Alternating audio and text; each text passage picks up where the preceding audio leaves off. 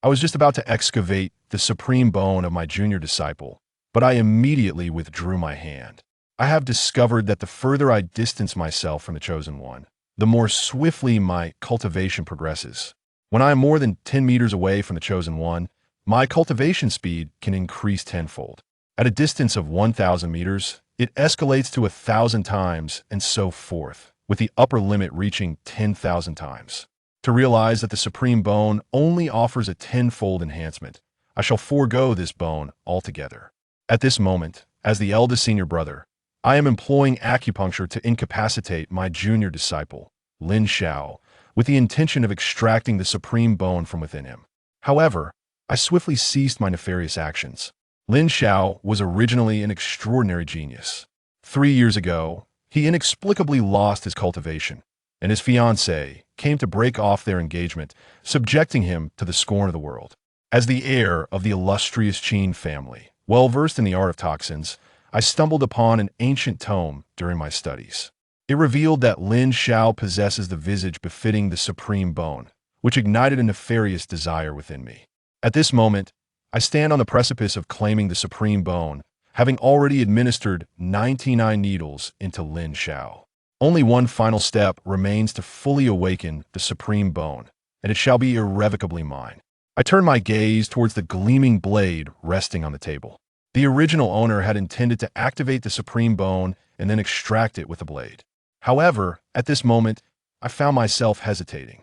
As a traveler from another realm, I was acutely aware that the Chosen One was not so easily vanquished. If I were to awaken the invincible system at this juncture, I would then dare to unleash my full potential without restraint. At that moment, a system notification resounded. Ding! The host's heightened vigilance was detected, automatically activating the insidious development antagonist system. Function introduction. As long as the host maintains distance from the Child of Destiny, the cultivation speed will experience a remarkable surge. The amplification rules are as follows. Within 10 meters of the Child of Destiny, the cultivation speed will increase tenfold. At 100 meters, it escalates to 100 times. If the distance reaches 1,000 meters, the speed will soar to 1,000 times. This pattern continues, with the upper limit being 10,000 times, and so forth. The arrival of the external aid has truly taken me by surprise. Upon hearing the introduction of the I was filled with immense joy. Furthermore, as long as I can steer clear of the destined child for a while, will I not become invincible in due course? In the next moment, a radar map materializes in my mind. With a mere thought, I instantly perceive the surroundings. 10,000 meters, the Chosen One of Destiny 1, 2, 3. Wait a moment. Is your radar malfunctioning, Tongzi? Why are there red dots scattered all over the map? The red dots on the map represent the destiny bearers, encompassing both males and females. There are over 100 chosen ones in this realm. Are the fated individuals in this world produced en masse? The red dot nearest to me on the radar map is undoubtedly Lin Xiao. As I gaze upon Lin Xiao, who is still in a state of poisoned unconsciousness, I ponder to myself, the Supreme Bone holds no allure for me. Once I assist you in expelling the poison, do not trouble me any further. I am well aware that Lin Xiao's poisoning was orchestrated by my design. On one occasion, during his task of foraging for herbs, he was bitten by a venomous creature that I had strategically placed. Afterward, I pretended to take the initiative to help him confront his addiction. Lin Xiao was deeply touched by this. Unbeknownst to him, all of this was part of my elaborate scheme. Now, I merely need to sever ties with Lin Xiao to quietly relish a life of extraordinary fortune. Moments later, I employed acupuncture to expel the toxins from Lin Xiao's body. Suddenly, he violently expelled a mouthful of dark blood, along with the needles that had clung to his body, all falling to the ground. With great effort, he propped himself up on his arm and then cast a grateful glance in my direction. Thank you, Brother Qin. You have truly expelled the toxins from my body. I harbored thoughts of urging him to depart sooner, yet outwardly I maintained an air of humility, saying, there is no need for excessive courtesy, Junior Lin. It is only natural for disciples to assist one another. What you say resonates deeply. However, I perceive you to be quite different from the rumors that circulate. Many disciples have labeled you as cold-hearted, ruthless, and cunning. Yet today, you took the initiative to assist me in expelling the poison. I believe such words are mere fabrications. Haha, I let out an awkward laugh. The child of destiny truly possesses an abundance of emotional intelligence, and his words are remarkably pleasing to the ear. Since Brother Lin has successfully expelled the toxins, you ought to return to your cultivation without delay. Lin Xiao slowly descended from the bed, his mouth opening as if to speak, but faltering in hesitation. What seems to be the matter? Is there any other part of your body that is still discomforting you? Lin Xiao said with a hint of melancholy. Brother Qin, I fear that after my departure this time, there will be few opportunities for us to meet again. I immediately inquired, filled with confusion. Why? I have been assigned to work at the northern courtyard. The Xuanzong is divided into the eastern, western, southern, and northern courtyards. Under normal circumstances, there are seldom any personnel transfers at higher levels. Disciples from the various courtyards rarely have the opportunity to meet one another. Upon hearing this news, my mouth nearly stretched into a grin. It's for the best that we do not meet. I am acquainted with but this one fated individual, and with such words, I can revel in a life of extraordinary fortune. At the moment of parting, I feigned a solemn demeanor and said, Disciple, upon your arrival at the northern courtyard, be sure to dedicate yourself earnestly to your cultivation. Do not entertain the thought of visiting me, no matter the circumstances. Lin Xiao nodded earnestly. Senior brother, I shall remember this. He held back his tears, overwhelmed with emotion. Ever since he lost his cultivation, he had endured countless disdainful glances. Yet, Senior Brother Qin was the first who truly treated him with sincerity. Man Qingzhu, Lin Xiao secretly vowed, Man Qingzhu, that when the opportunity for resurgence arises, he would certainly express his gratitude to Senior Brother Qin. After exchanging a few pleasantries, Lin Xiao was faintly cast out of the room by me. At this moment, within a 10-meter radius, there were no chosen ones, allowing me to relish a tenfold increase in my cultivation speed. As soon as I settled into a cross-legged position, I furrowed my brow. What could be the matter? The radar map indicated that there was still a red dot in the vicinity. Yet I searched the entire house thoroughly, yet found no one. The red dot on the radar map seems to be playing a game of hide and seek with me. Wherever I go, it deliberately veers away a certain distance. The fog sends a chill down my spine. Good grief. Could it be that I have attracted some unclean entity? I close the door tightly, my face etched with melancholy. All I desire is to quietly cultivate my spirit. Yet, why does it prove to be so arduous? In the next moment, my gaze fell upon the dagger resting upon the table. This dagger was intended for the extraction of Lin Xiao's supreme essence. A wave of distaste washed over me, prompting me to cast the blade into the trash bin. Before long, I noticed that the crimson mark had vanished without a trace. I was both astonished and somewhat perplexed. It seemed unreasonable that I had lost the bone-digging dagger. After much contemplation yielded no answers, I decided to sit cross-legged and cultivate my skills. With a tenfold acceleration, my progress in cultivation soared like a rocket. I am currently in the early stages of foundation building. With my current rapid pace of cultivation, it will take me approximately 6 months to reach the golden core stage. In this world, those destined for greatness abound like stars in the sky. As a villain, I must seize every moment to enhance my powers. As Lin Xiao returned home and commenced his cultivation, it did not take long for him to fully awaken the supreme bone within his body. At this moment, Lin Xiao discovered a significant revelation. The acupoints that had been stimulated were precisely the locations he had previously needled. This realization implied that it was, in fact, Senior Brother Qin who had assisted him in awakening the supreme bone. In that instant, the inherently resilient Lin Xiao couldn't help but feel a surge of emotion, nearly brought to tears. He clenched his fist and vowed, in my life, filled with ups and downs, Brother Qin has undoubtedly been my most significant benefactor.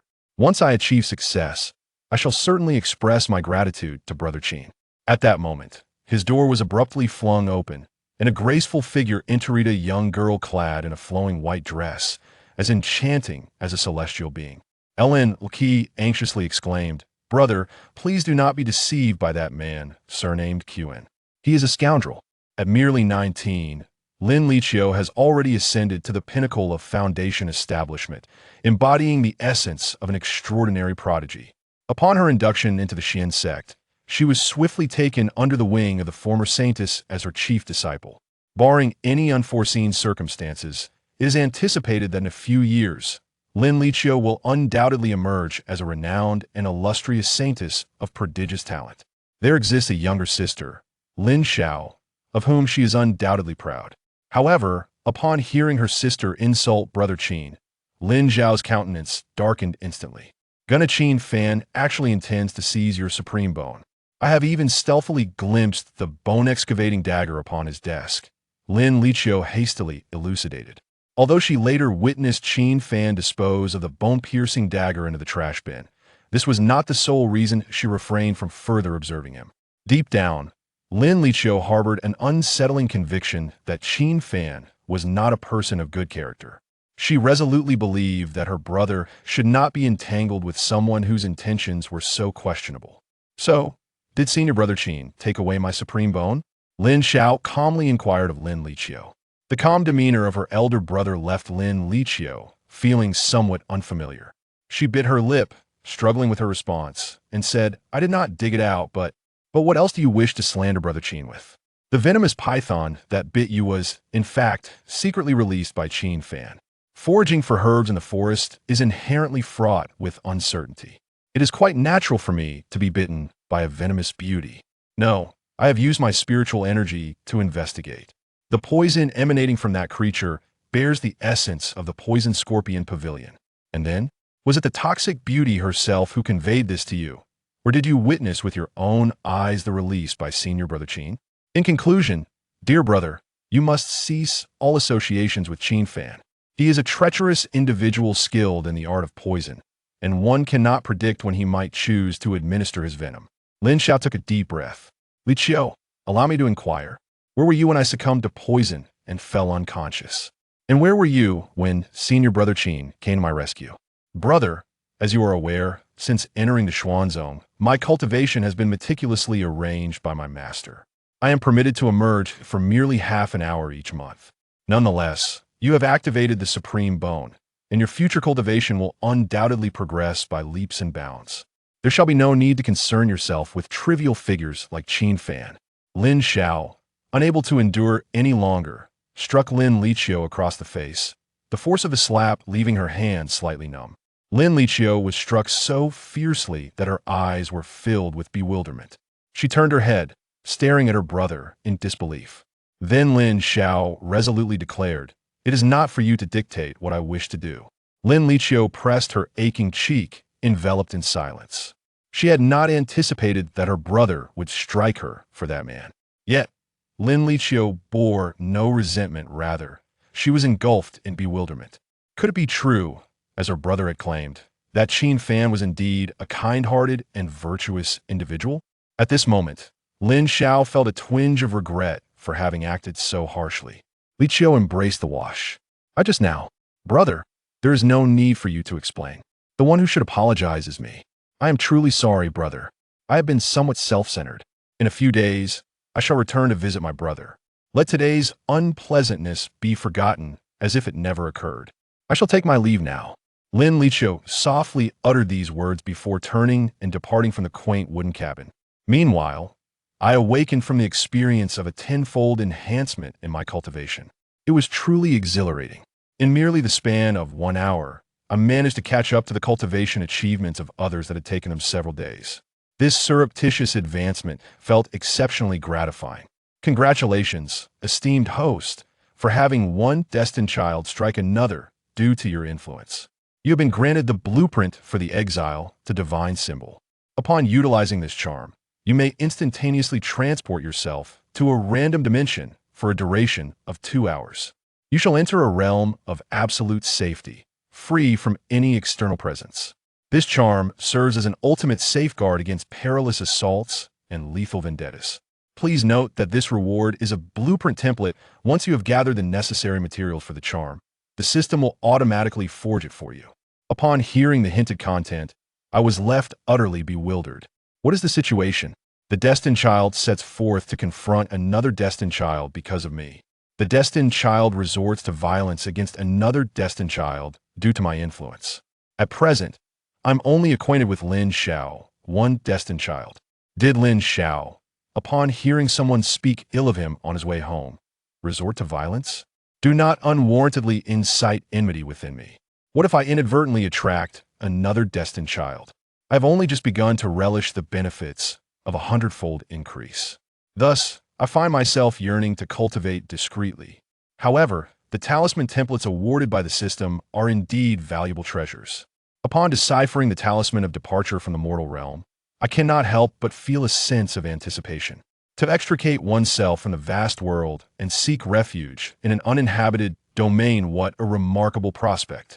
At such a juncture, a cultivation speed magnified 1,000-fold would surely elevate me to new heights. Contemplating this alleviates my qualms about Lin Xiao. Well played, Lin Xiao. Next time, do strike a few more times. Subsequently, I began to explore the materials required for crafting the divine talisman. The creation of this talisman necessitates over 80 components.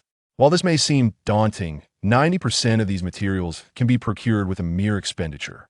As the affluent heir of the Qin family, I can acquire whatever I desire in the blink of an eye.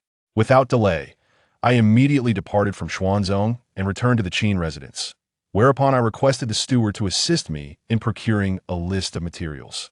A day later, my room was filled with an array of materials. However, I now find myself perplexed by the final category of ingredients: a 500-year-old third-grade venomous scorpion, a 300-year-old second-grade venomous spider, and a 600-year-old fourth-grade entertainment creature. These three materials are exceedingly rare. Surely, there must be a way. Our Qin family specializes in the art of poison. If even the Qin family cannot gather the necessary ingredients, then I truly cannot craft this talisman. I massaged my temples deep in thought. Suddenly, a spark of realization illuminated my mind. I retrieved a crucial piece of information from the memories of the original owner. A month prior, the Qin family had meticulously gathered a collection of poisons spanning over 100 years. It seemed that the family undertook this considerable endeavor to curry favor with a certain clan member. Yet, who was that individual? In an instant, the name eluded me. At that moment, a respectful voice of a servant echoed from outside the door, announcing, "Young Master Qin, Miss has returned from her retreat at Xuanzong. The head of the family hopes you will meet with your sister. What do you think?" Wait a moment. My sudden roar startled the servant outside, causing him to tremble. Immediately, I kicked the door open and glared at the servant, inquiring, "What is the name of my sister?" The old servant, a man with thinning hair, has faithfully served the Qin family for many years. At this moment, upon realizing that I do not even know my younger sister's name, he cannot help but lament the burdens of his profession. Truly, alchemy in the realm of poisons is a distressing vocation. Even the young Master Qin is suffering from memory decline. One must ponder the grave dangers associated with the art of poison crafting. Even if Qin Fan's question was rather foolish, the old servant did not dare to be negligent and promptly replied, "Miss Qin's full name is Qin Fan. She is the abandoned child taken in by the family head 19 years ago. Indeed, I have recalled that the Qin family acquired a substantial quantity of century-old poisons solely for the sake of Qin Fan. Perhaps it is not due to being the biological offspring of the Qin family. Since she could remember, Qin Fan has been averse to practicing the art of poison. She harbors a deep disdain for alchemy and even secretly dedicates herself to the study of swordsmanship." Upon learning of this matter, my father erupted in fury on several occasions. Even the original owner harbored an intense aversion towards Qin Fan. Nevertheless, the Qin family relentlessly compelled Qin Fan to engage in the art of poison crafting. They aimed to instill in her a penchant for nurturing and cultivating venomous creatures, thus acquiring numerous century-old toxic entities to present to her. My sister has no penchant for concocting poisons. It is of no consequence. Simply bestow the toxins upon me. I hastily instructed, "Quickly take me to meet my sister." The servant was momentarily taken aback, clearly not anticipating my fervent reaction. In the past, whenever Master Qin's name was mentioned in the presence of Qin Fan, he would don a stern expression and utter scathing remarks about his inept sister. What is the matter today? Has young Master Qin undergone a transformation, or has the alchemy of poison clouded his mind? The servant dared not inquire further. With a humble acknowledgement, he promptly led me to seek out others. After a brief moment, I arrived at the threshold of a young lady's boudoir. Once the attendant discreetly withdrew, I cleared my throat and took a moment to adjust my appearance. There is no alternative. I am aware that the original owner is an elder brother. Isn't a delightful creature like a younger sister meant to be cherished? If she does not wish to engage in poison crafting, then she ought not to. Yet, the original owner, instead of being considerate, not only coerces Qin Fan into concocting poison, but also consistently resorts to scathing verbal abuse towards her. In my recollection, Qin Fan possessed a beauty that could rival that of a nation. However, due to her decision not to inherit the alchemical arts of the Qin family, her standing within the clan was akin to that of a mere servant. Regardless, I must obtain the poison from my sister, for it is pivotal to my ascension to divinity. I gently rapped on the door a few times. Soon, the door was gently opened, and before me appeared a young girl clad in a flowing gown. Qin Fan was truly a reflection of her name, exuding an ethereal grace. At this moment, her gaze was imbued with indifference. Besides the helplessness brought on by my sister's aloofness, the destiny radar within my consciousness began to stir. Beep, beep, beep. Suddenly, a brand new red dot appeared before me, refreshing my perception. The fated individual is none other than my sister before my eyes. I recall that she seems to practice her swordsmanship in secret. Could it be that she embodies the archetype of a female sword immortal? Qin Fan gazes at me with indifference, yet her growing disdain is palpable. How vexing. This brother of hers, who incessantly insists on her mastering the art of poison, has returned once more. As she matures, her aversion to this household intensifies, leaving her bewildered as to why her parents and elder brother feel compelled to coerce her into the study of toxicology. Clearly, my talent for swordsmanship is extraordinary, yet every time I attempt to boast to my parents, I am met only with ridicule. What purpose does it serve to master the art of swordplay? A mere poisoner, with just a touch of venom, can swiftly annihilate an entire city. Is it truly the case that they practice the craft of poison solely for the purpose of slaughtering the living? In the next moment, I took the initiative to inquire, Fan, have you just finished your sword practice? My words caused Qin Fan to furrow her brows, instinctively denying I did not. I pointed to the nape of Qin Fan's neck, where strands of hair clung to her skin, dampened by perspiration. Surely, the process of refining poison does not induce such a significant amount of sweating. Qin Fan hastily clutched her throat, biting her delicate pink lips. A wave of irritation surged within her, the vexation of being exposed. This bothersome man was about to commence once more. Unsurprisingly, he would undoubtedly resort to insulting me by exploiting the topic of swordsmanship. In the next moment, Qin Fan decisively closed the door. But just as the wooden door was about to close, I quickly put my hand to stop it. Wait a moment, I never said that practicing swordsmanship was a bad thing. Fan, you may practice for as long as you wish. I shall not divulge this to anyone. Upon hearing this, Qin Fan's delicate face displayed a hint of indignation. She exerted greater force in closing the door and exclaimed, "Do not take pleasure at my expense. This charade has deceived me once already." As she uttered these words, her voice trembled with a faint, sorrowful quaver. Because she had been deceived by me in the past, I, with my lips, vowed to keep her secret. I even expressed a desire to witness Qin Fan practice a set of sword techniques. However, after watching her wield the sword, I hurried to inform my parents. Let her be met with a barrage of scolding, and then be confined to a mountain for a month. It was from this incident that Qin Fan no longer believed in the bond of sibling affection. In her heart, her brother was nothing but a cunning and treacherous scoundrel. With such thoughts, Qin Fan exerted all her strength to close the door. The sturdy wooden door firmly pinched my hand. At that moment, Qin Fan felt an inexplicable sense of satisfaction. However, as she peered at me through the gap, a hint of curiosity washed over her, for she had anticipated an outburst of harsh reproach from me. As a result, I merely grimaced, not uttering a single word of insult against her. It hurts, it hurts. My hand. I swiftly withdrew my hand. Then I hurriedly crouched before the door and said, "Please, Fan, wait a moment. Could you possibly hand over the century-old poison in your possession? Those substances hold great significance for me." Light book. Qin Fan revealed a hint of a sarcastic smile. Those poisons have been completely seized by others. What? Who took it? An enraged shout emanated from outside the door. Mildly light books. You may ponder it yourself. With a single phrase, Qin Fan departed. As I listened to Qin Fan's footsteps gradually fade away, a sense of helplessness washed over me. The original owner's cruelty towards her sister is of no concern to me. In truth, upon witnessing how stunning and captivating Qin Fan is, I find myself yearning to cherish my own sister. Yet, perhaps it is for the best to refrain from such sentiments. Now, it is fortunate enough that she has not managed to fracture her own hand. The matter of the century-old poison cannot simply come to a conclusion. After a moment of contemplation, I resolved to inquire with the servants surrounding Qin Fan. 2 minutes later, I encountered a middle-aged maid named Aunt Wang. I soon discovered that my sister had been abducted by Su Yang from the Su family, a relatively obscure clan within the black market. As for Su Yang's audacity in vying for Qin Fan, it is quite comprehensible.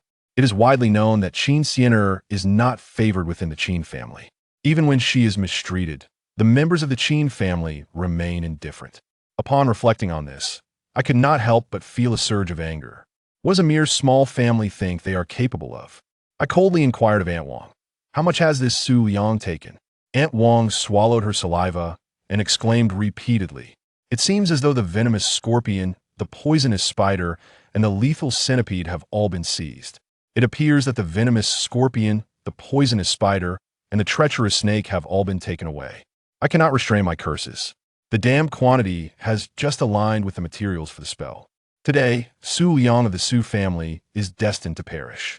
I turned to the mansion to rally support, for no matter the cost, I must retrieve the century-old poison. On the other side, Aunt Wang, witnessing my grand departure, could not help but anxiously report to Qin Fan. In the room, upon hearing Aunt Wang's report, Qin Fan displayed a hint of perplexity on her charming face. "Are you suggesting that he became exceedingly enraged upon learning that Su Yang had stolen my poison? He even summoned a large group of individuals to search for Su Yang." Indeed, Mississippi, it seems that Master Qin today is quite different from his former self. Qin Fan hesitated, her words stuck in her throat. She too experienced such sentiments. However, Qin Fan's actions were undoubtedly motivated by the century-old poison. It was inconceivable that he would act for the sake of his inconsequential younger sister. She was weary of contemplating that scoundrel of a brother. Qin Fan turned to Aunt Wang and inquired, "Aunt Wang, have you uncovered any information regarding the half-empty sword technique that I asked you to investigate?" Qin Fan pondered that as long as she improved her swordsmanship, it was certain that an elder from the Xuanzong would take her on as a disciple despite any objections from the Qin family regarding her pursuit of sword cultivation. Upon hearing Miss Qin's inquiry, Aunt Wang displayed an expression of hesitation. "Miss, there is indeed a lead regarding the sword manual. However, the half-void sword technique happens to be available for sale in the black market today, and, conveniently, young Master Qin has dispatched someone there. Do you believe it is still necessary to procure that sword manual?" Hearing this, Qin Fan's delicate face revealed a hint of distress. She had not anticipated that circumstances would unfold so fortuitously. If her brother were to discover her venture into the black market to procure a sword manual, she would undoubtedly face dire consequences. However, Qin Fan was resolute and did not wish to abandon her quest. She intended to disguise herself and secretly venture forth to secure the purchase. Yet, upon her arrival at the black market, she was met with the disheartening news that the item had already been acquired by another. This signified that all her preparations over the past years had culminated in naught. Faced with such an array of setbacks, she longed for a secluded corner to weep unabashedly. At that moment, a commotion arose not far away. Qin Fan beheld a group of individuals clad in the attire of the Qin family, who were apprehending a dandy dressed in extravagant garments. The individual acquainted with the enchanting Qin Fan is none other than Su Yang, the one who once seized the century-old poison from her. Su Yang possesses a pallid complexion and a slender physique, embodying the very image of a delicate, effete young master. At this moment, he finds himself forcibly dragged by the disciples of the Qin family. A burly man, with a fierce demeanor, proclaimed, "So you are Su Yang. You possess quite the audacity to provoke the young master of the Qin family. Let us retreat to a quieter locale for a discussion." Upon hearing this, the onlookers nearby, intrigued by the unfolding drama, eagerly followed suit. Qin Fan initially had no intention of meddling in affairs that did not concern her. However, a sudden recollection struck her. It appeared that Qin Fan was also present in the black market. This despicable brother of hers had ventured there to reclaim a century-old toxin, thus causing trouble for Su Yang. Resolute, she decided to follow him, knowing well that he would not recognize her in her current guise. Soon, Su Yang was dragged into a corner and forced to kneel. He faced a group of haughty disciples from the Qin clan, with myself arrogantly seated at the forefront. Young Master Qin, I am uncertain as to the purpose behind your esteemed visit to me. I cast a cold glance at Su Yang, admonishing him, do you not have even a shred of awareness regarding your actions? I then snapped my fingers, and in an instant, the disciples of the Qin family unleashed a flurry of punches and kicks upon Su Yang. In a fleeting moment, Su Yang was reduced to a state resembling that of a panda, with his clothing in tatters.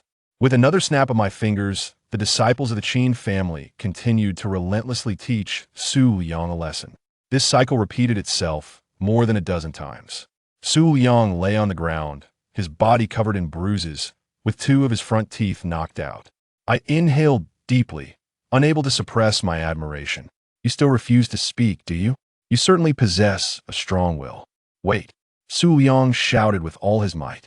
Young Master Qin, I am at a loss for words. You haven't even bothered to ask me anything. Upon hearing these words, I turned to a disciple of the Qin family beside me. Did I not inquire of him just a moment ago? Master Qin, you did not inquire, and the atmosphere became awkward for a moment. I coughed twice. Would you not speak up unless I inquire? Su Yang was struck, rendered speechless by his indignation. His heart brimmed with a profound sense of injustice. Is there truly no moral order left in this world? Before resorting to violence, they failed to seek clarity. Instead, they insisted that he speak, yet they should have asked all their questions before demanding his response. I gazed at Su Yang and spoke coldly. Haven't you recently robbed my sister? Speak up quickly about the whereabouts of the items that were taken.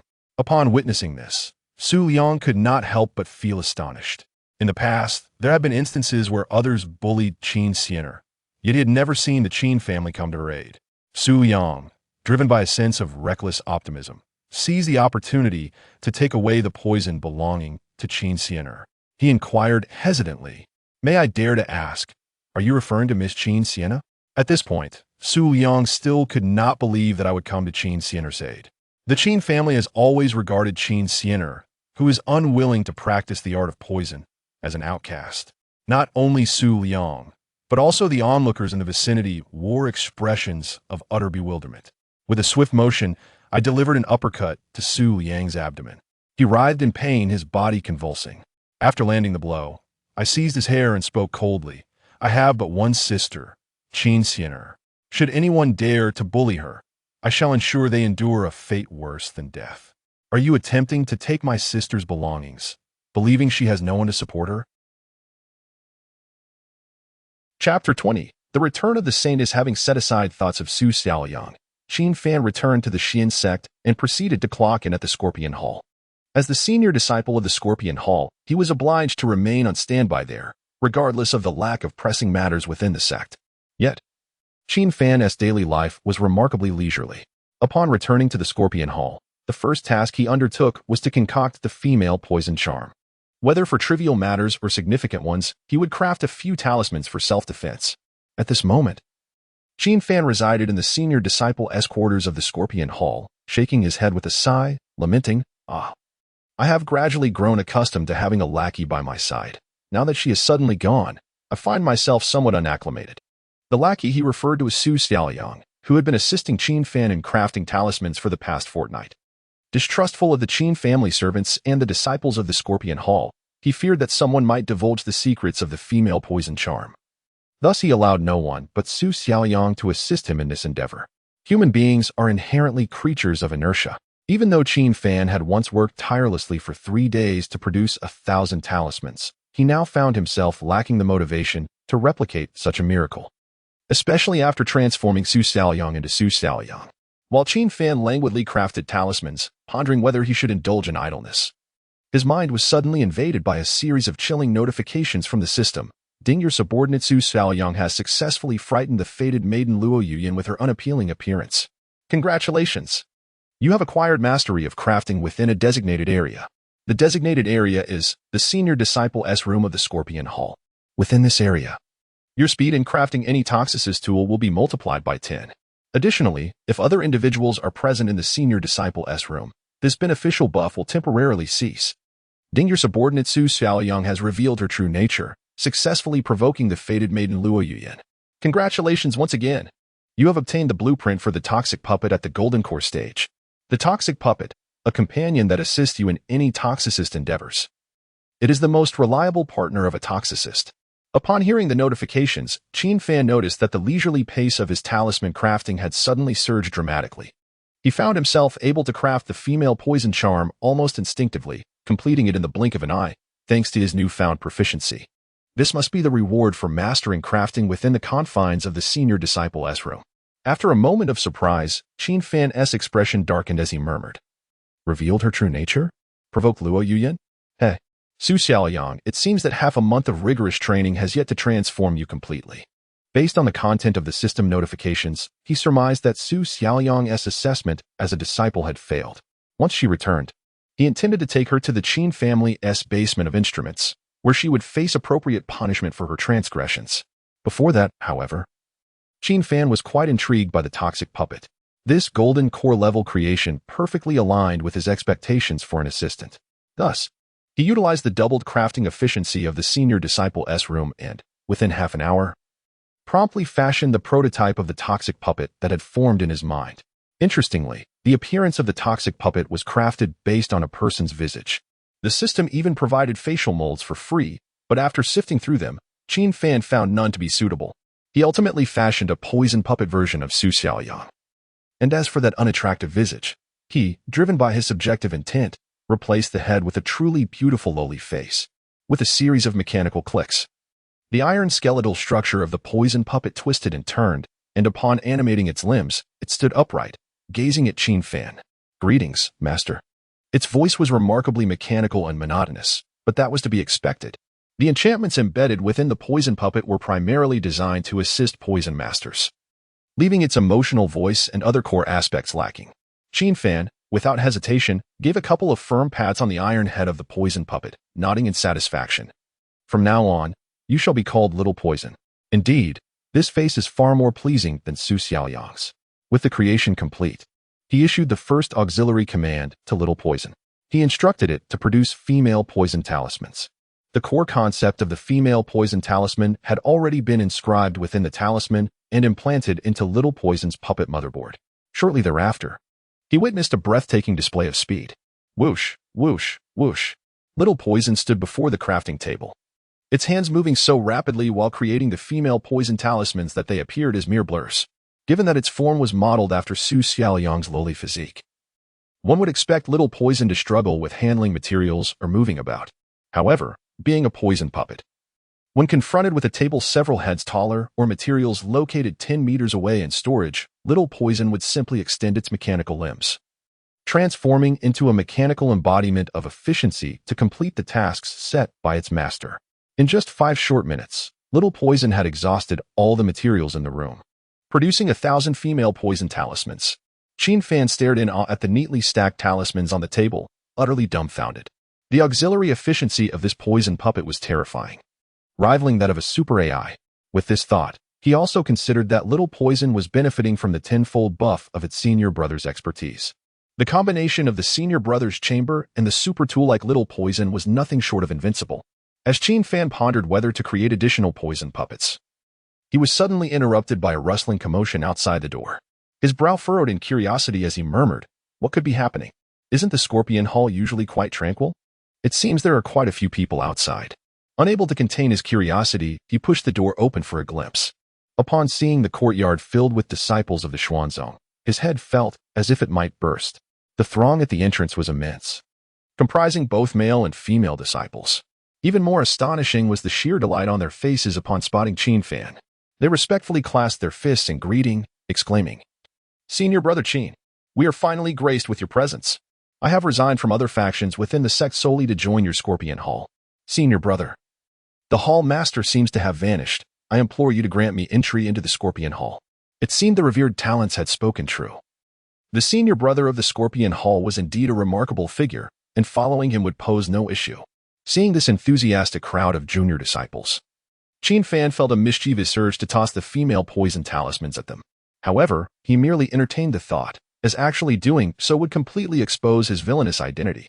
His anger stemmed from the fact that among the disciples eager to join the Scorpion sect, a few were destined ones. What on earth was happening? Why were these exceptionally gifted individuals all inclined to associate with me, a villainous poison master?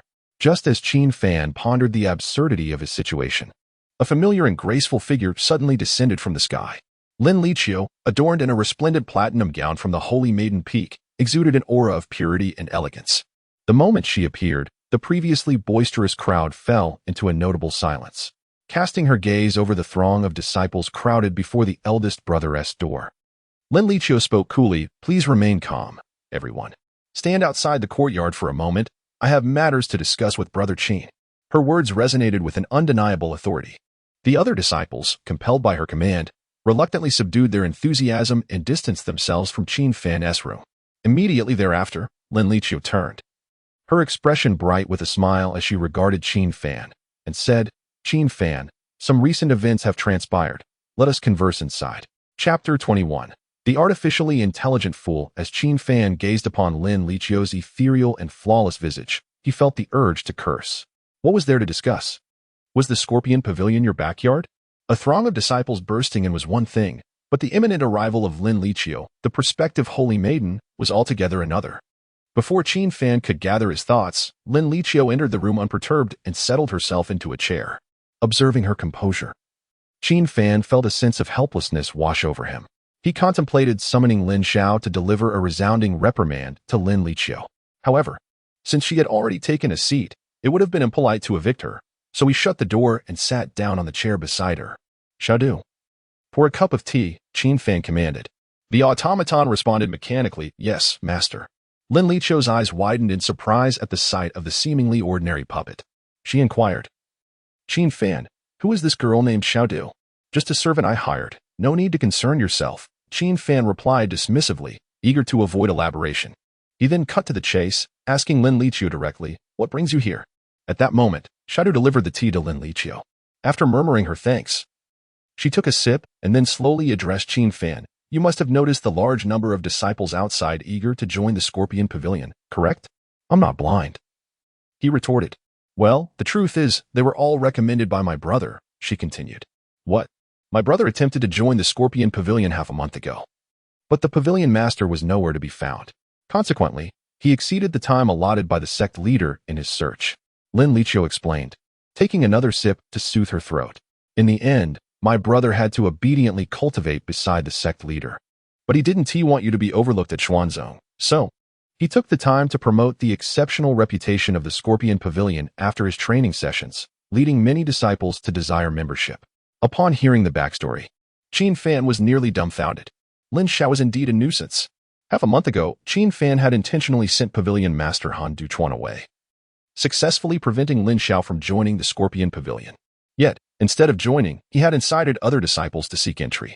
Given Lin Xiao's esteemed reputation as a supreme bone disciple, his words must have resonated throughout Xuanzong. The promotional effect was undeniable. Many disciples were likely to believe without question.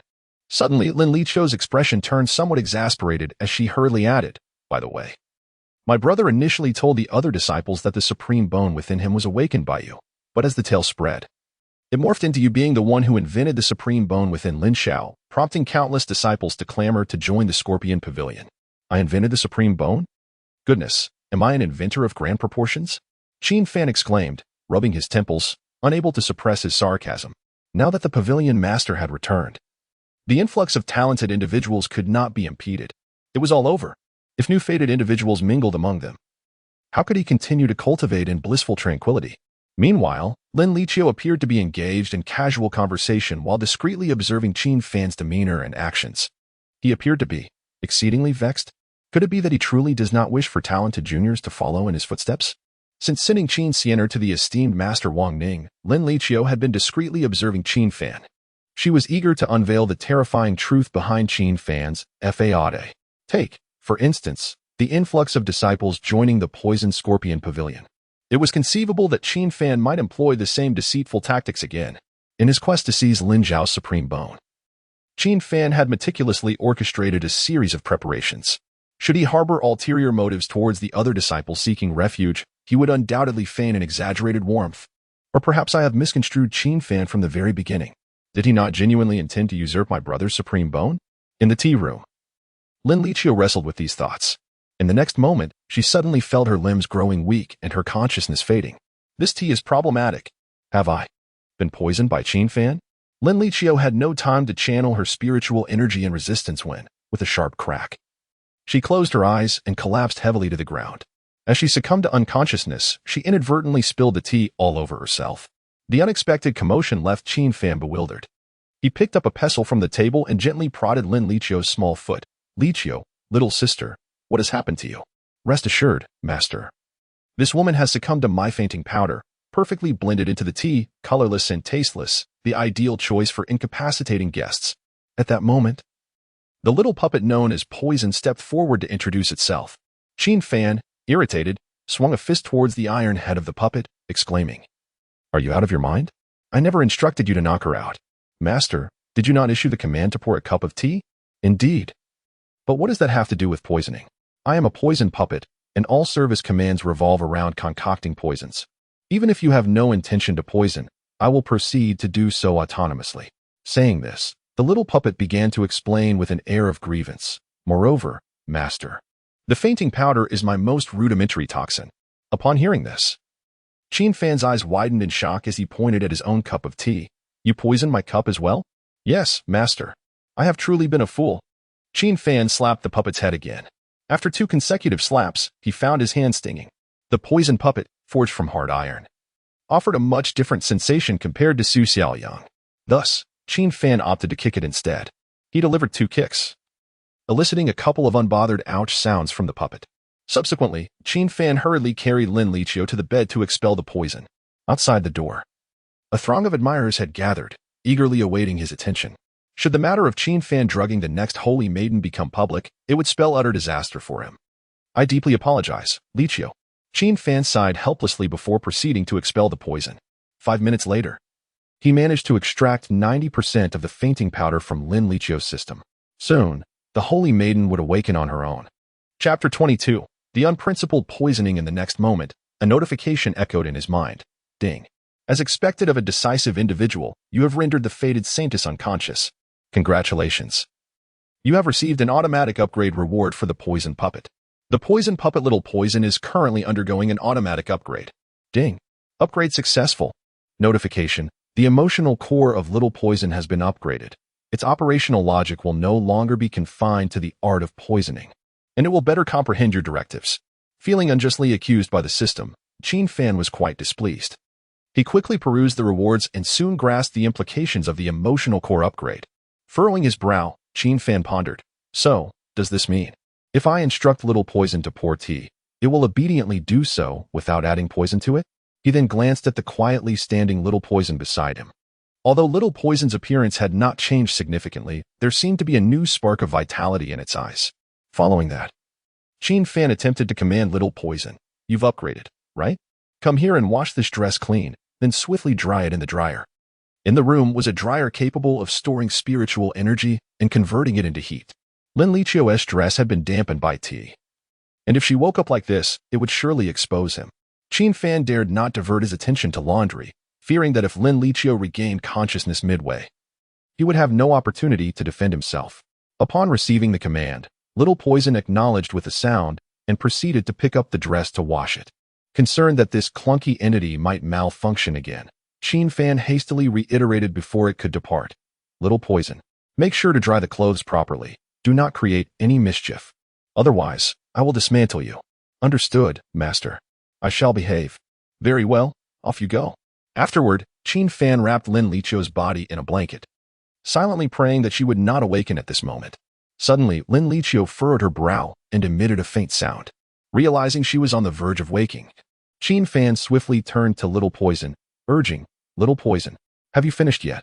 As soon as he spoke, Little Poison appeared beside Qin Fan in a blur, holding Lin Liqiu's long skirt. It proclaimed, Master, here you go. Qin Fan was not surprised by Little Poison's swift efficiency, considering it had just concocted 1,000 female poison talismans in mere moments. However, as he took the long skirt and prepared to dress Lin Liqiu, he noticed something was slightly amiss with the garment.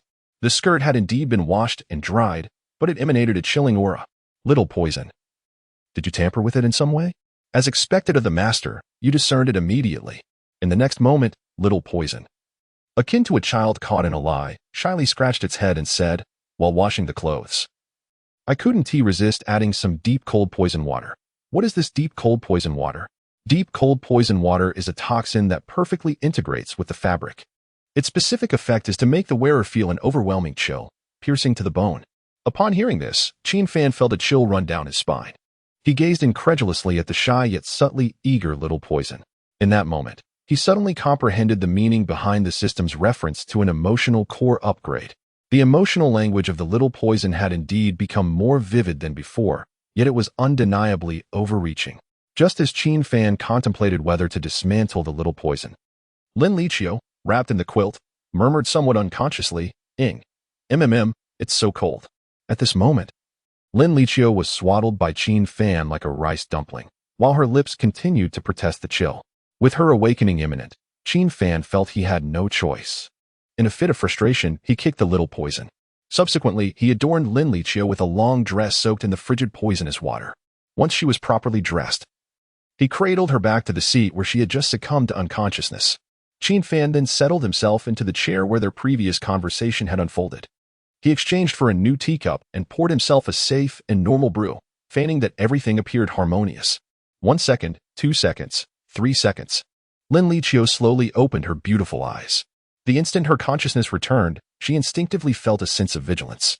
Chapter 23. The Anxious Qin Liqiu, Dear Sister.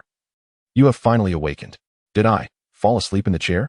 Indeed, as a poison master, my room is filled with peculiar substances.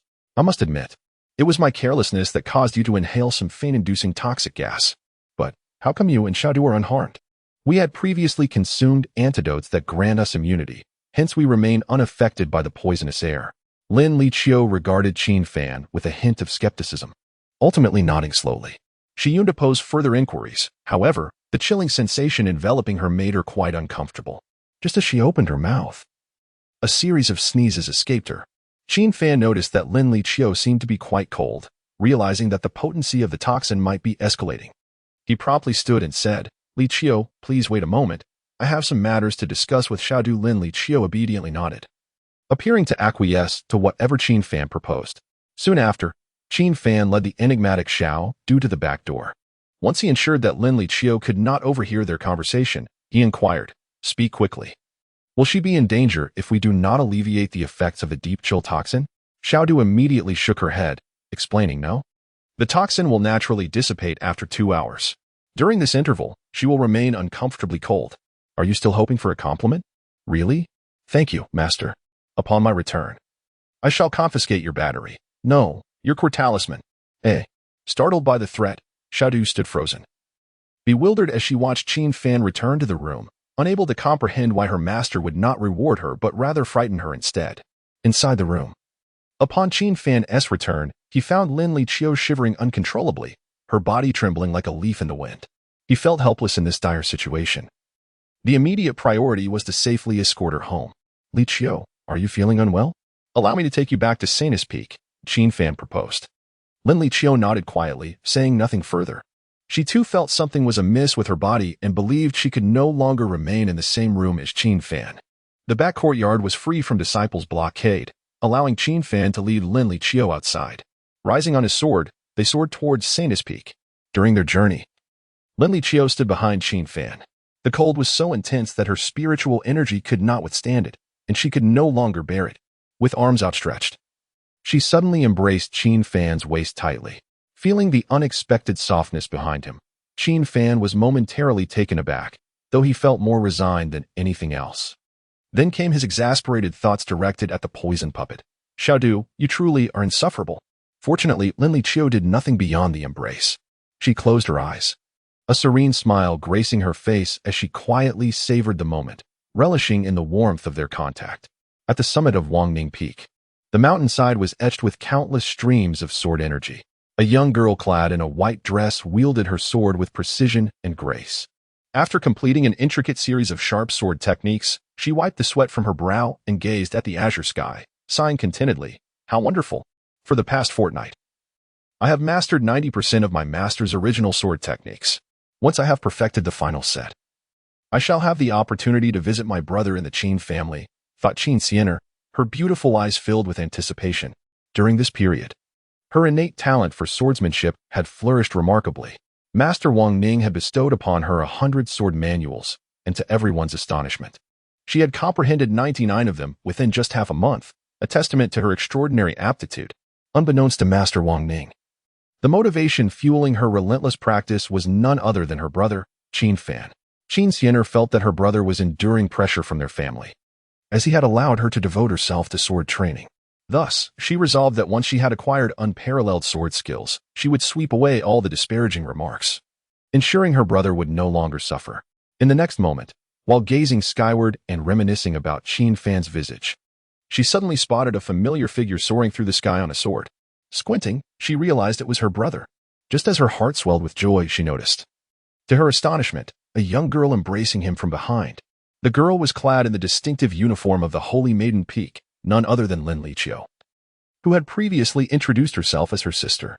How could this be? Wasn't senior sister Lin a holy maiden? Holy maidens were not supposed to engage in such close contact with men, were they? Witnessing this scene, Qin Fan murmured in shock. She doubted her own eyes. But after rubbing her eyelids and looking again, she found that the two figures had vanished without a trace. It seemed that Qin Fan and Lin Liqiu were in a hurry to get somewhere, soaring away on their swords at an astonishing speed. Seeing this, Qin Fan felt a surge of urgency. She yearned to pursue them and uncover the truth. However, just as she drew her sword, ready to take flight, a clear and cold feminine voice echoed from nearby. "Fan, why have you stopped practicing your sword? Why are you just staring into space?" Chapter 24. The Saintess and the Witch. Upon hearing the inquiry, Qin Fan turned her head. At the summit's entrance, there stood a petite stone pavilion, encircled by a delicate layer of black gauze, which obscured her view of the individual within. Through the translucent fabric, she could barely make out the silhouette of a graceful woman who was sipping tea while engrossed in her reading. The woman exuded an air of composure and elegance. She was none other than Qin Fan's esteemed mentor, the revered Master Wang Ning. Before becoming Master Wang Ning's disciple, Qin Fan had cultivated the habit of reading in this very spot. Occasionally, when time permitted, Master Wang Ning would offer guidance to Qin Fan while she practiced her swordsmanship. At this moment, upon being addressed by her mentor, Qin Fan humbly returned her sword to its sheath and slightly bowed, saying, "Master, it is nothing. I merely wish to observe the weather." In response, Master Wang Ning's gentle voice floated from within the pavilion. "Ah, I thought you might be weary, my dear disciple. Remember, do not overexert yourself. If you are tired, take a rest." If any other disciples of the Xuanzong were to overhear this, they would likely be taken aback. For among the elders, Master Wang Ning was known for her stringent expectations, never permitting laziness in cultivation. However, since Qin Fan had become her disciple, Master Wang Ning seemed to have transformed, often radiating a maternal warmth. "Master, it is quite all right. Fan can practice for another day," Qin Fan replied with a smile, and resumed her swordplay. Inside the pavilion, Master Wang Ning did not respond further. She too cast a glance towards a distant figure in the sky before lowering her head, quietly turning the pages of her book. Yet, the speed at which her fingers turned the pages was slightly swifter than before. Meanwhile, Lin Liqiu was escorted back to the Saintess Peak by Qin Fan. Upon returning to her quarters, she was greeted by a maid, "Senior Sister Lin. The Saintess has summoned you to the main hall." "Master? Is she not occupied with her seclusion? Why would she suddenly wish to see me?" Upon hearing the title of Saintess, Lin Liqiu was jolted from her reverie of youthful infatuation, pondering in confusion. Nevertheless, regardless of the reason, she was obligated to heed the summons. For Lu Wuqing was her mentor and undoubtedly the most unassailable saintess of the Xuanzong. After acknowledging the maid, Lin Liqiu proceeded to the grand hall of the Saintess Peak. Upon entering, she found the spacious chamber devoid of any presence, save for a woman clad in a golden gown seated upon a mahogany throne, as if she had been waiting for quite some time. The woman's features were exquisite, and her every movement emanated an undeniable authority.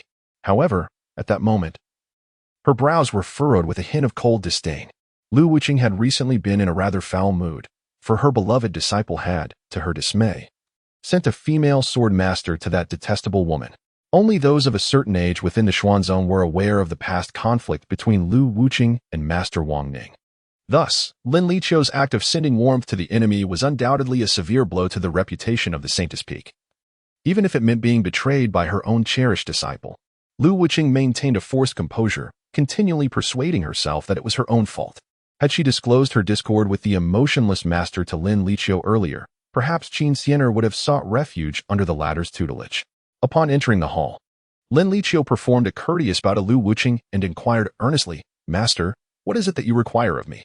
Lu Wuqing gazed silently at Lin Liqiu for a considerable time before finally exhaling a deep sigh. "Liqiu, have you ever heard of the demonic cultivator, the demoness?" She intended to seize the opportunity to unveil the past grievances between herself and the emotionless master to her beloved disciple. However, the recent request from the sect leader to address a significant matter within the sect held her back.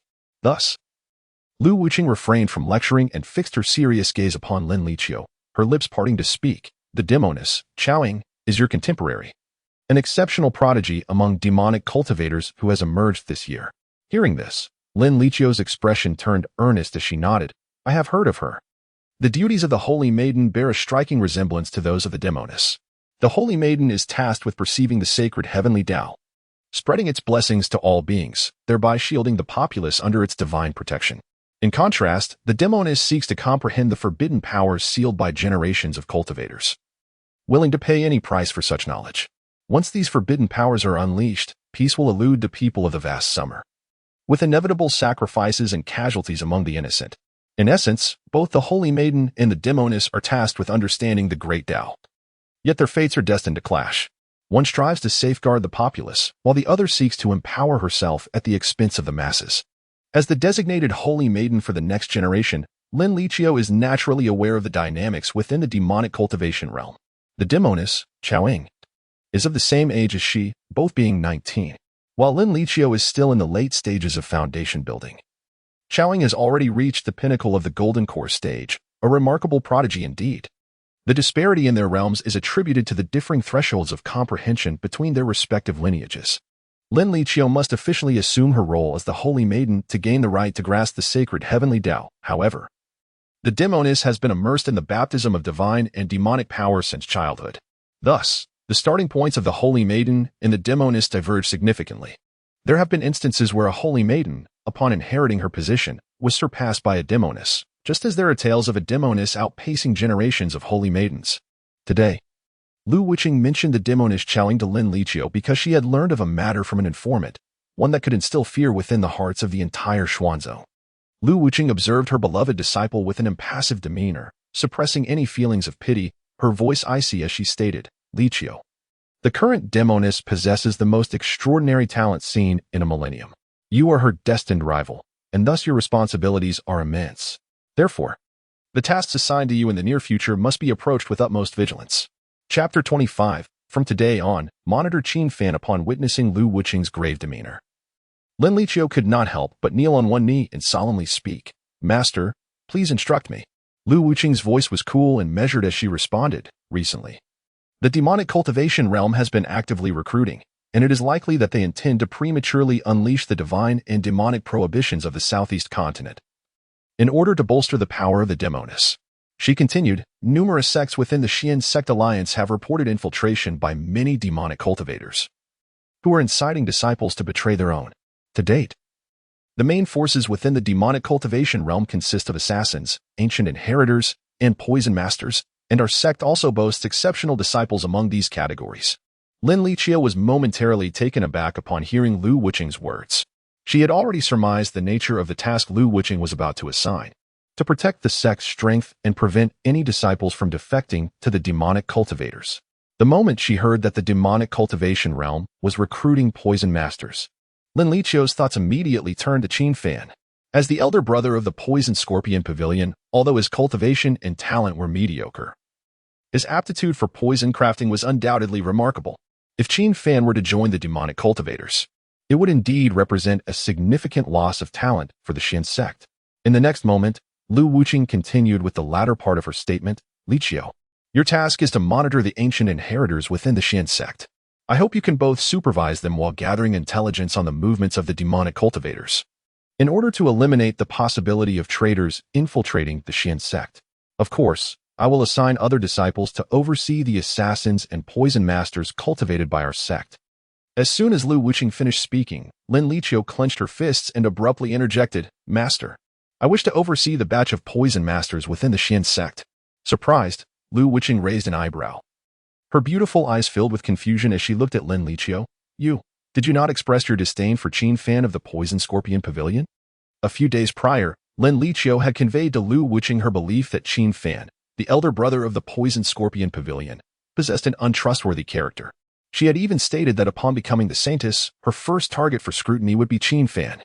Lu Wuqing, aware of her beloved disciple's aversion to Qin Fan, had deliberately assigned other supervisory tasks to Lin Liqiu, so why now? In an instant, a flash of inspiration crossed Lu Wuqing's mind. She looked at Lin Liqiu with anticipation and suddenly asked, "Liqiu, do you suspect that Qin Fan is a spy sent by the demonic cultivators?" "No, not at all, Master. I do not mean that." "Then why this sudden change of heart?" Lin Liqiu found it difficult to articulate her thoughts. In truth, she herself was unsure how to explain. She was still under the influence of the deep cold poison water, which swayed her perspective in favor of Qin Fan. However, even without the poison's influence, Lin Liqiu would likely have insisted on monitoring Qin Fan, because, ever since she learned of Qin Fan's existence, her intention had always been to unveil his true nature. What if she were to witness Qin Fan being swayed by the demonic disciples? She was eager to find out whether Qin Fan would agree to join them or refuse. At present, Lin Liqiu felt it was inappropriate to directly reveal her thoughts to her master.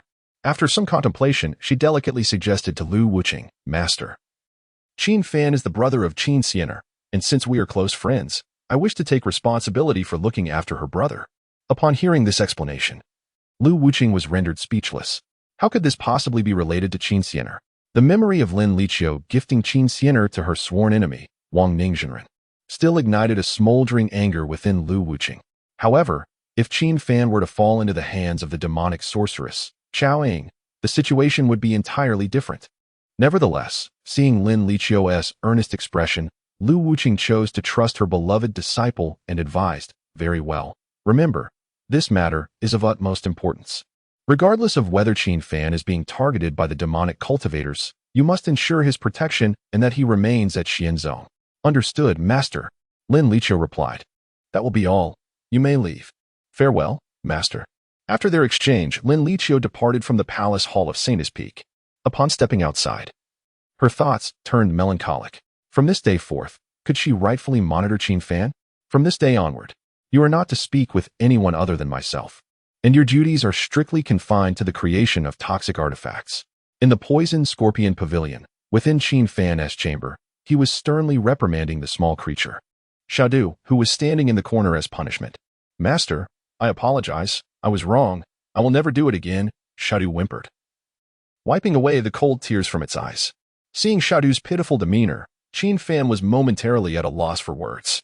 Had it not been for the recent upgrade of the system's emotional functionality, he might have been genuinely deceived. With a sharp slap, Qin Fan struck Xiaodu on the head and inquired, "How is it that a mere iron lump like you possesses tear ducts? Why are you crying?" Upon being questioned about its operational principles, Xiaodu ceased its tears and excitedly pointed to the back of its head, explaining, "There is an interface for liquid infusion here. I poured the fainting poison tea that you didn't drink into it, so the tears that flowed earlier were actually tea. Goodness, you truly are an absurd little contraption," Qin Fan remarked, exasperated. After Lin Liqiu had been poisoned by Xiaodu, he resolved to keep the creature hidden from prying eyes. Thus, he decided to utilize Xiaodu as his formidable assistant. Coincidentally, the materials required for concocting the feminine poison talisman had been entirely consumed by Xiaodu, prompting Qin Fan to plan a trip to procure more supplies. However, before he ventured out, he drew back the curtains and gazed wistfully out the window. Outside, a throng of disciples congregated, all fervently seeking to join the Poison Scorpion Pavilion at Lin Xiao's behest. Thus far, Qin Fan had witnessed over 50 new junior disciples donning the Poison Scorpion Pavilion uniforms. The reason was simple. The pavilion master, Han Duchuan, was nearly grinning from ear to ear. Typically, the Poison Scorpion Pavilion was the least popular faction within Xuanzong, with very few disciples aspiring to join. Now, With a multitude of exceptional disciples flocking in, Han Duchuan's heart was undoubtedly filled with unbridled joy. Chapter 26. The Girl with Violet Eyes. A multitude of junior disciples from the Scorpion sect appeared, causing Qin Fan to harbor concerns that among them lay several chosen ones. Simultaneously, he felt a sense of helplessness regarding the futures of these younger generations, for the sect leader, Han Duchuan, was no benevolent figure. Qin Fan stealthily slipped out through the back door of his room. He crept to the second floor of the Scorpion sect, where the leader's quarters were located. Approaching the door, he discovered it ajar and gently pushed it open. There, he beheld a balding man with heavy dark circles under his eyes, seated in a chair. Clutching a thick stack of disciple lists, Han Duchuan wore a manic smile, his fingers swiftly counting the names on the list, while a grotesque, inhuman chuckle escaped his throat. Hee. 10, 20, 30. So many disciples coming to the Scorpion sect, how splendid. This ensures that next week's live poison testing subjects are secured. Qin Fan stood at the threshold, speechless, observing his senior. Han Duchuan was not his mentor. Their relationship resembled that of superior and subordinate within the sect. Recalling his memories, Qin Fan remembered being duped by Han Duchuan upon his own arrival at the Scorpion sect. This unrelenting poison enthusiast delighted in human testing. Consequently, the naive Qin Fan had been rendered unconscious for an entire week. Thus, Han Duchuan's excitement stemmed not from the influx of fresh blood to strengthen the sect, but rather from the abundance of gullible test subjects at his disposal. With a sigh, Qin Fan approached Han Duchuan and said, "Sect leader, I wish to discuss a matter with you." "Ah, Qin Fan, how did you approach without making a sound?"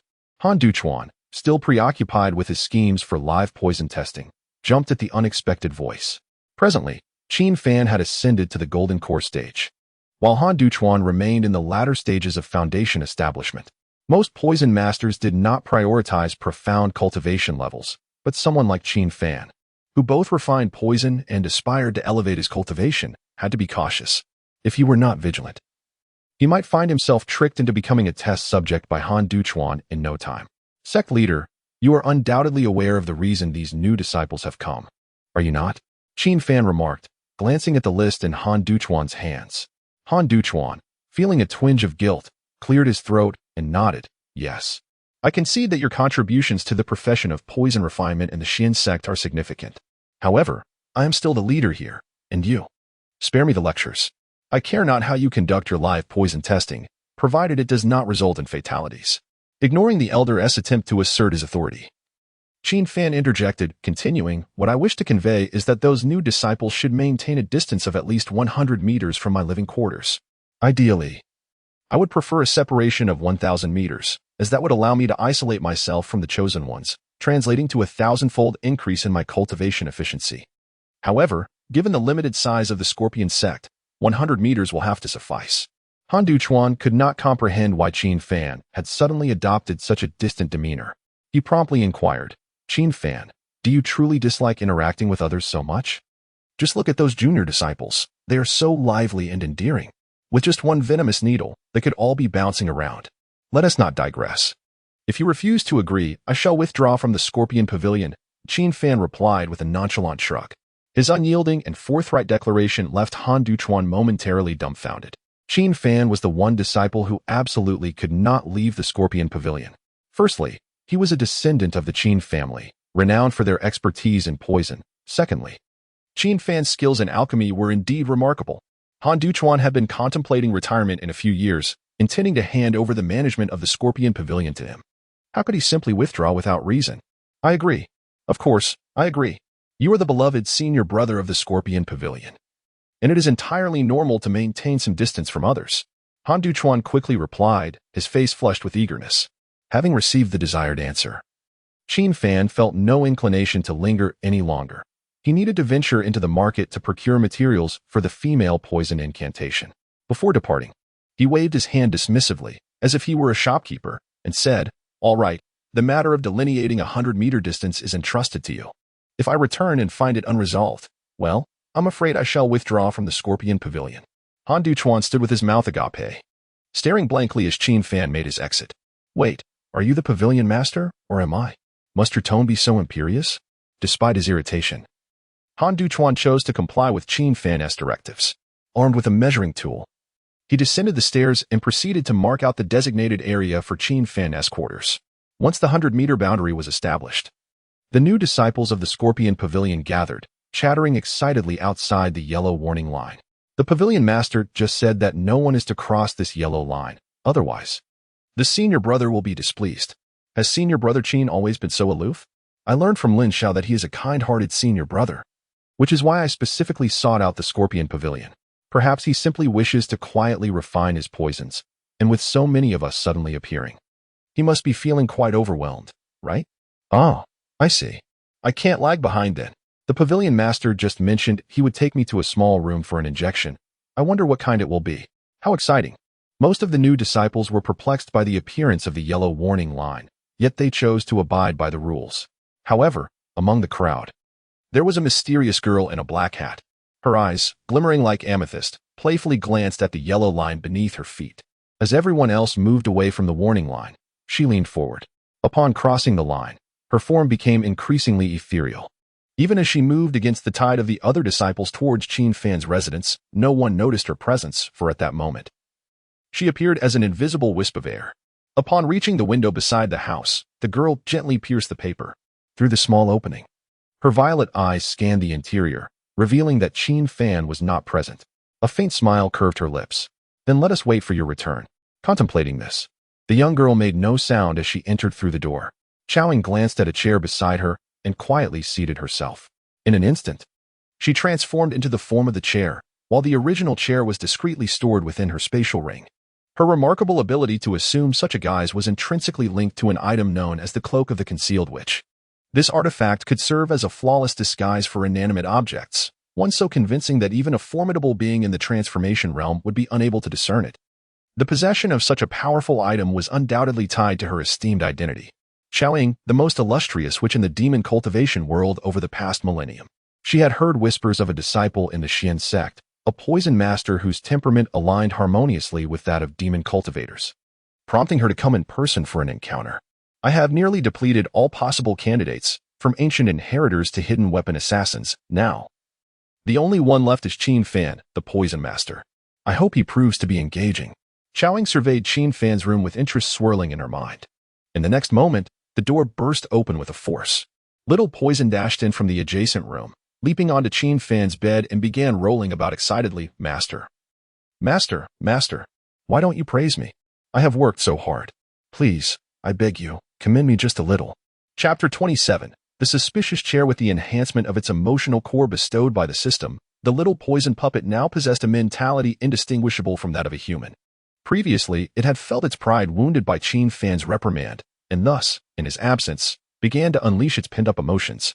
Its tiny hands gently patted the pillow, while it muttered to itself, I am but a poison puppet. Is it not entirely reasonable to engage in some toxic endeavors? This melancholic rambling reached the ears of Xiaoying, who had transformed into a wooden chair, leaving her in astonishment. A poison puppet? This was an extraordinarily anthropomorphic poison puppet. As a sorceress, Xiaoying had encountered poison puppets forged by poison masters in the cultivation world, yet those were cold, mechanical entities with rigid thoughts and actions. A poison puppet with the whimsical emotions of a little girl, like the one before her, was utterly unprecedented. Given that this was Qin Fan's room, it was certain that this little girl poison puppet must have been his invention. She could not help but muse, Qin Fan is truly a genius, capable of creating such a unique poison puppet. She pondered further, how intriguing. There are a few ancient beings in the cultivation world who, due to their pursuit of immortality, have taken on the appearance of 10-year-old girls. They may appear youthful, but I wonder if Qin Fan would find such poison puppets appealing? That said, Xiaoying still desired to test whether the little poison puppet was indeed what it appeared to be. She found it hard to believe that a poison puppet could express emotions comparable to those of a human. The next moment, the chair she had assumed the guise of subtly shifted. A wisp of nearly imperceptible black-purple toxic mist wafted into every corner of the room. This mist, known as dispersive poison, was a relatively mild toxin. For those below the golden core realm, inhaling it would instantly deplete their physical strength. However, as Xiaoying was in the late stages of the golden core realm, the poison was ineffective against her. Thus, she watched with keen interest as the little poison puppet reacted. Achoo! Suddenly, the little puppet sneezed. Rubbing its nose with a hand, it sat up and surveyed its surroundings, murmuring, how strange, has the Master S poison vial been overturned? If so, I shall not hold back. I must manage the toxic gas for the master's safety. With that, the little puppet opened its mouth wide and inhaled with a tempestuous force. Its mouth resembled a swirling ocean vortex, and in an instant, it had consumed every trace of the dispersive poison released by Qiao Ying, witnessing this spectacle from a distance, was rendered speechless. Although the dispersive poison held no effect on cultivators of the Golden Core realm, such a frenzied inhalation would inevitably impact the body to some degree. Yet this little girl seemed entirely unscathed. As she observed the little puppet wiping its mouth with lingering satisfaction, she was ultimately convinced of its identity as a poison puppet. In that moment, her anticipation for Qin Fan grew even stronger. To have invented such a uniquely powerful poison puppet, he was nothing short of a genius. However, what Qiao Ying did not expect was that after wiping its mouth, the little puppet suddenly expressed disdain, saying, "What a terrible poison, it tastes utterly awful. Could my master truly concoct such dreadful toxins?" The little puppet had previously been imbued with the knowledge of the process for crafting the female poison curse. Hence, it initially regarded such a complex and malevolent toxin as merely the baseline standard. Like the scattered poison released by Qiao Ying, it is indeed inferior to a single Empress poison talisman. Unsurprisingly, upon hearing the jibes from the little poison, the usually arrogant and willful sorceress felt a blow to her self-esteem. What does this poison puppet mean? This is a rare toxic mist that affects those below the Golden Core realm. How could it be selected? Qiao Ying thought indignantly. Yet, the mere thought of squabbling with a poison puppet filled her with a sense of shame. Bang! The next moment, the door was abruptly flung open. Qin Fan returned, laden with materials for crafting Empress poison talismans. Having witnessed the little poison's efficiency, he intended to utilize it as a proper tool puppet. Upon entering, he habitually scanned the surroundings with the Destiny radar. In recent days, Qin Fan had been eager to cultivate using the mechanism of the villain development system. However, in this world, the Destiny bearers were as numerous as the stars. Walking down Xuanzong Street, one could casually spot several within 100 meters. Yet now, after having the sect leader, Han Dushuan, draw a 100-meter warning line, the disturbances from Destiny bearers had become far less pronounced. What a delight! With a radius of 100 meters devoid of Destiny bearers, I could cultivate freely at 100-fold. Wait a moment. What is this? Just as Qin Fan was about to pop the champagne in celebration, he noticed a red dot on the Destiny radar. The location of this red dot was precisely at his home. What is going on? Is there a Destiny bearer hidden at home? Qin Fan immediately tossed the talisman materials onto the table and proceeded to conduct a thorough investigation of the house. He checked every nook and cranny, including the interior, rooftop, and eaves, until finally, he placed all suspicion on an unremarkable wooden chair in the room. Rubbing his chin and frowning at the chair, Qin Fan pondered, how exceedingly strange. The radar indicates it's here, yet there is only a chair. Could it be haunted? Master, are you playing a game of hide and seek? May I join you? Piped up the little poison, cheerfully emerging. It assumed that Qin Fan was engaged in a game given his frantic searching. Qin Fan then turned to the little poison and inquired, while I was away, did anyone come in? No, not at all. Are you certain? Absolutely. However, it seems there was a leakage from a poison bottle while you were away. The toxin was so low grade that I couldn't identify what it was. Upon hearing this, Qin Fan's alertness surged. All the poison bottles he crafted in the Scorpion Pavilion were securely stored. Although the little poison possessed a hint of artificial ineptitude, it should not lie. Therefore, all the suspicions now rested upon that chair. With this thought, Qin Fan suddenly commanded the little poison, "Go, bring me a basin of water. I wish to wash my feet." Of course, master. 2 minutes later, Qin Fan sat opposite the suspicious wooden chair, beginning to wash his feet. Chapter 28, The Potent Demon-Suppressing Stone, Endure. Qiao Ying found herself at a loss for words. As a sorceress, her skills in infiltration were unparalleled. With the aid of her concealing sorceress attire, she had successfully infiltrated numerous sects, both large and small. Yet there was no instance quite like this one involving Qin Fan. Did he truly discover me or not? Would a normal person enter a room and fixate on a chair? Qiao Ying's mind was in turmoil. She held great confidence in the effectiveness of her concealing attire, thus she deemed it more likely that Qin Fan remained oblivious to her presence. Meanwhile, Qin Fan, who was indulging in a foot massage, furrowed his brow. Strange, didn't I purchase a black wooden chair? Why does it seem to have taken on a reddish hue? Just then, a series of knocks echoed from the door. Qin Fan hastily dried his feet, called out in acknowledgement, and quickly dressed before opening the door. To his surprise, it was Lin Liqiu who had changed into a new dress. Qin Fan's face turned awkward. for he was aware that someone afflicted by the deep cold poison would still be under its influence for the next 2 hours, regardless of any change of attire. "Senior Brother Qin, I'll be brief," Lin Liqiu exclaimed, her voice tinged with urgency as she retrieved a thumb-sized black stone from her pocket. The stone shimmered with a luminous aura, seemingly harboring a holy power. After handing the stone to Qin Fan, she bit her lip and explained. "This is the demon-suppressing stone, a specialty of the Saintess Peak. Its purpose is to subdue demonic cultivators.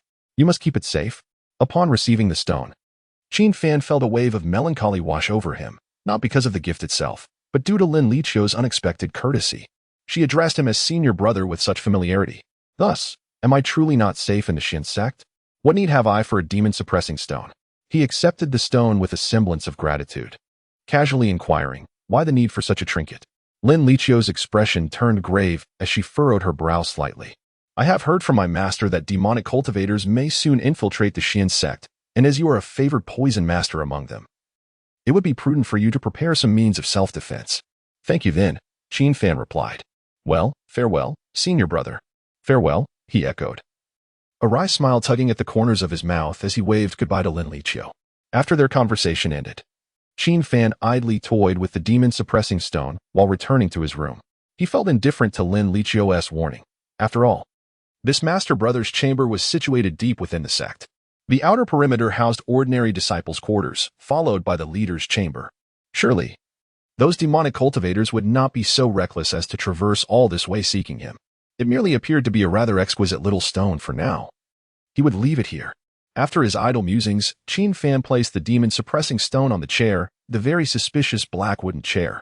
So far, the red dot on his destiny radar remained fixed on the chair's location, yet Qin Fan instinctively dismissed this as a mere display glitch. "I'll observe for another day or two," he decided. If the ominous red dot has not yet dissipated, Qin Fan would consider inviting formidable beings skilled in exorcism to inspect the premises. After all, the unseen and untouchable presence must surely be malevolent entities. "Little Poison, come here and lend a hand. I am about to create a nest for you." Qin Fan called out to the corner where the little puppet stood in a punitive stance, disregarding the magic-suppressing stone. Typically, a poison puppet requires nurturing and care. The nest Qin Fan referred to was a sealed coffin designed to be filled with toxic gas. Upon hearing the command, Little Poison eagerly approached to assist. Apart from selecting the flavor of the toxin, it whimsically requested a doll to be placed within the coffin.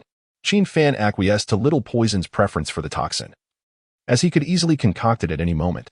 However, regarding the doll, he declined, playfully delivering a light smack to Little Poison's head. As the man and his poison puppet harmoniously coexisted within the room, Xiaoying, transformed into a black wooden chair, found herself paralyzed by existential doubt. This was due to the potent magic-suppressing stone resting upon her, which posed a significant risk of exposure should she move even slightly, influenced by the chilling poisonous waters.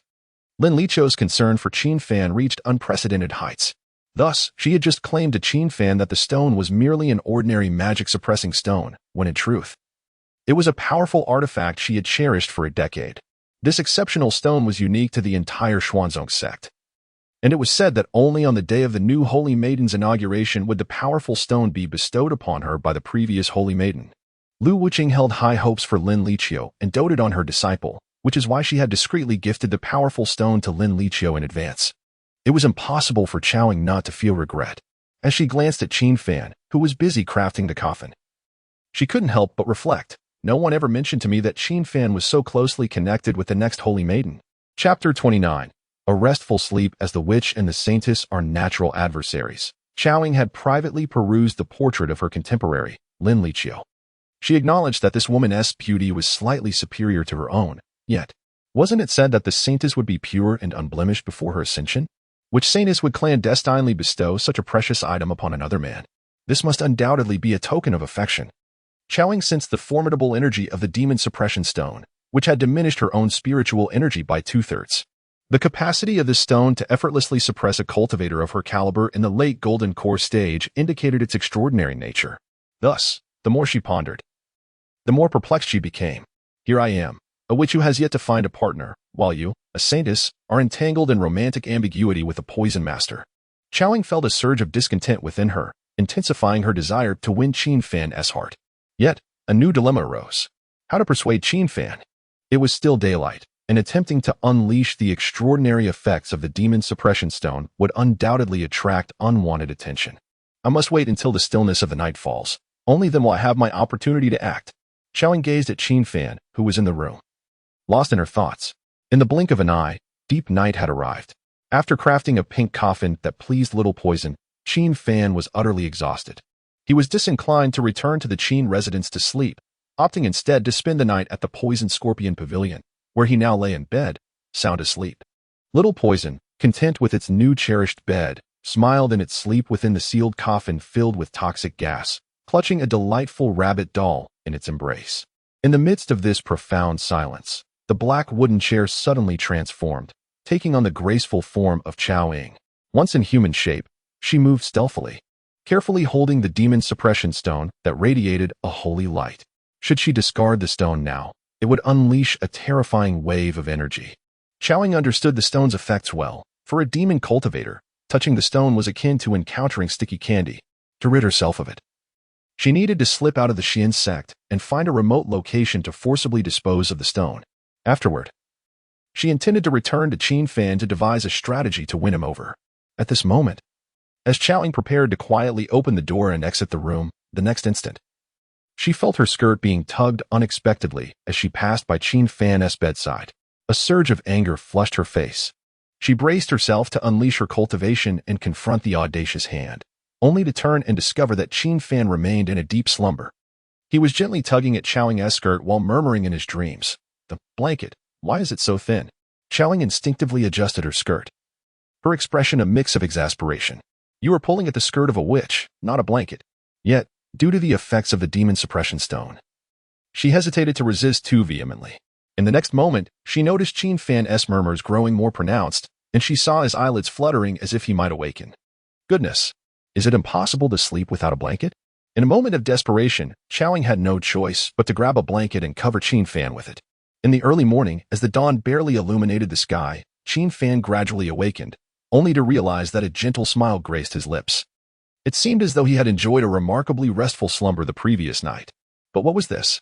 As he opened his eyes, they widened in astonishment. Beside his bed sat a stunning girl with silvery white hair. Her flushed face, tinged with a hint of melancholy, perfectly matched the figure from his dreams the night before. Her blushing cheeks were undeniably alluring, and her curvaceous form was nothing short of exquisite. "I must still be dreaming," Qin Fan murmured softly. His words reached Chao Ying's ears, instantly igniting a mix of embarrassment and indignation within her. "Miss, may I inquire who you are? Why are you in my room?" As Qin Fan finished his question, he suddenly sensed something amiss. Upon awakening, he instinctively scanned the Destiny radar, only to discover that the red dot that had previously occupied the chair had vanished. Its current location was none other than the enchanting silver-haired girl before him. Goodness, could it be that the red dot was not a mere glitch? From last night until now, the red dot that had been lurking in his room was actually this captivating silver-haired maiden? Chao Ying raised her face, feigning a fierce expression as she declared to Qin Fan, "Do not attempt to play the fool. From this day forth, you shall be the man of the sorceress." Chapter 30. The White-Given Witch. The expedition ends before it begins. When Qin Fan heard the silver-haired beauty's fierce proclamation, he found himself momentarily at a loss for words. In this fantastical realm, it was indeed a well-established fact that all witches throughout the ages possess silver hair, alongside their striking appearance, unmatched power, and somewhat eccentric personalities. These traits had become widely recognized. Yet, what baffled Qin Fan was how this witch had descended into madness that seemed to envelop him. In the next moment, Chao Ying raised her delicate wrist, and with a swift motion, a recording stone materialized in her palm. "Qin Fan, if you're a man, you should boldly admit that the person in the image is you." With a slight bite of her lip, Chao Ying glared at the still-dazed Qin Fan before activating the recording stone.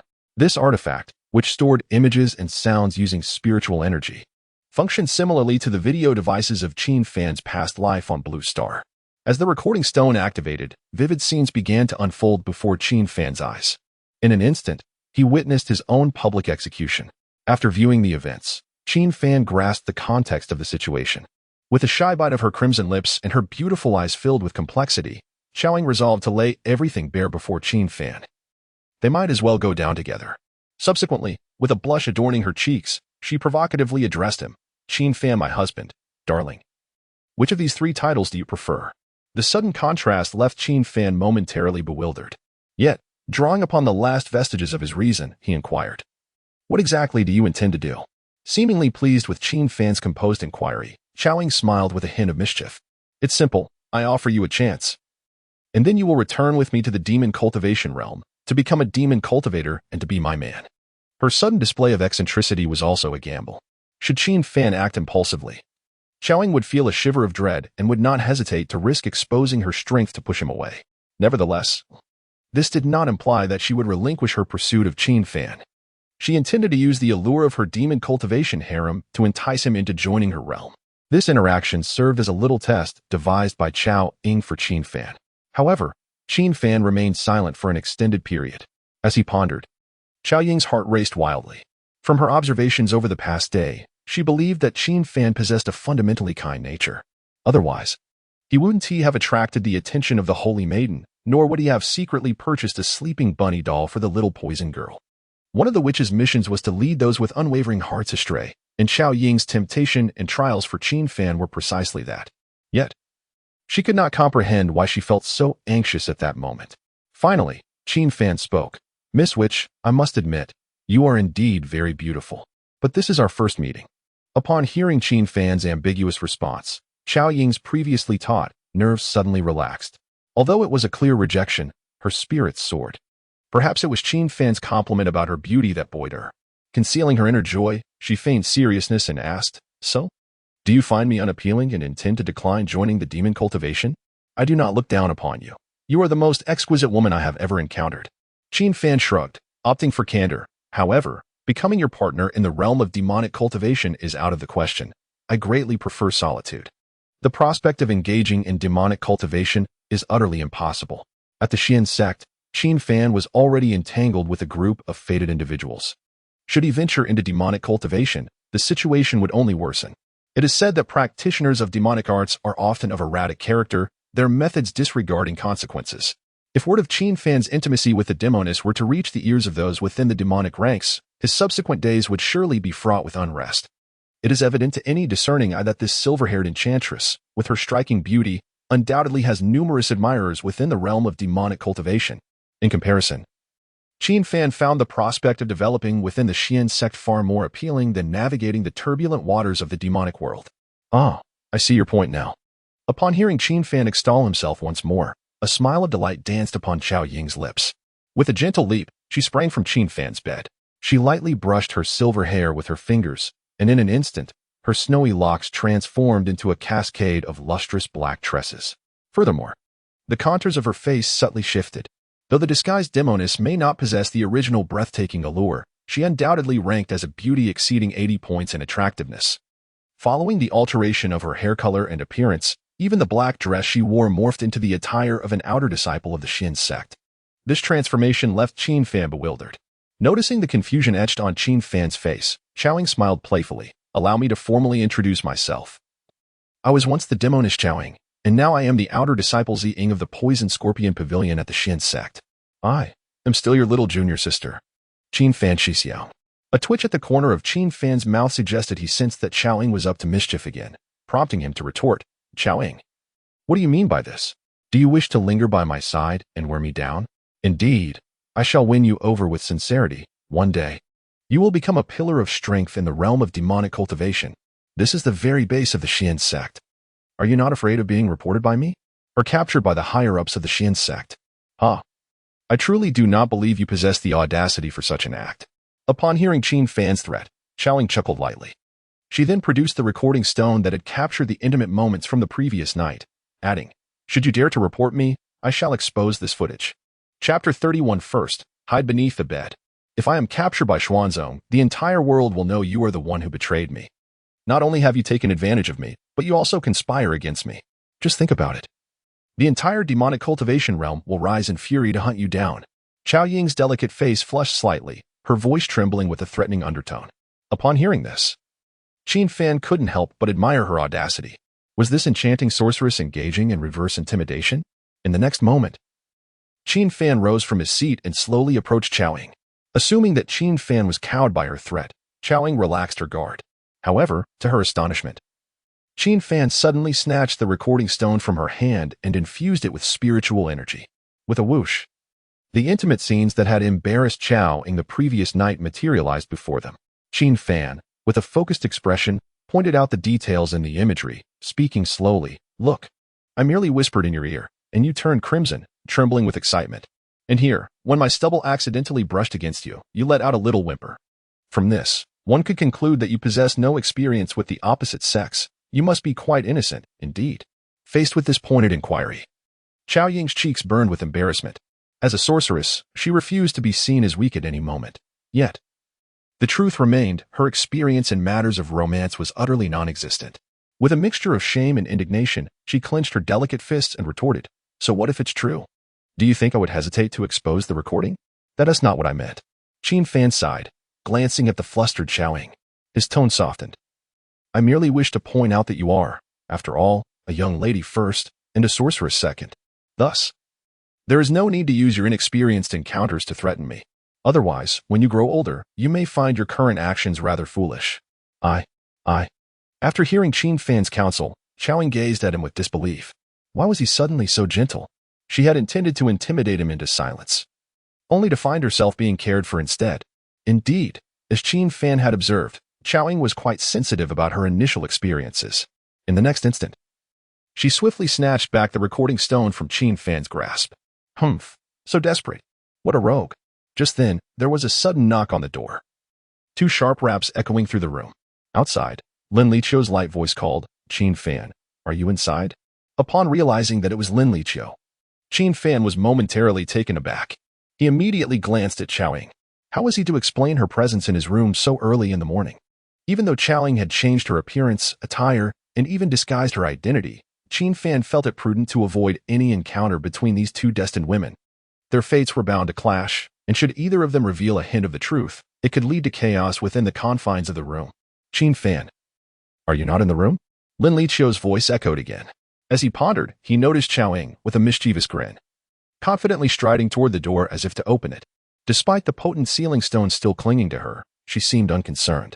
Regardless, she was about to assume the role of Qin Fan's adorable junior sister, and there was no need for her to unleash an overwhelming display of cultivation. As long as Chao Ying refrained from acting with sincerity, the demon suppression stone would be unable to detect her presence. Just as Chao Ying's delicate hand was about to push open the door, Qin Fan swiftly grasped her wrist and lowered his voice beside her ear, saying, "What on earth are you doing? Hide under the bed. Don't come out. Are you so afraid of me encountering the saintess?" She replied with a playful giggle.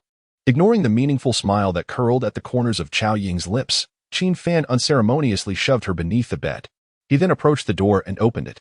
To his surprise, standing at the threshold were not only Lin Liqiu but also Su Xiaoyang. Lin Liqiu was adorned beautifully today, her face lightly made up, and her long, lustrous hair cascaded down her back like a waterfall. The pale golden long dress from the saintess peak accentuated her regal demeanor. In stark contrast, Su Xiaoyang appeared rather unremarkable. Her entire head shrouded in a veil, revealing only her shifty eyes. After all, if her true appearance were to be exposed, Lin Liqiu might very well deal with her as a monstrous aberration. At this moment, upon seeing the door finally ajar, Lin Liqiu smiled at Qin Fan, saying, "Qin Fan, I initially came to inquire if you had been disturbed by any demonic cultivators. However, on my way here, I noticed this little sister lingering near your room, and I wanted to ask if you knew her." "Hee, I do know her quite well," Qin Fan replied with a smile that did not reach his eyes. Hearing this, Su Xiaoyang immediately lowered her head in trepidation, her body trembling slightly. After being eliminated by the Pyamiao sex assessment yesterday, she had wavered between fleeing from Qin Fan and making a clean break. However, Qin Fan was too cunning. He had planted within her made it such that no matter where she ran, he would effortlessly sense her presence. Thus, Su Xiaoyang reluctantly returned to the Xian sect to find him. Yet, instead of encountering Qin Fan, she unexpectedly came face to face with the next saintess, Lin Liqiu. The moment she saw the saintess, a shiver ran down her spine. What a beautiful maiden! Even without her little brother, she was utterly captivated by Lin Liqiu's beauty. However, beyond her astonishment, Su Xiaoyang's instinct for survival swiftly pulled her back to reality. She realized with a jolt, "Thank goodness I didn't speak with that woman throughout. Otherwise, given Qin Fan's twisted nature, he would surely have eliminated me." Su Xiaoyang internally rejoiced at her good fortune. Although she now possessed a female form, her thoughts remained resolutely masculine. Even with the lecherous spirit of Su Xiaoyang residing within her, she dared not act recklessly towards any woman associated with Qin Fan. For if she did, the consequences would be fatal, without a doubt. Chapter 32. The Unpredictability of Life. Brother Qin. You have friends, and yet you do not introduce them to me? Suddenly, a voice, filled with astonishment, resonated within the room. Catching the three individuals at the door off guard, Qin Fan felt a chill in his heart. He recognized the voice of Xiaoying. Turning around, he was left speechless. Xiaoying had emerged from beneath the bed, having changed her hairstyle to two playful black pigtails. In contrast to her previous cold and flawless silver-haired witch persona, this adorable twin-tailed appearance possessed its own charm. However, what puzzled Qin Fan even more was how she managed to style her hair in such a cramped space beneath the bed. Qin Fan had previously warned Xiaoying not to come out, and now that she had disregarded his advice, it was clear she was about to act up again. He sighed, his eyes filled with resignation. Very well, let her be, let her act out. Once he obtained the talisman to return to the realm, he would certainly distance himself from this troublesome group. To Qin Fan's surprise, Xiaoying, in her new guise, exhibited remarkable enthusiasm. She bounced over, arms wide open, and embraced Qin Fan's arm with warmth. Brother Qin, who are these women and little ones? Can you introduce them to me? Qin Fan was utterly exasperated with this temperamental witch. If he failed to play along with her little act, she would undoubtedly continue to throw a fit. Reluctantly, he feigned friendliness and explained to Xiaoying, this young lady in the Saintess Peak uniform is Lin Liqiu. She is my friend. The other is a stray girl I've taken in, named Su Xiaoyang. Upon hearing this, a mischievous smile spread across Xiaoying's face. She turned to Lin Liqiu, her lips parting as if to utter something scandalous. Drawing from past experiences, Qin Fan was determined not to let Xiaoying's subtle provocation succeed. Just before her words could escape, he swiftly covered her mouth with his hand.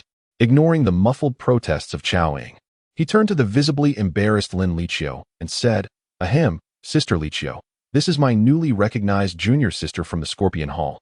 Her name is Xing. Junior sister Xing has a rather lively personality, so I hope you can understand. It's fine. Being lively can be quite interesting. Lin Liqiu replied with a forced smile. A lively young girl. How absurd. Could she really be so animated as to share a room? It was early in the morning, and upon opening the door, seeing Qin Fan with other female disciples from different sects inevitably led to wild speculation. Lin Liqiu felt a twinge of confusion. Not long ago, she had investigated and found that Qin Fan currently had no partner, nor had he ever. The sudden emergence of this charming junior sister raised her suspicions. Her feelings were not rooted in jealousy. The fragrant poison she bore had long dissipated, leaving her sentiments towards Qin Fan rather neutral. Her wariness of this junior sister Xing stemmed more from the provocative glances being cast her way. Xiaoying, whose mouth was still covered by Qin Fan, shot Lin Liqiu a series of disdainful glances. Her gaze resembled that of a defeated wolf dog, imbued with a mixture of scorn and a hint of pity. In an unexpected moment, Xiaoying suddenly bit down on Qin Fan's finger, causing him to instinctively release his grip in pain. Subsequently, the enchantress shamelessly clung to Qin Fan's arm. As she gazed at Lin Liqiu, she playfully chided Qin Fan. Brother Qin, this woman visited you so early in the morning. Could it be that she harbors some intentions toward you? Do not be beguiled, for you have declared that I am your one true love. Qin Fan found himself at a loss for words, utterly stunned. Was this the same innocent enchantress who blushed at the scenes captured by the recording stone last night? It became apparent that the presence of the holy maiden heightened the enchantress's audacity and shamelessness to an extreme. On the other hand, Lin Liqiu, suddenly accused, felt quite displeased. As for the source of her irritation, she could not quite articulate. She and Qin Fan shared an innocent bond. Aside from that one time during their sword flight when she accidentally embraced him, they had maintained a respectful distance. Reflecting on that memory, an epiphany struck Lin Liqiu. She glanced at Xiaoying, then turned to Qin Fan, biting her lip and saying, Brother Qin, I did not realize you had such a close relationship with the beautiful junior sister. My visit must have been quite intrusive. No. My relationship with her is merely that of ordinary senior and junior siblings. Is that so? Yet it seems that this junior sister, Xing, appears quite fond of you. Lin Liqiu chuckled softly, her expression turning sincere and pure as she continued. However, I am truly grateful for your escort on the sword back home yesterday. I was a bit fatigued and accidentally leaned against you to rest. Nevertheless, Brother Qin, your physique is unexpectedly robust and reliable. Huh? Upon hearing Lin Liqiu's ambiguous remarks, Qin Fan was momentarily taken aback. How did you start too? Before he could respond, the arm that Xiaoying had embraced suddenly tightened. Looking down, Qin Fan noticed that Xiaoying was wearing a smile that did not reach her eyes as she regarded Lin Liqiu. Simultaneously, Xiaoying's hold on Qin Fan seemed to assert her claim over him. In a moment of desperation, Qin Fan glanced at the dazed Su Xiaoyang. An idea for diverting the topic struck him. He then turned to Lin Liqiu and smiled, "Sister Liqiu, this stray girl I found has a dream of joining the mysterious sect. Do you think you could help her realize that dream?" Upon hearing the topic shift to herself, Su Xiaoyang trembled. Perceiving Qin Fan's subtle hints, she instantly fell into character. She discreetly pinched her thigh, the pain bringing tears to her eyes. In the next moment, wiping her tears, she looked at Lin Liqiu with a pitiful expression. "Holy maiden, I truly long to join the mysterious sect. My parents were murdered by bandits, and it was a female disciple of the mysterious sect who saved my life. Therefore, even if I have to be a mere outer sect servant, I would gladly accept. I implore you to assist me." If she did not evoke sympathy now, she knew that once it was just her and Qin Fan left in the room, her tears would come flooding back 100-fold. Upon witnessing Su Xiaoyang's heartfelt revelation, Lin Liqiu was momentarily taken aback. After a brief hesitation, she inquired, "Given the private connections between Saintus Peak and the Piao Miao sect, it would not be difficult to arrange for you to become an outer disciple. However, you must still undergo the assessment." Su Xiaoyang, have you ever attempted the Piao Miao sect's examination? Chapter 33, Xiaoying's confrontation, a saintess? Is she really that impressive?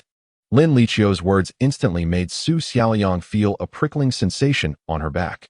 Without needing to turn around, she could vividly imagine the terrifying gaze of Qin Fan. It was merely because she had failed the assessment that she sought out this so-called saintess. Su Xiaoyang dared not divulge the details. Instead, she put on a pitiful expression, even kneeling down with a thud, lamenting, "It's my fault for being useless. Brother Qin Fan went to great lengths to send me for the assessment. Yet I failed miserably. I have let down Brother Qin Fan, and I have disappointed my parents in the heavens." Sob, sob, sob. Su Xiaoyang's display of misery was remarkably convincing. However, amidst her tears, she covertly glanced at Qin Fan several times. In his eyes, she sensed discontent, as if they were saying, "Su Xiaoyang, you could be even more tragic." Understanding the implication, Su Xiaoyang steeled herself and began to strike her cheeks with her hands. As the sound of slapping echoed, she muttered apologies to her parents and to Qin Fan. Soon after, she finally detected satisfaction in Qin Fan's gaze. It was evident that Qin Fan had skillfully diverted the conversation. Lin Liqiu ceased her rivalry with Xiaoying, her face a blend of confusion as she looked at the self-reproaching Su Xiaoyang, feeling a twinge of compassion. In the next moment, she gazed softly at Qin Fan and sighed, "Brother Qin Fan, I never anticipated your heart to be so pure, secretly aiding a girl of tragic background to fulfill her dreams." As soon as these words left her lips, Su Xiaoyang, who was still kneeling and slapping her face, trembled all over. The small face beneath her veil appeared almost contorted. Qin Fan, pure-hearted? He was nothing but a monster. If it weren't for Qin Fan, she wouldn't have to rack her brains to enter the Miao Miao sect, and then assist him in searching for that wretched century-old poisonous spider. Anyone could be granted kindness. But Qin Fan was the exception. He was a devil, a true perverse fiend. Ahem. In the next moment, Qin Fan coughed lightly twice, startling Su Xiaoyang, who had just paused her self-inflicted punishment. She realized that this demon was subtly implying she should not stop. Despite the anguish in her heart, Su Xiaoyang swallowed her suffering, daring not to utter a word. Once again, the rhythm of her slapping echoed throughout the room.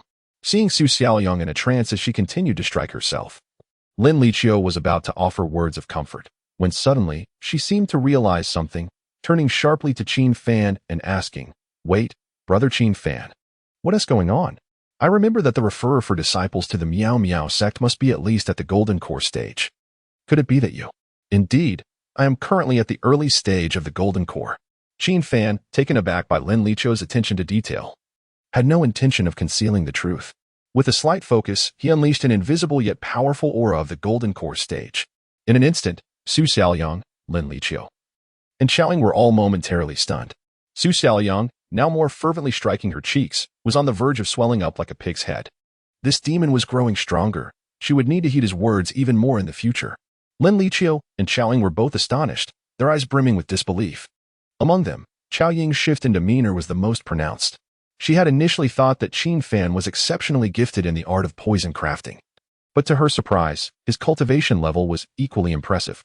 This man, she decided, was destined to be hers. In the next moment, Xiao Ying gently draped her arm around Qin Fan's, her demeanor softening considerably as she leaned into him. Brother Qin, you are quite formidable. Since you wish to assist that little brat in realizing her dreams, I might be persuaded to lend a hand. Can you ensure her entry into the Misty Sect? Qin Fan regarded Xiao Ying with astonishment. She nodded her head and spoke in a voice as soft as a trickling stream. Of course. My aunt has connections with the higher-ups of the Misty Sect. Don't underestimate what I can do. Even for inner disciples, she can easily arrange it. As she spoke, Xiao Ying shot a provocative glance at Lin Liqiu. Lin Liqiu's brows furrowed involuntarily. She found herself unable to contain her annoyance towards the so-called junior sister. Ziying. The task assigned to her by their master was to protect Qin Fan. Now that she learned of Qin Fan's golden core cultivation, she felt compelled to ensure the well-being of such a talented individual within the sect. Do you enjoy comparing connections? Very well. Let us see if your mysterious junior sister's network can rival mine as the illustrious saintess of the Holy Peak. Junior sister Ziying. My master is the leader of the Holy Peak, and as the current saintess, her word carries weight. Even Su Xiaoyang could easily be promoted to an inner disciple if she spoke. Once Lin Liqiu steadied her emotions, she calmly fixed her gaze on Xiao Ying. To her surprise, Xiao Ying began to chuckle lightly, her laughter crisp yet laced with sarcasm. Oh, so you refer to my master? One might mistake it for you having such authority yourself. Stung by the mockery, Lin Liqiu's cheeks flushed as she retorted, I can make Su Xiaoyang an inner disciple. Can you claim the same? Inner disciples are trivial. I could even elevate that little brat to a core disciple. Anyone can boast. I could just as easily claim I could make Su Xiaoyang the sect leader of the Misty Sect. Why not reveal your connections first? Rest assured, my true background far surpasses your little saintess peak. Impudent. As a disciple of the Xian sect, you dare to disrespect the saintess? Is she truly so formidable? You. As the two women engaged in a fierce argument, the atmosphere in the room was thick with tension. Qin Fan could only stare in astonishment at their confrontation. Rendered speechless, Su Xiaoyang knelt in terror on the floor, entirely forgetting her impending competition. Listening to her two sisters elevate her status, she felt a tumult of emotions within. I merely wished to be a humble servant. How did I go from a mere servant to an inner disciple, a core disciple, and perhaps even the leader of the Misty Sect? Still frozen in shock. Quickly tell them you just want to be an honest outer sect servant. Just as the atmosphere in the room fell into a chilling silence, Su Xiaoyang heard Qin Fan's covert transmission.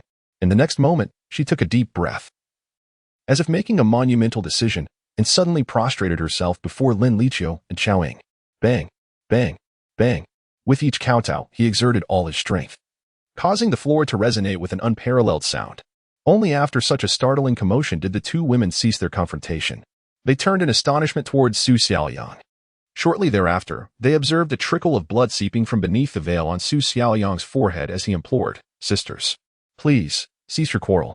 I only wish to become a mere outer disciple of the Pavilion sect, nothing more. Following his fervent exclamation, the room was enveloped in a profound silence. Later that afternoon, Su Xiaoyang finally managed to enter the Pavilion sect through connections. Even though the female disciple in charge of the assessment, Luo Yuyan, expressed her disapproval, the Pavilion sect ultimately accepted Su Xiaoyang. Chapter 34. A long-standing couple, yet refusing to exploit. As for whether Su Xiaoyang was sent in by the saintess or the demoness, the process is rather intriguing. Earlier that morning, Su Xiaoyang had just bumped heads with the two ladies. After exchanging glances, they took off in a dash. They were in a race to see who could deliver Su Xiaoyang to the mysterious sect first. Ultimately, Xiao Ying emerged victorious. She returned first to the demonic faction's camp, leveraging her connections to fulfill Su Xiaoyang's wishes. Lin Liqiu, being closer to the Saintess Peak, should have been the first to utilize her connections, but unfortunately, Lu Wuqing had just stepped out that morning, claiming she would be in seclusion for several days to contemplate the sacred path. Thus, in this contest of who would assist Qin Fan first, Xiao Ying triumphed once more. Qin Fan initially believed that the conflict between the Saintess and the demoness would reach a resolution, but little did he know that this was merely the beginning. Xiao Ying, indeed, as previously stated, decided to assume the identity of Sister Ziying and take up residence in the Poison Scorpion Pavilion of the mysterious sect. She even settled directly on the second floor of Qin Fan's senior brother's abode. The inexplicable situation of cohabiting with the demoness left Qin Fan feeling quite helpless. As a destined individual, Xiao Ying's attachment to him hindered his ability to cultivate efficiently. Furthermore, with Xiao Ying's constant presence, Lin Liqiu's visits to Qin Fan increased exponentially. Perhaps feeling embarrassed for not having assisted Qin Fan previously, she sought every means to cultivate a good relationship with him. At the very least, her contributions could not fall short of those made by Ziying. A week later, on a sunny afternoon, inside the poison scorpion pavilion of the mysterious sect, within the senior brother's residence, Qin Fan sat at the table. Holding an envelope adorned with hastily scribbled lines, "Big Brother Qin, I have become a miscellaneous worker at the mysterious sect and feel quite well. Due to my unattractive and diminutive appearance, I face an endless amount of firewood to chop, buckets to carry, and insults to endure." After disregarding the lengthy grievances, Qin Fan focused on the crux of the letter. "Regarding the century-old poisonous spider, I have gathered some clues. It is said that the female disciple responsible for managing the century-old toxins within the sect is Luo Yuyan. I am currently attempting to extract information from her, and I shall contact you again once I have news. By the way, Big Brother Qin, could you send me 5 spirit stones? The roof of my workers' quarters is broken, and it leaks wind and water every night, making sleep quite uncomfortable." Upon finishing the message, Qin Fan crumpled the letter and tossed it aside. He paid no heed to Su Xiaoyang's final request. Instead, he stroked his chin, furrowing his brow with a sigh. In the end, the female disciple associated with the century-old toxins is precisely the one I encountered previously. When Qin Fan had escorted Su Xiaoyang for the mysterious sex assessment, the disciple in charge of the evaluation process was indeed Luo Yuyan. Recalling her cold, impartial visage, Qin Fan felt a headache coming on.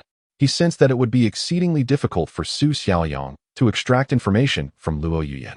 Su Xiaoyang was the type who thrived only under pressure. Without Qin Fan's physical prodding, her efficiency would undoubtedly plummet. Thus, the endeavor to reclaim the century-old spider was likely doomed to fail. Throughout this week, Qin Fan had contemplated seeking assistance from the 2 ladies beside him. With the esteemed connections and reputations of both the saintess and the witch, acquiring a century-old poison should ostensibly be a simple endeavor. However, the rivalry between the 2 women has recently intensified.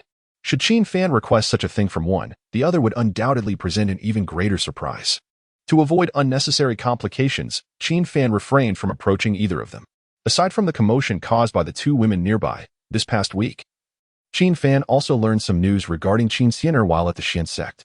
Qin Xianer represented the sword cultivators of the Xian sect in a minor competition in Zhongzhou, where she achieved overwhelming victory and claimed first place. As her elder brother, Qin Fan should have congratulated her. However, her master, the esteemed real person Wang Ning, harbored a strong animosity towards Qin Fan. On the evening of the celebration banquet, she even threatened that should Qin Fan dare to attend, she would publicly strip him of his clothing in humiliation. Helplessly, given that the original owner had indeed treated Qin Xianer poorly, Qin Fan bore this resentment without recourse. He resolved to reach out to Qin Xianer once his cultivation reached a more formidable level. At that moment, a sudden knock sounded at his door, followed by a forceful bang as the lock was pried open. There stood Xiaoying, clad in the black and purple uniform of the Scorpion Pavilion, her charming black hair styled in playful twin ponytails. She bounced over to Qin Fan's side, expertly linking her arm with his, and pouted. "Darling, are you busy? Could you accompany me for a stroll along the streets of the Xian sect this afternoon?" Qin Fan remained silent, the veins on his forehead slightly bulging. Turning his head, he forced a smile at Xiaoying, saying, "Junior sister Ziying, how many times must I remind you? Could you refrain from breaking my door? How many have you damaged over the past week? Count them yourself." Since Xiaoying had taken residence in this abode, she had consistently barged into Qin Fan's room unannounced, increasingly calling him terms of endearment. Qin Fan understood that Xiaoying was playing a game of teasing allure. Should he take her seriously, she would merely place her hands on her hips and jest. "Oh, you're serious? Very well, then come with me back to the demon cultivation realm." Additionally, referring to her as junior sister Ziying was a necessity, as Lin Liqiu had been visiting frequently. If by chance Chao Ying's true name were overheard by the saintess, the witch might very well expose Qin Fan. Unfazed by Qin Fan's reprimand, Xiaoying laughed, patting his shoulder. "Oh, come now. We're like an old married couple. Why let a door stand between us? An old married couple, indeed." With that, she added, "Then let us engage in some activities befitting an old married couple." Qin Fan grinned and stood up, loosening the buttons of his robe. Outside the room, the little creature, Shadu, who was busy concocting poison, was accustomed to the sound of the door being broken and was bringing a spare door to make repairs. However, upon arriving, it caught sight of Qin Fan standing bare-chested before Xiaoying. In that instant, Xiaodu's mind was engulfed in a whirlwind of thoughts, and it quickly realized.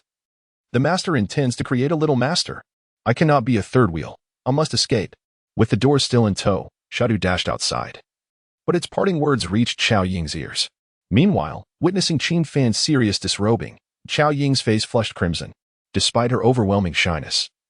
She bravely met Qin Fan's increasingly aggressive gaze, pouting as she declared, "Let me make it clear, if you dare to proceed. It signifies your entry into the realm of demonic cultivators."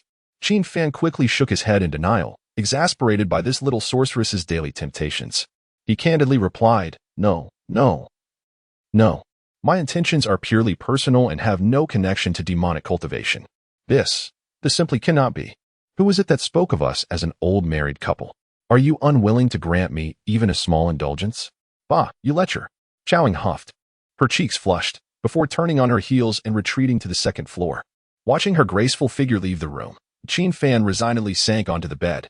He couldn't help but shake his head, lamenting, truly a mixture of timidity and mischief.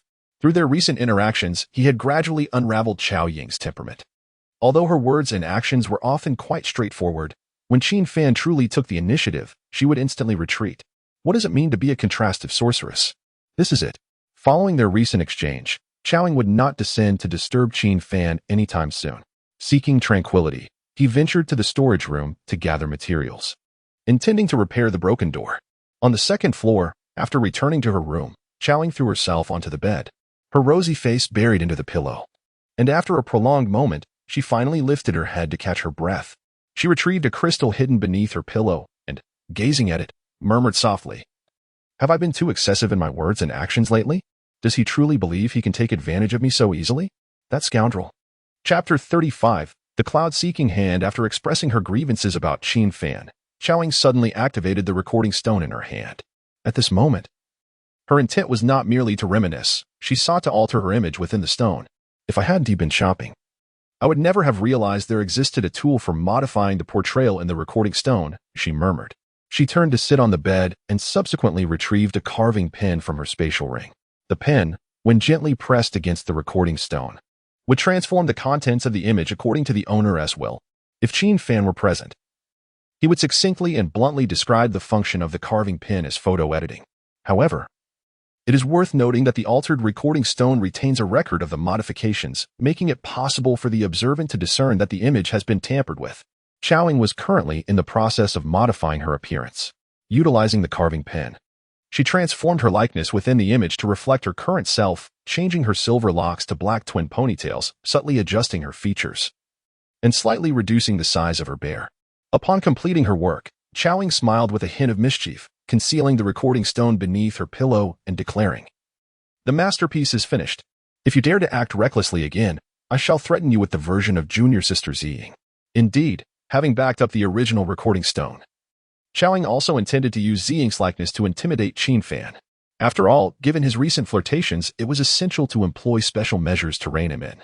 Feeling a wave of drowsiness wash over her, Chao Ying yawned and then lay down on her bed, drifting into a midday slumber. Not long after Chao Ying fell asleep, an old acquaintance of Qin Fan's arrived downstairs. Lin Liqiu stood at the threshold of the house. Noticing the door ajar, she stepped over the threshold and unexpectedly encountered Qin Fan, who was in the midst of repairing the door. "Little sister Liqiu, back for another visit?" Qin Fan smiled, balancing half of a broken door on his shoulder. Lin Liqiu nodded shyly, her cheeks flushed with embarrassment as she inquired, Brother Qin Fan, why does your door need repairs every day?" "Oh, it's nothing. We've taken in a stray cat in the backyard, and when it's unhappy, it tends to break the door," Qin Fan replied dismissively, resuming his repair work. At this, Lin Liqiu's mind was filled with a plethora of questions. What sort of cat possesses the strength to break a door? Could it possibly be a magical beast? Choosing not to pursue the topic of the door and the stray cat further, Lin Liqiu gently bit her lip, appearing somewhat anxious. For next week, she was to officially ascend to the position of saintess. In addition to the necessary handover ceremony, she needed to invite a close friend or relative to serve as her witness. The role of the witness was straightforward: to accompany Lin Liqiu through the coronation ceremony and share some words of sentiment. Initially, this witness would have undoubtedly been Lin Xiao. However, due to Lin Xiao's recent seclusion for cultivation under the sect leader's guidance, he was not expected to emerge for another 6 months. Thus, Lin Liqiu suddenly contemplated inviting Qin Fan to be her witness. At this moment, she gazed at Qin Fan, who was diligently repairing the door. Her heart racing as she thought, I should bring up this topic to provoke junior sister Ziying, but why do I now feel somewhat hesitant to voice it? She admired Qin Fan's focused profile. Captivated by his concentration, he truly appeared rather handsome. Lin Liqiu felt her fist clenched tightly beneath her flowing sleeves. Unable to utter a word due to her mounting anxiety. It was perplexing. She had never felt such trepidation, even during the rehearsal for the ascension of the saintess. Why was this happening? Since she was too fearful to speak, Lin Liqiu chose not to rush. She had another objective to fulfill upon her arrival. In the next moment, her gaze shifted away from Qin Fan. Lin Liqiu directed her attention toward the ceiling, specifically to the location of Qiaoying's room on the second floor, pondering quietly. Today, I must thoroughly investigate the identity of Sister Ziying. She is perpetually in opposition to me, which raises too many suspicions. Before the ascension of the saintess, Lin Liqiu had received a divine artifact known as the Cloud-Seeking Phantom Hand from her master, Lu Wuqing. This artifact could silently and stealthily snatch a designated object from a target, even pilfering items from within spatial rings. However, Lin Liqiu did not intend to steal any treasures from Ziying. Her sole aim was to acquire some personal items for confirmation. In recent days, every interaction with Qin Fan had been disrupted by Ziying in various ways. Her words often hinted at a certain disdain for the saintess. Moreover, Lin Liqiu was curious about Ziying's background. Having leveraged her connection with the peak master of the Saintess Summit to admit Su Xiaoyang into the mysterious sect, she found Ziying's mysteriousness quite unsettling. Lin Liqiu had dispatched people to investigate the name Ziying within the sect, only to discover that she was merely a new disciple who had joined this month. There was no information regarding her family or her parents' professions. Such a shadowy figure, who effortlessly facilitated Su Xiaoyang's entry into the sect, was indeed suspicious. With these uncertainties in mind, Lin Liqiu resolved to embrace the role of the cunning saintess. The secrets you harbor, I shall seize. Brother Qin Fan, may I have a look around your room? Lin Liqiu inquired gently, glancing at Qin Fan, who was preoccupied with repairing the door. Qin Fan nodded casually, eager for uninterrupted work. Sure, just avoid any altercations with Sister Ziying while you're here. Haha, I would never engage in such crude behavior, she replied, and with that, Qin Fan watched with curiosity as Lin Liqiu ascended the stairs. A sudden feeling of unease washed over him, but he shook his head, sighing, perhaps I'm overthinking this. He then resumed his task of crafting a sturdy iron door for his room, ensuring that Qiao Ying would be met with a swollen foot should she attempt to kick it. Upon reaching the second floor, Lin Liqiu began to tread lightly. There were two rooms. The first was brazenly occupied by Sister Ziying, while the other remained vacant. Qin Fan and Xiaodu resided on the first floor, where the alchemy room was also located. As Lin Liqiu contemplated how to employ the Cloud-Seeking Phantom Hand on Ziying, she suddenly spotted a slight crack in the door of the first room. Peering through the gap, she beheld Xiaoying, blissfully asleep. How fortuitous! Lin Liqiu felt a surge of excitement and clenched her fist in triumph. She quickly retrieved the Cloud-Seeking Phantom Hand from her spatial ring, an artifact resembling a hand mold the size of an adult's fist. Simply caress this hand model, and the ethereal hand will activate automatically. Chapter 36. The contents of the Cosmos bag. Lin Liqiu slipped into the vacant room adjacent to Qiao Ying's.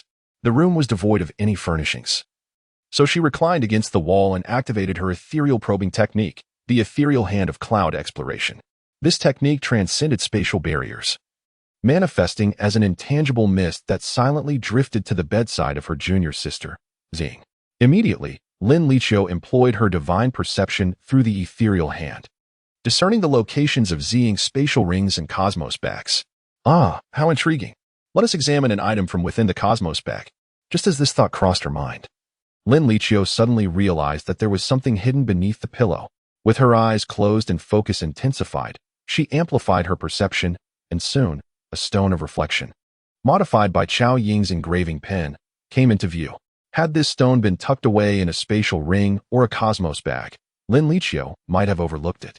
However, Ziying, you conceal such a stone beneath your pillow while you sleep.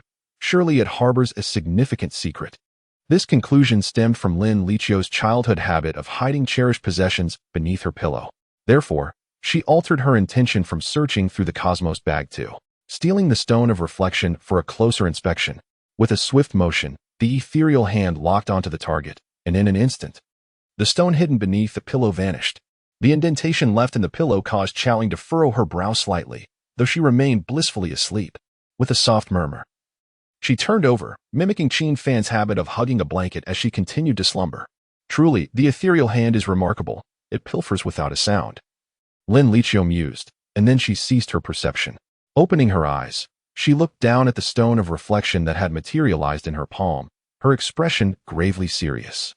Ziying, this stone undoubtedly contains a secret you wish to keep hidden. Otherwise, why would you conceal it beneath your pillow? Without hesitation, Lin Liqiu infused the stone with spiritual energy. She then furrowed her brow in concentration, fully absorbed in the projection's content. At first, Lin Liqiu felt a surge of anxiety, her fingers digging into her palm. Yet, as the image gradually clarified, she found herself in a room illuminated by the moonlight. This room seemed strikingly familiar. Wait. Isn't this the very room where Qin Fan sleeps downstairs? A sense of confusion washed over Lin Liqiu. As the subsequent scenes unfolded, her face turned blank. When she finally regained her composure, a deep flush spread across her cheeks. Biting her lip, she hastily shielded her eyes with her hands. Fortunately, Qiaoying had modified the content of the stone before sleeping. Even with her eyes wide open, Lin Liqiu could not discern that Ziying was originally a silver-haired sorceress in the projection. At that moment, the door to the vacant room swung open with a loud bang. Qin Fan, who had just finished repairing the door downstairs, stepped inside. Upon entering the room, he found Lin Liqiu standing in a state of panic, her attire somewhat disheveled. Although he felt a twinge of curiosity, Qin Fan still inquired, Liqiu, I noticed you had been upstairs for quite some time without coming down. So I came to see what was the matter. Are you all right? Your face is quite flushed. I'm fine. I was just admiring the view of the street below from here, and I lost track of time. What street view is there? Qin Fan tilted his head in confusion.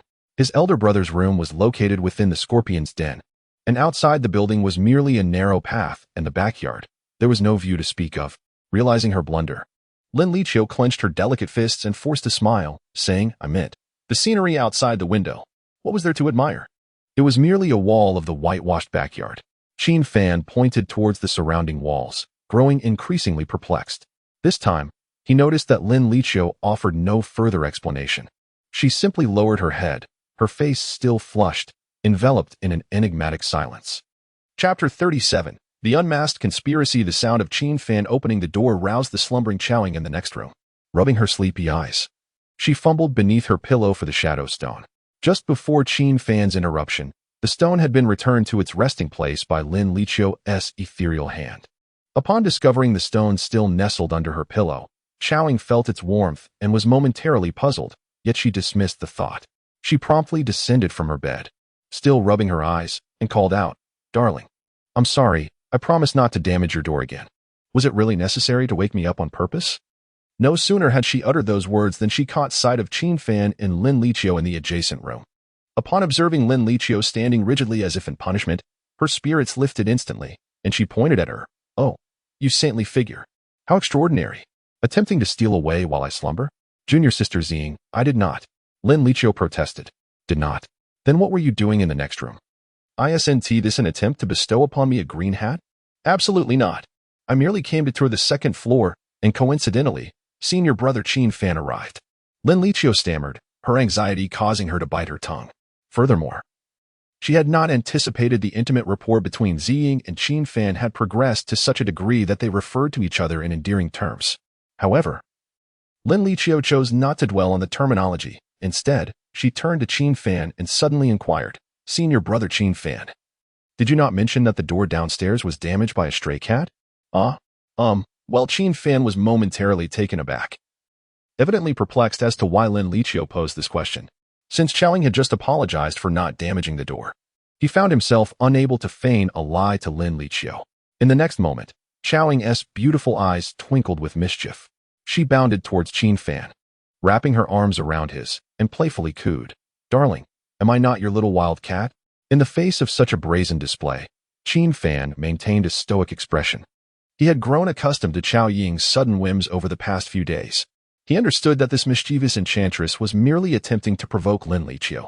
Qin Fan attempted to gently push away Qiaoying's embrace, but after a couple of futile attempts, he let out a resigned sigh and turned his attention back to Lin Liqiu. What Qin Fan was unaware of was that Lin Liqiu had succumbed to a frenzy of wild imaginings. In the next instant, her flushed cheeks were gently poked by Chowing. Saint, I have yet to commence our verbal sparring today, yet you are already blushing so fervently. Do not touch me, you vulgar woman. Oh, have you commenced the battle with 0 frames? Come, come, watch me bring you to tears, you uncouth saint. Thus, the two women, at odds, began to exchange barbs. Their voices rang clear as crystal, their insults rich in detail. The subjects of their verbal duel ranged from the mundane affairs of the Xuanzong to cultivation practices and familial environments, offering a depth of inquiry into each other's lives. Standing to the side, Qin Fan could not help but feel a twinge at the corner of his eye as he observed this scene. The sensation was peculiar. For during their exchange, Chowing articulated numerous phrases that he had grown accustomed to during his time in the Blue Star realm. For instance, the initial frame of the recent confrontation was a lesson that Chowing had gleaned from Qin Fan over the past few days. This enchantress likely did not even comprehend the meaning behind her words. She was merely mimicking the insults. During this time, Qin Fan had attempted to mediate between the two women to quell their quarrel, but his efforts proved fruitless. Meanwhile, upstairs, amidst the tension, Xiaodu returned from outside. She peered cautiously from the first floor, trying to gauge the movements of Qin Fan and Chowing, while pondering, surely, Master must be free now? Just as this thought crossed her mind, the shouts from the second floor reached her ears, prompting her curiosity to ascend the stairs for a better view. Upon witnessing Chowing and Lin Liqiu embroiled in a verbal battle over Qin Fan, Xiaodu's mechanical head momentarily malfunctioned. Fortunately, being an upgraded advanced poison puppet, she soon grasped the reason for the altercation. She shook her head and sighed softly. Master is far too flirtatious. It must be that his dalliances have been discovered by other lovers, leading to this terrifying scene. Alas. Oh, for heaven's sake, hurry downstairs and diligently practice alchemy. Upon hearing Xiaodu's sigh, Qin Fan tapped her head and instructed, go on. Xiaodu, cradling her head, responded with a reluctant humph before obediently descending. Qin Fan also planned to retreat downstairs to avoid the brewing storm. Before leaving, he cast a glance at the two women still safeguarding their family lineage within the room, letting out a helpless sigh. Whoever ends up marrying either of them will surely be subjected to endless tribulations. Days passed, and Qin Fan gradually acclimated to the presence of both the saintess and the sorceress in his daily life. Ever since Chowing had latched onto him, he had invested all his hopes for a surge in cultivation upon Su Xiaoyang. As long as no unforeseen circumstances befell Su Xiaoyang, once Qin Fan gathered the century-old toxins, he would successfully concoct the departure from the Realm Divine Talisman. At that time, utilizing this talisman would transport Qin Fan to an uninhabited expanse of 1,000 meters. All talk of saintesses and sorceresses would be far behind him. The benefits of a 10,000-fold cultivation would soon follow suit. This afternoon, while Qin Fan was indulging in dreams of the splendid life promised by the departure from the Realm Divine Talisman, a rather special guest arrived at his abode. Qin Fan, the servant disciple you recommended, Su Xiaoyang, has been living quite peacefully at the mysterious sect. However, she keeps inquiring about the century-old spider. Do you have any insights on this matter? In the room of the poisoned scorpion pavilion, the eldest senior brother, dressed in the garb of a mysterious sect disciple, sat across from Qin Fan and inquired. Luo Yuyan's appearance and demeanor starkly contrasted with Lin Liqiu and Chowing. She exuded an aura of cold elegance at first glance. She resembled a frigid woman. In some respects, Luo Yuyan seemed quite fitting for the identity of a saintess. However, Qin Fan understood that her years of experience as an examiner at the mysterious sect had instilled in her the habit of maintaining a stern demeanor. At this moment, her unexpected visit and the revelation of Su Xiaoyang's recent indiscretions left Qin Fan in a state of vexation. He longed to summon Su Xiaoyang from the void and give her a sound reprimand. He had warned her multiple times. When inquiring about century-old toxins, one must exercise caution. Utmost caution. Now, faced with Luo Yuyan's direct questioning, Qin Fan was at a loss for words. He scratched his face and sighed gently. Senior Sister Luo, is it not Su Xiaoyang's prerogative to seek out whatever cultivation material she desires? Even though they belong to different sects, Qin Fan could discern that Luo Yuyan held a higher status due to her seniority. Thus addressing her as senior sister was entirely reasonable. Upon hearing Qin Fan's words, Luo Yuyan furrowed her brow slightly and earnestly explained, while that may be the case, it is typically only when concocting exceedingly malevolent poisons that one requires materials aged for a century. She continued, Qin Fan, as a master of toxins, you should be quite aware of this principle, correct? Indeed, but I truly do not comprehend what that child intends to achieve, Qin Fan replied. Wait, I understand now. You cannot possibly be resorting to such extreme measures to send Su Xiaoyang to the Piamiao sect for the sake of the century-old spider, can you? Ah, suddenly, Qin Fan observed Luo Yuyan's voice rising in pitch. She stood up, her slender fingers pointing directly at Qin Fan. Her fierce demeanor akin to the edge of a blade. Chapter 38. They appeared undeniably feeble, with flaws apparent everywhere. However, this straightforward and crude method of exposure made Qin Fan's vision momentarily fade to black. Even if Conan were to arrive, he would at least take some time to analyze the situation, wouldn't he? Luo Yuyan approached without even sipping a cup of tea, and with mere words. She unraveled Qin Fan's scheme. What kind of fantastical girl detective is this? Qin Fan discreetly cast a glance at the door, feeling a sense of relief wash over him. Thankfully, Qiaoying and Lin Liqiu had gone shopping. Their outing was not a result of a close friendship, but rather a competition to see who could procure items that would please Qin Fan more. For instance, upon acquiring quality ingredients, they would engage in a culinary showdown that evening, with Qin Fan as the sole designated judge. It is worth mentioning that Lin Liqiu's dishes were exceedingly delicious, while Chao Ying's creations were akin to dark cuisine, with a single bite capable of inducing a near-death experience. Had they been present and witnessed Qin Fan being so fiercely confronted by Luo Yuyan, a tumultuous clash among the women would have been inevitable. Qin Fan fixed his gaze on Luo Yuyan, contemplating the possibility of resistance. He could easily feign ignorance and shift the blame entirely onto Su Xiaoyang. Alternatively, he could summon Xiaodu and forcibly escort Luo Yuyan out. However, when Qin Fan's eyes subtly shifted to meet Luo Yuyan's gaze, which was suddenly illuminated by a smile, confusion enveloped him. In the next moment, he observed Luo Yuyan settling back into her chair, gently smoothing the hem of her skirt. She looked at Qin Fan with a warm expression and said, Qin Fan, you need not feign such astonishment. I understand. You are doing this to alter Su Xiaoyang's appearance, aren't you? Qin Fan, taken aback, tilted his head in disbelief. What? I just mentioned that a toxin like the century-old spider can only serve as material for refining poison. Luo Yuyan pursed her lips slightly and softly explained, there exists a toxin known as poisonous beauty pill, and the century-old spider happens to be one of the essential ingredients. Its effect is to combat poison with poison, thereby healing those whose appearance has been marred by toxins. Upon hearing her words, 1,000 question marks erupted in Qin Fan's mind. I am a poison master, and so are you? What is this poisonous beauty pill? I have never heard of it. In the next moment, Luo Yuyan stifled a laugh behind her hand. Qin Fan, the poisonous beauty pill is a unique concoction developed by the Miao Liao sect. I did not expect you to have knowledge of it. Sister Luo, on what basis are you so certain? It's quite simple. I have inquired about Su Xiaoyang's appearance. Her face has been affected by a particularly malevolent toxin spell, which is why she appears so much more unsightly than the average person. Ah, I see. Qin Fan chuckled awkwardly. He had sacrificed nearly 1,000 feminine poison spell talismans in his efforts to transform Su Liang into Su Xiaoyang. If Su Xiaoyang were not unattractive, that would defy all logic. Yet, he never anticipated that Lin Liqiu would discover Qin Fan's intentions regarding the century-old spider, resulting in an unexpected deviation. Who on earth intends for Su Xiaoyang to become beautiful? Turning Su Xiaoyang into a little lowly and then rendering her grotesque was the punishment she rightly deserved.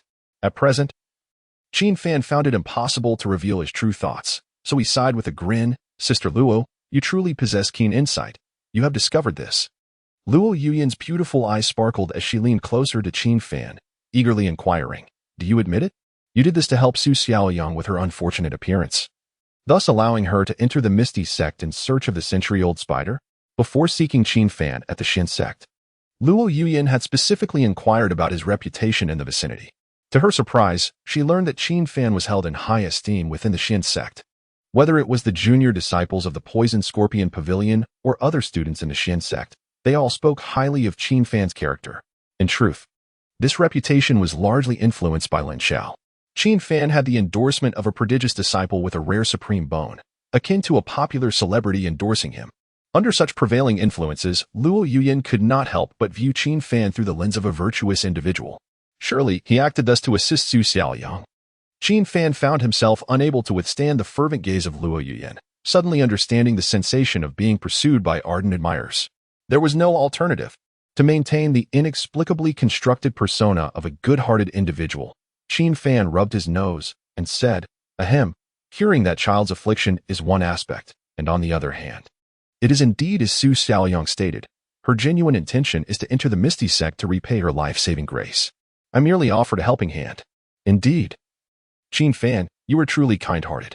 Upon hearing Qin Fan's admission, Luo Yuyan exhaled in relief. She clasped her hands together and suddenly declared to Qin Fan with unwavering conviction. Rest assured, I will handle the matter of the century-old spider. I will cure Su Xiaoyang's affliction. Qin Fan was taken aback and hastily asked, Could you first hand over the century-old spider to me? What do you need it for? You have merely heard about the poison refining beauty pill from the Misty sect. You do not know how to concoct this poisonous elixir. Or are you suggesting that? Before he could finish, Luo Yuyan's charming face suddenly turned frosty. Her gaze fixed intently on Qin Fan as she enunciated each word. Have you secretly learned the method for crafting the poison refining beauty pill? Qin Fan, let me clarify. If a non-native disciple of the Misty sect were to steal such secrets, the consequences would be dire, as the entire Misty sect would pursue you relentlessly. Faced with Luo Yuyan's piercing, icy stare, Qin Fan felt a sudden chill. After all the effort to procure the century-old spider, was he now to use it to enhance Su Xiaoyang's appearance? Considering Su Xiaoyang's former identity as a scoundrel, should she transform into a beautiful young girl, she would undoubtedly attract a considerable number of suitors. Qin Fan was indifferent to Su Xiaoyang's beauty. He merely desired the century-old spider. Clang. In the next moment, the iron door of the room was abruptly kicked open. Ever since Xiaoying moved in, she had consistently resorted to kicking down the door just to catch a glimpse of Qin Fan. Thus, he had replaced all the doors in the room with sturdy iron ones. Once inside, Xiaoying, suppressing the slight pain in her small feet, darted to Qin Fan's side. She protectively positioned herself in front of him, directing her ire at the comparatively disadvantaged Luo Yuyan, and exclaimed, Who is this woman, trying to seduce my husband in my absence? Upon hearing such fierce words, Qin Fan opened his mouth. Feeling numb, he closed it again, resigning himself to silence. Shortly thereafter, another familiar figure, a girl adorned in platinum, appeared as a fleeting shadow beside him. Lin Liqiu steadied herself and, drawing her sword, gazed intently at him, exclaiming, Qin Fan, are you unharmed? Has an assassin from the demonic sect attempted to harm you? Yet, Qin Fan chose to remain silent. Lin Liqiu stood to his left, while Xiaoying occupied his right. The saint and the witch resembled guardian deities, their arms laden with baskets filled with fruits and vegetables. Among them, a small watermelon inadvertently rolled to the ground. Observing the shattered fruit, Qin Fan lamented its fate and picked up a relatively clean piece, munching on it while watching the unfolding drama. On the opposing side, Luo Yuyan sat in her chair, her expression one of perplexity. She was at the initial stage of the Golden Core realm.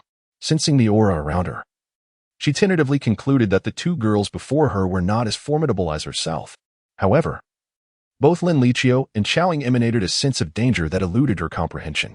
Lin Liqiu had yet to officially ascend as a saint, and thus had not fully grasped the celestial pathways, her realm lingering at the late stage of foundation establishment.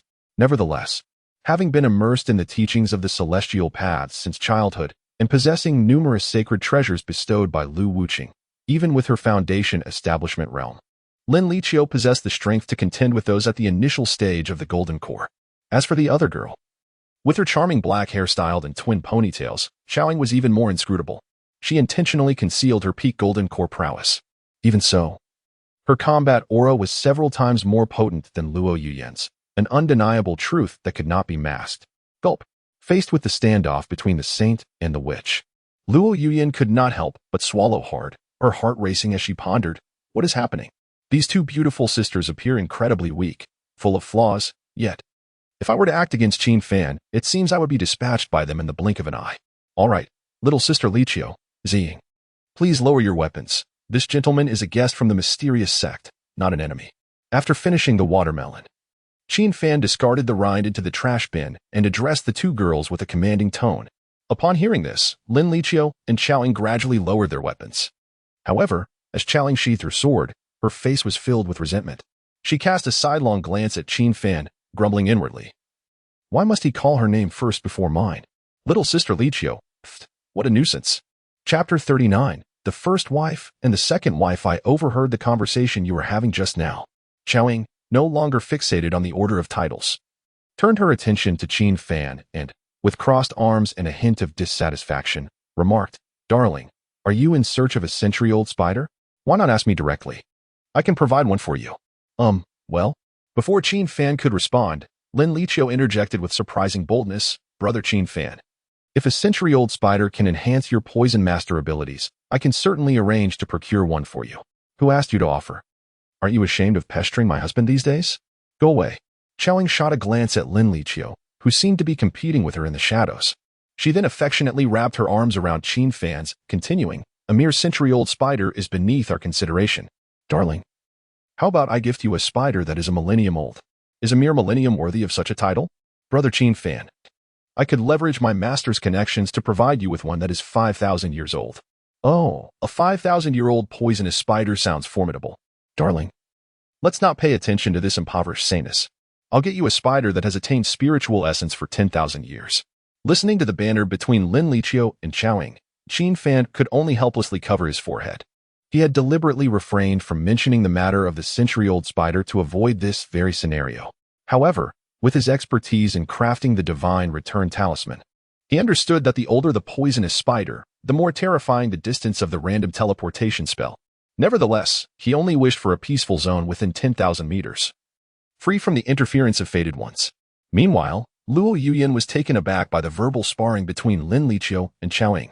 With wide eyes, she gazed in astonishment at the two women who were escalating their competitive banter, internally marveling, a millennium? A 10,000-year-old poison casually given away? What on earth are these two sisters' backgrounds? How could they possess such audacity?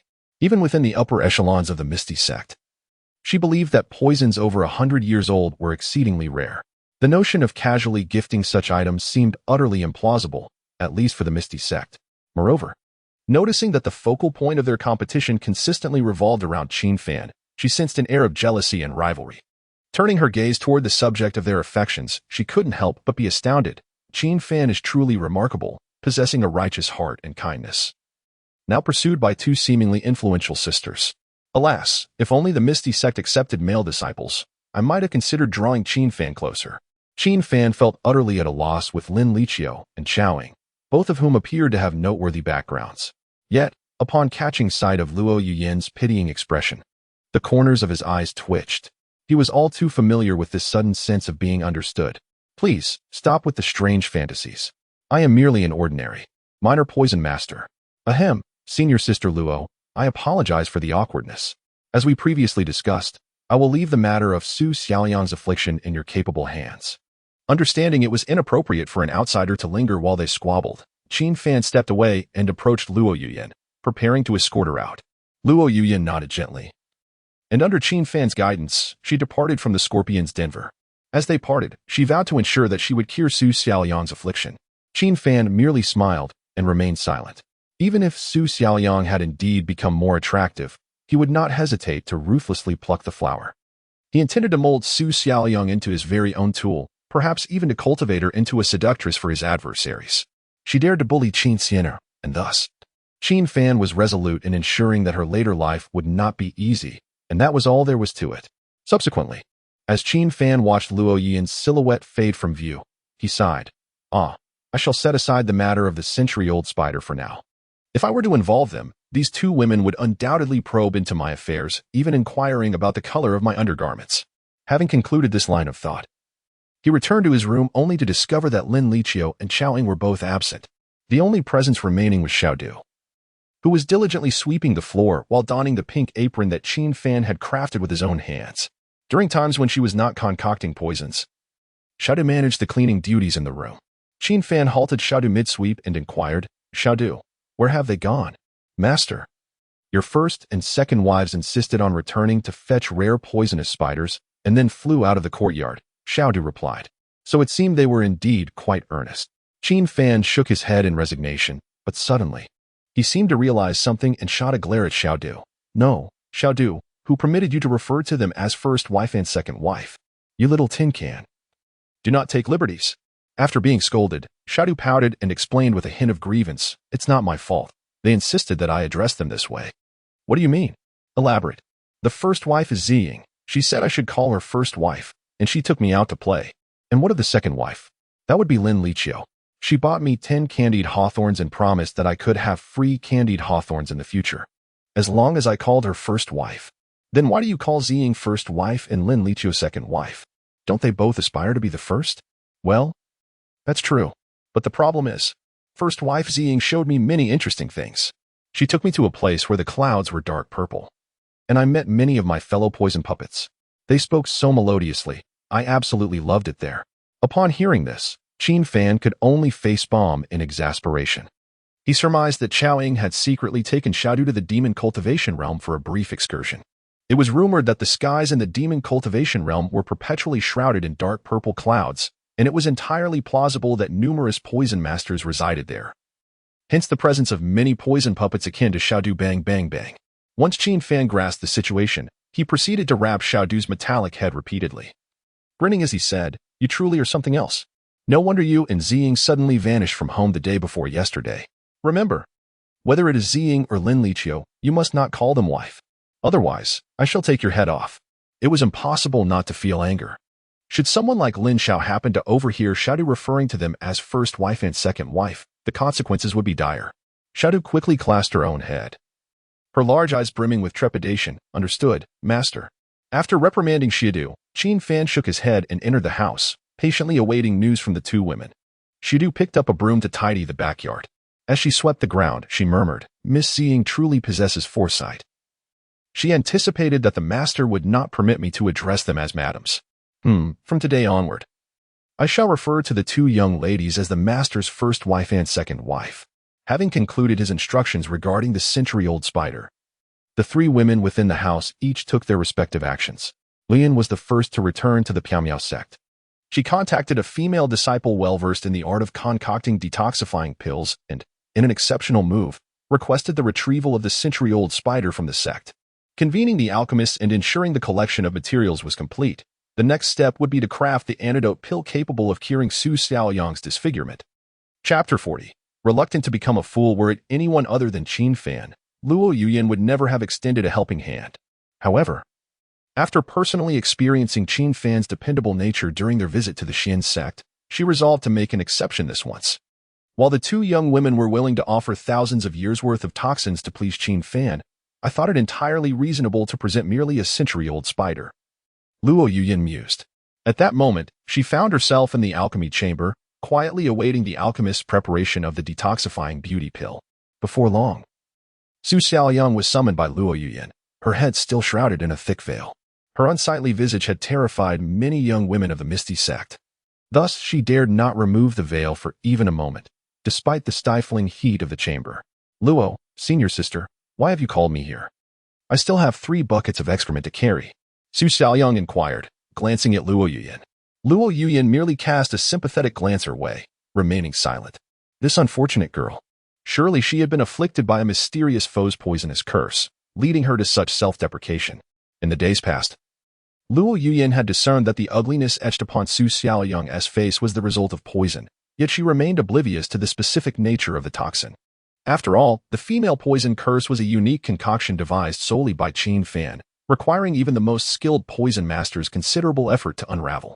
It was precisely due to this unknown toxin that Luo Yuyan began to ponder Su Xiaoyang's temperament. She speculated that Su Xiaoyang's earlier lewdness and current submissiveness were both influenced by this enigmatic poison. One could hardly fathom how a vibrant young woman would willingly toil in menial labor day after day. Su Xiaoyang performed the most arduous and unclean tasks within the Misty sect, often toiling through the night to carry excrement. Having witnessed Qin Fan's kindness, Luo Yuyan resolved to learn from him, and at the very least assist Su Xiaoyang in restoring her appearance and mindset. "Xiaoyang, from this day forth, you need not engage in menial labor any longer. Take some time to rest," Luo Yuyan gently conveyed. Upon hearing the word rest, Su Xiaoyang's eyes widened in disbelief. "Heavens! Surely this does not mean you intend to send me away? Having barely escaped the clutches of that devil Qin Fan, I truly do not wish to return." With a thud, Su Xiaoyang expertly knelt on both knees, her voice resolute. "Senior sister Luo, I do not require rest. If I were to rest, there would be no one to carry the excrement for the entire Misty sect. Though my strength is lacking, I still wish to contribute to the sect." As she spoke, tears streamed down her cheeks uncontrollably. The memories of her harrowing existence under Qin Fan's rule flooded her mind, and she could not stem the tide of her sorrow. This heartfelt display of emotion even moved the alchemist's female disciples, who were diligently absorbed in their work nearby. Seeing this, Luo Yuyan's heart ached even more. What household would delight in carrying excrement? This sister was indeed under the influence of an unknown toxin. Before Su Xiaoliang's arrival, the Misty Sect's excrement had been managed by work puppets. Even if she were to cease her efforts, the processes of transporting fertilizers would continue to function as usual. With a sense of finality, Luo Yuyan ceased to keep her audience in suspense. She pointed her delicate finger towards the alchemist and the cauldron ahead, her crimson lips parting as she spoke. Xiaoliang, shortly, a toxic elixir capable of curing your unsightly affliction will be concocted. Simply take it, and you shall transform into a girl of normal beauty. Ah, what does that mean? In truth, I understand that the grotesqueness of your visage is caused by toxins. Fortunately, our sect possesses a beauty elixir that can counteract the poison and restore your appearance. Is that true? Thank you, senior sister Luo. Upon hearing this, Su Xiaoliang was immediately overcome with joy. No one wishes to appear unattractive, not even Su Xiaoliang, who had been transformed into a different gender by Qin Fan.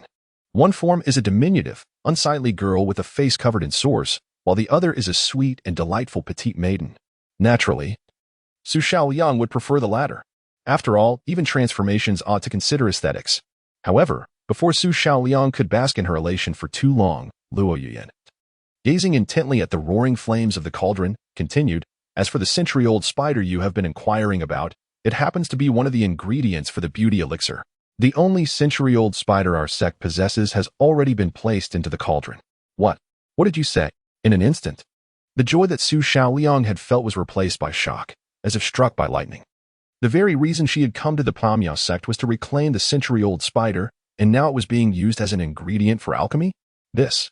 If Qin Fan were to learn of this, he would undoubtedly be furious. Noticing the panic in Su Xiaoliang's eyes, Luo Yuyan mistakenly assumed that she was concerned about repaying the cost of the elixir. With a gentle smile, she reassured her, "You need not worry. This elixir was promised to you by Qin Fan himself, and the cost is entirely waived." Qin Fan, the Qin Fan you speak of? Indeed. It was his promise. Then, can I refuse to take it? Su Xiaoliang's voice trembled. She could not fathom why Qin Fan, who had urged her to retrieve the century-old spider, would allow it to be used as an ingredient for her. There must be some underlying issue. Qin Fan, how could you be so cruel? You are a beast, a demon. In a state of terror, Su Xiaoliang began to retreat quietly. Seizing the opportunity while Luo Yuyan was distracted, she turned and fled wildly, exclaiming, "Heavens! Oh no! I refuse to take this elixir. I want to remain as I am." Upon hearing the commotion, Luo Yuyan merely regarded Su Xiaoliang's retreating figure with increased compassion. Clenching her fists, she sighed softly, "Poor child. Her mind has been so affected by the toxins. Qin Fan, your good intentions must be exhausting. Allow me to handle this for you today." With that, she elegantly gestured with her finger. Suddenly, the spiritual energy of a golden core expert surged forth like a tidal wave, blocking Su Xiaoliang's escape route. Unable to break free, Su Xiaoliang turned around, her face a mask of despair as she gazed at the slowly advancing Luo Yuyan. Luo Yuyan approached her gracefully, a look of tender affection gracing her features. "Xiaoliang, do not be afraid. Simply regard me as a kind-hearted person like Qin Fan. I will assist you in restoring your beauty." Chapter 41 Greetings. I implore you, Zisha, to perish. Senior Sister Luo, the detoxifying pill has been successfully refined. Please catch. At that moment, the voice of the alchemist resonated from behind. A lustrous pill, imbued with a deep black hue laced with crimson, gracefully arced through the air. Without glancing back, Luo Yuyan extended her palm, effortlessly receiving the detoxifying pill. Subsequently, she held the pill before Su Xiaoliang, advancing it steadily towards her lips. "Xiaoliang, open your mouth. Once you ingest this toxic pill, the poison shall counteract the poison. Your grotesque appearance and deranged spirit will be cured." I refuse to consume it." Su Xiaoliang resisted with all her might, yet her body had been firmly ensnared by Luo Yuyan's spiritual energy. The mask concealing her mouth was torn asunder by the invisible force. In an instant, her lips were pried open, and the detoxifying pill inched closer to her tongue. The process of being force-fed by Luo Yuyan left Su Xiaoliang in a state of numbness. What nonsensical drivel about the mysterious sect's female disciples. In the end, she was merely colluding with Qin Fan. From Su Xiaoliang's perspective, Luo Yuyan's demeanor was indistinguishable from the deranged Qin Fan. Indeed, a friend of a lunatic can only be a lunatic. During her time at the mysterious sect, Su Xiaoliang had developed a semblance of respect for the principled Luo Yuyan. She had even fantasized about leading a modest life at the sect, diligently learning from Luo Yuyan's virtuous conduct. But now, Luo Yuyin had deceived her into this predicament to consume a toxic pill for Qin Fan. Certainly, she must have been aware of Qin Fan's sinister plot to transform her into a plush toy. The two lunatics had conspired together, setting a trap. Su Xiaoyang swore. Even if she were to become a plush toy for the remainder of her days, she would seize an opportunity to take revenge on Qin Fan. Absolutely. As the detoxifying pill slipped down her throat, Su Xiaoyang's heart surged with fervor. Immediately, her face erupted with a multitude of dark impurities. Her visage underwent a cataclysmic transformation under the watchful gazes of Luo Yuyin and the female alchemist within the chamber. At that very moment, Qiaoying swiftly returned to the realm of the demon cultivators. The demon cultivators had discrete teleportation arrays scattered across the continent, allowing Qiaoying to reach distant strongholds in mere moments. In the demon realm, the atmosphere was shrouded in a dismal gloom. The sky was perpetually cloaked in murky black and purple clouds, rendering the surroundings lifeless. Upon her return, Qiaoying navigated with ease to a dungeon. "Welcome home, Lady Sorceress." Upon entering the dungeon, the towering demon cultivator on guard bowed respectfully to Qiaoying. She paid no heed to him and proceeded directly to the innermost cell. As she walked, the prisoners lining the dungeon walls cried out in anguish, "Lady Sorceress, I was wrong. I beg you, release me. I shall never dare to betray the demon realm again. Qiaoying, hurry and send someone to kill me. I can no longer endure this. I apologize. I should not have brought righteous sect members to attack you. I implore you, grant me a swift end." None of the prisoners within the dungeon were physically unscathed. They are either maimed, missing limbs, or have lost an eye or an ear.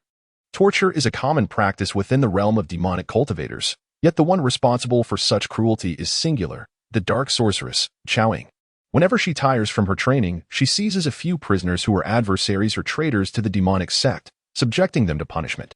The unending pleas for mercy from these enemies fill her with a sense of accomplishment. However, at this moment, as she gazes at the wretched captives, her heart feels utterly indifferent. Could it be that spending time with Qin Fan has altered my disposition?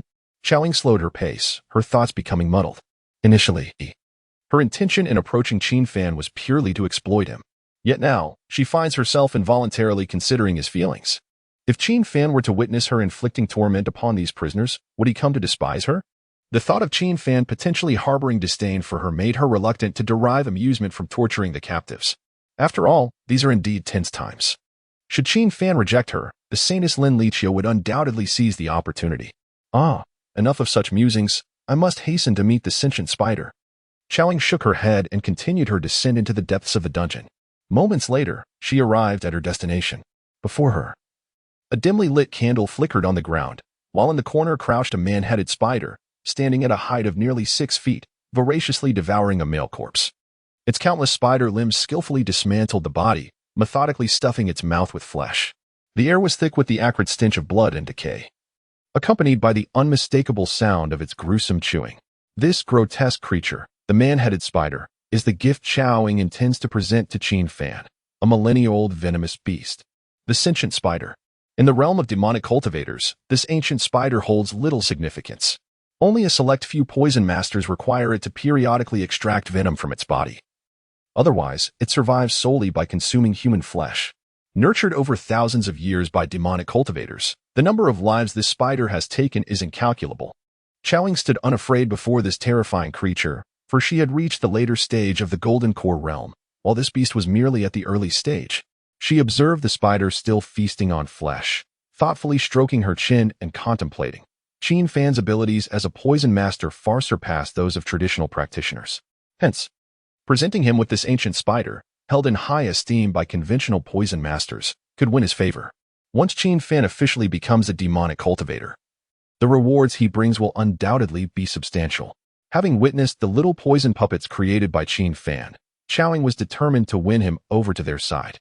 How could she entice her beloved back to her family without demonstrating genuine affection? Bang, bang, bang. In the next moment, Qiaoying kicked the blood-stained iron bars. Then, she addressed the gluttonous spider within. Stop eating. Quickly, take your own life. I wish to gift you to someone. Having survived for millennia, the venomous spider had long since evolved to possess intelligence, as evidenced by its human-like head. Thus, it was capable of comprehending Qiaoying's words. However, the spider mulled over her request repeatedly, finding it increasingly strange. What does it mean to say I should take my own life? The words are all comprehensible. Yet when strung together, they become utterly bewildering. Given that the speaker is a renowned sorceress in the realm of demonic cultivation and the sole daughter of the clan leader. The ancient spider, exercising remarkable patience, inquired, "Esteemed sorceress, I beg your pardon, but I did not quite catch your previous statement. Would you kindly reiterate? Are you deaf? I commanded you to end your life. Hurry up." "What? What do you mean by that? If you continue to dawdle, I shall personally intervene." Upon fully grasping the ferocious words of Chowing, the ancient spider was rendered speechless. In her recollection, Chowing, as a sorceress, was merely somewhat haughty. Her manner of speaking had never reached such outrageous extremes. After just a few days apart, has she perhaps learned such misbehavior from someone? To meet and demand that the illustrious ancient poisoner take her own life. This is hardly the language of a rational being. Chapter 42. A Severed Head. A Betrayal from the Witch. My lady witch, I have lived as a refined creature in the realm of demonic cultivation for 10 millennia. Surely, you would not wish for my demise at the outset? The ancient spider, its patience fraying, glared at the face beyond the bars. By virtue of its age, it considered itself superior to over 90% of the cultivators in the demon realm. Indeed, it had witnessed the passage of time through 10 witches, including the transformation of the young girl Chao Ying into the formidable witch of today. Addressing her as Lady Witch was merely a compliance with the conventions of their world. Yet, the ancient spider's discontent was of no concern to Chao Ying. With an expression devoid of emotion, she retrieved the key to the dungeon and swiftly unlocked the door. As she stepped inside, rolling up her sleeves, she declared, "To me, you are merely a pet nurtured within the demon realm, albeit one with a lifespan exceeding that of ordinary pets. Longevity does not equate to elevated status. If I, as the witch, desire your life, you shall submit." With those final words, Chowing drew a long blade from her spatial ring and mercilessly swung it toward the ancient spider. The strike bore the terrifying might of a formidable cultivator at the late Golden Course stage. As the blade descended, a strange blackish-purple smoke ignited at its edge, distorting the very air within the cell. "And no, my lady witch, are you truly serious?" The ancient spider exclaimed in disbelief. It hastily raised two of its arachnid limbs in defense, but alas, under the weight of the oppressive realm, it could not withstand Chao Ying's formidable assault. With a resounding crack, the two limbs were severed, and a torrent of blood, a grotesque mix of crimson and deep green, erupted like a fountain, splattering against the walls with a hissing sound of corrosion. Having been nurtured over many years, the ancient spider's body was saturated with toxins. Its blood a sought-after substance for poison masters in the demon realm. Countless cultivators had lined up to extol the ancient spider's greatness for the sake of its venomous blood. Over time, it had come to believe itself an indispensable part of the demon realm. Yet now, its revered limbs had been effortlessly severed, enduring the agony of its dismemberment. The spider's features twisted in anguish. What have I done? Why engage in such folly? At that moment, Chowing, who had just severed the ancient spider's limbs, suddenly expressed her regret with a sigh. Anticipating the eruption of the spider's toxic blood, she had preemptively unleashed a barrier of spiritual energy, shielding herself from the filth. As she muttered incessantly to herself, her slender legs stomped restlessly on the ground. Witnessing this, the ancient spider's terror transformed into clarity. "Ah, my lady, you have finally recognized your misstep. I am the cherished pet of the demon realm's ancient poison. This time I shall overlook the loss of my limbs. But mark my words, there will be no next time." Just when the ancient spider thought that Chao Ying was lamenting its injury, she suddenly exclaimed, "What if Qin Fan does not want the severed limbs of the ancient spider? Oh, I've already severed them. I might as well behead it directly. That would be a quicker demise." With that, Chowing raised the gleaming, chilling long knife once more. The ancient spider, having just relaxed, was immediately alarmed.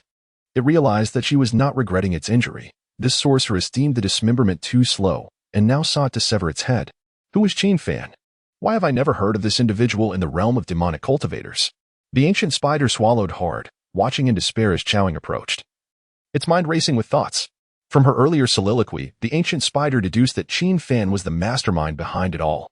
However, the problem was that it had never encountered this name in the realm of demonic cultivators. Even after sifting through a millennium of memories, the ancient spider could not recognize Qin Fan. So who on earth is this Qin Fan? What grants him the power to command the typically headstrong sorceress to such obedience? What should I do? What should I do?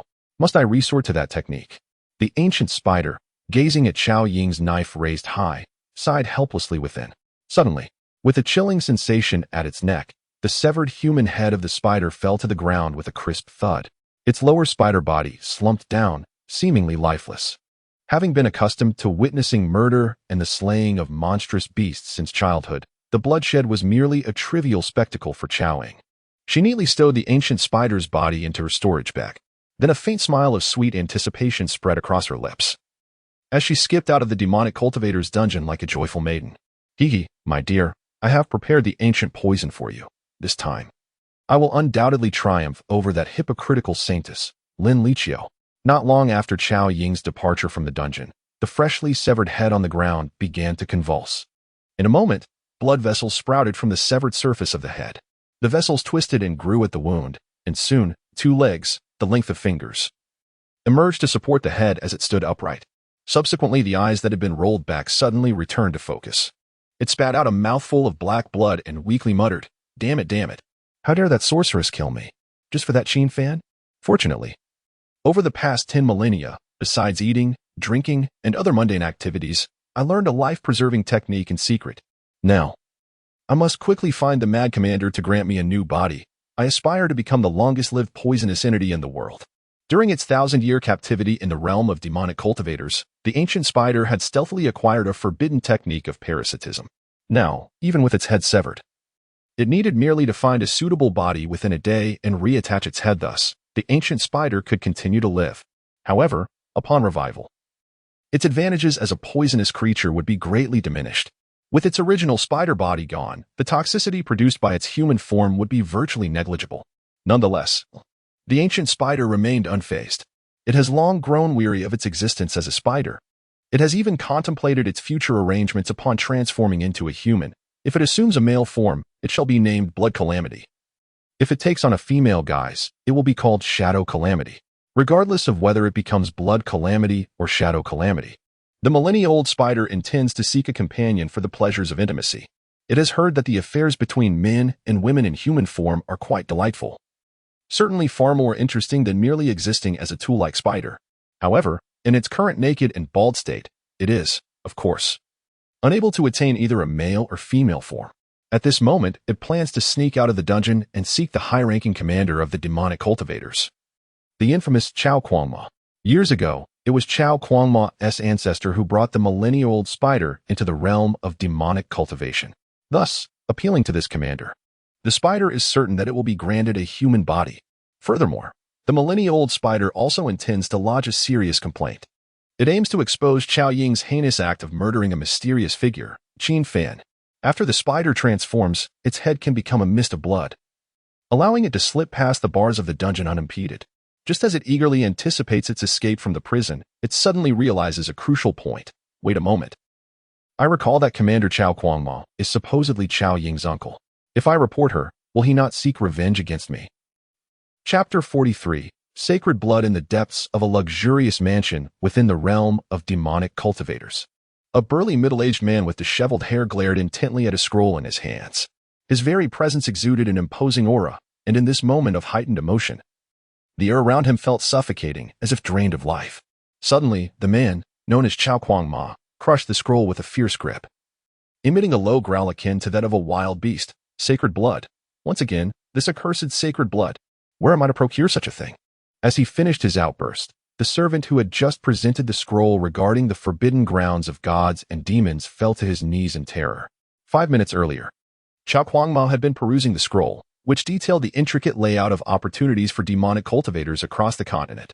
The outermost opportunities had already been seized by Chao Kuangma and his kin, claiming 80% of the territory. Among these, the richest resource, the forbidden grounds of gods and demons, lay in a cavern 500 meters south of the Xuanzong sect. Chao Kuangma had long coveted the opportunities adjacent to the Xuanzong. However, accessing the place hinged upon one critical prerequisite. The sacred blood must be poured into the cavern to dispel the noxious aura within. Sacred blood refers to that of the current Holy Son and Holy Daughter, or those who have been imbued with the essence of the heavenly path. The quasi-Holy Son and Holy Daughter. Since the cataclysmic battle a century ago between the demonic cultivators and the righteous sects, the latter had gone to great lengths to conceal their holy sons and daughters. Not only was sacred blood elusive, but even a mere strand of hair from a saint was beyond his reach. Chao Kuangma seethed with frustration. This was the final hurdle. If he could bestow the opportunities adjacent to the Xuanzong upon the enchanting Xiaoying, she would undoubtedly become the most formidable sorceress in millennia. His red eyes glimmered with desperation, casting an intimidating shadow over the quaking servant at his feet, who trembled with fear. At that moment, a voice from the doorway announced, "Commander, a severed head claiming to be the 10,000-year spider seeks an audience with you." The 10,000-year spider? A severed head? Chao Kuangma furrowed his brow in confusion. Pondering the situation before responding, let it enter. Yes. Soon after, the head of the 10,000-year spider scuttled into the room. Chao Kuangmo gazed down at the bowing head. Feeling an odd discomfort, he had heard of the 10,000-year spider. It was a familial pet passed down through generations. As for the technique of decapitation, that was a skill imparted by a well-meaning elder long ago. Chao Kuangmo was perplexed as to why this spider's head sought him. His thoughts still preoccupied with the matter of the sacred blood. With a deep, impatient tone, he inquired, "What brings you before me?" "Commander, I am the 10,000-year spider. And the reason I now possess only a head is that I was just decapitated by a sorceress." Upon hearing this, Chao Kuangma raised an eyebrow in surprise, retorting, "Why would she sever your head?" "I do not know. I was minding my own business in the dungeon when she burst in, babbling about wanting to gift me to Qin Fan." "Who is Qin Fan?" "I have no idea." As the exchange continued, Chao Kuangma grew increasingly bewildered. Indeed, he had not seen Xiaoying in the realm of demonic cultivators for several days. He had merely heard that his treasured niece had recently been recruiting soldiers for the demonic cultivation world, successfully enticing numerous prodigious disciples from the righteous sections. If Xiaoying had slain the ancient spider of their family for that Qin Fan, Chao Kuangma could not help but feel a tinge of astonishment. The ancient spider, being a creature of innate poison, possessed feeble combat prowess. However, its venomous output could provide valuable materials for the poison masters within the demonic cultivation realm. Chao Kuangma understood Xiaoying well. He knew that while his niece appeared audacious and reckless, she was intimately familiar with the intricacies of the demonic cultivation world. Thus, Xiaoying's decisive act of exterminating the ancient spider indicated that Qin Fan was undoubtedly a reliable figure to be courted. "Lord Commander, might you grant me a human body? My decapitation technique can only last for a day, and if I fail to find a host within that time, I shall perish." The sudden plea of the spider-headed figure interrupted Chao Kuangma's contemplation. Rising from his seat, Chao Kuangma descended the platform with deliberation. He crouched beside the spider-headed creature, gently caressing its head while uttering, "Fear not, for you are a cherished pet of the demonic cultivation realm. As your esteemed commander, I shall ensure your well-being." "Thank you, Lord Commander," the spider-headed figure exclaimed, overwhelmed with gratitude. To its astonishment, there was indeed compassion within the demonic cultivation world. Initially incensed by Xiaoying's actions, it now found all resentment dissipated by Chao Kuangma's pledge. However, it soon sensed an unsettling tightness in its scalp, originating from Chao Kuangma's fingers. What began as a gentle caress abruptly transformed into a vice-like grip. The sudden increase in force filled the spider-headed creature with terror, prompting it to plead, "Lord Commander, please, release my head. It hurts terribly. Ah, it's unbearable." With a resounding crack, the spider-headed figure's cranium burst open like a ripe watermelon. Chao Kuangma stood impassively, shaking off the sanguine residue from his hands, and remarked nonchalantly, "Just an aged pet. Does it truly warrant my assistance?" On one hand, the execution of the spider-headed figure stemmed from Chao Kuangma's disdain for it. On the other hand, only by slaying the creature could he employ the corpse search technique. In the next moment, Chao Kuangma formed a hand seal. A wisp of ghostly black fire erupted from his fingertips, racing toward the remnants of the shattered head. Once the head had been reduced to ashes, Chao Kuangma's consciousness locked onto the body of the ancient spider. The corpse search technique was a commonly utilized spell in the demonic cultivation realm. Practitioners could pinpoint the location of the remaining body parts by incinerating a portion of the corpse. As Chao Kuangma calmed himself to sense where Xiaoying had taken the remains of the ancient spider, his eyes widened in shock. "Littling, how did you infiltrate the Xian sect? Could it be that Qin Fan is a disciple of the Xian sect?" Chao Kuangma murmured in astonishment. In truth, he harbored little concern for Xiaoying's infiltration. As a demonic maiden, she possessed numerous protective artifacts scavenged from the demonic cultivation realm. For instance, the concealed garment, imperceptible even to those in the transformation stage, allowed Xiaoying to traverse the righteous sects with ease. However, Chao Kuangma, intrigued by the lengths to which Xiaoying had gone to win the favor of a disciple named Qin Fan within the Xian sect, felt a surge of curiosity. Who was this Qin Fan that could inspire such earnestness from his little Ying? No, I must uncover the truth. With a grand gesture, Xiao Kuangma disguised himself as an unremarkable middle-aged man. Squinting, he sighed. It just so happens that there is a saintess in the Qin sect. Although the chances of encountering her are exceedingly slim, nonetheless, it would not hurt to take a look. With that, he resolutely stepped out of his residence. Likewise, he concealed his formidable cultivation, which surpassed the golden core stage by a significant margin and was at the late stage of the nascent soul realm. At the Qin sect, within the poison scorpion pavilion in the master brother's quarters, Qin Fan and the two young women were becoming somewhat bored, leading him to recline on the bed for a brief rest. However, just as he was about to doze off, he suddenly sensed a soft, fragrant presence beside him. Having previously experienced an ambiguous incident involving a certain enchantress, Qin Fan was now exceedingly vigilant and promptly opened his eyes. In his line of sight, he beheld Lin Liqiu sitting beside his bed, her expression revealing a hint of concern. Chapter 44. Invincible in the Realm of Transformation, the Intangible Armor of Rebound. Lin Liqiu cradled a pitch-black box in her hands. Inside lay a venomous spider, precisely 1,000 years old. This remarkable creature was procured through the connections of her esteemed master, obtained from a senior elder within the Qin sect.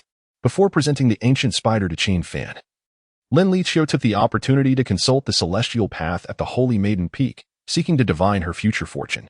For tomorrow marked the day of her official ascendancy as the Holy Maiden. After gifting the 1,000-year spider to Qin Fan, she intended to request him to serve as her witness. The witness for the Holy Maiden's ascension could only be one individual.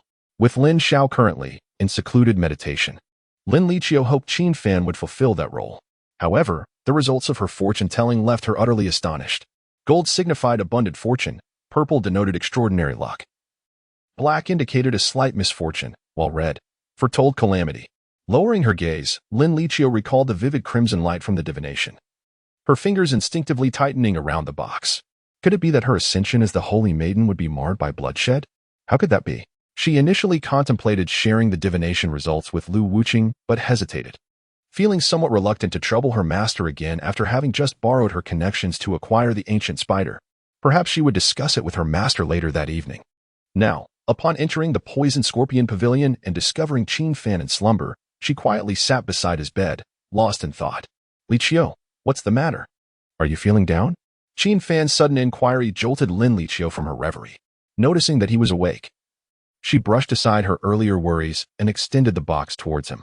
Qin Fan, you're awake. This is the 1,000-year spider I collected. Please accept it. You truly are remarkable. Qin Fan remarked, a twitch at the corner of his eye.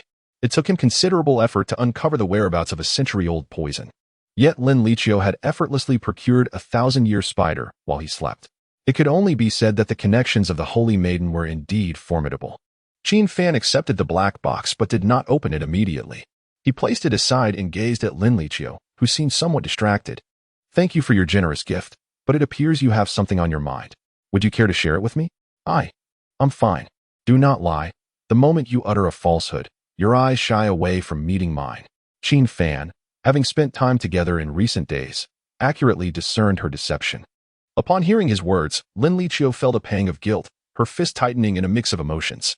She had thought that aside from her brother Lin Xiao, no one else was aware of her tendency to avert her gaze when lying. Unbeknownst to her, Qin Fan had gradually become a reliable presence in her life. To spare Qin Fan from unnecessary worry, Lin Liqiu took a deep breath, striving to appear less troubled. She then flashed a bright smile at him. All right, it seems I cannot escape your perceptive gaze. Actually, I am to be inaugurated as the Holy Maiden tomorrow, and I would like to invite you to be my witness. Is that all? You could have simply told me without all this frowning. I am troubled by Sister Ziying. Who knows from what peculiar place she might emerge to thwart the intimacy between me and my senior brother. Ah, the words of Ziying. Indeed. There exists such a possibility. Qin Fan managed a wry smile. Subsequently, he noticed Lin Liqiu, who had just finished speaking, blushing slightly. After a moment of contemplation, Qin Fan realized that Lin Liqiu had mentioned the word intimacy. It was likely an inadvertent slip of the tongue, something he could comprehend. Yet Lin Liqiu couldn't help but feel a sense of bashfulness. Just then, a long-awaited system notification echoed in Qin Fan's ears. Ding, two destined maidens have conspired to harm other beings for the sake of the host. The host's ability to train the destined maidens has become increasingly proficient. Indeed, it is rather disturbingly impressive. Congratulations. You have obtained a rare magical artifact of the God Transformation realm, invisibly reflective armor. After the notification concluded, Qin Fan felt a gentle, intangible wave envelop his skin. Instantly, his mind was flooded with annotations regarding the invisibly reflective armor. Invisibly reflective armor, automatically equipped and cannot be removed once donned. While wearing this armor, you can withstand any spells or attacks below the God Transformation realm, including various forms of weaponry, and the damage absorbed can be reflected back at your will. Note, although the invisibly reflective armor is incredibly sturdy, it possesses a certain durability that wears down. Once the wear reaches 100, it will automatically be rendered useless, thus requiring regular maintenance. Current wear level, 0. Wow. This reflective armor is rather astonishing, isn't it? After comprehending the reward, Qin Fan was left in utter astonishment. This villainous system truly possesses remarkable capabilities. After days of silence, it turned out to be biding its time to present him with such a grand gift. However, upon acquiring this life-saving artifact, Qin Fan fell back into his usual perplexity. Who were those two destined maidens? And why would they conspire to harm others for his sake? As for Li Yuyan, I could roughly deduce her motives. She must have forcefully fed Su Xiaoyang a toxic pill on my behalf. Su Xiaoyang, fearing me, would undoubtedly assume I had transformed her for ill purposes, leading her to resist in despair. Qin Fan furrowed his brows in contemplation. The other destined maiden was most likely Xiaoying. Yet, why would she persecute other beings for his sake? That remained a mystery. Suddenly, the iron door burst open, and Xiaoying strode into the room with exuberance. Without uttering a word, she cast a glance at the small black box cradled in Qin Fan's hands. Immediately, a hint of disdain crossed her features, and her delicate chin lifted slightly. With a resounding thud, she tossed the ancient spider carcass from her bag onto the floor. The creature, larger than an adult man, filled the room with an eerie silence. Upon seeing the severed head of the spider, Qin Fan's eyes twitched violently. He had surmised the situation regarding Xiaoying. This occasionally erratic sorceress had indeed brought a 1,000-year-old spider with her. Half an hour later, in the alchemical chamber, Qin Fan summoned the little poison to assist him in crafting the returning spirit talisman, with both the 1,000-year and 10,000-year spiders in his possession. The materials for the long-desired teleportation talisman were finally complete. As for the two women, Qin Fan could only think of a vague excuse to appease them. When the time comes, he would tell them that he was innovating and researching a new poison talisman and accidentally transported himself randomly. He decided to utilize the material from the Millennium Spider, while the 10,000-year spider felt utterly repulsive, so he would set it aside for now. Beside the refining table, Qin Fan gazed at the two poison spiders before him, one significantly larger than the other, and sighed. He carefully stored the remains of the 10,000-year spider and then earnestly began crafting the talisman. Outside the poison refining chamber, Lin Liqiu and Xiaoying were seated in Qin Fan's room, sipping tea. Because the poison spider brought by Xiaoying was exceedingly rare, it had a more profound impact on Qin Fan. Thus, as she savored her tea, she cast a triumphant smile at Lin Liqiu, saying, "Senior sister Lin, it seems your status as a saintess is not quite up to par. After all this time, you only managed to acquire a Millennium Spider." Just as Xiaoying anticipated Lin Liqiu to retort as usual, the latter suddenly turned to her with a questioning gaze. Lin Liqiu set down her teacup, fixed her eyes on Xiaoying, and abruptly asked, "Junior sister Ziying, do you have any connections with the demonic cultivation realm?" Chapter 45. The unexpected visit from Uncle Lin Liqiu's suspicions were not unfounded. The sudden appearance of Ziying was indeed perplexing. The enigmatic influence of Ziying's family, coupled with her relentless rivalry whenever Qin Fan was involved, heightened Lin Liqiu's wariness, especially in light of today's ominous divination. Thus, she could not restrain herself from inquiring of Xiaoying, "Are you a demonic cultivator?" In response to the interrogation, Xiaoying displayed no inclination to evade. With a playful demeanor, she crossed her arms and smirked. "Senior sister Lin, would you believe me if I claim to be the current demoness? The most distinguishing feature of past demonesses has been their silver hair, yet you do not possess such a trait." However, Lin Liqiu pursed her lips and replied solemnly, "Changing hair color is trivial for a demoness, so I cannot entirely dismiss the possibility that you are one." As soon as she uttered these words, Xiaoying erupted into uncontrollable laughter. "Haha, your earnest analysis is truly amusing." After nearly gasping for breath from laughter, Xiaoying rose and approached Lin Liqiu. Wiping away the tears of mirth from her eyes, she slowly stated, "If I were truly a demoness, after spending so much time together, you might have long since lost your life. If you were a demoness, your failure to act against me thus far, would it not be due to Qin Fan?" He possesses immeasurable potential in the realm of demonic cultivators, does he not? Lin Lichio's counter-question instantly enveloped the room in silence. Raising her gaze, she looked at the suddenly quiet Chao Ying, patiently awaiting a response. Then, Chao Ying revealed a cryptic smile. With her slender fingers lightly tapping Lin Lichio's forehead, she teased, "Silly senior sister, why entertain so many hypotheticals? I simply have a fondness for him and cannot abide your attempts to steal him away. Is that truly all? How then did you acquire the ancient spider? A secret. You must be hiding something. But never mind, I tire of discussing this," Lin Lichio remarked, her brows furrowing in displeasure.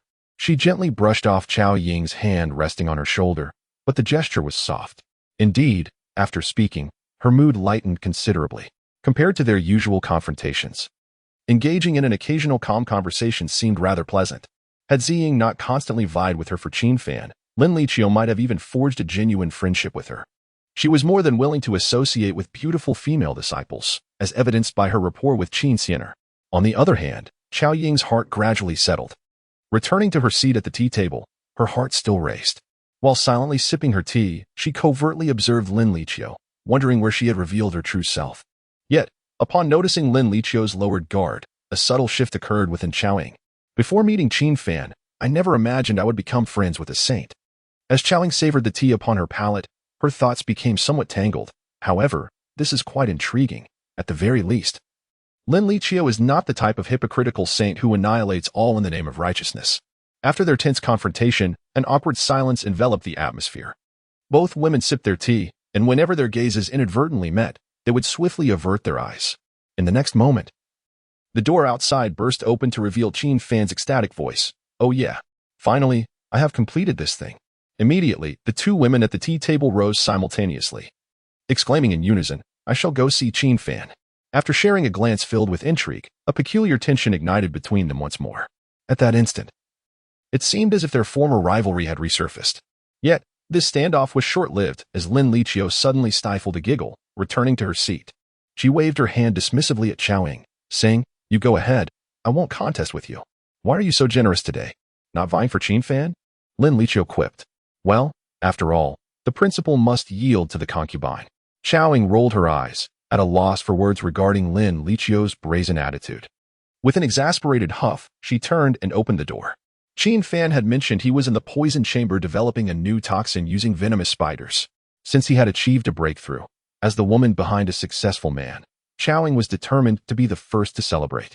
However, as she opened the door, she was met by the unexpected sight of a middle-aged man, both unfamiliar yet oddly recognizable. The man was imposing, with graying temples and murky eyes laced with a sinister glint. He appeared to be suppressing his excitement, his body trembling uncontrollably, which was decidedly unsettling. The man fixed an unwavering gaze on Lin Lichio inside the room, resembling a hunter eyeing its prey. In the next moment, he looked down at Chao Ying and praised her in a low, gravelly voice, "Little Ying, you truly are the pride of the demon cultivators. To think you have managed to keep the saintess under such control all by yourself. Wonderful, simply wonderful." Upon hearing the term Little Ying, a chill ran down Chao Ying's spine. In the realm of demon cultivators, few dared to address her in such a manner. Among them was her uncle, Chao Quangma, the leader of the demon cultivators, who had called her Little Ying since childhood. How had he infiltrated this place? Since time immemorial, saints and demons have coexisted in opposition. Chao Ying was aware that her uncle had recently been gathering divine blood for her, seeking opportunities to enhance her power. Yet, she had no desire to reveal this other side of herself before Qin Fan. If she were to assist her uncle in eliminating Lin Lichio, Qin Fan would undoubtedly be profoundly disappointed in her. More importantly, Chao Ying did not harbor such animosity towards Lin Lichio. Over the days they had spent together, she discovered that aside from the occasional display of the saintess's temper, Lin Lichio was quite gentle. For instance, while preparing meals for Qin Fan, Lin Lichio patiently taught Chao Ying various culinary techniques, how to hold a knife, mix seasonings, and so forth. Thanks to her guidance, Chao Ying had graduated from the realm of disastrous cooking and could now create edible dishes. Lin Lichio had also shared numerous hairstyling tips, allowing Chao Ying to experiment with attractive hairstyles in front of Qin Fan for a time. If only they could set aside their opposing identities as saintess and demoness. Chao Ying felt that Lin Lichio was a rather admirable sister, and she was quite willing to spend time with her. This was also the reason Chao Ying had chosen to lie when Lin Lichio had questioned her identity earlier. But at this moment, Upon recognizing the man before her, disguised as Chao Kuangma, Xiaoying sensed a sudden surge of spiritual pressure emanating from him. This aura resembled a fierce tiger poised to pounce on an unsuspecting rabbit. Whoosh! In the next instant, without a hint of hesitation, Chao Kuangmo lunged towards Lin Liqiu. The oppressive force crashed upon her like a ferocious wave. Under the overwhelming might of a peak nascent soul cultivator, Lin Liqiu, still in the foundation establishment stage, instantly spat out a mouthful of blood.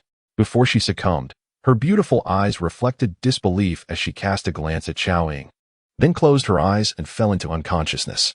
"Uncle, wait, do not harm her," Xiaoying cried out in desperation. At that moment, Chao Kuangmo's gaze was solely fixated on the sacred blood. He could not be stopped. If he could crush Lin Liqiu's skull and seize the sacred blood, the demonic cultivation world would witness the rise of an extraordinarily powerful demoness. Just as his fingers were about to make contact with Lin Liqiu, a long knife suddenly struck. Clang! Amidst the dazzling light of the blade, a resounding clash echoed through the air. Chao Kuangma withdrew his hand, staggering back 2 steps. When he beheld Xiaoying drawing her sword to shield Lin Liqiu, his aged face was filled with astonishment. Chapter 46. He is indeed formidable and handsome. My dear niece, are you aware of what you are doing? Quickly step aside. Chao Kuangma's forehead throbbed with veins as he could not help but roar at Xiaoying. Initially, he had infiltrated the Xuanzong by tracking the position of the ancient spider's remains, intending to monitor Xiaoying's movements. However, as he approached the scorpion pavilion, he sensed the presence of the saintess. He even spied through a crack in the door, witnessing the scene of Xiaoying in the company of Lin Liqiu. In that moment, the sense of accomplishment he felt as a high-ranking demon cultivator surged immensely. Truly, his cherished niece had managed to influence the saintess to such an extent in secret. Chao Kuangmo believed that Xiaoying was plotting to frame Lin Liqiu. Thus he did not set up a barrier near the scorpion pavilion. He intended to kill Lin Liqiu, seize a portion of her sacred blood, and flee from Xuanzong. However, at this moment, Xiaoying resolutely countered Chao Kuangma's finger techniques, driving him to the brink of madness. Enough of this.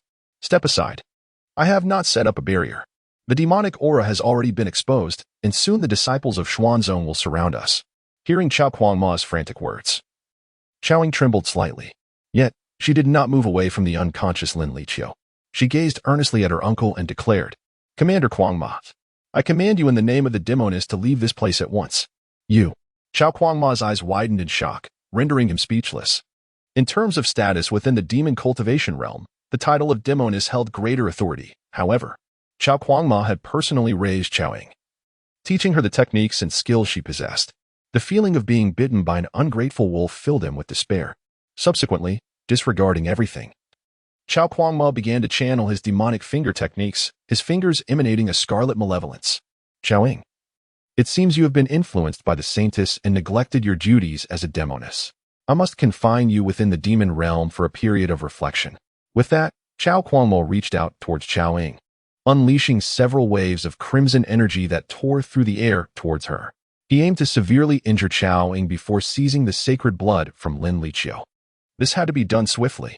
Otherwise, once the Xuanzong high-ranking officials realized what was happening, he would have no time to escape. Bang! The energy wave struck Xiaoying, causing the very structure of the building to collapse. As the dust settled, Chao Kuangma's gaze narrowed in astonishment.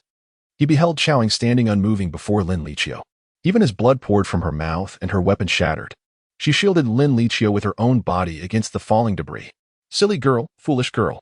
How could you be so misled by the saintess of Xuanzong? Chao Kuangma sighed in profound sorrow, then gathered his energy once more, intending to utterly incapacitate Xiaoying. As long as he could bring her and the saintess back to the demon realm, everything would be right again. However, just as Chao Kuangma prepared to unleash his power, a figure emerged from the swirling dust. Qin Fan held tightly the freshly crafted talisman of departure and return. In order to forge this talisman, he accepted the mechanisms of the villainous system, exerting considerable effort. However, at this moment, he appeared far less joyful than one might have imagined. Qin Fan observed the 2 injured women before him, an expression of icy calm sweeping across his face. He first crouched down, gently probing Lin Liqiu's breath with his fingers. Confirming that she was merely unconscious, he rose to his feet once more. He gazed at Xiaoying, whose face was marred by guilt. She bit her lip, clearly on the verge of tears, yet she trembled as she spoke to Qin Fan. "I'm sorry, Qin Fan. This is all my fault. It's all right. I am here. No one can harm you." Qin Fan reassured her softly as he caressed her cheek. Prior to his arrival, he had witnessed Chao Ying shielding Lin Liqiu from the onslaught of the Mad Chao, despite the constant bickering between the Saintess and the witch. In that moment, Qin Fan was convinced that Chao Ying harbored no malicious intent. Though she was a witch, she surprisingly possessed a tearful disposition. Her tears flowed steadily into Qin Fan's palm, an embodiment of the guilt that weighed heavily upon her heart for the catastrophe she had inadvertently caused. As he looked upon her tear-streaked face, a sense of melancholy enveloped him. Fortunately, I did not use the talisman of return to the realm. Mere moments ago, he had successfully crafted the talisman of return to the realm using a millennium-old spider, and he had intended to tear it away for immediate use. Once activated, the talisman would transport him randomly to a desolate location thousands of miles away. At that time, the benefits of a tenfold cultivation would be assured. Yet, in the instant he contemplated tearing the talisman, hesitation gripped him. He had grown accustomed to the days spent with Lin Liqiu and Chao Ying, and regardless of the circumstances, he felt compelled to share everything with them. For instance, when he concocted a new poison, even though the two women had no understanding of it, they delighted in discussing it with him for a considerable time. Daily matters, food, clothing, shelter, were all topics he would converse about with them. Thus, in the very moment before using the talisman, he intentionally delayed, choosing to express exuberant celebrations, hoping to wait for Lin Liqiu and Chao Ying to enter so he could ostentatiously showcase his achievement. However, this wait led to the arrival of the Mad Chao. Regaining his focus, Qin Fan turned to confront the Mad Chao, who was gathering a malevolent aura at his fingertips. The opponent's cultivation level was significantly superior to his own, making direct confrontation virtually impossible. He realized that he must stall until the higher-ups of the Xuanzong arrived. Until then, he had to ensure their safety. Qin Fan thought resolutely. Fortunately, he was adorned with the reflective armor, a treasure capable of withstanding any attack from those below the transformation realm. Thus, he stood unflinching before the threat, prompting the Mad Chao to scoff. So, you are the infamous Qin Fan? Humph, a mere initial stage golden core, an insignificant insect unworthy of consideration. The Mad Chao perceived Qin Fan as inferior to the Saint Blood, as he sensed the approaching auras of powerful figures nearby, likely disciples of the Xuanzong rushing to aid. He struck again, unleashing a torrent of crimson malevolence toward Qin Fan. Chao Ying, bereft of any capacity to resist, had already seen her weapon shattered by the Mad Chao's force. As she observed the surge of energy rushing towards Qin Fan, a thin sheen of sweat emerged on her palms, betraying her anxiety. Buzzing. When the wave of energy collided with Qin Fan, the anticipated explosion of flesh and blood did not transpire. Instead, a sharp metallic clang resonated through the air. A faint golden light flickered across Qin Fan's surface, embodying an extraordinary defense that flawlessly absorbed the full force of Chao Kuangma's desperate strike. Witnessing this, Chao Kuangma stood frozen in astonishment, his fingers trembling from the exertion of his technique. How is this possible? How did you achieve this? Chao Ying's beautiful eyes widened, equally stunned by Qin Fan's prowess. Chao Kuangma's blood-fiend finger was renowned throughout the demonic cultivation realm. Even if she summoned all her strength, she could hardly withstand a second wave. Indeed, the man she had set her sights on was truly formidable and exceptionally handsome. Chapter 47. Something more important than cultivation. After withstanding an attack from the frenzied Chao Kuangma, Qin Fan suddenly discovered a surge of spiritual energy enveloping his body. Upon inspecting himself through the villain system, he realized that this newfound energy was the malevolent essence he had just absorbed from Chao Kuangma's finger technique. Current counterattack output. Peak Yuanying Blood Sacrifice Demon Finger 1. Limitation. The invisible armor requires a 2-second preparation time. As Qin Fan read through the description, a flicker of joy arose within him, only to be swiftly overshadowed by disappointment. The necessity of a 2-second preparation time to unleash a counterattack with the invisible armor was akin to the incantation required for spellcasting. However, in the present moment, Chao Kuangma sensed he was akin to a cage beast. He did not afford Qin Fan the luxury of 2 seconds. In the next instant, he charged forward with bloodshot eyes, intent on close combat. Fortunately, the counterattack capability of the invisible armor allowed for an expansion of the defensive range. The counterattack armor, initially adhering to Qin Fan's skin, instantaneously transformed into a luminous barrier enveloping all three individuals. Bang! Bang! Bang! Chao Kuangma's frenzied onslaught sent ripples coursing through the barrier. Simultaneously, he spewed forth frothy spittle, his incredulous and manic roars echoing. How dare you? A mere early-stage gold core cultivator. What gives you the right to withstand my full-force assault? Ah, break. Quickly hand over the Saintess and the Demoness to me, you wretched brat. Chao Kuangma unleashed his full might, desperate to whisk the two women away before the Xin sect could apprehend him. In mere seconds, his fingers were bloodied, with two of them twisted at a gruesome 90-degree angle. Despite the grotesque sight, the barrier expanded by the counterattack armor remained steadfast. While Qin Fan's ears were bombarded with notifications, current counterattack output, Peak Yuanying Blood Sacrifice Demon Finger 2. Current counterattack output, Peak Yuanying Blood Sacrifice Demon Finger 3. Current counterattack output, Peak Yuanying Blood Sacrifice Demon Finger 4. If only he had 2 seconds of output space. Qin Fan could unleash a counterattack powerful enough to obliterate Chao Kuangma in an instant. Alas, the relentless onslaught from Chao Kuangma left him with no such opportunity. The frequency of attacks ensured that the counterattack armor was perpetually in use, and the wear on it was visibly escalating. Current wear level, 10, 25, 35, 48. The counterattack armor's damage threshold was at the God transformation level, with Chao Kuangma being at the peak of Yuanying. Not to mention each of his assaults was with utmost effort. A sense of unease began to creep into Qin Fan's heart as he stood protectively before the two women. Clenching his fists, he anxiously observed the deranged Chao Kuangma outside the barrier, contemplating. The Destiny radar indicates that a group of Destiny bearers is approaching. They must be high-ranking members of the Xin sect. If I can hold on for another minute, perhaps rescue will arrive, but... Qin Fan glanced helplessly at the wear level of the armor, which had already reached 80. It was on the verge of being breached. If Chao Kuangma maintained this intensity for another half-minute, he would undoubtedly break through the defenses. In the next moment, Qin Fan saw Chao Kuangma suddenly retract one of his hands. With one hand still gesturing towards the light barrier, his other hand suddenly thrust towards his chest. Under Qin Fan's astonished gaze, he witnessed Chao Kuangma extracting his own heart. The pain twisted Chao Kuangma's features. Yet a frenzied smile lingered at the corners of his mouth. Without hesitation, he began to gnaw on the still beating heart in his hand. In that fleeting moment, Qin Fan, even through the light barrier, sensed the terrifying transformation engulfing Chao Kuangma. Buzzing. A wave of chilling demonic energy erupted from within him. At that moment, Chao Kuangma seemed to have truly entered the realm of madness. His entire being was ensnared by blood-red malevolent energy, his hair disheveled, and his eyes radiated a crazed disregard for the mundane world. Even with Qin Fan's protective armor, this profound terror penetrated his very soul, instilling a sense of trepidation. He felt acutely that Chao Kuangma's next assault would shatter the 20-wear limit of his armor. Qin Fan, my uncle has employed the forbidden demonic technique Blood Devour Explosion.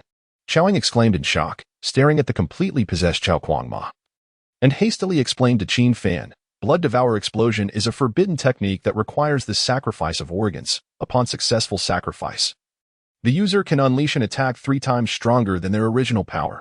What is he thinking? Is your uncle truly willing to risk his life? He won't die. Demonic practitioners possess a substitute technique. He has over 100 substitutes at home, and after consuming his heart, it will regenerate swiftly. Qin Fan felt a twitch at the corner of his eye upon hearing this. He was genuinely astonished by these madmen of the demonic realm. Had he followed Chaoing into the demonic world earlier, he too would surely have succumbed to madness. Suddenly struck by a thought, Qin Fan questioned Chaoing repeatedly. Chaoing, doesn't your uncle fear accidentally killing you? Demonic practitioners are inherently unstable. My uncle likely cannot fathom that you could withstand his desperate assault. Thus, he has succumbed to madness, Chaoing explained softly. Glancing at the irrationally wild-eyed Chao Kuangma, her lovely face reflecting a complex mix of emotions. Her profound understanding of demonic practitioners made her acutely aware of the dire situation. The wear on the protective armor had reached 85, and the light barrier had begun to crack. Observing these fissures, Chaoing understood that Qin Fan's defense was on the verge of collapse, yet she remained composed. In the next moment, she gently embraced Qin Fan from behind. Her beautiful face bore a hint of guilt as she tearfully smiled. Darling, when we meet in the next life, I hope to be just an ordinary girl. In that case, no chaotic forces will come to tear us apart. Feeling the heartfelt confession from the woman behind him, Qin Fan was momentarily moved. However, that emotion faded swiftly, replaced by a numb thought. Can we not set such lofty aspirations so soon? What next life? I wish to live a bit longer in this one.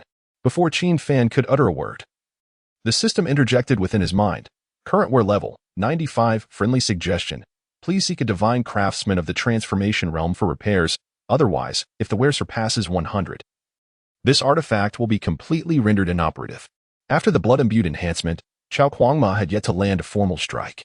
Merely the oppressive aura emanating from his cultivation had already brought the retaliatory armor to the brink of destruction, with the wear reaching 95. The cracks in the protective shield became increasingly numerous, as if a gentle breeze could shatter it into fragments. Simultaneously, through the divine perception of his destiny radar, Qin Fan discerned that the powerful figures of the Xian sect had arrived nearby. Upon lifting his gaze, he was met with a veritable throng of Xian sect members filling the horizon. This formidable assembly was led by an ethereal elder clad in white robes, presumably the sect leader, Chen Xian. Beside him stood Lin Xiao, the esteemed disciple who had treated Qin Fan as a benefactor. The rest were high-ranking elders and true disciples. Qin Fan also caught a glimpse of his younger sister, Qin Xiener, trailing behind a stern-looking woman. As this group observed Qin Fan confronting Chao Kuangma single-handedly, their expressions varied widely. Lin Xiao was taken aback to see Qin Fan shielding Lin Liqiu, while Qin Xiener was filled with panic upon witnessing the protective shield shatter under duress. Sect leader Chen Xian, realizing that the leader of the demonic cultivators had infiltrated the Xian sect with intentions to harm its younger generation, was consumed by a silent fury. However, any assistance would arrive too late. Chao Kuangma, empowered by his blood ritual enhancement, unleashed a devastating strike with his blood-soaked fingers, their crimson hue reminiscent of a bloody light piercing the heavens. As the attack descended, a maniacal laughter erupted from his throat. Die. Die. How dare you, mere ants? Attempt to thwart my grand ambitions of demonic cultivation. Just as the blood fingers were poised to breach the protective shield, Qin Fan embraced the two ladies beside him. He let out a soft sigh, his gaze lingering on the oncoming crimson light. A sense of regret washed over him. After expending so much effort to secure a tenfold opportunity for cultivation, he now found himself resorting to mere survival.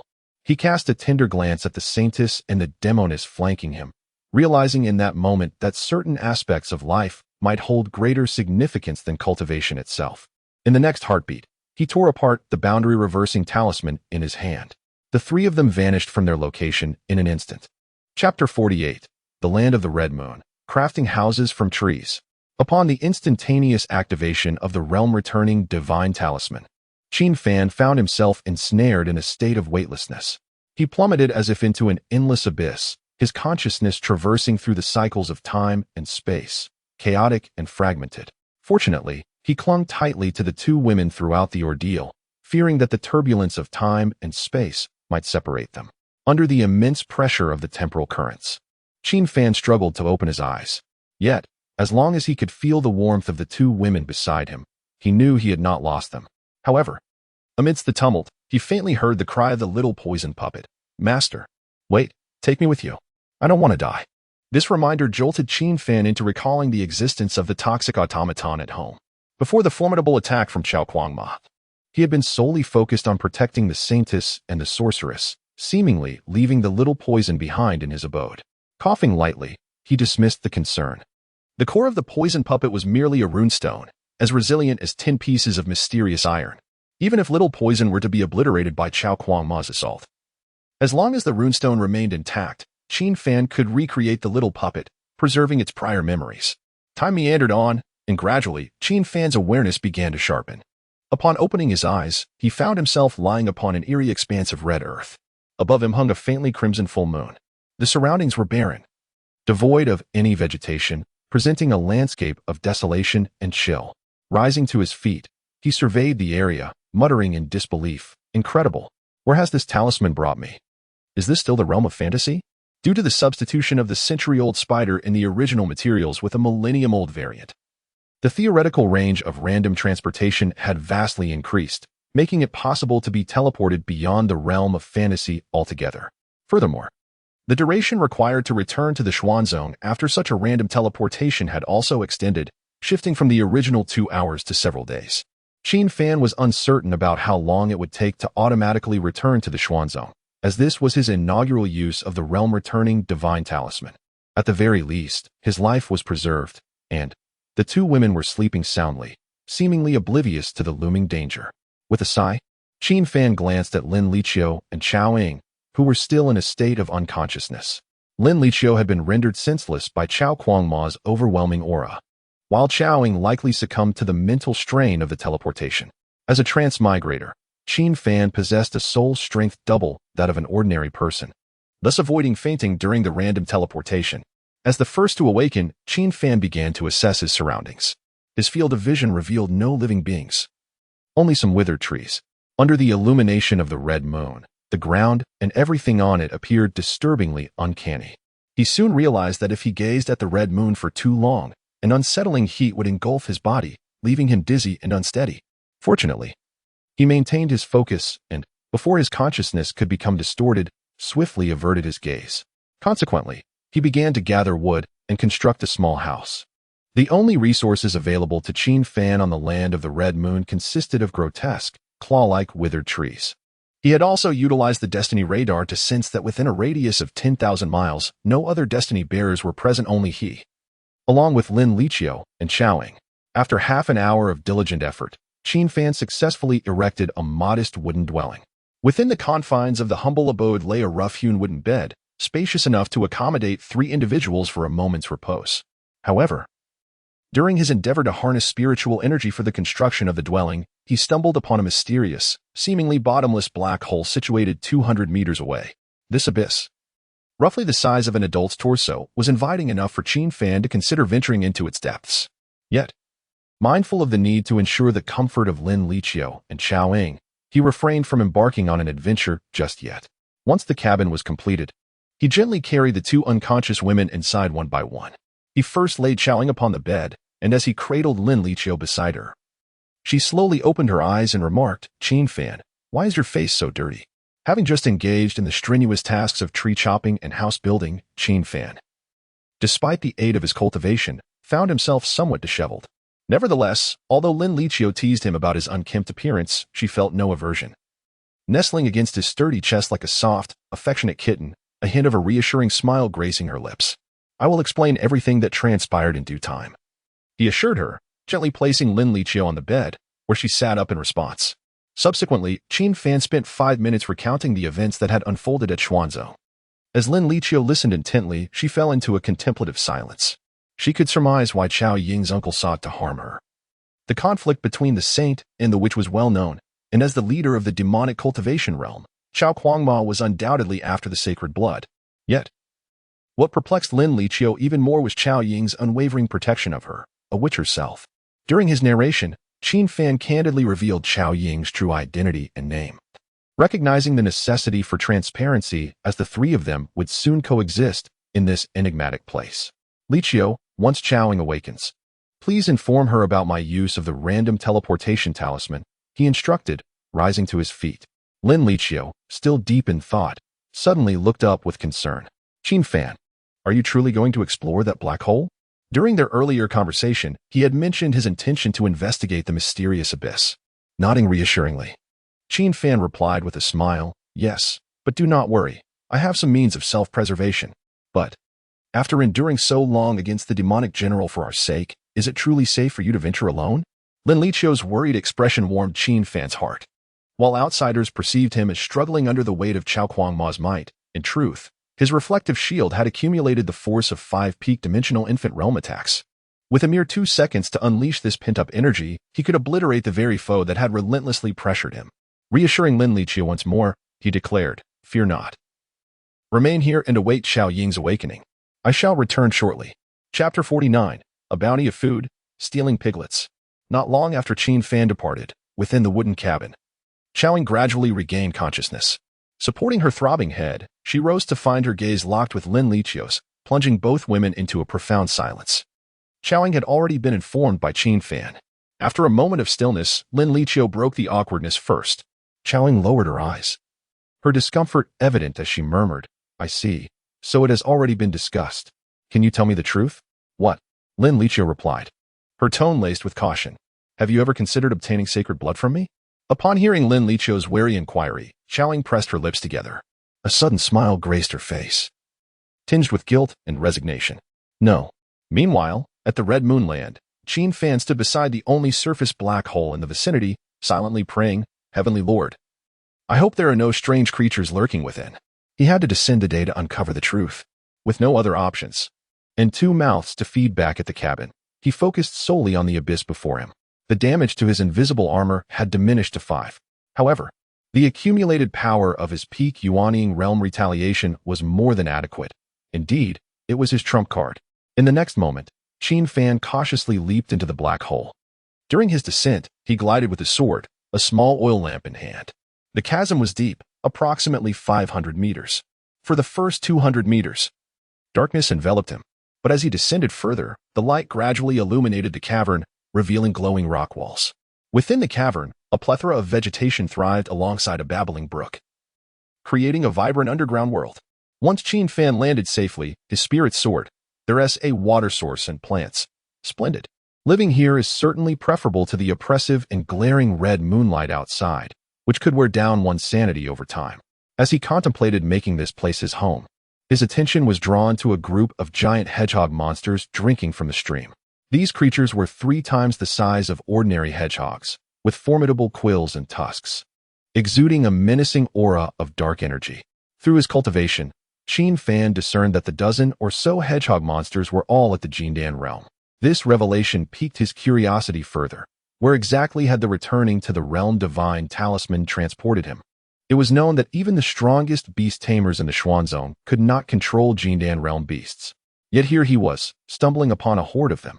Instead of fear, excitement washed over him as he licked his lips. Well, it seems I have secured my food supply for the coming days. Beneath the Yuanying realm, all cultivators required sustenance to maintain their vitality, so Qin Fan and his companions would need to eat. These Jindan realm beasts were massive. Even a single one could sustain an adult man for a month. However, directly rushing in to slay a pig would be tantamount to courting disaster. With stealth, Qin Fan approached the stream, carefully selecting the weakest of the young piglets, which bore a cultivation level only at the late foundation establishment stage, akin to Lin Liqiu. In the next moment, with the advantage of his cultivation, Qin Fan swiftly seized the young pig that was still grazing and hoisted it onto his shoulder. In that fleeting moment of escape, he nearly coughed up a mouthful of blood. Goodness, this piglet's strength was clearly on par with that of a saintess. Yet its weight was astonishingly heavy. Having carried Lin Liqiu before, he could roughly gauge that this piglet, which appeared to be half the size of an adult, weighed more than a dozen of Lin Liqiu combined. The moment Qin Fan absconded with the little pig, it emitted a deafening squeal. Almost immediately, every porcine beast resting by the stream turned its astonished gaze upon the fleeing Qin Fan. They could hardly believe that after hundreds of years in this forbidden land, a human dared to intrude. If the intrusion were merely for adventure, it would be one thing, but to steal a piglet was simply outrageous. In an instant, over a dozen porcine beasts raised their heads and howled. Their corpulent bodies erupted with terrifying strength as they charged towards Qin Fan. How exhilarating! As Qin Fan sprinted with the piglet on his back, he glanced back and felt a tremor of fear as he beheld the approaching horde of beasts. These pigs, with their golden core realm prowess, exhibited an overwhelming sense of power. The ground quaked beneath them, as if the very cave would collapse. These were truly prime specimens of pork. Qin Fan's audacious act of abducting the piglet was not a case of losing sight of the bigger picture. While seizing the magical beast's offspring, he had surveyed the surrounding terrain and pinpointed a cave's narrow entrance. Now, he exerted all his strength to dash into that opening. He turned to confront the frenzied onslaught of the porcine beasts. In a swift motion, he hurled the young pig to the ground. The beasts did not attack immediately. Instead, they clustered around the fallen piglet, as if to ensure its safety. Seizing this opportunity, Qin Fan activated the blood sacrifice technique of his reflective armor. Compared to Chao Ying's uncle, when facing this swarm of magical pigs, I still have time to unleash my power.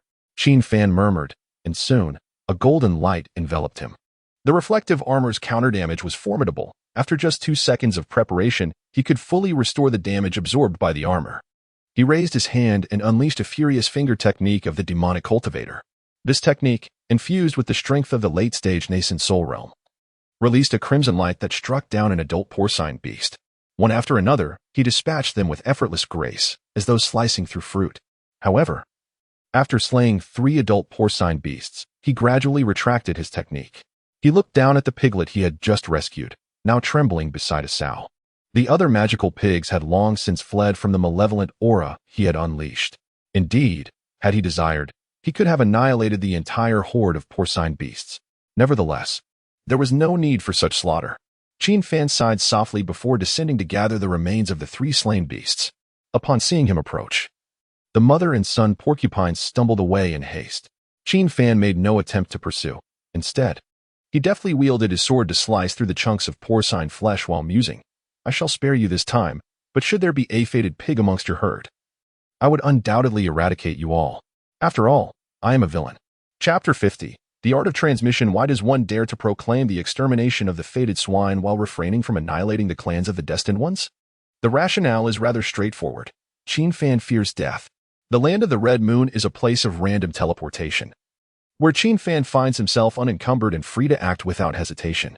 As for those destined individuals, each one is extraordinarily formidable and most crucially, they possess the ability to communicate with Qin Fan. If I cannot defeat them, can I not evade them? Yet, as he recalls the meticulously prepared beastly pork, destined for the two famished daughters of fate at home, Qin Fan can only chuckle in resignation. A new strategy for dealing with the destined ones has emerged: satiate them until they perish from gluttony. In his previous life, Qin Fan was an exemplary recluse. Beyond collecting figurines of his beloved, he was quite adept at culinary arts. With fresh ingredients at hand and a source of water nearby, Qin Fan commenced his endeavor to create braised pork. Due to his past habits, his spatial ring contained pots, bowls, utensils, and seasonings. In a matter of moments, he had prepared a sizable pot of exquisite braised pork alongside a small bowl of fragrant rice. The braised pork was visually enticing, rich yet not greasy, a testament to both the quality of the meat and his culinary skills. However, the rice, each grain glistened and was plump with a single bite. The delightful aroma burst in his mouth, a true pleasure to the senses. The rice Qin Fan cooked was a common crop from the Xin sect, not typically known for such delectable qualities. He glanced towards the nearby flowing stream and mused softly. The water in this stream is extraordinary. When I slaughtered the pigs, the blood splattered into it, yet it purified itself almost immediately. It seems the deliciousness of the rice is indeed linked to this water. With this thought, Qin Fan poured the rice from his bowl onto the ground. The pigs had just drunk from the stream, and he did not wish to use the water they had tainted for cooking. While he was indifferent to tasting the rice himself, he would not want the two daughters at home to partake in it. That would be quite unpalatable.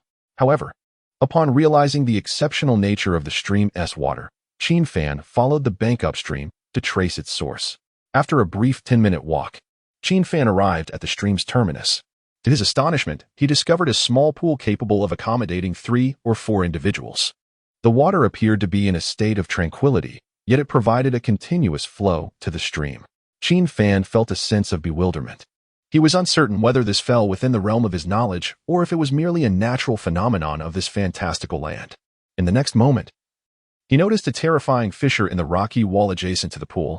The crack emitted a familiar, sinister aura of blood, and upon closer inspection, he realized, goodness, it turns out that my misaligned strike, while slaughtering the pigs, inadvertently struck here.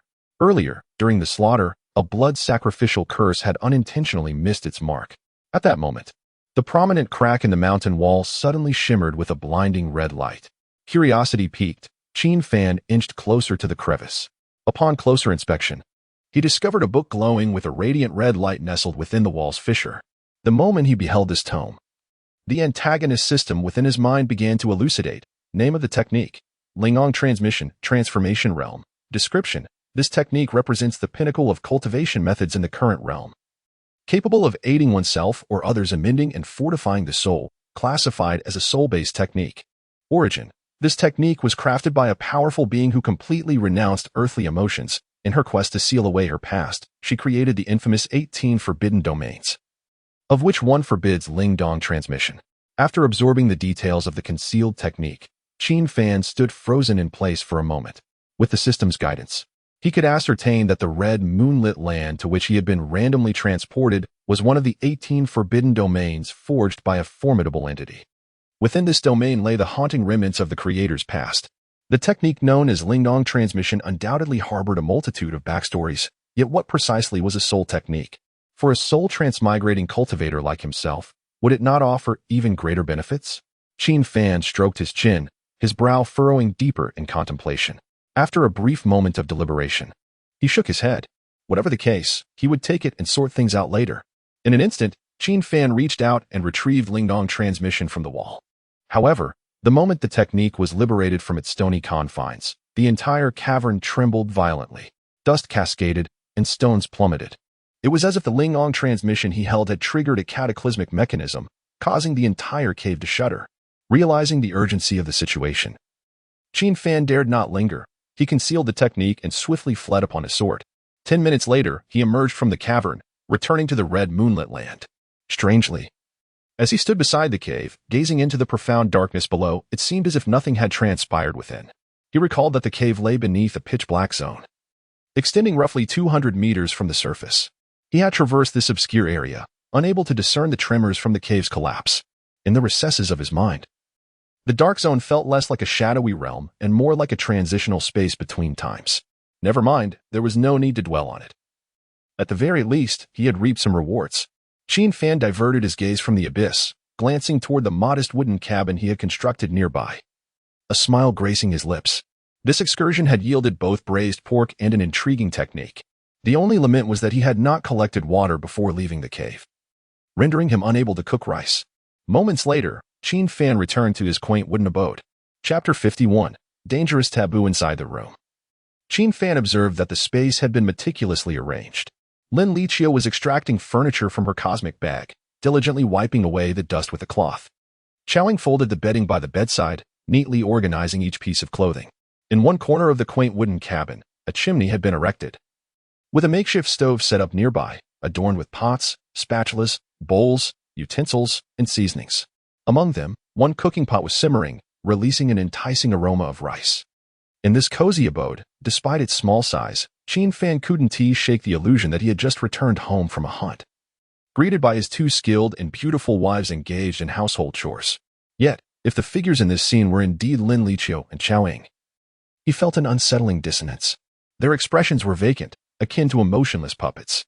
Just days prior, the two had been at Xuanzong, bickering over the slightest matters.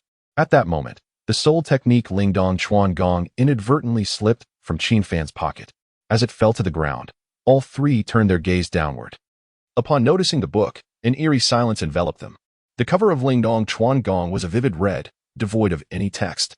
Nevertheless, a mere glance at this technique instilled a sense of dizziness within those who beheld it.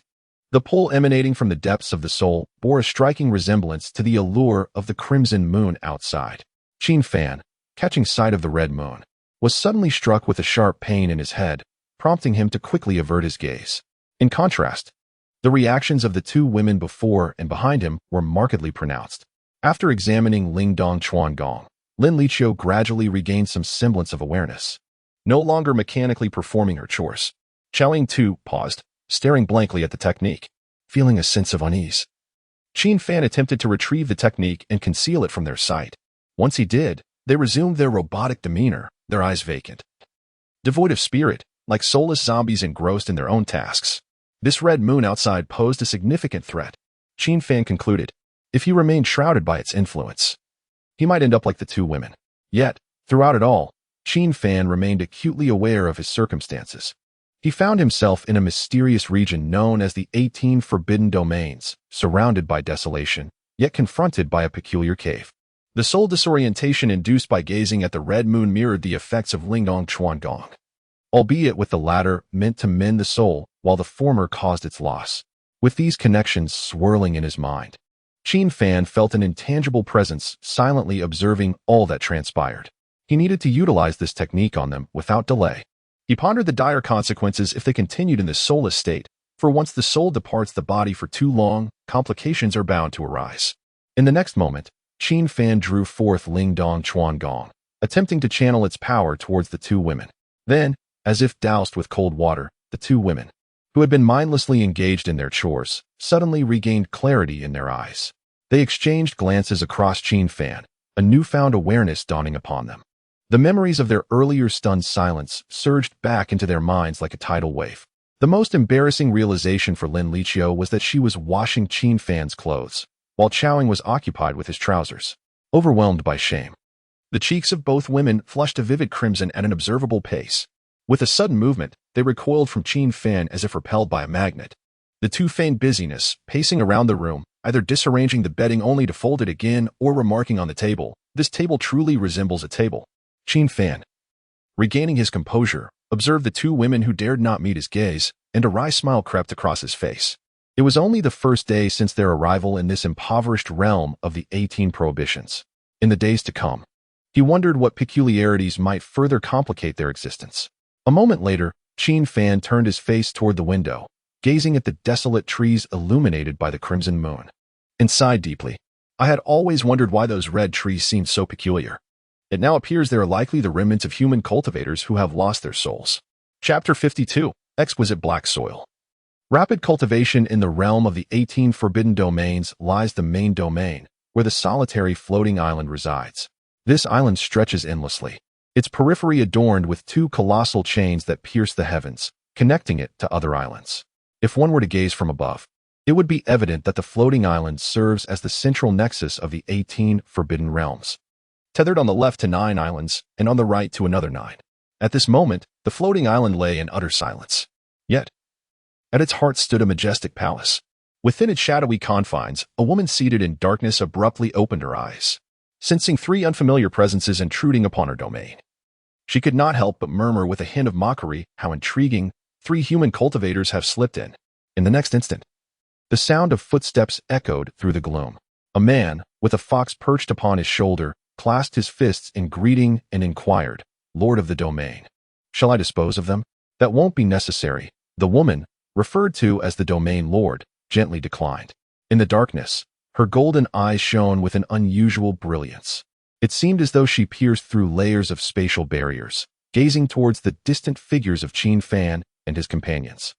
A bittersweet smile of resignation graced her lips as she remarked, "Regardless of where those cultivators flee, their fate is to become mere redwood skeletons. They likely have no inkling of how they will meet their end." As she spoke, a flicker of reminiscence crossed her eyes, as if recalling past sorrows. Growing slightly agitated, she addressed the man below, "Yi Chun, tomorrow you shall patrol the Crimson Joy forbidden domain and inspect the temporal rifts for any anomalies." "Understood," he replied. "By the way, you have been confined here for nearly 500 years. The deadline is in half a month. Do you have any plans for that time?" "I intend to personally eliminate that woman in the myriad worlds," he stated, his tone calm, yet a palpable aura of menace emanated from him. The woman seated upon the high platform merely cast a glance at Yichen without further comment. In the Crimson Joy forbidden domain, within a quaint wooden cabin, Qin Fan found himself enduring an exceedingly awkward interlude with Lin Liqiu and Xiaoying, each occupied with their own tasks. None dared to break the silence.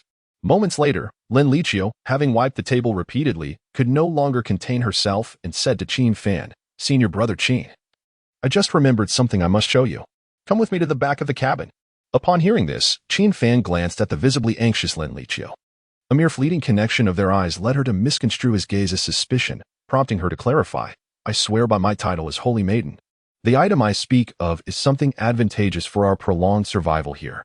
All right," Qin Fan replied with a resigned smile, following the flustered Lin Liqiu outside.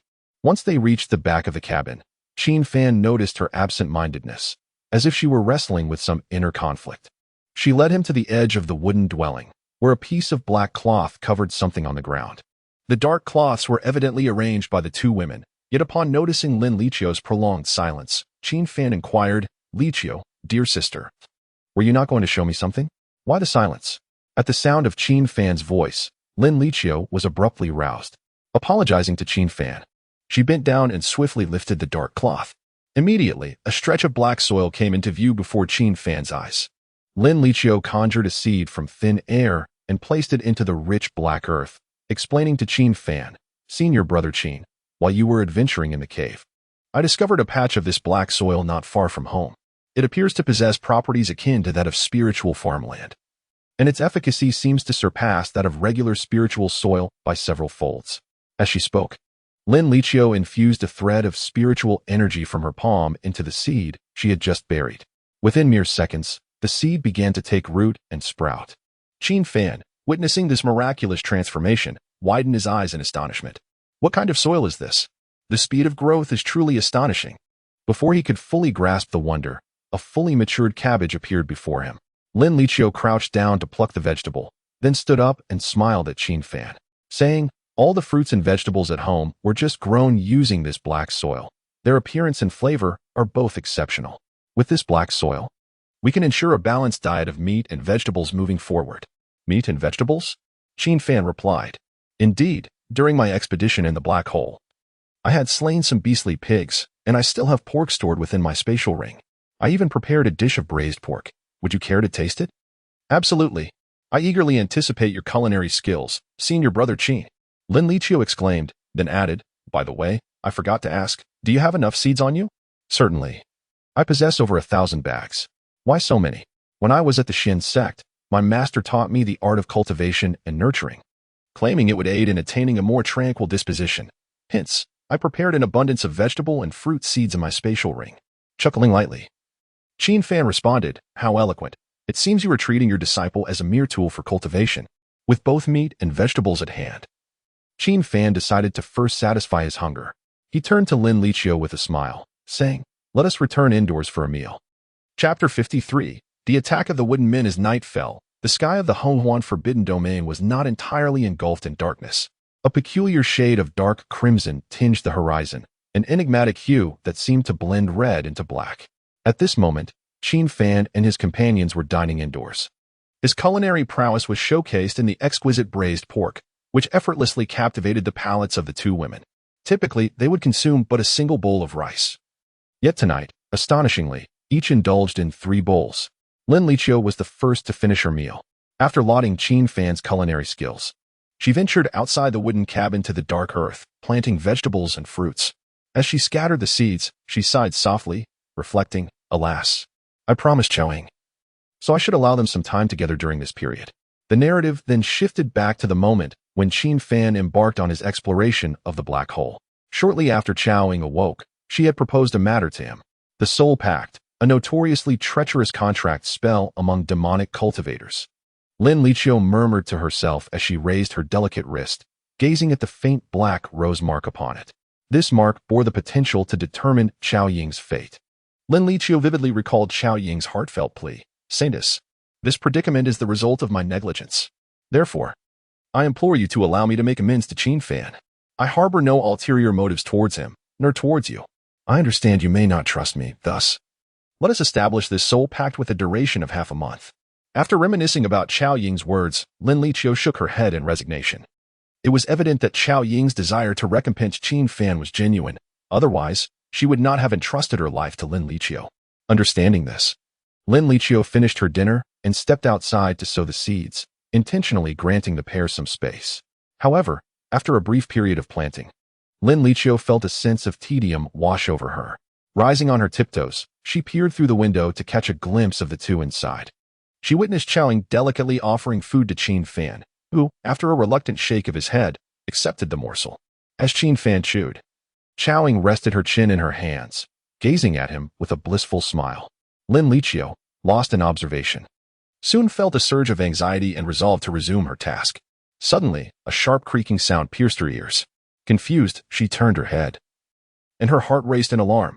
At that moment, the night in the Honghuan Forbidden Domain was shrouded in a hazy dark red. Bathed in this ominous light, the red trees that had been still upon the barren land began to move as if animated by some unseen force. They entwined with one another, resembling tree folk engaged in a dance. Yet with each inch they advanced, the cacophony they emitted and the overwhelming malevolent energy they exuded left Lin Liqiu utterly astounded. Danger lurked. In that instant, Lin Liqiu's gaze met that of the wooden beings, and her foundational powers felt as if they had been frozen in place. The pressure they exerted was of an entirely different realm, plunging her into despair. She surmised these wooden beings possessed at least the strength of the nascent soul stage. Fortunately, while the wooden beings were imposing, their speed was not particularly swift. Lin Liqiu hurriedly entered the room, intending to convey the news to Qin Fan and Chowing. However, upon stepping inside, she was left utterly astonished. The two who had been dining moments ago were now seated face to face in a cross-legged position, with their eyes closed and palms pressed together. They appeared to be engaged in a mystical exchange of energy. Surrounding them was a delicate sphere of crimson light, exuding an aura of isolation from the outside world.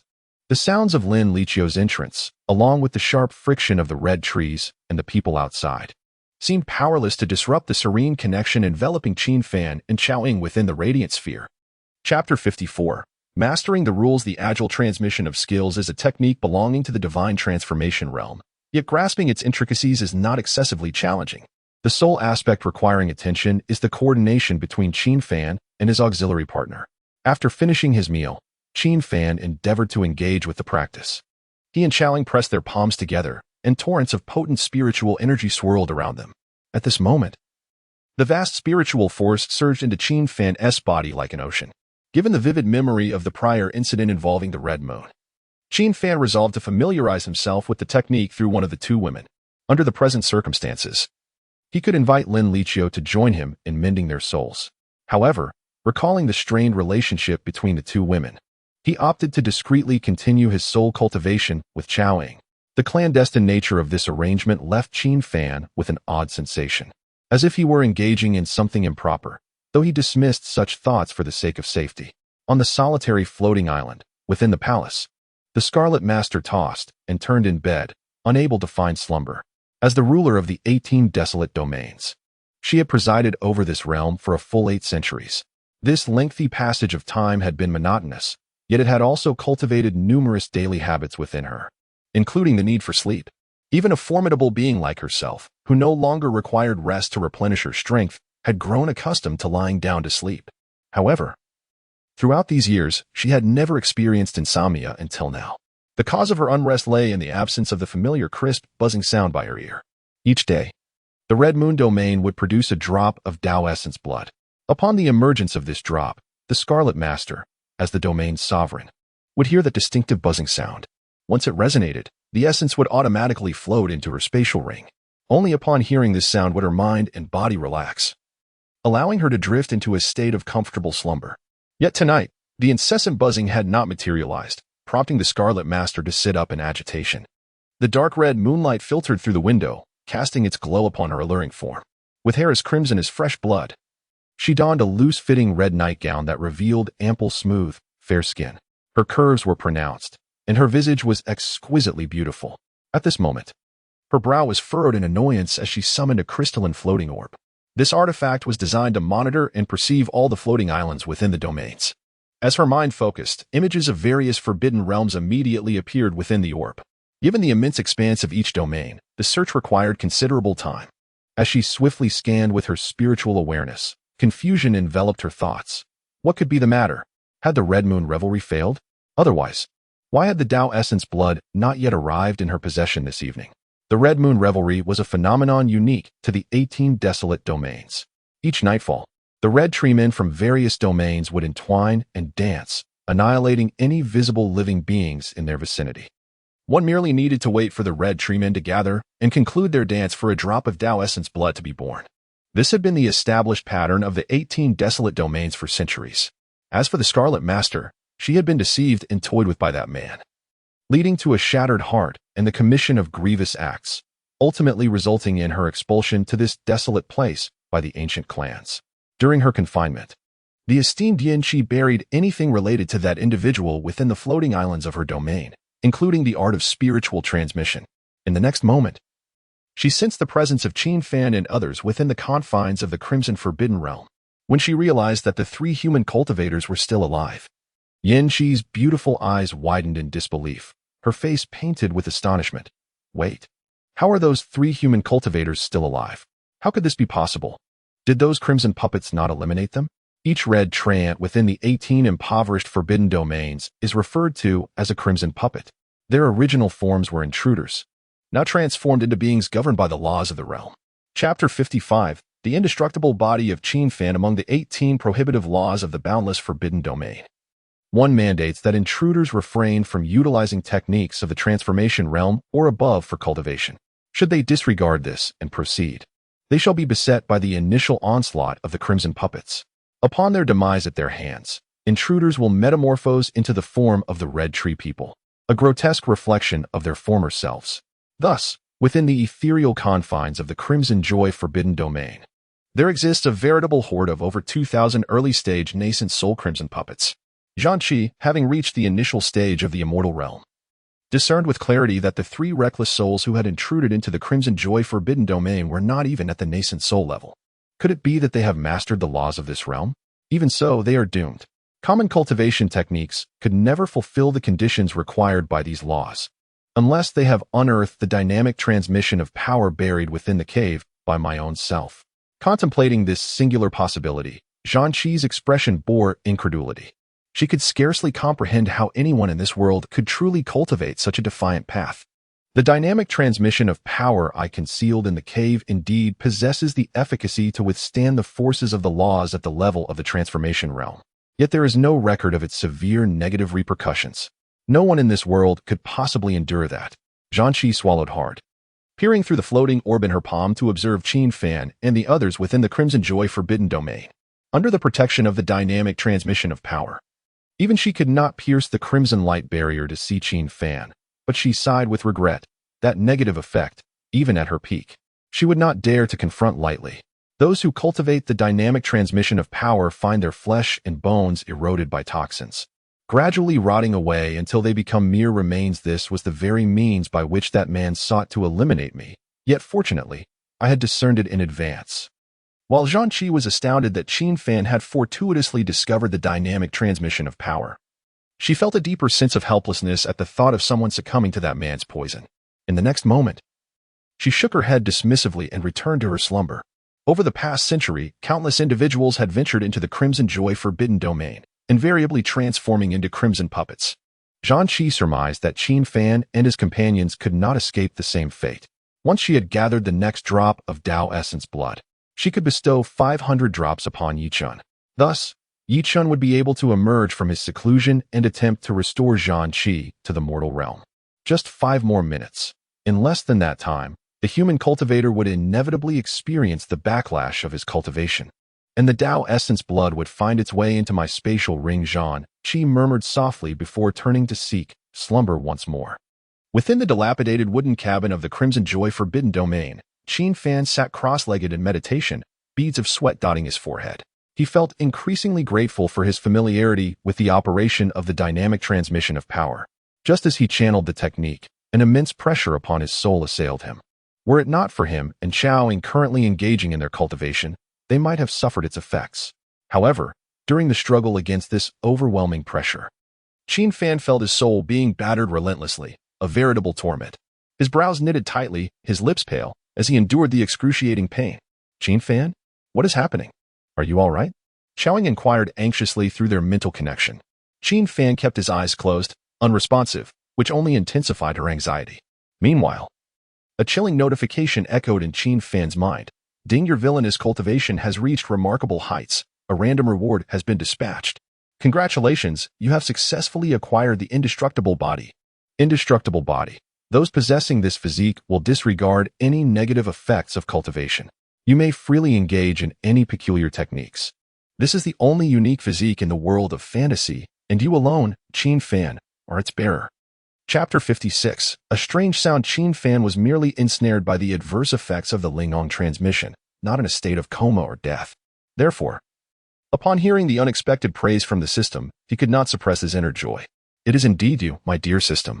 Just moments ago, while engrossed in his cultivation, Qin Fan felt an overwhelming weakness seeping through his bones.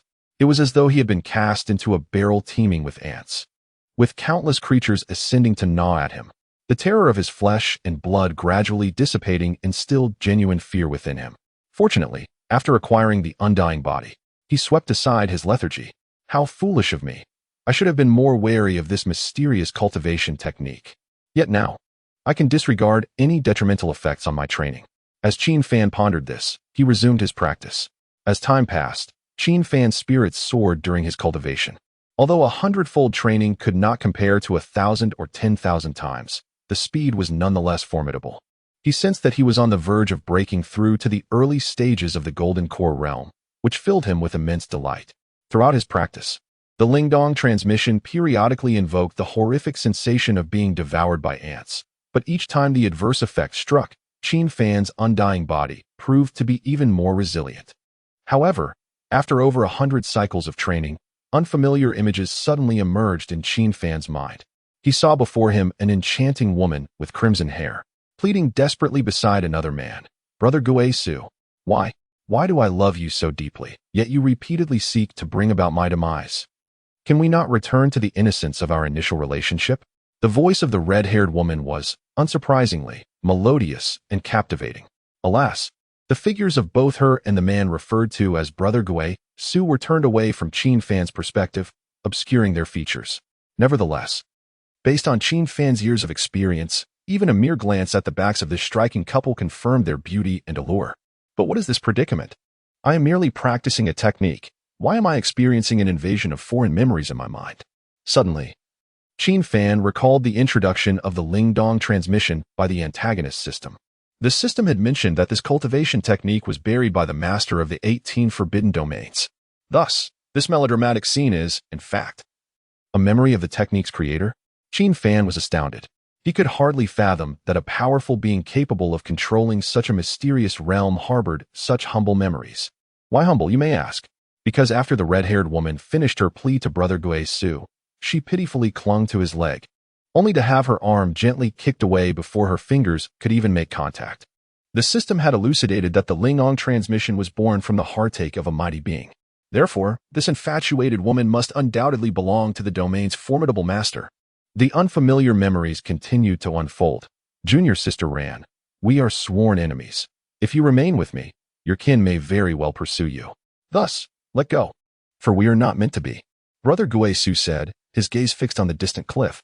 The dying sister immediately collapsed and pleaded, no, I want to be with you. What does the enmity between the holy and the demonic have to do with us? I love you. I wish to follow you for a lifetime. Upon hearing her impassioned declaration, Qin Fan raised an eyebrow. Lin Liqiu and Xiaoying happened to be the saintess and the demoness, yet their connection was lacking. Instead, both women harbored an intense obsession with him. Qin Fan's curiosity about the fate of this powerful figure grew. Just as he intended to focus intently on the unfolding events, a sudden halt interrupted his memories. What was happening? It vanished in an instant? Damn, it was truly vexing. Qin Fan, deeply engrossed in the unfolding drama, could not help but voice his frustration internally. Chapter 57. That man. After a long struggle, the once dreaming Ran Shizun was abruptly jolted awake, as if from a nightmare. Her body twitched violently, and she immediately sat up in bed. What is happening? Why am I sweating so profusely? How peculiar. Tonight is truly strange. Wiping the sweat from her forehead, Ran Shizun murmured in astonishment.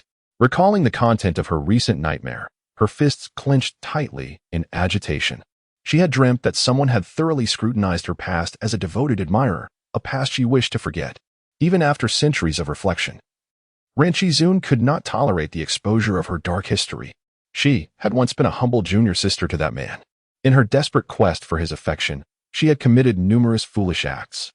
It was only through her awakening that she chose to confine herself among her kin as a form of penance. Moreover, her efforts to bury anything related to that man were a testament to her profound aversion to her past. For 800 years, nothing like this had ever occurred. What could possibly be amiss today? Ran Shizun murmured to herself as she retrieved the floating orb to assess the situation within the Red Joy Forbidden Zone. Before checking, she couldn't help but mutter, those 3 cultivators should be dead by now, right? The ominous premonition from my nightmare must have nothing to do with them. Just as the words left her lips, she was taken aback, her beautiful eyes widening in shock. The orb revealed the figures of Qin Fan and his companions. How is this possible?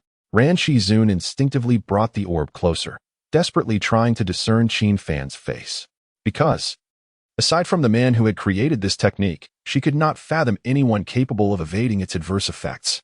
Regrettably, all she could see was a barrier of crimson light, obscuring any details within. Bang! In the next moment, the hovering orb was suddenly crushed in her palm. The drowsiness that had once clouded Ran Shizun's features was now replaced by an expression of hatred. She clenched her teeth and hissed. One of those cultivating within must surely be a descendant of that man. It has to be. Otherwise, no one in the world could endure the torment of the spirit transmission technique. Even if the person inside is not a descendant of Brother Gui Su, there is undoubtedly a profound connection to him. Yet, Ran Shizun was no longer the foolish girl who would sacrifice everything for love. Within mere breaths, she gradually regained her composure, her eyes icy. I cannot reveal myself recklessly. This matter must first be verified by Yi Chun. Brother Gui Su, how would you feel if you knew the sole heir of the Sacred Dragon clan is now my subordinate? With these words, Ran Shizun sensed a subtle force emerging within the 18 limitless forbidden zone. Her brow furrowed even deeper, her mood evidently deteriorating. This sensation heralded the arrival of today's Tao rhythm essence. However, due to Qin Fan and his companions disrupting the rules of the Red Joy Forbidden Zone. The Tao Rhythm Essence could not automatically float into Ran Shizun's hands. By default, the essence would typically gravitate toward the domain's master or the foremost cultivator within the realm.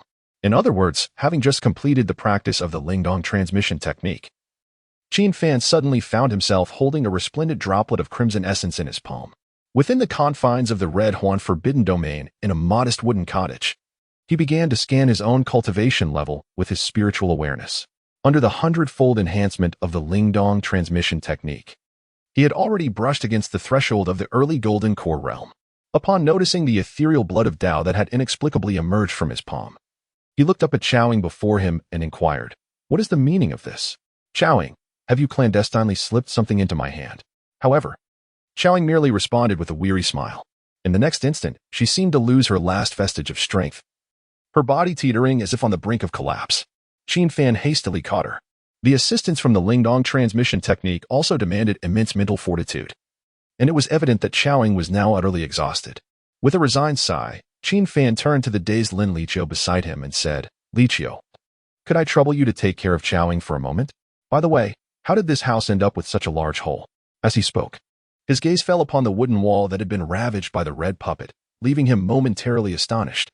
Lin Liqiu took the unconscious Chowing into her arms, seizing the opportunity to pinch her cheek, causing Chowing to frown slightly in response. After this small venting of frustration, Lin Liqiu began narrating the events that had transpired mere moments ago. She also conveyed to Qin Fan the evasive patterns of the red puppet as it dodged the attacks of cultivators. Upon hearing this, Qin Fan nodded slowly and remarked, "I see, there is indeed something amiss with the red moon and the red tree in this place. Rest assured, I shall repair the walls shortly." Chapter 58. The Poison Transformation Platform, a marvelous alteration of enchanted female attire. Qin Fan swiftly mended the hole that had been ravaged by the crimson puppet. Once the wooden cabin was secured, Lin Liqiu assisted Chowing in cleansing herself. Qin Fan stationed himself at the entrance, settling into a cross-legged position. With his head bowed, he scrutinized the Tao Rhythm Essence blood that had appeared in his palm. This drop of essence exuded an extraordinary aura. Merely holding it invoked a sense of an unfathomable power. "System, what is this?" Qin Fan inquired, seeking assistance from the system. The system began to elucidate the Tao Rhythm Essence blood. Item name: Tao Rhythm Essence blood. Source: a specialty item from the 18 Poverty Forbidden Domain. The host automatically acquires a drop of Tao Rhythm Essence blood daily after repelling the crimson puppet through cultivation in the Honghuan Forbidden Domain. Details: this essence is a rare and special material. Uses: forging, comprehension, etc. Upon absorbing this information, Qin Fan's brow furrowed increasingly. It turns out this place is known as the Honghuan Forbidden Domain, one of the territories governed by the 18 Poverty Forbidden Domain. It seems to align with what Liqiu mentioned. As long as I practice high-rarity techniques, those crimson puppets resembling the red tree men will distance themselves from us. Murmuring to himself, he fixated on the Tao Rhythm Essence blood, which contained profound power. Suddenly, a spark of inspiration flashed through his mind. The system had just indicated that the essence could be used for forging.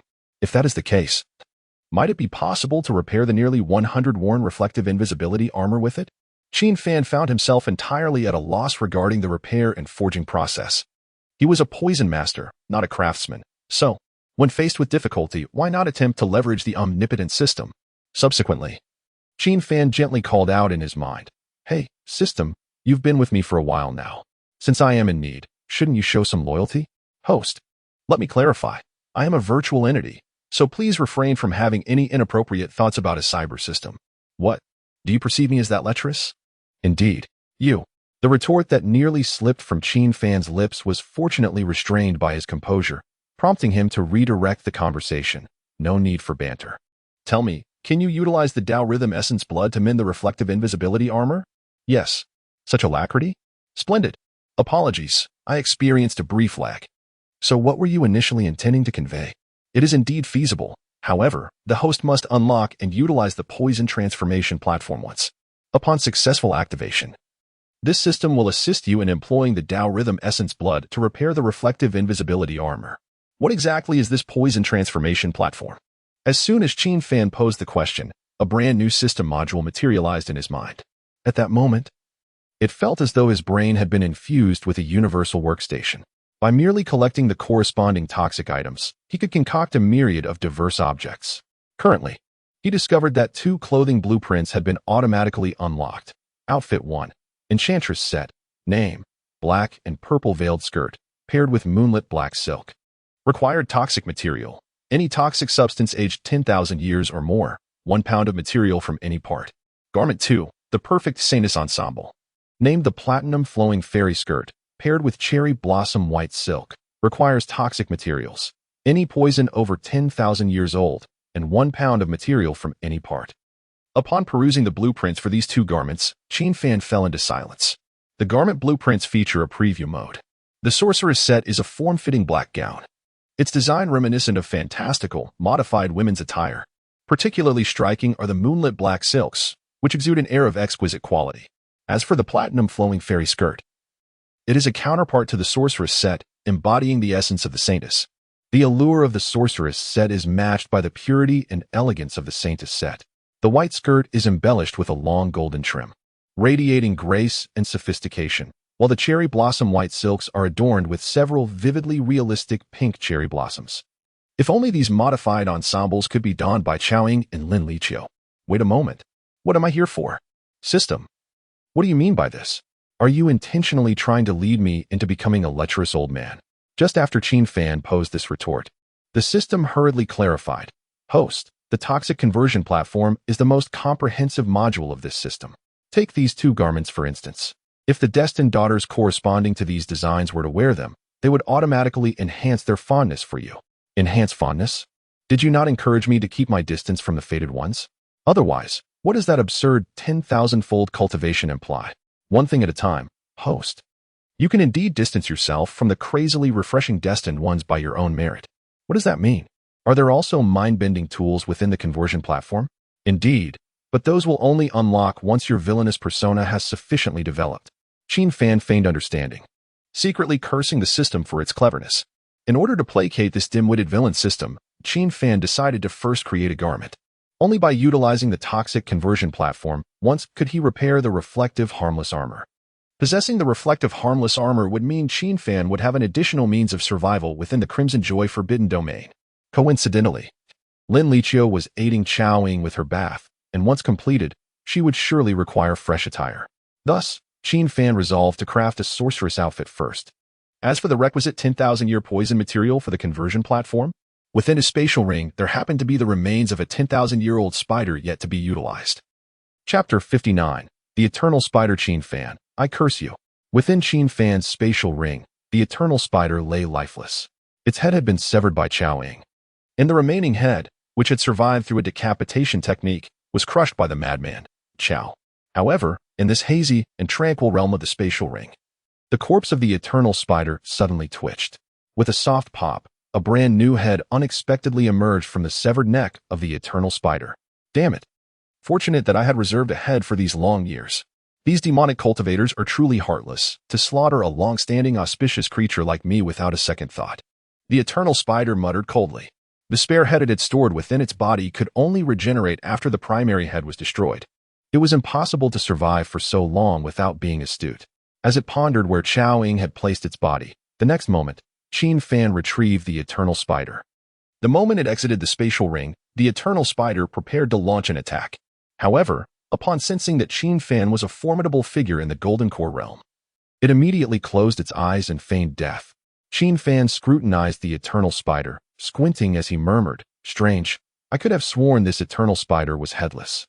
Was I mistaken?" During Qin Fan's gaze, the eternal spider was engulfed in anxiety. Yet it had seized the opportunity to glance at Qin Fan's face, and its heart swelled with joy. Finally free from the control of the demonic cultivators. Having been decapitated by a witch and then shot in the head by a demonic commander, the eternal spider harbored a deep-seated hatred for the demonic cultivators. Seeing that Qin Fan appeared quite amiable, it relaxed a little. Surely, such a sunny young man would harbor no ill intentions towards me? It was time to make its escape. Just as it entertained these thoughts, the eternal spider heard the jarring sound of a blade being sharpened nearby. Sparks from the blade's friction landed on the eternal spider's head, and it endured the slight pain as it cautiously opened its eyes. Upon seeing Qin Fan calmly sharpening his knife, the eternal spider was taken aback. before Qin Fan could bring his blade down upon the spider's limbs. Lin Liqiu's voice called from behind, "Senior brother Qin Fan, could you please hand me a towel? I need to clean her up." "All right. Close your eyes when I come over. No peeking." Qin Fan replied and temporarily set the eternal spider at the door before proceeding to assist Lin Liqiu in fetching a dry towel. Meanwhile, the eternal spider was left in astonishment. "Qin Fan? That name sounded familiar. Wait a moment. He is the one that the witch seeks to please." Upon confirming Qin Fan's identity, the eternal spider felt a wave of fear wash over it. If the witch was already so twisted, the man she favored, could he be even more deranged? At this moment, the eternal spider could not afford to dwell on such matters. Seeing Qin Fan walk away, it felt an overwhelming sense of elation. A perfect opportunity. Watch me escape. However, just as the spider's limbs prepared to flee, it realized it lacked any strength. Lowering its head, the eternal spider discovered that it had been embedded with a multitude of silver needles. Is this Qin Fan a healer or a poison master? When did he inject me with paralyzing needles? Qin Fan administered a paralyzing venomous needle to the ancient spider, yet its resistance to toxins was remarkably high, rendering the paralysis effect almost negligible. Even so, the newly regenerated head of the ancient spider remained in a state of weakness. It had barely taken a step toward the door of freedom when Qin Fan returned with a towel. At the moment Qin Fan settled back at the doorway, the ancient spider continued to feign death with its eyes closed. It was tantalizingly close to the threshold of freedom. Wait, did I really place it that far away? Qin Fan noticed the spider's slight movement and murmured to himself. When his gaze fell upon it once more, the ancient spider felt an overwhelming surge of anxiety. It fervently prayed, "Spare me, spare me." In the next instant, a hand struck fiercely. Slap. After delivering a blow to the ancient spider's face, Qin Fan kept his eyes fixed on it. It appeared to be lifeless. Very well, perhaps I merely imagined it. Following this inexplicable slap, the ancient spider's thoughts were consumed with curses. The impact was minimal, yet the insult was profound. In order to maintain its guise, it resolutely remained silent after the hit. However, in the following moment, Qin Fan swiftly descended with his knife. With a sickening slice, he severed one of the spider's limbs. The sudden pain caused the ancient spider to eject a stream of silk in a fit of agitation. Qin Fan weighed the severed limb, clicking his tongue in disappointment. "Tsk. It's lighter than expected, not even a pound of meat." In the toxin transformation chamber, a pound of ancient venomous material was required to craft a witch's set. Yet, Qin Fan's lamentation left the ancient spider utterly astounded. It desperately thought, this lunatic thinks he can eat ancient venomous flesh? Even the leader of the demonic cultivators wouldn't dare to consume it. Typically, such toxic creatures are not considered food, especially the ancient spider, whose very hairs are laced with potent venom. However, Qin Fan's subsequent actions of weighing the limb only deepened the ancient spider's dread. His technique resembled that of a butcher. Indeed, any man favored by a witch must be mentally unhinged. With another swift motion, Qin Fan sliced off half of the spider's remaining limb. Once again, he placed it on the scale, only to frown in confusion. What is this? The flesh of this limb is so lean? Still a tad short. At this moment, the ancient spider, with two blood-spraying limbs, was in a state of shock.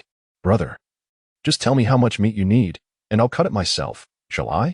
1 slice? 2 slices? Is that not enough? Are you treating me like a live specimen?" Qin Fan was also quite vexed. He worried that if he continued to chop away, it might affect the venom's potency, yet if he cut too little, he would have to start over. Thus, he began to scrutinize the ancient spider, searching for parts that could conveniently total a pound. Before long, he discovered a mass of meaty tendrils at the base of the spider. This looks promising. Small and rather cute, it seems cutting it off would achieve the desired weight. With this thought, Qin Fan reached out, tugging at the meaty tendril while raising his gleaming knife. In that moment, the ancient spider's soul felt as though it had found peace. The pain was so excruciating that it rendered him unable to utter a single cry. His features contorted in anguish, ultimately succumbing to a serene closure of his eyes. In the depths of unconsciousness, the ancient spider extended a most courteous greeting within his mind. "Qin Fan, I curse you." Qin Fan piled all the spider meat onto the scale, and upon witnessing that it precisely weighed 1 pound, he smiled and remarked, "Excellent. This can be fashioned into garments." However, his gaze fell upon the tranquil visage of the ancient spider, now fainted, and Qin Fan pondered in perplexity. Was that merely an illusion? Did I truly perceive the spider glaring at me? Perhaps it was just a trick of the light. Chapter 60, The Terrifying Red Moon.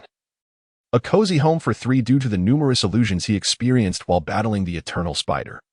Qin Fan cautiously returned the creature to his spatial ring and meticulously prepared several hundred paralysis needles. He was concerned about the possibility of the spider resurrecting, albeit the odds were slim. Afterward, he cleaned the bloodstains at the entrance and promptly activated the toxin conversion platform within his mind. Currently redeemable. 1 pound of eternal poisonous material Saintus attire, currently redeemable. 1 pound of eternal poisonous material witch attire, please select the attire for conversion, upon choosing the witch attire. The spider meat he held in his hands instantaneously transformed into shimmering light and vanished. What reappeared before him was an exquisitely crafted gown of black and purple gossamer, accompanied by silken black stockings. Despite having just completed his cultivation, Qin Fan could not help but gaze at the attire with a peculiar grin. Ah, splendid garments indeed. His strange chuckle reached Lin Lichio's ears from behind, causing her to become alert. A hint of trepidation filled her as she admonished, "Senior Brother Qin Fan, I am about to change Chao Ying's clothes, so please do not turn around suddenly." No sooner had she spoken than Qin Fan turned around. He extended the clothing toward her with a serious demeanor, saying, "Wait, I have a clean outfit that Chao Ying can wear." "Clothes? Senior Brother Qin Fan, how do you possess girls' clothing?" Lin Lichio inquired, and suddenly recalled that Chao Ying had been living with Qin Fan for quite some time. A wave of jealousy washed over her. As she accepted the beautiful garments he offered, her envy intensified. The fabric was exquisite, smooth, and delicate. She pondered over the peculiar item resembling stockings, feeling it was strange yet undeniably appealing. Lin Lichio admired the witch attire endlessly, neglecting to attend to the still figure of Chao Ying lying on the bed. After a moment, Qin Fan cleared his throat awkwardly, prompting Lin Lichio to regain her senses. Blushing, she bit her lip and stood, lightly nudging Qin Fan. "I simply didn't expect Senior Brother Qin Fan to have a penchant for collecting attires from other realms. Now, I must help Chao Ying get dressed, so please do not peek." Qin Fan obediently turned away, refraining from further comments. It was reasonable for Lin Lichio to perceive the witch attire as a style from another dimension, given that other cultivators occasionally traverse the mystical continent from various realms. After walking a few steps while carrying both of them, Qin Fan suddenly remarked, "When I have the opportunity, I shall craft a dress similar to this one for you. Would you like that?" "Absolutely," she exclaimed. All right. But first assist Chao Ying with her clothing." Indeed. Following this promise, Lin Lichio's spirits appeared to lift considerably. She began to hum a tune while dressing Chao Ying, prompting Qin Fan to chuckle softly. Continuing to sit at the entrance of the quaint wooden cabin, Qin Fan began to summon the system. "System, please expedite the repair of my reflective armor." Ding. The system has detected that the host has successfully utilized the toxin conversion platform. Temporary task complete. Please hold the Dao Essence blood in your hand. This enhancement repair will automatically consume 1 drop of Dao Essence blood. After the interaction, Qin Fan retrieved the Dao Essence blood and cradled it in his palm. In the blink of an eye, he felt the essence of the Dao transform into a subtle crimson light, as if fireflies were drifting towards the intangible reflective armor adorning him. Before long, Qin Fan was met with a flurry of notifications from the system. Consumption of Dao Essence successful. Strengthening and repairing the reflective armor. Current wear of the reflective armor, 80, 50, 30. When the repair notification returned to 0, a series of alerts left Qin Fan in astonishment. "The Dao Essence you provided is exceedingly powerful. The reflective armor has been upgraded by 2 tiers. Reflective armor, enhanced Dao Essence version, capable of withstanding all attacks below the entering immortal realm. Each time it absorbs damage, it automatically repairs all wear the following day. Furthermore, any reflective counterattack you unleash in the future will be executed instantaneously, without the 2-second prerequisite." Upon hearing the new notifications, Qin Fan rose to his feet, a sense of invincibility enveloping him, a smile creeping upon his lips as he mused, "Wow, this Dao Essence is rather impressive, rendering me invincible against all below the entering immortal realm. Above the God Transformation realm lies the entering immortal realm, and even the most formidable sect master of the Xian sect resides merely within the God Transformation realm." Upon returning, Qin Fan felt he could assert dominance over the sect master. Although his cultivation level was modest, only at the golden core stage, the treasures he possessed were indeed extraordinary. However, as Qin Fan gazed at the vast expanse of crimson sky outside, a sense of melancholy washed over him. Above the entering immortal realm, There must exist even more terrifying realms. After all, who could establish rules as complex as the 18 forbidden domains? According to the System-S description of the fluid transmission of cultivation, Qin Fan understood that the formidable being who controlled the 18 forbidden domains, the Great Woman of Power, was merely exiled and confined here, simultaneously overseeing the cultivators of this domain. Thus, it was evident that there were indeed more potent realms beyond the entering immortal realm. When he was forced to use the return to the divine symbol due to being cornered by the madman Qiao, Qin Fan felt immense discontent. Upon returning to the Xin sect, he vowed never to endure such a humiliating situation again. Cultivation and strength were the sole principles of survival in the fantastical world. Ding, the destined woman, Qiaoying, has donned the witch set uniform you crafted. At the current progress, she can share 10% of her cultivation experience with you. Just as Qin Fan was solidifying his goal of becoming stronger, the sudden announcement from the system left him momentarily bewildered. Turning around, he discovered that Lin Liqiu had already helped Qiaoying into the witch's attire. Clad in a dark purple veil skirt, Qiaoying's slender and graceful figure appeared even more enchanting. Cough, cough, cough. Before Qin Fan could continue to admire her, Lin Liqiu, visibly displeased, cleared her throat. She approached and blocked Qin Fan's view, hands on hips, declaring, "Qin Fan, senior brother, Qiaoying has fainted from training. She requires rest. Please do not disturb her like this." All right. Qin Fan chuckled helplessly. He was not accustomed to seeing such camaraderie between the two women. He understood that Lin Liqiu wished to prevent him from continuing to gaze at Qiaoying. Just moments ago, Qin Fan had been mesmerized by Qiaoying on one hand. He was captivated by her beauty, and on the other, he was astonished that the destined woman would share her cultivation upon donning her uniform. Even if it was merely 10%, Qin Fan found it exceedingly appealing. Including the witch Qiaoying, the saintess Lin Liqiu, and my sister within the Xuanzong.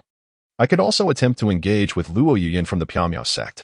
Indeed, it would be delightful to bestow garments upon these fated women, compelling them to labor for me without remuneration. Hee.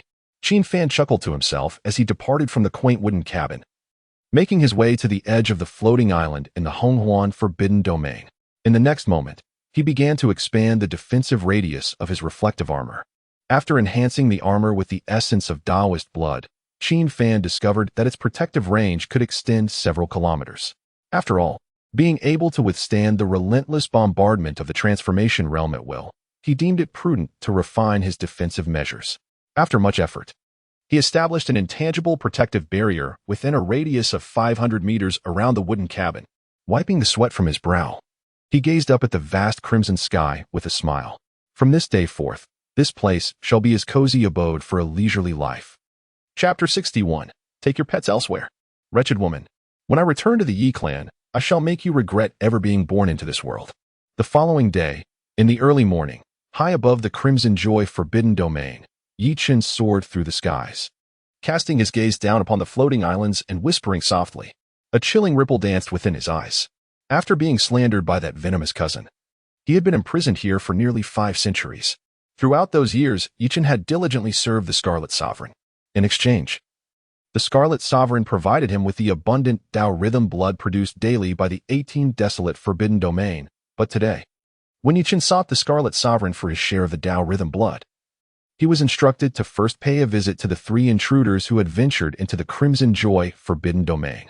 Yi Chen felt a surge of impatience. Their survival during the Red Moon revelry last night was likely merely a stroke of luck. In Yi Chen's eyes, these 3 human cultivators were no more than insignificant ants, easily crushed beneath his fingers. Though he could not cultivate within this prison, he had consistently fed the Tao rhythm blood to the arm of the evil god. Lowering his head, Yi Chen surveyed his eerie right arm, which was entirely crimson. It was adorned with dense incantations, bound by scattered chains that appeared quite heavy.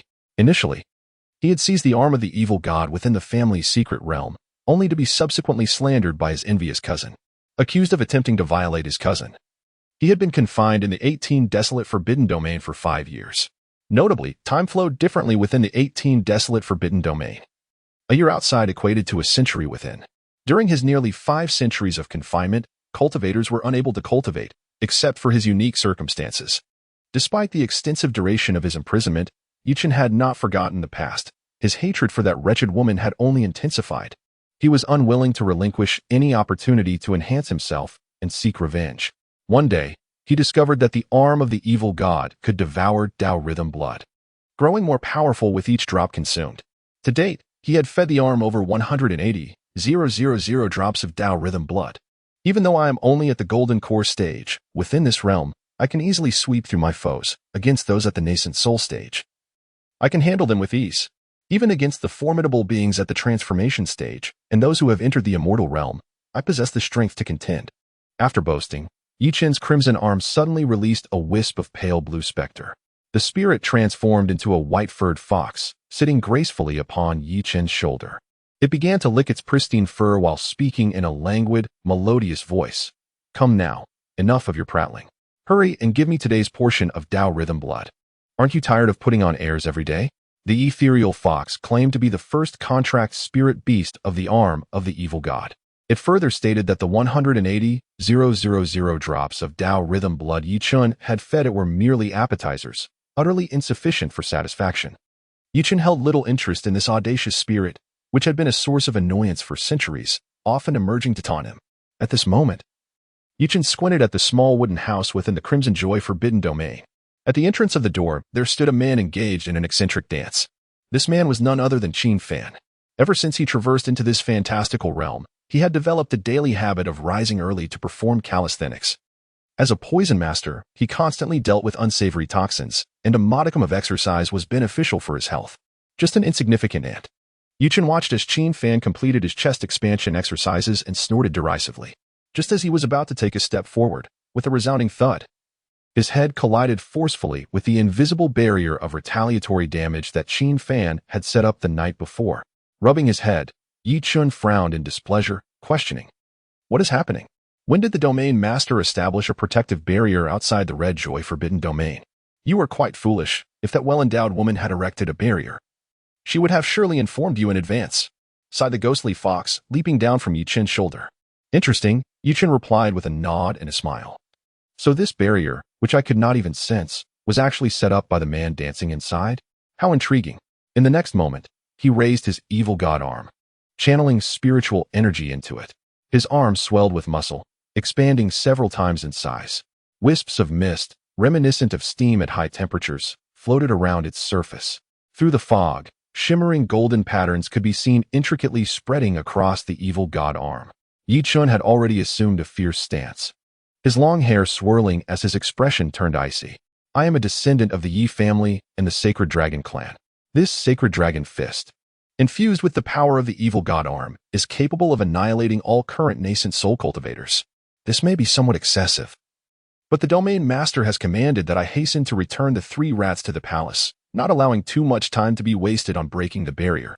Before he could unleash this lethal punch, the ghostly fox could no longer contain itself, covering its captivating eyes with its fluffy tail. It sighed in exasperation. As if witnessing a great fool, here we go again, this pretentious individual's inexplicable ramblings, making it seem as though anyone would listen to his grandstanding.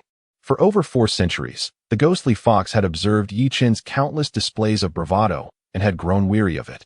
Despite its complaints, it could not deny Yi Qin's formidable prowess. With 180,000 drops of Tao rhythm essence infused into the evil god arm, even a pig could soar into the skies.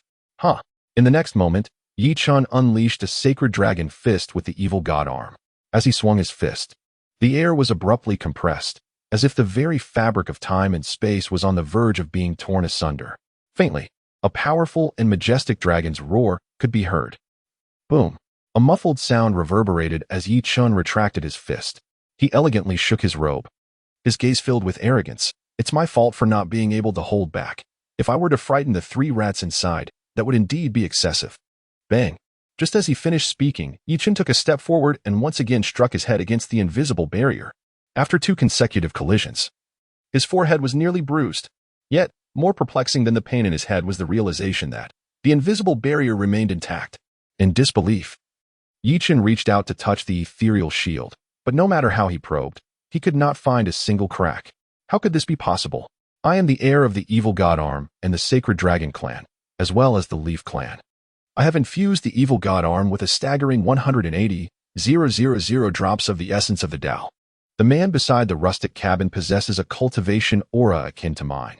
How could he possibly create such an astonishing barrier?" Beside me, the phantom fox fixated on the once again distracted Yuchen. This time, it refrained from mocking him.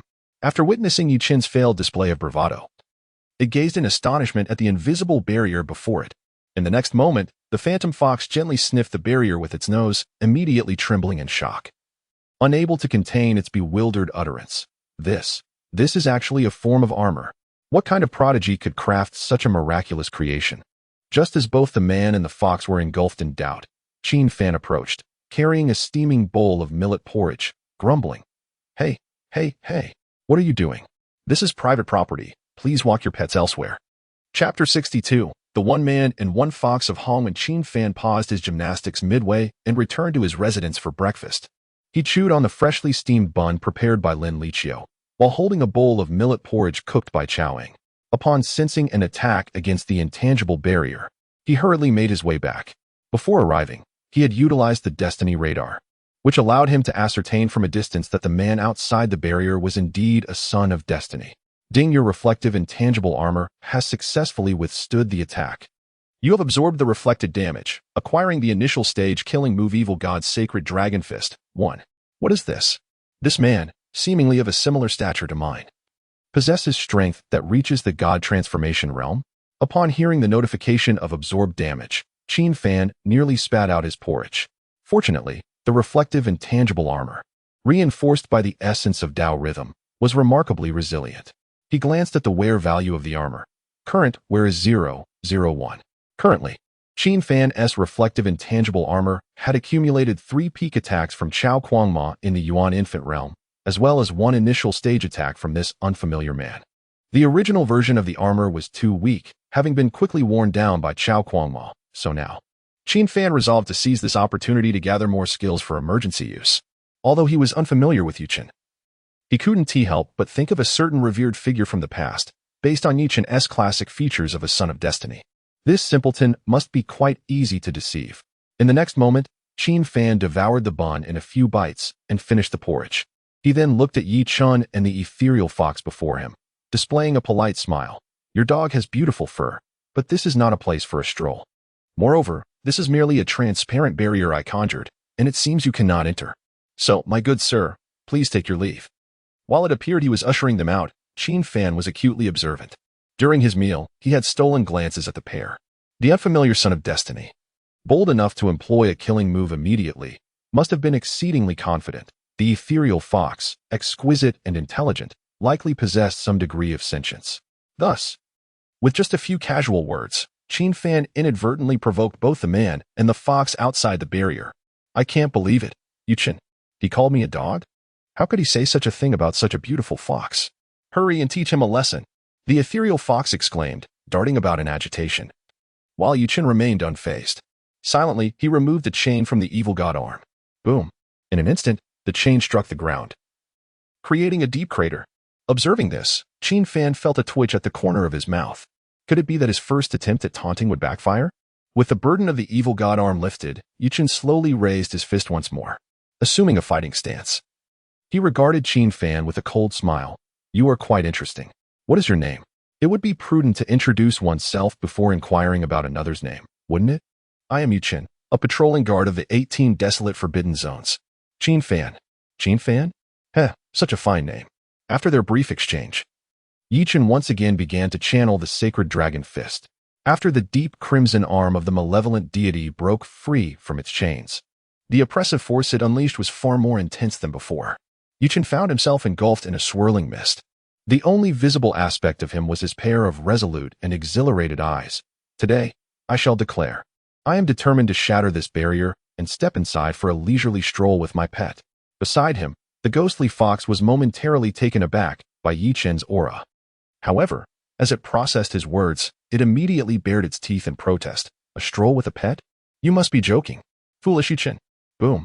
In the next instant, a deafening explosion resonated. Dust billowed. The ground trembled, as if the very edges of the floating island were about to collapse. Yet, all this terrifying commotion erupted outside the barrier. Within it, all remained serene. Ding, your counterattack has successfully blocked. You have absorbed the counterattack, gaining the initial stage divine skill Holy Dragon Fist of the malevolent deity too. Indeed, Another instance of absorbing the initial stage counterattack had been collected. Qin Fan felt elated. For upon hearing the prompt, he glanced at the wear level. Current wear level 0.02. Such a tremendous uproar could frighten anyone. Yet the wear value had only advanced slightly. A grin spread across Qin Fan's face. He recalled several gymnastic routines he had yet to complete, and thus, before Yichun, he resumed his exercises. Outside the invisible barrier, Yichun gritted his teeth, his malevolent arm tingling, his gaze vacant. How can this be? I clearly exerted 90% of my strength. Why has this barrier not budged in the slightest? He yearned to inquire how Qin Fan managed this. However, upon witnessing Qin Fan's taunting gymnastics, he was immediately consumed by rage. Smack! By unfortunate coincidence, as Qin Fan was performing a kicking exercise, he accidentally sent his shoe flying into Yuchen's face. Despite the invisible barrier separating them, Qin Fan, while chuckling an apology, proceeded to put his shoe back on. This utterly infuriated Yuchen. After over 400 years, he was on the verge of leaving the Forbidden Realm to cleanse his shame. Yet, just as he was about to depart, this irritating individual appeared. Qin Fan, you have forced my hand, Yuchen declared coldly, and promptly removed another chain from the malevolent arm. The chains on the malevolent arm seemed heavier with each one removed, each landing resonating painfully in the ears. Then, Yichun, fueled by indignation, unleashed a barrage of strikes. He repeatedly employed the enhanced Holy Dragon Fist against the invisible barrier, ultimately producing for Qin Fan's ears the melodious prompts. You have absorbed the counterattack, gaining the initial stage divine skill Holy Dragon Fist of the malevolent deity. 3. You have absorbed the counterattack, gaining the initial stage divine skill Holy Dragon Fist of the malevolent deity. 4. You have absorbed the counterattack, gaining the initial stage divine skill Holy Dragon Fist of the malevolent deity. 5. Current wear level 0.05. At this moment, having completed his gymnastic routines, Qin Fan observed that Yichun was still throwing punches outside the barrier and couldn't help but lament the sluggishness of his attacks. This speed was less than half of that of the madman Chao. To better supervise the Son of Destiny in his counterattacks, Qin Fan retrieved a small wooden chair from his spatial ring. He simply settled onto a wooden chair, producing a handful of sunflower seeds. Cracking them open as he scornfully remarked, not spirited at all. Your punches are far too slow. Pick up the pace. Have you forgotten to eat? If you haven't, perhaps you should return home for a proper meal before resuming. You're utterly limp. What a waste. With such a punch speed, even my grandmother could strike faster than you. Qin Fan's derision was remarkably effective, leaving Yichun flushed with embarrassment, clearly feeling the heat of humiliation. The phantom fox observed nearby, roaring with laughter.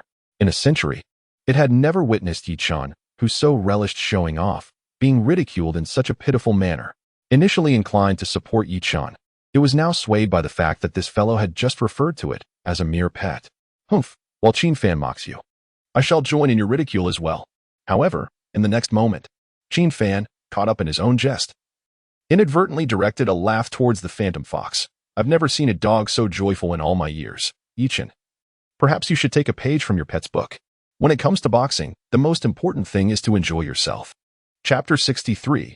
The sweet yet cunning support. Upon hearing Qin Fan refer to himself as a dog once more, the laughter of the ghostly fox abruptly ceased.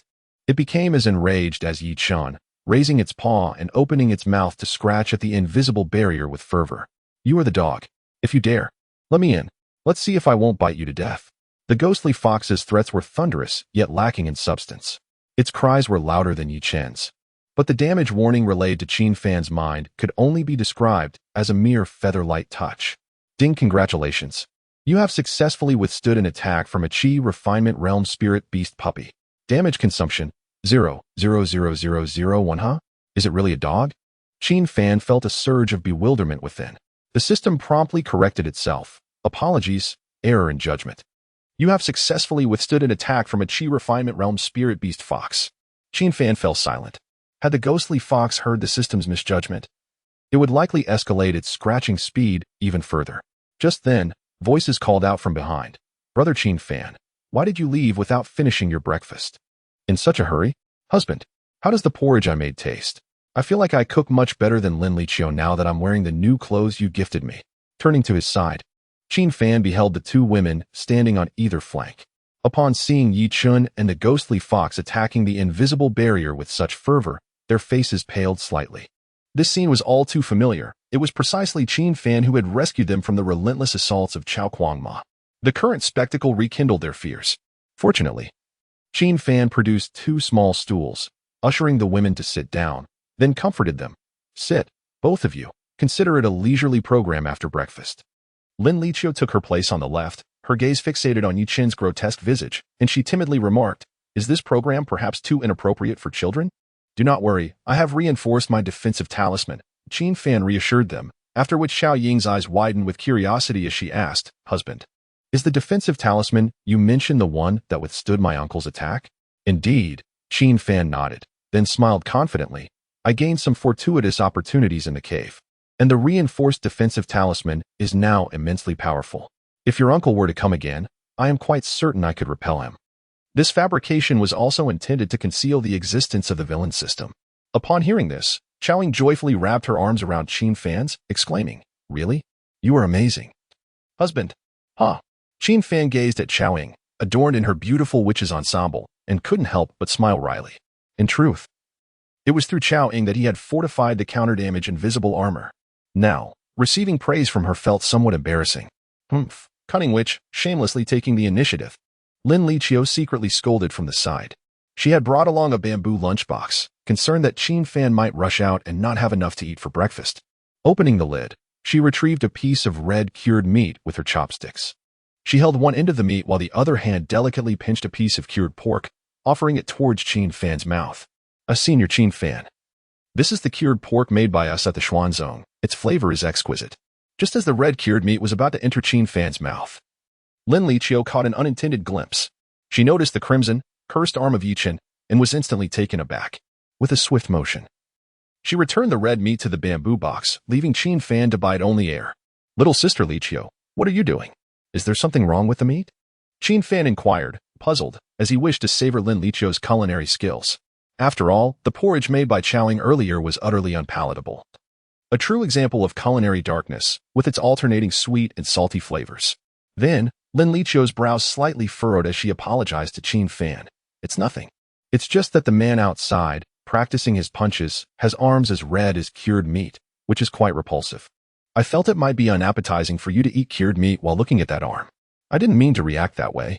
Upon hearing this, Qin Fan distinctly sensed that the frequency of the punches outside the invisible barrier had abruptly ceased. He turned to see Yi Qin standing there, his face a mask of astonishment. Yi Qin fixated on the red cured meat in Lin Liqiu's bamboo box, his eyes a mixture of shock and confusion. Qin Fan recognized this moment as the calm before the storm. In the next instant, Yi Qin unleashed his full fury against the invisible barrier. As he struck with such speed that his hands left afterimages, he yelled in a frenzy, "I've cultivated the cursed arm for hundreds of years, and yet I cannot break through this damned barrier. To be mistaken for mere cured meat is infuriating. Damn it, break for me. I must prove myself." Alas, even with Yi Qin's explosive energy, the damage inflicted upon the invisible barrier was negligible. Qin Fan couldn't help but feel a twinge of sympathy for him. The soul fox beside them was exhausted from biting. Its jaw nearly dislocated, yet the barrier bore no sign of wear, just as it contemplated resting. Xiaoying unexpectedly released her embrace of Qin Fan. She squatted in front of the soul fox and through the barrier, exclaimed in delight, "Wow, how adorable." The previously listless soul fox perked up at Xiaoying's praise. It stood tall again, its tail swaying gently, proudly lifting its head. Then, Xiaoying continued her compliments. "What a lovely little dog. Its white fur and those eyes are simply beautiful." After being mistaken for a dog yet again, the soul fox, like Yi Qin, completely lost its composure. It howled in frustration, scaring Xiaoying away, and retorted, "I am not a dog. I've said it several times. I am a fox. Woof. This is infuriating. What woof?" Once the two girls finished their playful exchange, they both sat beside Qin Fan, looking somewhat aggrieved. Lin Liqiu and Xiaoying exchanged glances, their beautiful eyes reflecting innocence as they murmured, "How strange. Isn't that man's arm just like cured meat? Why get upset over it?" Exactly. This dog clearly barked in protest, yet it still argues it's a fox. How silly. A lying dog is not cute at all. Qin Fan glanced around at the two women, rendered speechless. My goodness, when did they acquire such an insidious demeanor? Whose wicked influence could have led them to adopt such a vexing appearance? However, there was a silver lining, with the saintess and the witch by Qin Fan's side. Yichen and the Phantom Fox experienced a remarkable surge in their attack speed, more than tripling it. In just a few short minutes, Qin Fan had gathered over 500 instances of the Holy Dragon Fist counterattack from the early stages of the transformation realm. The contributions of the two women beside him were undeniably invaluable. Chapter 64. The smuggler encounters the landlord. Yichen, what are you doing? I instructed you to bring 3 individuals, yet you have delayed so long. Yichen, on the brink of exhaustion, suddenly heard the distant voice of Xuanzong.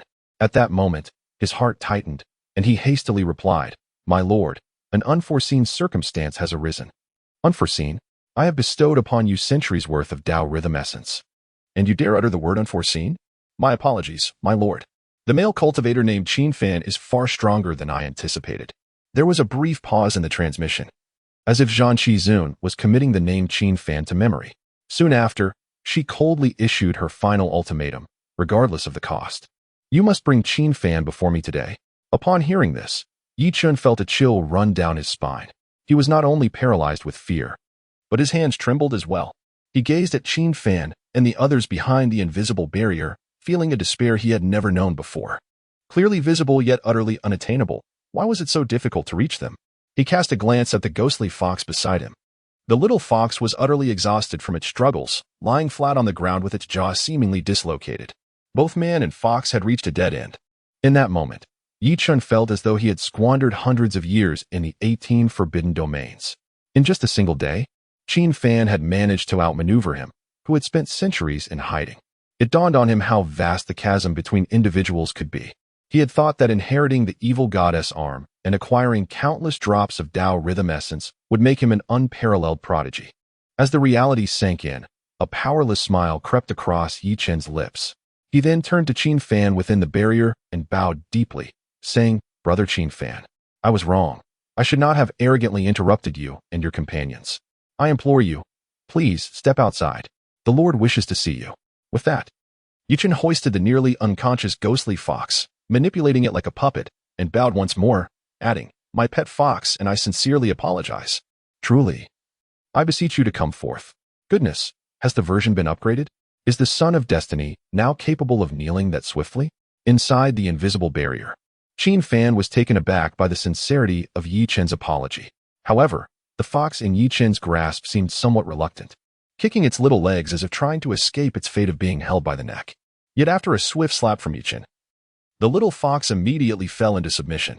Currently, the accumulated counterattack income stood at 800 instances of the initial stage Holy Dragon Fist. Impressive. Yichen was anything but ordinary.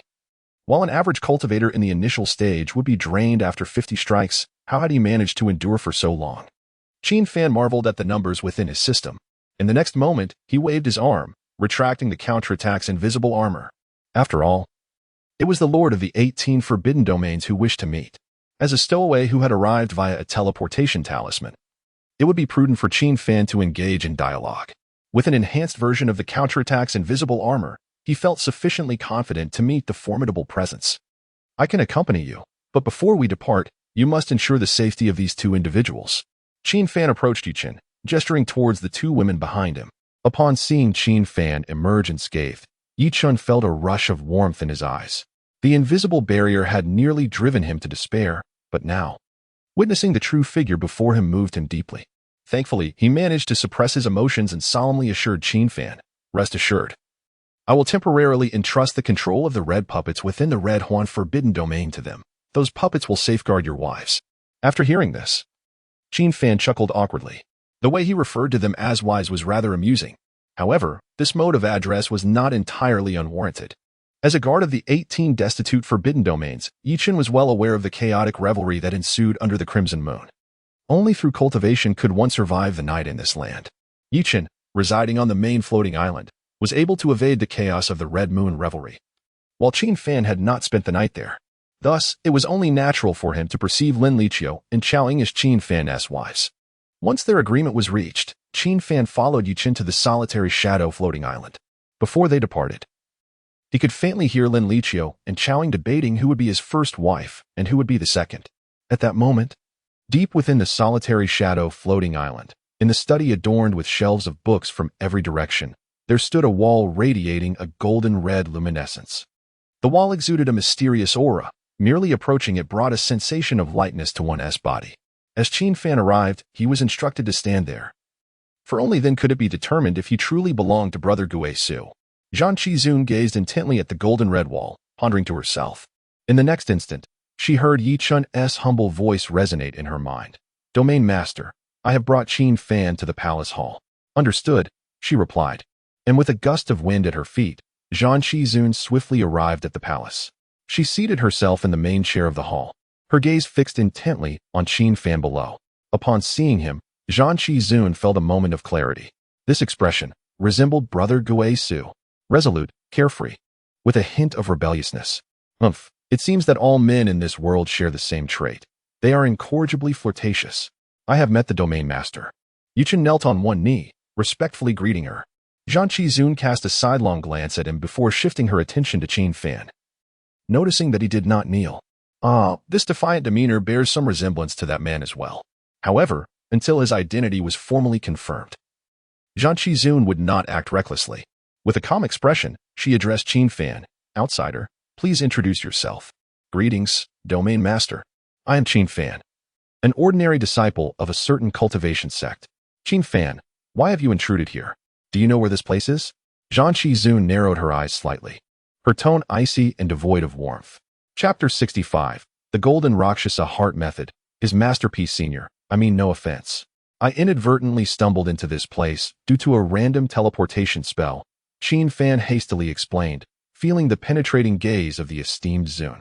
Upon hearing his words, the tension in Zun's furrowed brow slightly eased. Her relaxation was not merely a result of Qin Fan's explanation. Rather, it was the earnest address of senior from him that brought her a sense of comfort. It was rather peculiar, though Qin Fan bore no resemblance to that man. Why was it that his humility brought her such joy? In the next moment, Zun rose from her seat, gracefully sweeping her sleeve as she turned. Her voice ethereal, follow me. Qin Fan and Yuchen trailed behind her, soon arriving at the previously encountered study. As they stepped into the somber chamber, Yuchen could not help but widen his eyes. He could surmise what the Domain Master intended to do next. Turning to the composed Qin Fan, Yuchen felt a tumult of emotions within him. It was a rare occurrence to meet a man whose abilities and talents surpassed his own, and he genuinely felt a sense of regret. Brother Yi, you look as though you're constipated. What troubles you? Qin Fan inquired, sensing the intense gaze directed at him. Yuchen shook his head repeatedly, remaining silent. Qin Fan, this domain has seen its share of malevolent intruders. To test your sincerity, please stand before this wall. Zun suddenly turned, indicating the wall radiating golden light. Her crimson lips parted slightly. This is the rule. I hope you can understand. In the span of an incense stick's burning, I shall release you. Very well. After responding, Qin Fan approached the designated spot. Instantly, an enigmatic force enveloped him. The wall, suffused with a golden red aura, seemed to harbor countless emotions, greed, madness, sanctity, and more. Uncertain of Zun's intentions, Qin Fan activated his reflective armor, confident that even if Zun were to launch a sudden attack, he could easily defend himself. However, abiding by the rules while under someone else's roof was of little concern to him. Meanwhile, Zun and Yuchen stood at the entrance of the study, observing from a distance of approximately 50 meters. Yuchen's expression was slightly tense as he contemplated whether Qin Fan could withstand the trial. Zun remained impassive, her enchanting crimson gaze fixed on Qin Fan. A moment later, she spoke to Yuchen. Do you recall your first trial with the Golden Rakshasa Heart Method? Upon hearing this, Yuchen appeared to recollect something dreadful, his face filled with embarrassment. He could not help but clutch the deep crimson evil god arm, letting out a bitter smile. I remember. Back then, I had fed the evil god arm with my essence for 100 years, only to find that I could not endure even a second. And now? Zun prompted. Now, I can manage 5 seconds, he replied, a hint of self-deprecation in his tone. Esteemed Domain Master, I harbor no ulterior motives. I truly am a 5-second man. Yi Chen's anxious defense failed to sway the Scarlet Dye Master. She merely gazed into the distance at Qin Fan and softly remarked, after all, the Golden Rakshasa Heart Method was crafted by that man himself. In this world, aside from him, no one else can fully endure the trials of this heart method. Lord Domain Master, is it not excessive to test Qin Fan in such a manner? Excessive? Did you consider it excessive when you unleashed your full power to assault Qin Fan's barrier? Aye. Let us wait and see. This Qin Fan undoubtedly harbors many secrets. Before the Golden Wall, Qin Fan stood still for a moment. The shimmering halos that swirled in the air suddenly wove themselves into grotesque forms of phantoms. Among them, the most prominent were the terrifying heads of Rakshasas. They were undeniably fearsome, yet the golden light that constituted them was imbued with a sacred and pristine aura. It was as if man-eating demons donned monks' robes, or benevolent monks opened their gaping maws in a bloodthirsty manner. In an instant, these spectral images surged toward Qin Fan like a tide. What the hell is happening? Wasn't this supposed to be a test, not a brawl? Just as Qin Fan began to feel disgruntled, a system prompt echoed in his mind. Host, do not panic. The intangible armor not only deflects physical harm, but can also withstand the attacks of the heart method's illusions. It is advisable to adopt a more imposing stance. Villains ought to appear dashing, and flaunting should be swift. Upon hearing this, Qin Fan felt considerably more composed. So, these were merely illusions, quite the frightful ones, indeed. Subsequently, the spectral images continually traversed within Qin Fan's being. For an ordinary person, a single encounter with the illusions of the golden Rakshasa heart method would render them devoid of spirit, akin to having lost their soul. Yet, Qin Fan remained rooted in place, stifling yawns. The phantoms swirled about him like writhing dragons and snakes, densely crowding as if to engulf him. Feeling somewhat fatigued from standing, Qin Fan retrieved a small wooden chair from his spatial ring and sat down. The system's reminders of his counterattacks echoed constantly in his ears. Ding, you have successfully withstood an attack from the golden Rakshasa heart method at the divine transformation realm. The attack Rakshasa countenance has been converted into reserve counterattack power. Damage incurred, 0.02. Current damage level, 8.22. The previous accumulation of 8.2 damage had been the result of exhausting Yi Chen's efforts. Now, having traversed the heart method's illusions once, it was equivalent to enduring 2 of Yi Chen's holy dragon fist attacks, tallying up to an increase of 1 point in intensity. The red-haired domain master had mentioned that the duration would last for the time it takes to burn a stick of incense. He leaned back in his chair, arms crossed, and closed his eyes to recuperate. Not far off, upon witnessing Qin Fan leisurely dozing, the expressions of the two onlookers changed dramatically. Yi Chen trembled in disbelief. Gripping his evil god arm tightly, he let out a stunned growl. Brother Qin, he is outlasting me. More than 5 seconds, and still at ease. How can he be so formidable? The Scarlet Dye Master paid no heed to Yi Chen's bewildering exclamations. Her beautiful eyes were filled with astonishment. And a single thought echoed repeatedly in her heart. Is it really him? Could it truly be him? At the outset, Ranchizuan had never anticipated that Qin Fan could withstand the trials of the Jin Luosha heart method. She intended to casually probe his spirit with her divine sense after his inevitable failure, marking the conclusion of her examination. The reason for incorporating the Jin Luosha heart method trial was to ascertain whether there existed any connection between Qin Fan and that man. The prior conclusion remained unchanged. Apart from that man, no one in the world could endure the trials of the Jin Luosha heart method.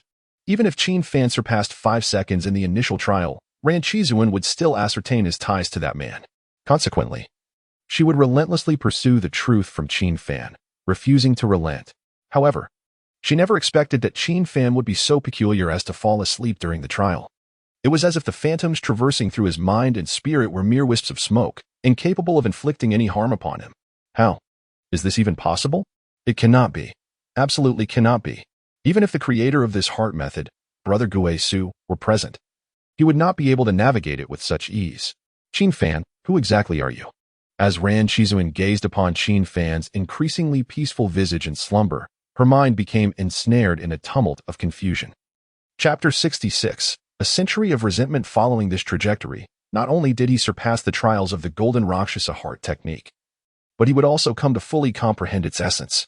With a soft gulp, the Scarlet Dyer swallowed nervously. The Golden Rakshasa heart technique is the very foundation of his entanglement with that man. Within the 18 forbidden domains, all the memories and artifacts buried there stem from the Golden Rakshasa heart technique. It is akin to a spiritual transmission of power. Only the principal practitioner of the Golden Rakshasa heart technique can withstand the harm inflicted during its cultivation. However, mastering this technique is exceptionally arduous. For centuries, both the Scarlet Dyer and Yi Chen have been incapable of enduring the heart technique's trial for more than 5 seconds. Back when the Scarlet Dyer was still in the throes of romance with that man, she had heard him say, Only those who remain composed and unperturbed during the heart technique's trials deserve to wield its power. Such was the assertion. Apart from that man, the Scarlet Dyer had never encountered another who had mastered the Golden Rakshasa heart technique. Until this moment, the Scarlet Dyer gazed at Qin Fan, who was comfortably napping in his chair. This was not merely being at ease. It was an unprecedented, unfathomable relaxation. How could one remain unafraid while such enormous apparitions flitted about in their mind? In the next instant, Qin Fan, who had just begun to snore softly in his comfort, suddenly stirred. Oddly enough, he sensed that he had inexplicably grasped certain aspects of the technique. He murmured to himself, instinctively delving into the recesses of his mind to explore the Golden Rakshasa heart technique. The mere act of activating this technique allowed him to return to normalcy regardless of the circumstances, even if he were to succumb to the madness of demonic cultivation. In the blink of an eye, Qin Fan found himself restored. In layman's terms, he was immune to mental control, his emotions eerily stable. Host. The method of cultivating the Golden Rakshasa heart technique involves enduring the trials of these illusions. During your resistance to the illusions, you are automatically cultivating. Congratulations. You have mastered this technique to a significant degree. Upon hearing the system's explanation, Qin Fan's lips twitched. To think that while one is asleep, knowledge could descend from the heavens. Back in Blue Star, as a student, he had often fantasized about absorbing knowledge from books while sleeping. And now he had indeed achieved it, yet he felt a sense of frustration. What use was this sage-like mode of cultivation to him? With such thoughts, Qin Fan rose to his feet. Unexpectedly, an uncontrollable surge of spiritual energy erupted within him. He could not restrain himself as he raised his hand, and with a swift motion, a golden light burst forth from his fingertips. Boom! In the next moment, the wall emanating the illusions of the Golden Rakshasa heart technique crumbled dramatically. Qin Fan was left dumbfounded. He stared at his hand, questioning whether he had been possessed by another. Host, do not panic. The heart technique differs from conventional martial arts, and especially the Golden Rakshasa heart technique is a remarkably powerful and unique form. In addition to achieving a tranquil mind, the Golden Rakshasa heart technique automatically amplifies your spiritual energy, offense, and defense tenfold. As you are in the initial stages of mastery, the uncontrollable release of spiritual energy is entirely normal. Simply wait patiently for 10 seconds, and your body will fully acclimate. Qin Fan nodded, appearing quite composed. So, does this mean I will have to compensate for the damages? Having inexplicably destroyed a wall belonging to the domain lord, and an extraordinary wall at that, with only those two women at home, and being a stranger in this unfamiliar land, what could I possibly offer to the domain lord as restitution? No worries, remain calm. At worst, I shall endure a few years of hardship. Under the influence of the Golden Rakshasa heart method, Qin Fan has yet to fully acclimate. Thus, he remains excessively composed, readily accepting the absurd fate he has conjured in his imagination. In the next moment, a scene behind the wall catches his eye, sparking a flicker of astonishment within him. Oh, is there a room concealed behind this wall? It appears to be a young lady's boudoir. Before him unfolds a serene female chamber, adorned with mahogany furniture, meticulously arranged, exuding an air of scholarly elegance. On the bed, pink bedding is neatly folded, while a few pairs of delicate women's shoes rest beneath it. Aside from the damage wall, the other three walls are adorned with portraits of a man. The man depicted in the portraits, clad in a black robe and wielding a silver sword, stands upon cliffs or amidst forests. At first glance, the man in the portraits appears strikingly heroic. However, Qin Fan cannot shake the feeling that the figure bears a vague resemblance to himself. Moreover, it is peculiar that the face of each man in the portraits is obscured, as if deliberately smeared. Ah, whose room is this? And why is it in such disarray? Yan Shizun forces a smile for Qin Fan, adopting an air of domain lord arrogance as she explains while, with a flick of her hand, she begins to piece together the scattered debris. At the very least, she must prevent Qin Fan from continuing to gaze at the room's contents. Before Qin Fan can utter a word, Yichen, scratching his head, inquires from a distance, "My lord, how can there be a room here?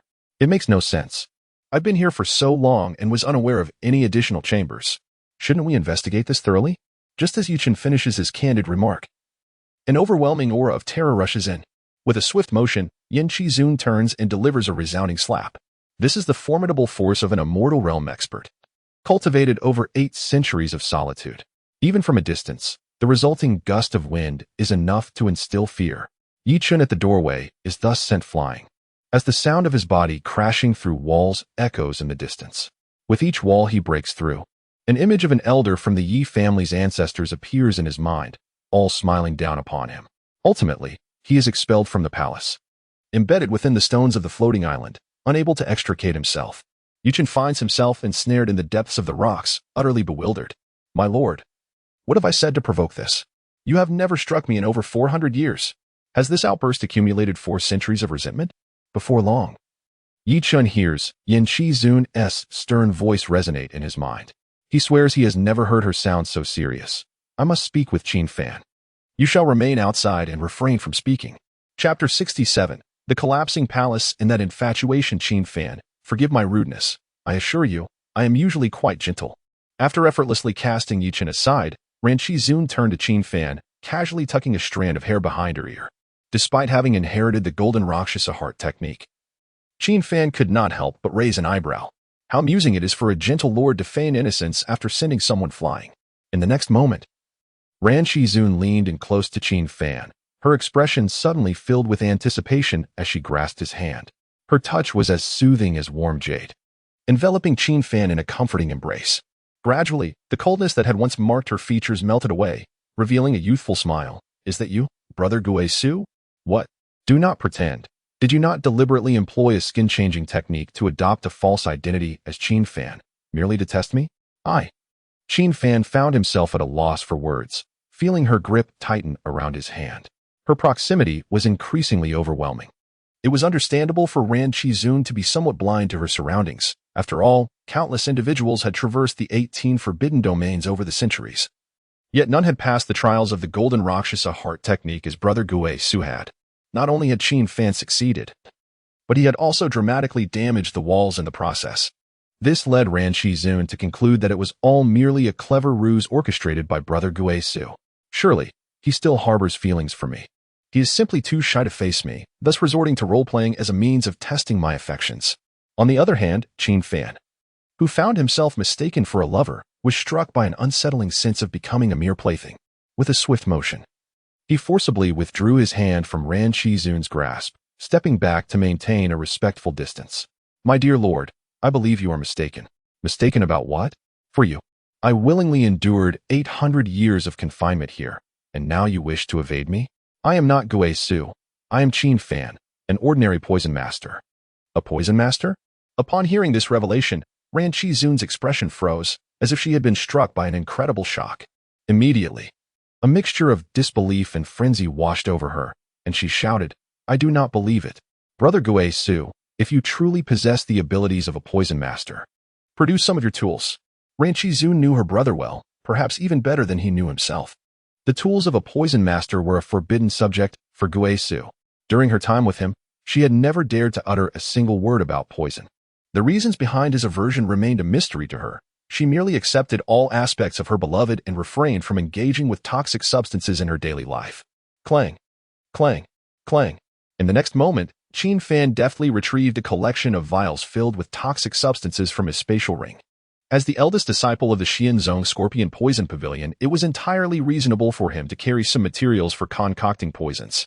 As Ran Qizun beheld the array of venomous creatures, scorpions, spiders, poisonous needles, and more, her pupils dilated in shock. She then pressed her forehead with a trembling hand, managing a bitter smile. I see, you truly are a poison master. My apologies, it appears I have mistaken you for someone else. Qin Fan remained silent. With the misunderstanding clarified, it was time to eliminate any lingering hazards. However, soon after, he observed the once vibrant Ran Qizun now enveloped in a shroud of melancholy, her countenance reflecting profound exhaustion. It seemed that the absence of her esteemed elder brother, Guisu, was a source of immense anguish for her. Suddenly, a thunderous rumble reverberated through the study, as if the very palace itself were on the brink of collapse. In a daze, Ran Qizun regained her composure and explained to Qin Fan, that wall constitutes the foundation of this palace. If it were to be damaged, everything would come tumbling down. I did not intend for this to happen. It's quite all right. There is no need for you to compensate. It is merely a dilapidated building. I have already awaited his return here for far too long. Upon saying this, Ran Qizun gazed quietly into the depths of the study, a bittersweet smile gracing her lips, just as Qin Fan contemplated making his exit. He was startled to see the books on the shelves suddenly transform into a flurry of flying papers. This was the result of Ran Chizuan's secretive manipulation. With a delicate motion of her hand, the pages tore away from their bindings, swirling in the air. This act seemed to serve as a poignant farewell to the study. Abruptly, a sheet of paper fluttered before Qin Fan. He picked it up, and his heart sank slightly as he read. Brother, today marks 100 years since my confinement here, while you have only experienced a single year outside, correct? I hope your health has been well during this time. Have you found any other partners? Brother, I am ostensibly the warden of a prisoner, yet I have been bestowed with the title of Domain Lord Ha. Those old geezers must truly fear my wrath, but I am not lonely here, for I carry you in my heart. Brother, today a disciple named Yuchen arrived. He, like you, is a descendant of the Holy Dragon clan. Out of kindness, I have taken him in, allowing him to lend a hand in this realm. While also providing some essence of Tao, brother, the page was filled with Ran Chizuan's longing for her elder brother. It dawned on Qin Fan that this was not merely a study, but rather a repository of her unyielding love for her beloved over the past century. Upon uncovering this truth, he could not help but feel a pang of guilt. Yet, I'm not the Guesi you speak of. Surely, one cannot feign such a role simply out of pity for a domain lord, can they? As he prepared to leave the crumbling palace, Qin Fan stole another glance at the mural in Ran Chizuan's chamber. The figure depicted seemed to bear an uncanny resemblance to him. Is this what they call a sense of déjà vu from a parallel world? Will it be successful, little fox? Enough. You may either address me as Ghostly Fox or Chief Fox. Referring to me as Little Fox or Little Dog is strictly forbidden. Ouch, I apologize. Please be gentler. My entire body feels as though it is shattering. At the entrance of the palace, Yuchen knelt on both knees. The Ghostly Fox, having escaped from the arm of the sinister god, was now adeptly using its mouth to hold bandages, skillfully assisting Yuchen in dressing his wounds. Despite having been severely injured by Ran Chizuan's earlier slap, Yuchen bore no ill will. The inheritor of the sinister god's arm possessed a recovery ability far beyond that of an ordinary person, even with shattered organs and broken bones. He needed only to rest for a brief hour to recuperate. Nevertheless, Yuchen stubbornly persisted in kneeling at the palace entrance, aware that this was his only opportunity to seek apprenticeship in this lifetime. Ah, Yuchen, as the illustrious heir of the evil goddess arm. Is it truly necessary to bow to a peer whom you have known for less than a day? Such a disgrace. The chief fox, having bandaged Yuchen's head, squatted atop it, expressing disdain and mockery. Yuchen replied coldly, "Get off my head. Do not hinder my reverence in paying homage to my master. With your bones shattered. Can you even maintain a kneeling position? Are you certain you wish to bow?" "Absolutely. I must say, it is rather absurd to pay respects to someone who cannot even distinguish between a fox and a dog.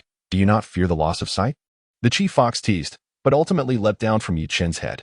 Casting a glance at Yuchen's resolute profile, it felt a twinge of helplessness. Should Yuchen succeed in finding a master, it would be akin to being a mere trinket.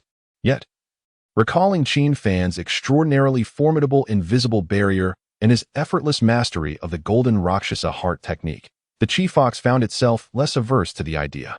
At worst, it would later rectify how Qin Fan identifies dogs and foxes.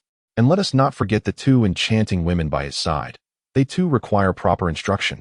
Chapter 68. The first day as a mentor. A bit awkward, Yuchen has reached this point solely due to his overwhelming disdain for his junior sister. His singular objective in life is to grow stronger.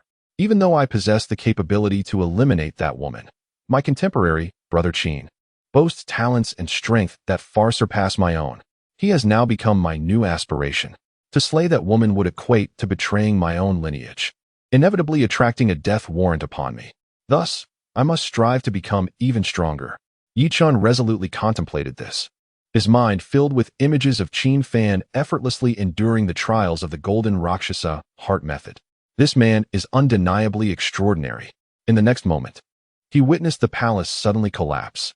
Initially dazed by the destruction, Yuchen soon observed Qin Fan and the Scarlet Dye sovereign emerging from the rubble. Once outside, Qin Fan deliberately kept his distance from the Scarlet Dye sovereign. However, upon seeing the battered Yuchen, a slight grimace flickered across his lips. This was the most pitiful chosen one Qin Fan had ever encountered. The only one more unfortunate might be Su Xiaoyang, though he was not considered a chosen one. At this moment, walking past without acknowledging him felt too callous to Qin Fan. He symbolically inquired, "Brother Yi, do you require my assistance?" "No need." Bang, bang, bang. With that, Yi Chen bowed 3 times before Qin Fan. Despite his shattered bones, the forceful act of bowing resulted in a series of painful cracks. Qin Fan, witnessing this, instinctively took a few steps back. Is this lad out of his mind? In the next instant, Yi Chen raised his forehead, now smeared with debris, and fixed a determined gaze upon Qin Fan. Though it may seem inappropriate to bow before entering the sect, it is the only way I can express my resolve. Qin Fan, please allow me to become your disciple. Upon hearing this, Qin Fan was rendered speechless.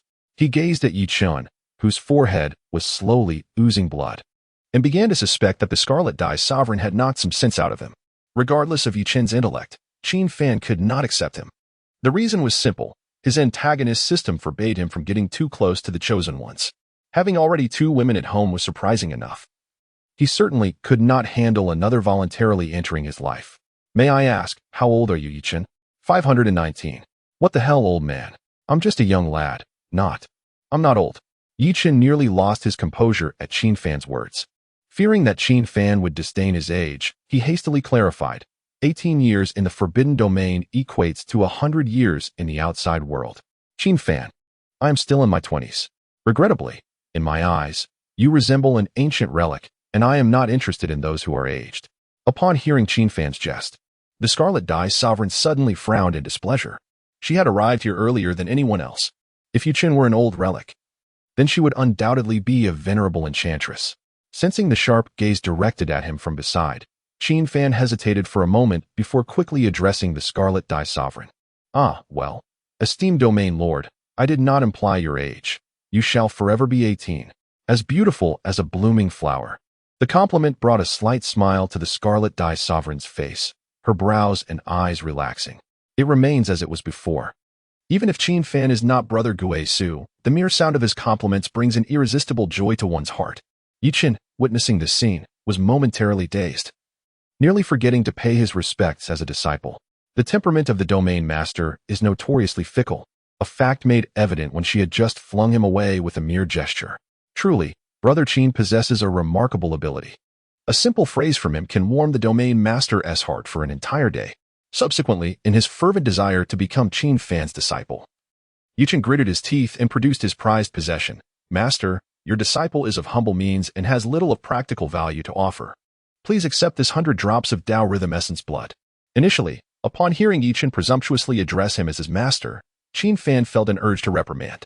However, when he beheld Yi Chen extracting the Tao Rhythm Essence blood from the arm of the evil god, his words were caught in his throat. On Yi Chen's bicep, there lay a small scar. Enduring excruciating pain, he used his other hand to pry open the scar, subsequently retrieving drop after drop of shimmering red essence blood, akin to resplendent gemstones.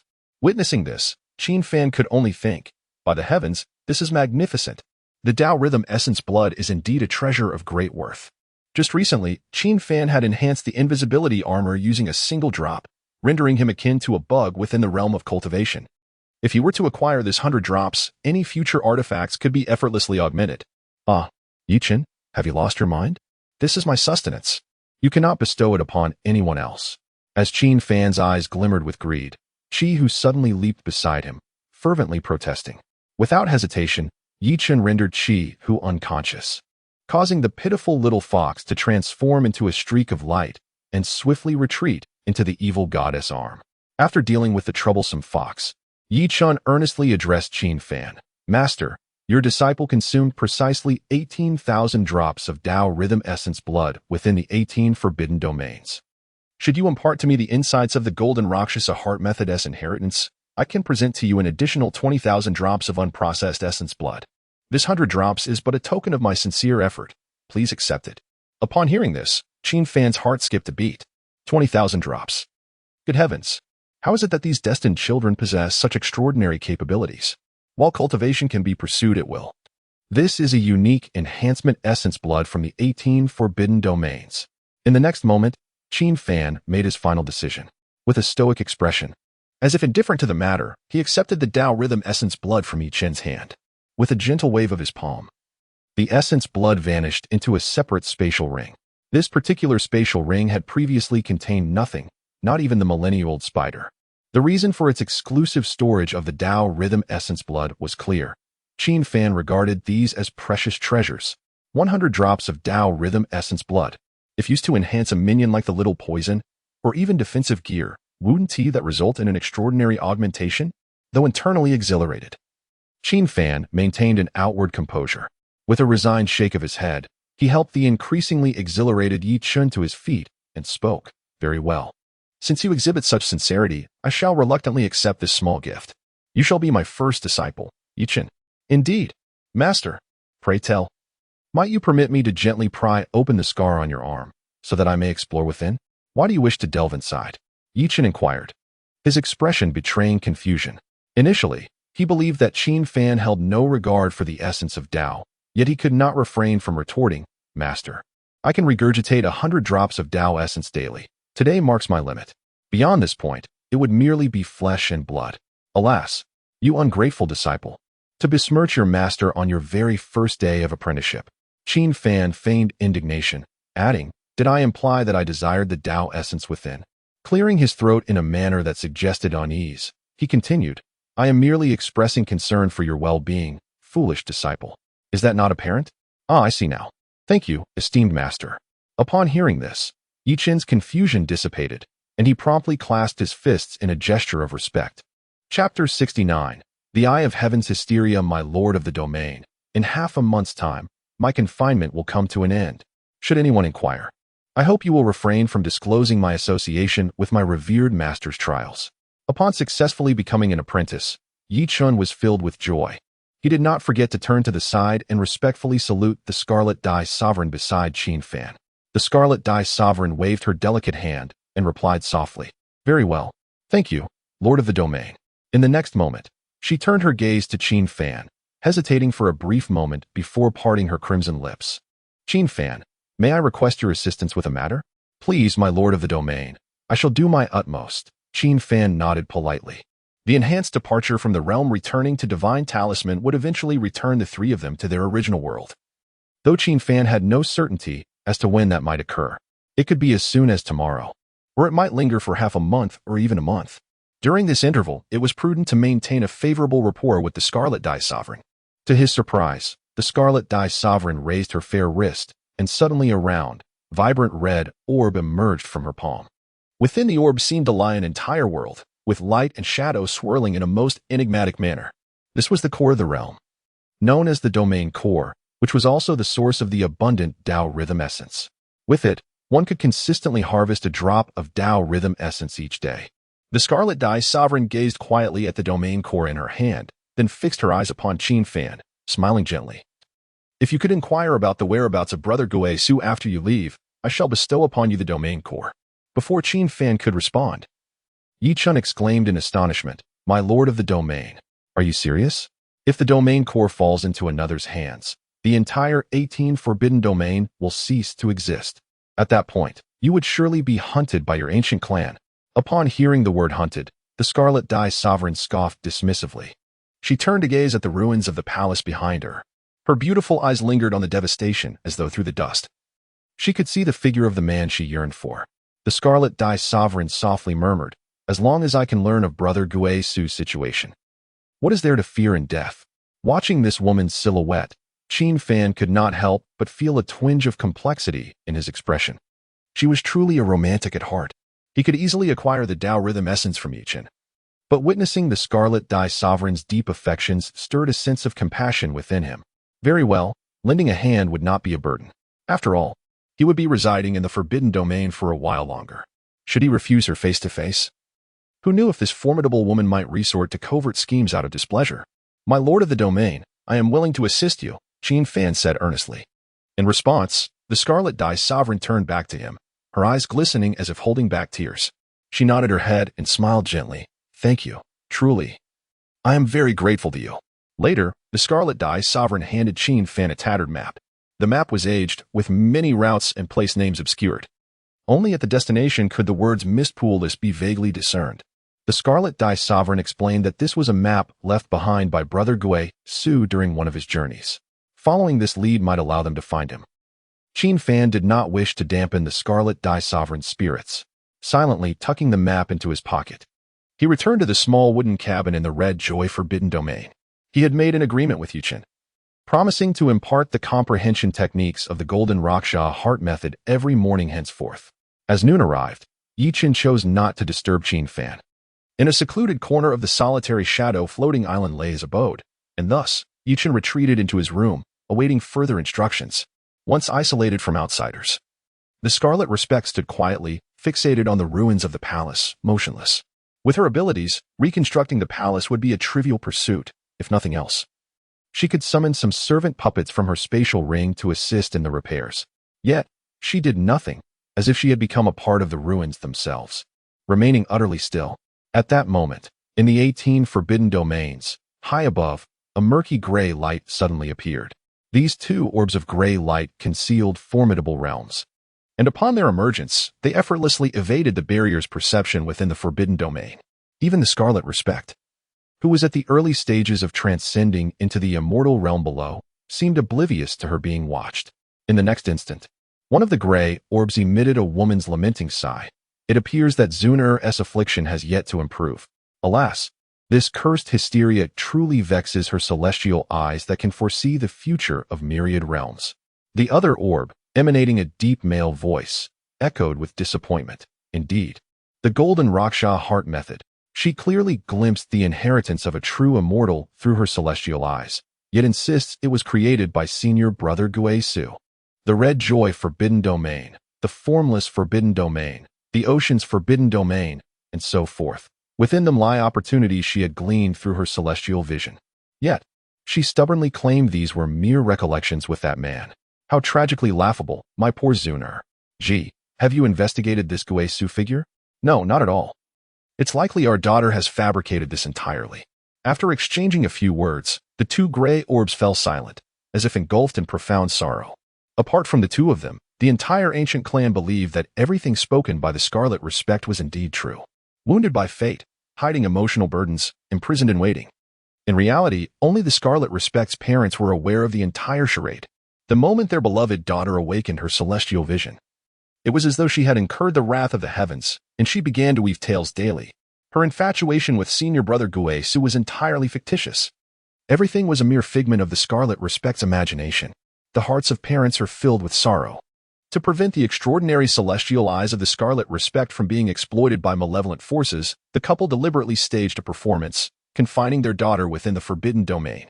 They tirelessly sought a cure for her hysteria, periodically checking on her progress. However, at this moment, gazing at the ruins of the palace, the Scarlet Respect, with a countenance filled with infatuation and sorrow, deeply pained her parents' hearts. She was weeping for a man who never existed. Suddenly, the female voice from the gray light spoke. There is something I believe is necessary to address. What is it? Last year, I visited the previous bearer of the Celestial Eye, who possessed the same foresight ability as Xuanzong. Why did you wait until now to share such an important matter? I forcibly sold the clan's dual-eyed individuals to that Celestial Eye holder.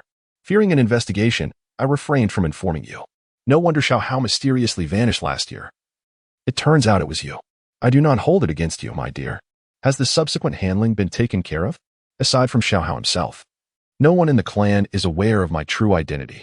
Very well, very well. So, what did you convey to that fated one? I disclosed all the fantasies surrounding Xuanzong to him, and he dismissed them all as mere fabrications. I see, that was to be expected. However, what? That fated seer remarked that within the coming year, an individual named Guisu may achieve great renown, yet his origins, whether male or female, remain shrouded in mystery. Furthermore, the seer provided me with the sole clue to locate him. What is it? Speak quickly. That Guisu hails from a certain poison crafting faction, seemingly associated with a grand sect known as the Scorpion Pavilion. Chapter 70. The recent witch miss is a bit clingy. 7 days passed in tranquil monotony. Ran Shizuan and Yi Chun had invited Qin Fan and others more than once to relocate to the solitary shadow floating island, as it would allow them to evade the frenzy of the Red Moon Carnival. At noon, after imparting some insights on the Jinluishan heart method to Yi Chun, Qin Fan returned to the wooden cottage and had barely settled into his chair when a pair of delicate hands began to massage his shoulders. The gentle laughter of Chao-Ing resonated from behind him. Being a teacher must be exhausting. Let me give you a massage. Ah, that feels wonderful, Chao-Ing. Your massage techniques have improved remarkably lately. Of course, I practice every day. After a comfortable session of massage, Xiaoying suddenly withdrew her hands. With a mysterious smile gracing her face, she elegantly waved her slender hand and donned the witch outfit that Qin Fan had gifted her. The alluring black and purple gauzy dress accentuated her exquisite legs, just as Qin Fan assumed Xiaoying was about to indulge in a playful massage in her costume. She bashfully exclaimed, "I wish to perform a dance for you. Why on earth would you want to dance? Isn't it a pity not to showcase such a beautiful outfit you gave me? There's no rush. There will be plenty of opportunities in the future. Aren't you worried that Li Qiu might suddenly barge in?" Hearing Qin Fan's words, Xiaoying lowered her head, a hint of melancholy passing over her delicate features.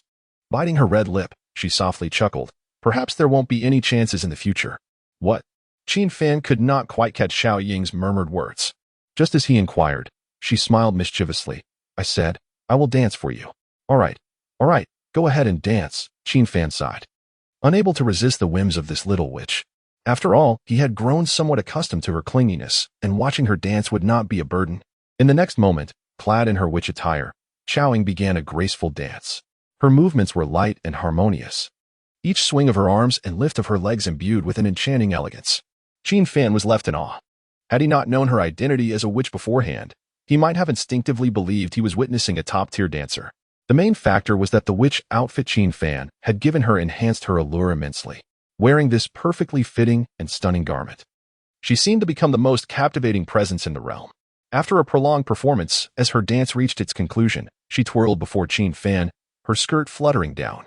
Suddenly, amidst her dancing, she instructed, "Qin Fan, close your eyes." "Huh? Why would I close my eyes when the dance is so beautiful?" "Because in the realm of demonic cultivation, there is a rule that forbids anyone from directly gazing at a witch's dance as it concludes." "What a peculiar rule," Qin Fan remarked. And despite his grievances, he resignedly closed his eyes as instructed. "All right." Xiaoying's voice rang out, and as Qin Fan opened his eyes, he found her back in her usual attire. "So, was there truly a need to close my eyes just now?"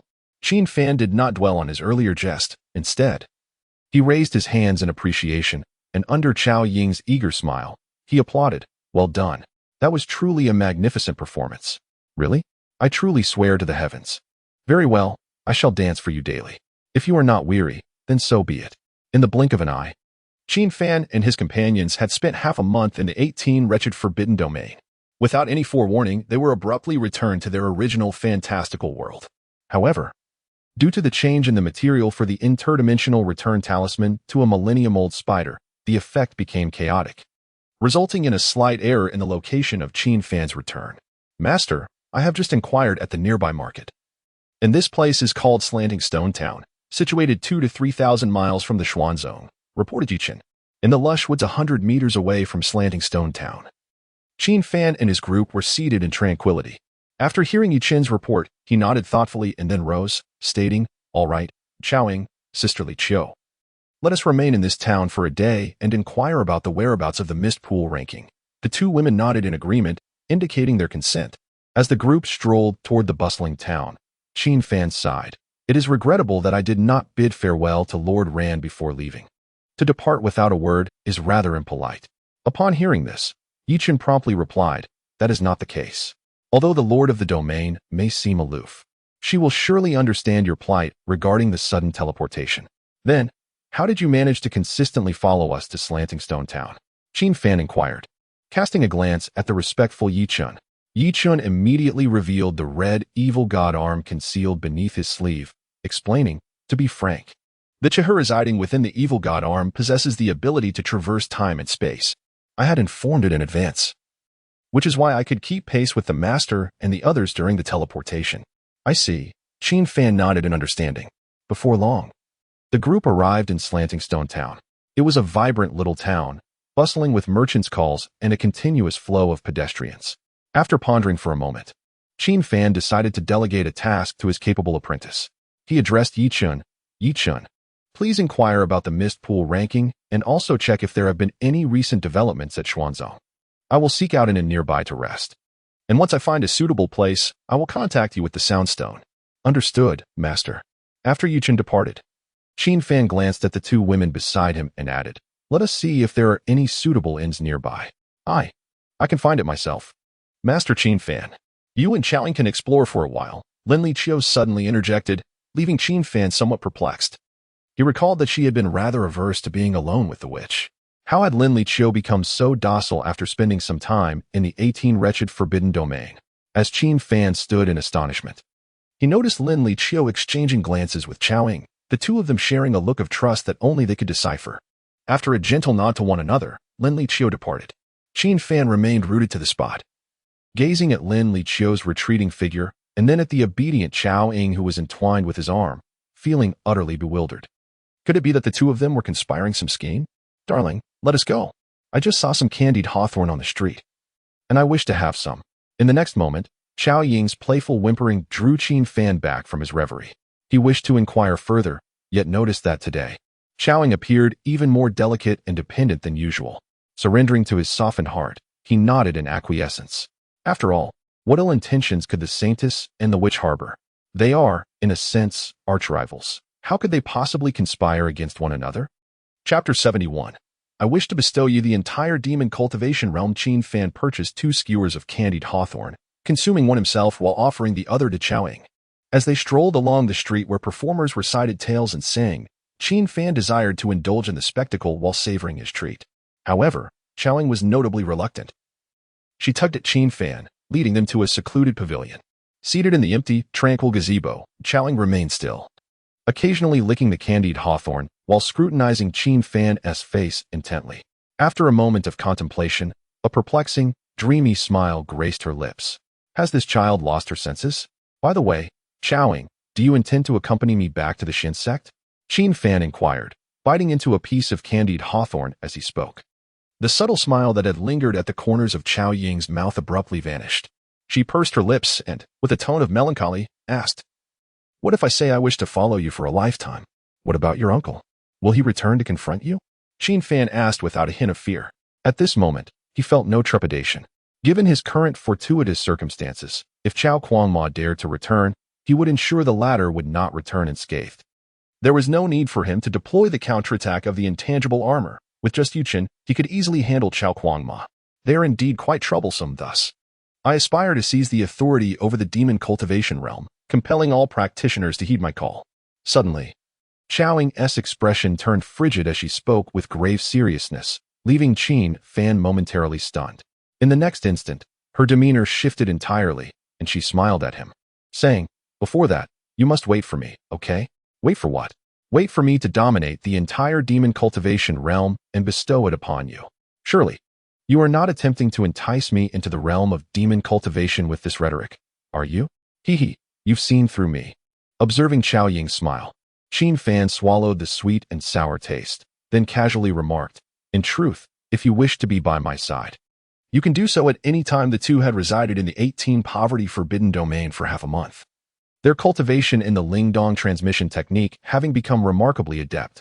Although they could not utilize the villain system to enjoy an extraordinary amplification of 1,000 or 10,000 times, the daily presence of a spirited girl who could offer him 100-fold cultivation seemed quite agreeable. In the next moment, Chao Ying leaned closer to Qin Fan, gently wrapping her arm around his, resting her head upon his shoulder. Thank you, your words suffice. At that moment, all was serene. The pavilion exuded tranquility, accompanied by the gentle chirping of birds. As night fell, Qin Fan and his companions settled at an inn in Cheshire town. Yuchen did not stay overnight. He chose to practice diligently in the forest outside the town. Recently, he had uncovered the subtleties of the Jin Luocha heart technique that Qin Fan had imparted, prompting him to intensify his efforts. Additionally, this devoted disciple had gathered some information for Qin Fan. 2,000 meters away from Cheshire town, there existed a small cultivation faction known as Lin Xuemen. The mere existence of a faction would not have piqued Yi Chen's curiosity. However, this Lin Xuemen was notably a splinter group that had separated from the Xin sect just half a month prior. It is said that after experiencing a sudden assault by a certain demonic cultivator, the Xuanzong expanded its influence in the surrounding regions to better safeguard against emergencies. Upon learning that the Lin Xiandao was established merely half a month ago, Qin Fan was immediately filled with perplexity. This was due to the fact that the passage of time in the 18 forbidden domains compared to the outside world is a ratio of 100 to 1. While Qin Fan and his companions had spent half a month within the forbidden domain, it was inconceivable that the outside world had likewise elapsed a half month. However, Recalling the vivid scene just before leaving the Forbidden Domain brought him a sense of clarity. Chapter 72. With you, memories etched in my heart. Awaiting a blossoming reunion on the eve of departing from the Forbidden Domain, Qin Fan wished to bring back some local specialties. As he began to scoop up a handful of the dark soil, Dan Zun approached him, offering a gentle warning. Qin Fan, this soil, which defies the passage of time and accelerates plant growth, is the very essence of the temporal laws within the Forbidden Domain. If you excavate it carelessly, it may provoke unforeseen repercussions. I suggest you contemplate this matter thoroughly before proceeding. At that moment, Qin Fan paid little heed, but now he realized. The time within the Forbidden Domain was in perfect synchrony with the outside world, likely closely linked to the dark soil. This soil could instantaneously nurture crops that would typically require days or even years to mature. Returning to the present, after a day of wandering the streets with Chao Ying, Qin Fan resolved to visit the Lin Xian sect the following day, postponing his return to the Xuanzong. With the protective armor of the intangible counterharm shielding him, he felt invincible in this realm. Having lingered too long in the disorienting confines of the Forbidden Domain, he longed to explore the outside world for a few days before returning to Xuanzong. In the inn, Qin Fan retired alone, while Lin Liqiu and Chao Ying shared a room. As he lay down, he quickly succumbed to a peaceful slumber. The next morning, Chao Ying donned a black outfit and hat, moving quietly out of Qin Fan's room. She entered the adjacent room of Lin Liqiu, and upon opening the door, found Lin Liqiu seated in a chair, as if she had been waiting for some time. The two women exchanged glances, each harboring distinct emotions. Chao Ying's eyes shimmered with delight, attachment, and a hint of melancholy. In contrast, Lin Liqiu's gaze was straightforward, filled with resentment. That profound resentment transformed her from a saintly figure into a vengeful spirit. Had it not been for Chao Ying entrusting her with the contract of life and death, Lin Liqiu would never have permitted such closeness between her and Qin Fan. Stop looking at me like that, dear senior sister. In the coming year or two, you won't see me again. Chao Ying's light laughter interrupted Lin Liqiu's thoughts. Less of your smiles, and hurry up and get ready to leave, lest Qin Fan awakens and you find yourself entangled with him again, Lin Liqiu retorted.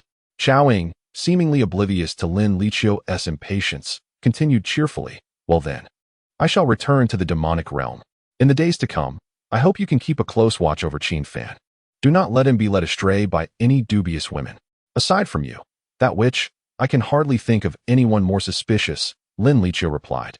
Do not be so acerbic. By the way, remember to keep Qin Fan from indulging in spicy food. Previously, in the Forbidden Domain, he consumed an abundance of chili peppers grown in that dark soil, leaving his mouth parched and cracked. Rest assured, as long as he avoids your culinary concoctions, he could eat raw chili peppers daily without issue. Must you be so blunt? Really, I am about to depart. Can you not be a bit more courteous? Courteous? My manner of speaking is just like my brother's. As the conversation drew to a close, Chao Ying could not help but chuckle. She approached the door and bowed to the still pouting Lin Liqiu. Then, under Lin Liqiu's mildly astonished gaze, she expressed her gratitude, saying, Thank you for your understanding. Truly, I appreciate it. As Qin Fan awoke, it was nearly noon. Last night, he had enjoyed a deep slumber, likely due to the enchanting effects of his blanket. Upon awakening, the group set forth towards Lin Shuangwan. The distance from Shilin Town to Lin Shuangwan was not extensive, and within half an hour, they arrived. Although it was referred to as a branch of the sect, at first glance, it resembled a quaint village. On either side of the stone pathway stood buildings where disciples resided, and numerous shops selling cultivation materials lined the route. Upon noticing the material shops, Qin Fan felt a surge of eagerness. Soon, he would return to the Xuanzong, where he intended to spend a considerable part of his life in the chambers of the senior brother of the Scorpion Pavilion. That chamber had been enhanced by the system, allowing him to double his efficiency in any toxic concoctions. Taking advantage of their travel time, he wished to practice a few spells of his old craft. Unfortunately, he found himself lacking certain materials in his spatial ring. Thus, he turned to Yichen and instructed, Yichen, please assist me by purchasing 1,000 pounds of crimson heartstone from a nearby material shop. Yichen nodded in agreement and promptly set off to fulfill the task. Subsequently, Qin Fan addressed Lin Liqiu, saying, Liqiu, if you wouldn't mind, could you find a nearby place to stay? I wish to pause for a few days to refine toxins and resume my old profession. All right, brother Qin Fan, if you are not in a hurry. Then neither am I to return to the sect, replied Lin Liqiu, and she walked away from him. Left alone, The lightheartedness that had adorned Qin Fan's face was suddenly replaced by a sense of helplessness. He retrieved a neatly written letter from his pocket. After opening it and reading it again, he sighed softly. So, your newfound fondness for affection in these past days is due to this sudden farewell? This farewell letter was left for him by Qiaoying.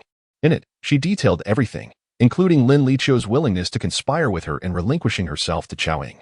Furthermore, she had transformed into a blanket and intentionally utilized a sleeping powder to ensure Qin Fan would remain in slumber a bit longer.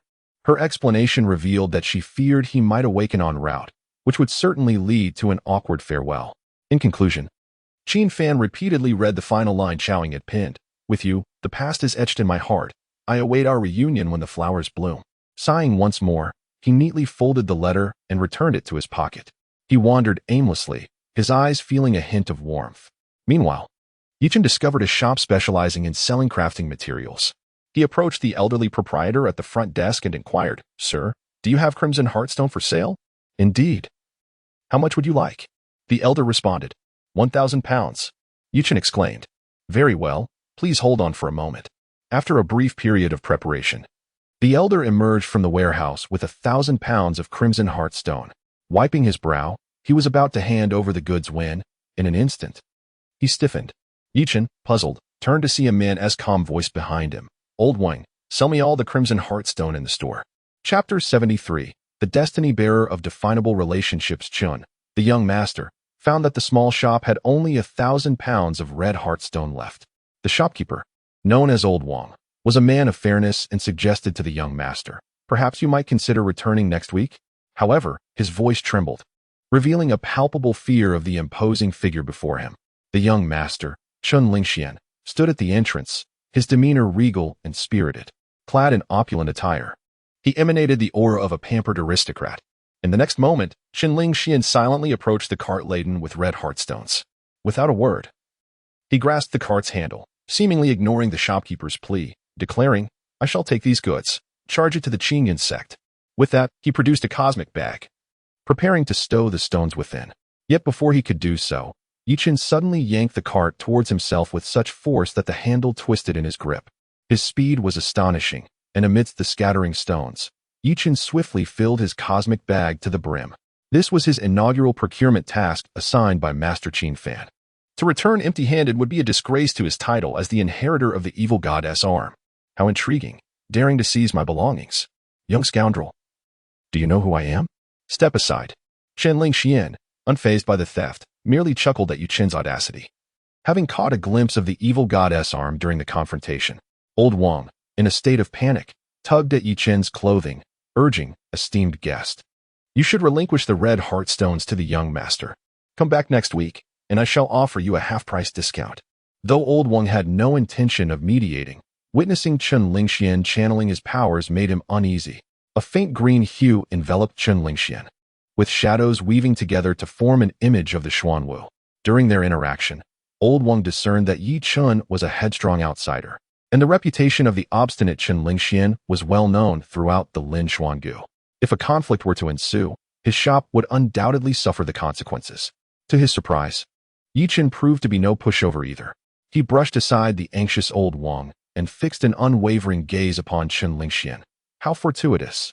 Recently, my confidence has been shaken by my master's formidable prowess. Practicing on a turtle like you seems rather fitting. Turtle? This is the Xuanwu, Qin Lingxian retorted, his irritation evident. It's green, and you dare deny it's a turtle? You seek death. In the alleys of Lin Xuangu, Qin Fan found himself somewhat melancholic after reading a farewell letter from Qiaoying. To lift his spirits, he began to play with stray cats, producing some grains. He transformed into the leader of the stray cats, joyfully feeding and petting them. Curiously, he had always possessed an innate charm for small animals in his previous life, and this trait persisted even after his reincarnation. Gradually, as the soft mews of the kittens enveloped him, Qin Fan's mood began to brighten. Suddenly, a chilling notification echoed in his ears. Ding! Congratulations, host. You have encountered 500 fated children. As a reward for this achievement, please define your relationship with the 500th fated child. Relationship definition? What on earth is this? Qin Fan pondered, perplexed.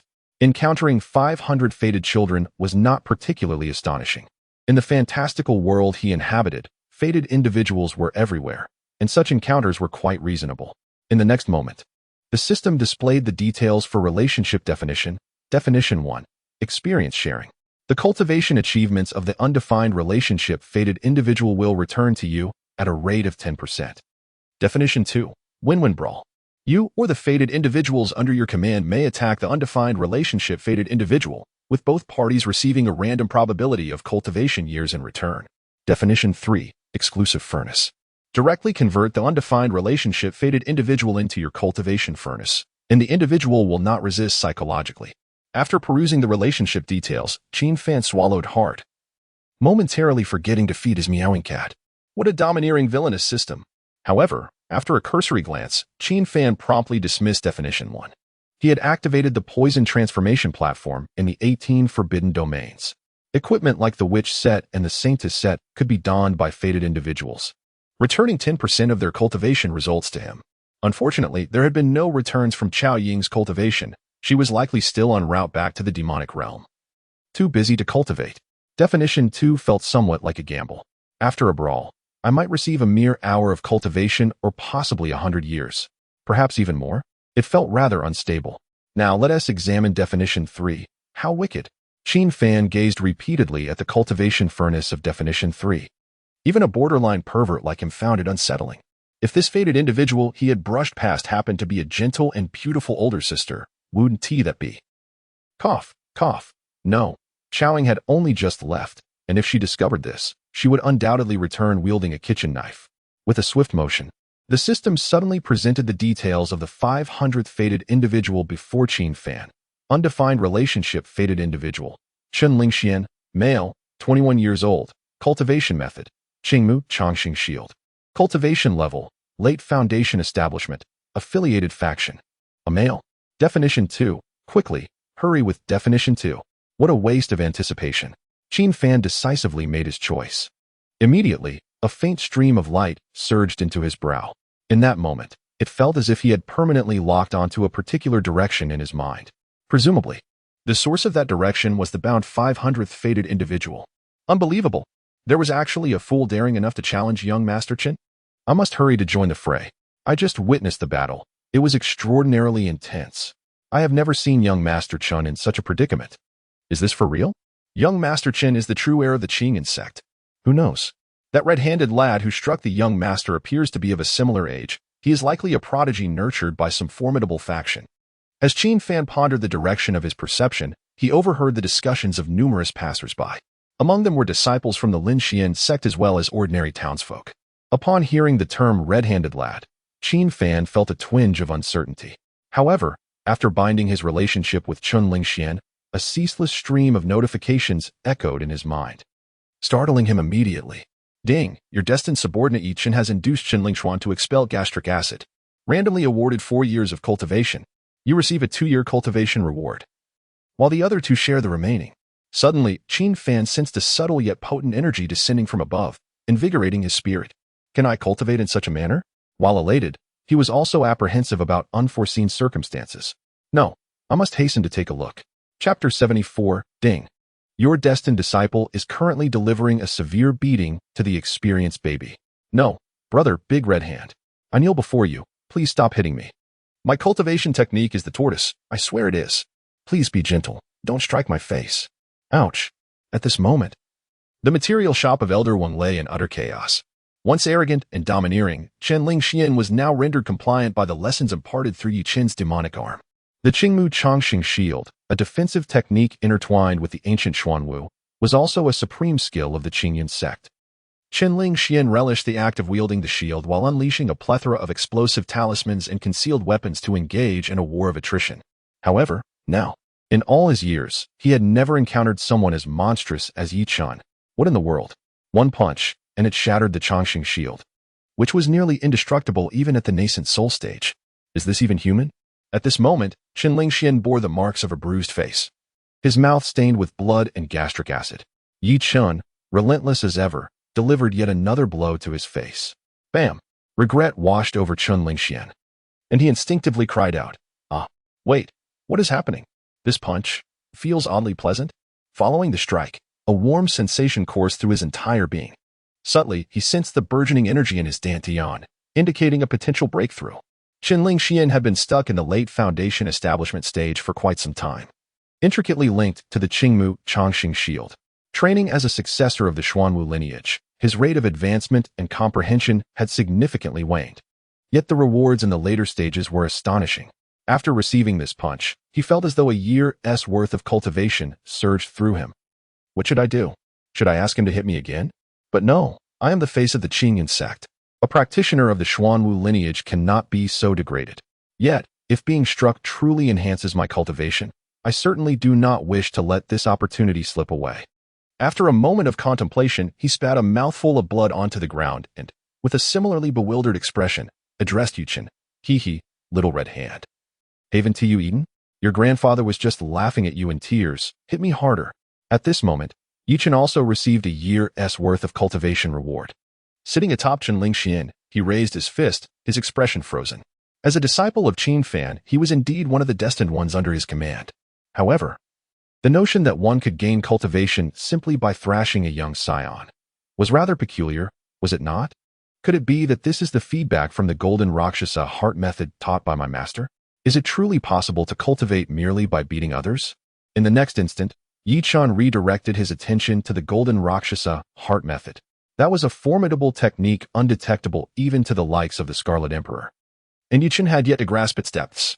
Recently, he had caught glimpses of its mysteries from Qin Fan's teachings. Thus, yes, it must be that my master's guidance is profound. Having come to this realization, Yi Chun fixed his gaze upon the face of Qin Lingxian, who was pleading for further punishment, and steeled his resolve. Yi Chun had endured centuries of torment in the 18 forbidden domains. And now that he had the chance to vent his frustrations, he was ready to unleash his full fury. Take this punch. And another punch. One more time. Please stop, you two prodigies, no more beating.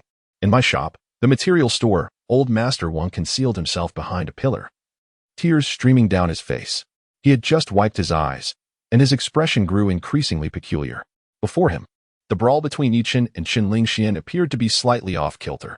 What was initially a one-sided fight with Yi Chun now saw him pausing to take a breather, even retrieving a bowl of water from his spatial ring to drink. Strangely, Qin Lingxian waited foolishly for him to finish before delivering a suitably harsh taunt.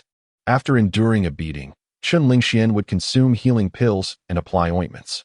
Throughout this process, Yi Chun remained exceedingly courteous, waiting for his opponent to complete his treatment before resuming the fray. The most extravagant moment occurred when Qin Lingxian accidentally dropped a healing pill on the ground. Yi Chun picked it up, dusted it off, and returned it to him. Qin Lingxian politely expressed his gratitude before consuming it. Then, the two resumed their seemingly consensual exchange of blows. Am I merely muddled and seeing things?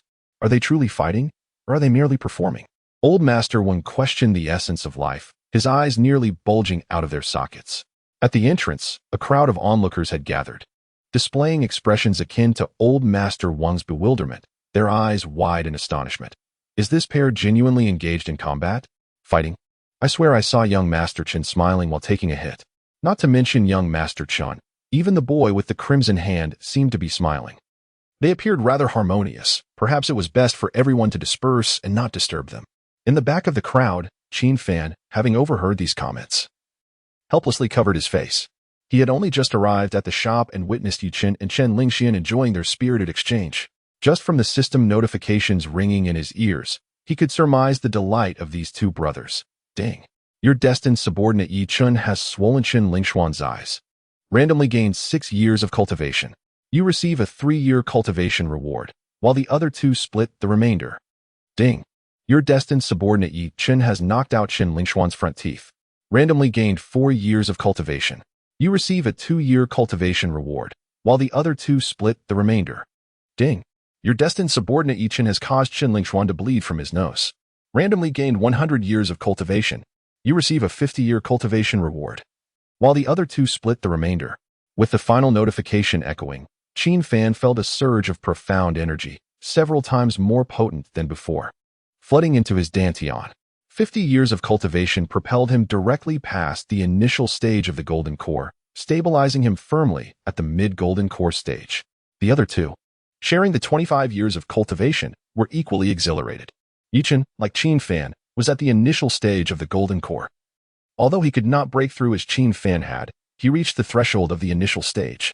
Chen Lingxian, having been nurtured by his sect and family, had long been stuck at the late foundation establishment stage. At this moment, the 25 years of cultivation served as the final boost, enabling him to break through to the initial stage of the Golden Core. It is noteworthy that the rewards for cultivation, guided by the villain system's destined connections, seem to pay great attention to privacy. The manifestations of the three's enhanced realms remained perfectly concealed, which is why no phenomena occurred following Chun Lingshuan's breakthrough. After the appearance of the 100-year cultivation reward from a critical hit, Qin Fan gazed in utter silence at Yichen and Chen Lingxian. Predictably, they were about to begin anew. Chen Lingxian, overwhelmed with excitement from his breakthrough, felt the urge to shed tears. Yet, he was conscious of his image and did not wish to embarrass himself in public. He then sighed at Yichen, saying, "Well done. That last punch was truly formidable." Yichen, slightly taken aback, responded bashfully, "You too, brother Tortoise. Your head is remarkably tough." "Ha ha, you flatter me. Your red hand is even more impressive." No. Your defense, though not on par with our master, is still exceptionally strong. It is through combat that we become acquainted. I am Chen Lingxian. May I ask how to address you, Red Hand Brother?" "Yi Chun, Brother Yi. That batch of 1,000 pounds of red heartstone was meant as a gift for my sister, but seeing your pressing need, please consider these stones as my treat to you." "Really? I am truly grateful, Brother Chen. No need for such politeness." Qin Fan thought to himself, "It seems I have once again attracted the attention of two rather dim-witted children of destiny." Chapter 75. If you do not listen, I shall make a scene. Congratulations to the host for completing the initial encounter of Chen Lingshuan's assault. Ding. The poison transformation platform has been unlocked. Yichen, please review the specialized weapon of Chen Lingxian. Resigned yet intrigued, Qin Fan suddenly received a new system notification. The poison transformation platform was the same system feature that had previously enabled Xiaoying to transform her entire attire into that of a sorceress. Upon examining the newly unlocked content, he could not help but twitch the corner of his mouth. New equipment, Evil God Sacred Dragon Gauntlets, significantly enhancing the attack strength and speed of the Evil God arm. Upon equipping, corresponding to the destined cultivator's training, a return of 10% will be granted to you. New equipment, Xuanwu Essence Armor, greatly boosting the defense of the Xuanwu Technique Inheritor, extending shield duration, and more. Upon equipping, corresponding to the destined cultivator's trainings, a return of 10% will be granted to you. Materials required, Sunfire Wood, Purple Lightning Spirit Milk, Xuanwu Armor Shards, Poison Refining Beauty Pill, and 10 pounds of ancient poisonous materials. Well, the poison transformation platform is indeed an essential tool for toxins. The ancient poisonous spider meat stored in the spatial ring would suffice for some time. Qin Fan glanced over the materials and realized that, apart from the poison refining beauty pill, he could acquire the other materials with a bit of effort. The poison refining beauty pill was a specialty pill of the Misty sect, and as an outsider, he naturally had no right to obtain it. However, he had an old acquaintance with the surname Su. He wondered how that person had fared in the Misty sect over the past half-month. Moreover, Qin Fan felt that there was no immediate need to enhance the combat power of Yi Chun and Chen Lingxian. Thus, the matter of the destined specialized weapon could be postponed for the time being. Master, Chen Lingxian is a true disciple comparable to those of the Xian sect, wielding considerable power locally. I have also gathered information about the Misty Pool ranking from Brother Chen. As night fell, Qin Fan and his companions settled into an inn of the Linxian sect. Inside the room, Yichen sat before Qin Fan, recounting in detail all that he had witnessed during the day. The only matter he withheld was the return of his cultivation level after brutally beating Chen Lingxian, as he believed that was part of the Golden Rakshasa Heart method, which Master would undoubtedly address in due course, rendering it unnecessary to trouble him now. Upon hearing that Yichen had obtained clues regarding the Misty Pool ranking, Qin Fan raised an eyebrow, curiosity piqued. "Oh, please elaborate." The Misty Pool ranking is a secret trial organized by various forces in Zhangzhou, necessitating that each sect dispatch 4 disciples to participate. Are there any other clues? Additionally, the Misty Pool ranking is set to commence in a month, and time is somewhat pressing. Master, shall we attend the Misty Pool ranking? As Qin Fan savored his tea, he did not respond immediately. He had made an agreement with the Scarlet Dye Sovereign. Once they located Guizhou, he would receive the domain core of the 18-pore Forbidden Zone. Having resided in the Forbidden Zone for half a month, He had also availed himself of the Lingong transmission and the Golden Rakshasa Heart method. Furthermore, the Scarlet Dye's sovereign infatuation with his beloved always stirred a sense of compassion within him. As for how to return to the ethereal 18-pore forbidden zone, relying solely on himself was not feasible. He could have Yuqin act as a runner. Yuqin's evil god arms Chi Fox could facilitate spatial displacement, which was far more stable than the random teleportation of the departure and return talisman. Very well, let us proceed. Once we locate Gui Su, I shall certainly ensure that he pays dearly in gold coins. With a sigh, Qin Fan turned his gaze towards the waiting Yi Chun and spoke. Prepare for the night. We shall return to the Xian sect tomorrow. Once I have selected the participants for the competition, I will visit the mist pool ranking. Understood. That disciple has already stepped outside. Are you planning to practice through the night again? Indeed, Master. Brother Qin is inherently combative.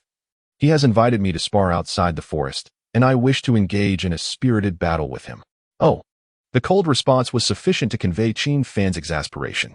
What spirited battle are you talking about?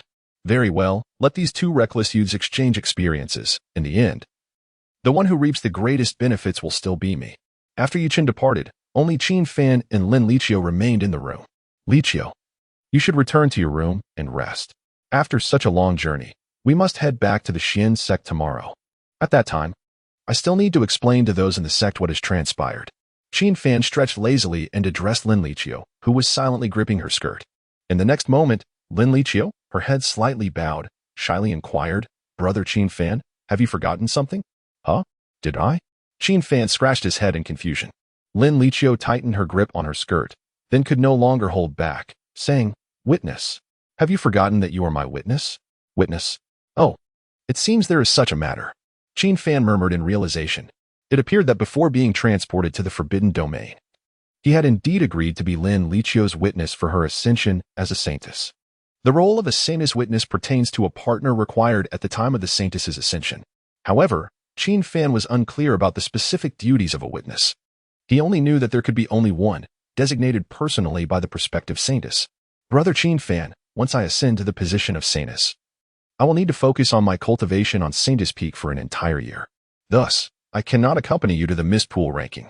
Lin Liqiu, mustering her courage, looked at the somewhat dazed Qin Fan and continued. When we return to the Xian sect, I may initiate the ascension ceremony within a week.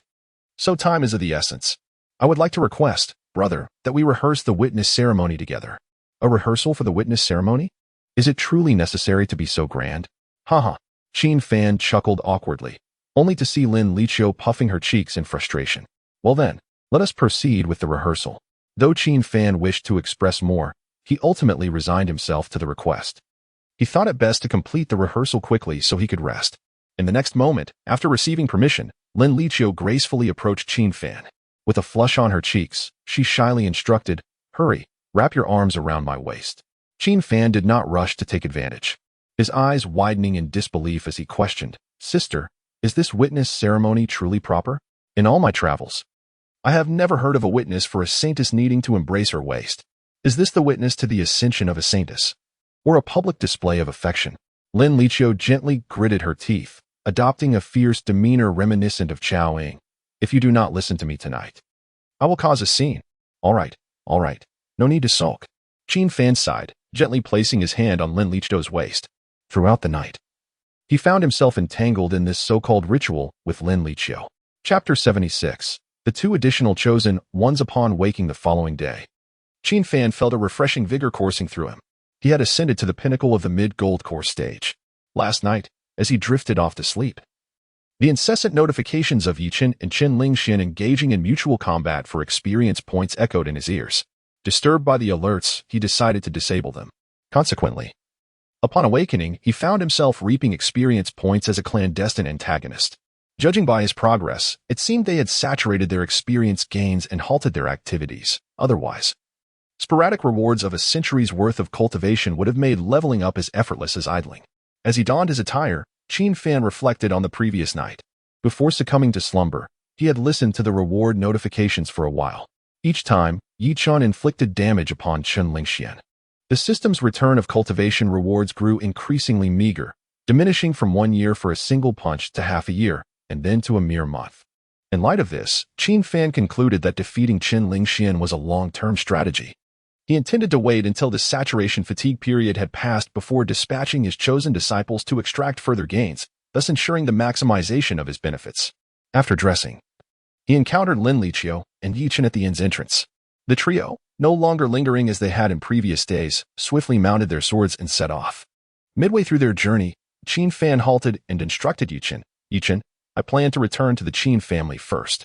Please escort her back to the Xin sect, remaining vigilant for any potential ambushes by demonic cultivators. Last night, he had resolved to first return home before proceeding to the Xin sect. It was imperative to find 2 suitable disciples for participation in the mist pool rankings. The rationale behind returning to the Qin family was straightforward. After all, his parents resided there. Having inexplicably vanished for over half a month, it was prudent to return home and reassure them of his safety. With a stroke of good fortune, he might even encounter his sister, Qin Xianer. Aside from Yi Chun, the inheritor of the evil goddess arm, Qin Fan had already earmarked 2 additional candidates to participate in the mist pool rankings, Qin Xianer and Lin Xiao. One was the fated female sword saint, while the other possessed the supreme bone of great intelligence. Though their personalities exhibited certain flaws, Qin Fan believed that with careful guidance, they could be effectively managed. Or so he hoped. It had been half a month since Qin Fan's disappearance. Initially, he had escaped the lethal strike of the demonic commander, using the departure from the world talisman, all under the watchful eyes of the onlookers. In the aftermath, the senior members of the Xian sect were filled with regret. Had they acted a second or 2 sooner, Qin Fan's fate would not have remained uncertain. Although it was said to be uncertain, those with discernment were aware that Qin Fan and his companions were likely beyond salvation. At that moment, the demonic entity, Chao Kuangma, had unleashed a devastating blow, executing the terrifying blood sacrifice demonic finger. This singular strike penetrated buildings and created a massive crater in the ground. Given such terrifying power, most believed that Qin Fan had perished, his remains obliterated. Following this, the once-revived Chao Kuangma managed to flee using a rare artifact. Yet, just before his escape, the sect master unleashed the eternal battle body, severing one of Chao Kuangma's arms and a leg. Since that incident, the Xian sect had fortified its defenses. The infiltration and subsequent escape of demonic cultivators, after committing murder, amounted to a resounding slap in the face to the entire Xian sect leadership. Among the shamed crowd, a young man bearing the supreme bone experienced the deepest anguish. In the secluded inner courtyard of the Xuanzong, amidst a tranquil grove, Lin Xiao stood resolutely before a tombstone inscribed with the name Qin Fan. After performing the ritual of incense offering with practiced grace, a fleeting sorrow crossed his steadfast visage. Brother Qin, it has been half a month. I wonder how you fare in the afterlife. Though I cannot avenge you with my own hands, I have attained the honor of being the second in the campaign against the demon cultivators. As he spoke, Lin Xiao lowered his gaze to a polished black stone tablet resting in his palm. The tablet bore the numeral 2, a recent reward for a task initiated by Xuanzong. Any disciple who slayed demon cultivators and ranked among the top 5 within the sect would earn both accolades and rewards. Crafted from a rare material, this stone tablet, when worn during cultivation, could slightly enhance one's training speed. Lin Xiao gazed at the tablet, his eyes filled with regret. Had it not been for your awakening of my supreme bone, I would not have risen to prominence. Brother Qin, allow me to offer another stick of incense in your memory. With that, he resumed his mourning for Qin Fan. Chapter 77. Those who insult my senior brother. In the next moment, a man with a somewhat battered face emerged from the entrance of the forest. Upon closer inspection, it was none other than Chun Lingxian. Chun Lingxian, hailing from a noble lineage, held a managerial position within the minor sect Lin Xian Men, an offshoot of the Xuanzong. After an intense exchange of cultivation prowess with Yi Chen the previous night, Chun Lingxian found himself still yearning for more. He was so tantalizingly close, just a fraction away from achieving the pinnacle of the early golden core stage, having endured a thorough beating from Yi Chen. Chun Lingxian sought to have others inflict pain upon him. However, through various attempts, he discovered that only Yi Chen could restore his cultivation, no matter the cost. I must persuade Brother Yi to assist me in my training, to restore the glory of the Qin family. I must rely on him to contend for a position among the top 3 on the mist pool rankings. Chen Lingxian resolved firmly, subsequently fixating his gaze on Lin Xiao, who was currently bowing before a tombstone. Earlier that morning, when Chun Lingxian sought out Yi Chun, he learned that the latter had departed long before. Left with no other choice, he contemplated leveraging his connections to have higher-ups within the Xuanzong inquire about Qin.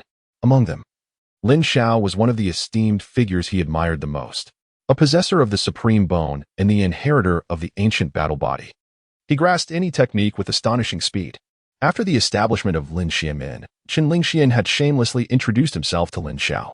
However, of late, Lin Xiao had forsaken precious cultivation time, immersing himself in the pursuit of exterminating demonic cultivators. Qin Lingxian found this perplexing. Was it truly necessary to vent one's anger over the death of a senior brother? Qin Lingxian had heard whispers of recent incidents within the Xuanzong. Though he did not comprehend the situation, he staggered over to Lin Xiao's side, grinning as he inquired, "Ah, Brother Lin, are you paying your respects to your senior brother again? But hold on, I wish to ask you about someone." "I have no time, step aside," Lin Xiao replied coldly, never once meeting Qin Lingxuan's gaze. This icy demeanor ignited a fury within Qin Lingxian. Having been thoroughly pummeled by Yi Qin the day before, his mood was already foul. Even with the cultivation feedback, the reality remained that he had been genuinely beaten. Who enjoys being struck? In a bid to capture Lin Xiao's attention, his inherently arrogant nature surged forth. Taking 2 steps closer, Qin Lingxian lifted his foot and placed it upon the stone tablet, addressing the still mourning Lin Xiao. "Lin Xiao, ignore me one more time, and I shall topple the tombstone of your most revered senior brother." In the next instant, Lin Xiao slowly opened his eyes. Upon witnessing Qin Lingxuan's blatant disrespect towards the tombstone of Qin Fan, his breath caught in his throat. Without a moment's hesitation, Lin Xiao unleashed his full power. The ancient battle body awakened, and the supreme bone on his back radiated a brilliant golden light. He resembled an awakened ancient war god. Throwing a fierce punch towards the stunned Qin Lingxian. "Remove your filthy foot," Lin Xiao bellowed, his fist landing squarely upon Qin Lingxuan's longevity shield. In that instant of collision, a shockwave surged violently outward. Faced with such wrath, Qin Lingxian was instantly drenched in sweat. Indeed, the possessor of the supreme bone deserves the title. After 3 years of abandonment, he has ascended to the late foundation establishment stage in merely half a month, Qin Lingxian remarked. Concealing himself behind the Chongqing shield and attempting to maintain an air of nonchalance. Had it been the previous day, before he had received assistance from Yi Qin to break through to the Golden Core realm, he might have succumbed to Lin Xiao's formidable punch. Nevertheless, Qin Lingxian sensed an alarming potential emanating from both Lin Xiao and Yi Qin. Though Lin Xiao was at the late foundation establishment stage and Yi Qin at the early Golden Core stage, they possessed an extraordinary prowess that allowed them to contend against opponents of higher realms. The rationale behind Qin Lingxuan's conclusion was straightforward. His Aoki Chongqing shield was a legacy of a divine beast. In any sect within the central region, it would undoubtedly be regarded as a treasured disciple worthy of cultivation. Yet, here he was, confronted first by Yi Qin and then by Lin Xiao, both of whom possessed the strength to effortlessly shatter the Chongqing shield. Crack! In the next moment, as Qin Lingxian had feared, the protective light of his shield was indeed fractured by Lin Xiao's strike. Panic surged within him. He invoked the ancient war body, his hair disheveled as he pleaded with Lin Xiao. "Wait, Brother Lin, I was merely jesting." At that moment, Lin Xiao, consumed by rage, seized Qin Lingxian by the neck and drew him closer, raising his other fist high. In that instant, Lin Xiao's fist radiated with the same golden light as the supreme bone behind him. With a fierce grimace, he disregarded the consequences and declared, "Those who insult my senior brother shall perish." Boom! With a single blow, Qin Lingxian spun through the air several times before collapsing like a heap of mud. Fortunately, as the heir to the Xuanwu martial arts, his defensive capabilities and vitality were exceptionally high. Had it been anyone else? After enduring a night of blows from the evil god's arm, followed by Lin Xiao's wrathful strike empowered by the supreme bone, they would likely have already become one with the earth. Chapter 78. The frustrated couple of the Qin family having just dealt a blow to Qin Lingxian. Lin Xiao suddenly felt a mysterious force descend upon him, inexplicably entering his body. In the blink of an eye, his cultivation level advanced to the initial stage of the Golden Core. The abrupt transformation of his strength left Lin Xiao bewildered. Confused and disoriented, he turned around, his gaze fixed on the gravestone of Qin Fan, and murmured softly, "Brother, could it be your spirit aiding me from beyond?" Otherwise, Lin Xiao truly could not comprehend how striking someone could lead to such a breakthrough. At that moment, Qin Lingxian, lying on the ground, was filled with astonishment. He too had benefited from Qin Fan's experiences, receiving years of cultivation rewards. However, He was soon torn between joy and concern, pondering, why is it that besides Yi Chun, Lin Xiao can also provide me with a boost in cultivation? Could it be that my physique can only be refined through being beaten by prodigies? What a bizarre situation. Chun Lingxian reluctantly abandoned the idea of further experimentation, unable to withstand any more punishment. He resolved to wait until his body had recovered somewhat before seeking out Lin Xiao and Yi Chun to test this peculiar phenomenon. To attempt it now would likely lead to his demise. Currently, Chun Lingxian shakily rose to his feet and approached Qin Fan's gravestone. In an effort to placate the enraged Lin Xiao, he planned to wipe away the footprints on the stone and sincerely apologize. As he neared the gravestone, he suddenly spotted a familiar silhouette at the entrance of the forest. What was happening? Why was Yu Qin here as well? Chen Lingxian gasped in disbelief. And in the next moment, he coughed up a mouthful of fresh blood, splattering it all over the gravestone. This was not his intention, rather. He had been struck so fiercely by Lin Xiao that it had caused internal bleeding. Subsequently, the area fell into a profound silence. Yi Chen stared at Chen Lingxian, who was clutching the gravestone and spitting blood, his expression darkening as he contemplated. What is going on? Who dares to defile the gravestone of my master? He had just followed Qin Fan's instructions to escort Lin Liqiu to the Holy Maiden Peak. Afterward, Yi Chen inquired with Lin Liqiu about whether there were any peers of similar strength within the Xian sect, as he was eager to visit and spar. Having experienced significant progress in his cultivation the previous day, Lin Liqiu had promptly recommended her elder brother to Yi Chen. And now, here he was, witnessing the scene of Chun Lingxian vomiting blood onto his master's gravestone. In the next instant, Yi Chun and Lin Xiao seemed to share a silent understanding. Both turning to face each other, despite their unfamiliarity, they sensed a remarkable potential emanating from one another. This, perhaps, was the allure that exists among geniuses. Yi Chen was the first to speak, asking, who did this? He sought to ascertain who had desecrated his master's gravestone. If he discovered the identity of the one who insulted Qin Fan, he, as the disciple, would undoubtedly seek retribution. Lin Xiao paused momentarily before resolutely responding. It was that person clutching the gravestone. Unlike Yi Chen's line of thought, Lin Xiao assumed he was inquiring about the filth on the gravestone. The footprints and bloodstains that dared to tarnish his brother's gravestone were indeed infuriating. Though Lin Xiao was unacquainted with Yi Chen, he perceived the fury dancing in the latter's eyes and surmised that their intentions aligned. Thus, the two fated sons, entirely disengaged from any dialogue, nodded in unison. They approached the increasingly panic-stricken Chun Lingxian, who was still sputtering blood. In that moment, Chun Lingxian felt as though the heavens were collapsing around him. Wait, Brother Yi. It's me. We were sparring until dawn last night. What are you doing, stretching your limbs now? He exclaimed. Lin Xiao, I've already stated that it was unintentional. Can't you let me catch my breath? Ouch, don't slap my face. You too. At that instant, Qin Fan had returned to the Qin residence. Walking through the expansive courtyard, as he made his appearance, the servants of the Qin family screamed as if they had seen a ghost, leaving Qin Fan utterly perplexed. Upon interrogating a young servant, he learned that rumors had circulated within both the Qin family and the Xuanzong that he had perished. Helpless, Qin Fan resolved to seek out his parents to ensure they informed the household of his survival. It was utterly disconcerting to frighten the servants merely by walking a few steps in his own home. Standing at the threshold of his parents' chamber, just as he prepared to push the door open, a series of notifications flooded his mind. Ding. Your destined disciple Yi Chen has broken Qin Lingshuan's nose. You have received a reward of half an hour's cultivation. Ding. Your destined junior Lin Xiao has kicked Qin Lingxian in a sensitive area. You have received a reward of 1 year's cultivation. Ding.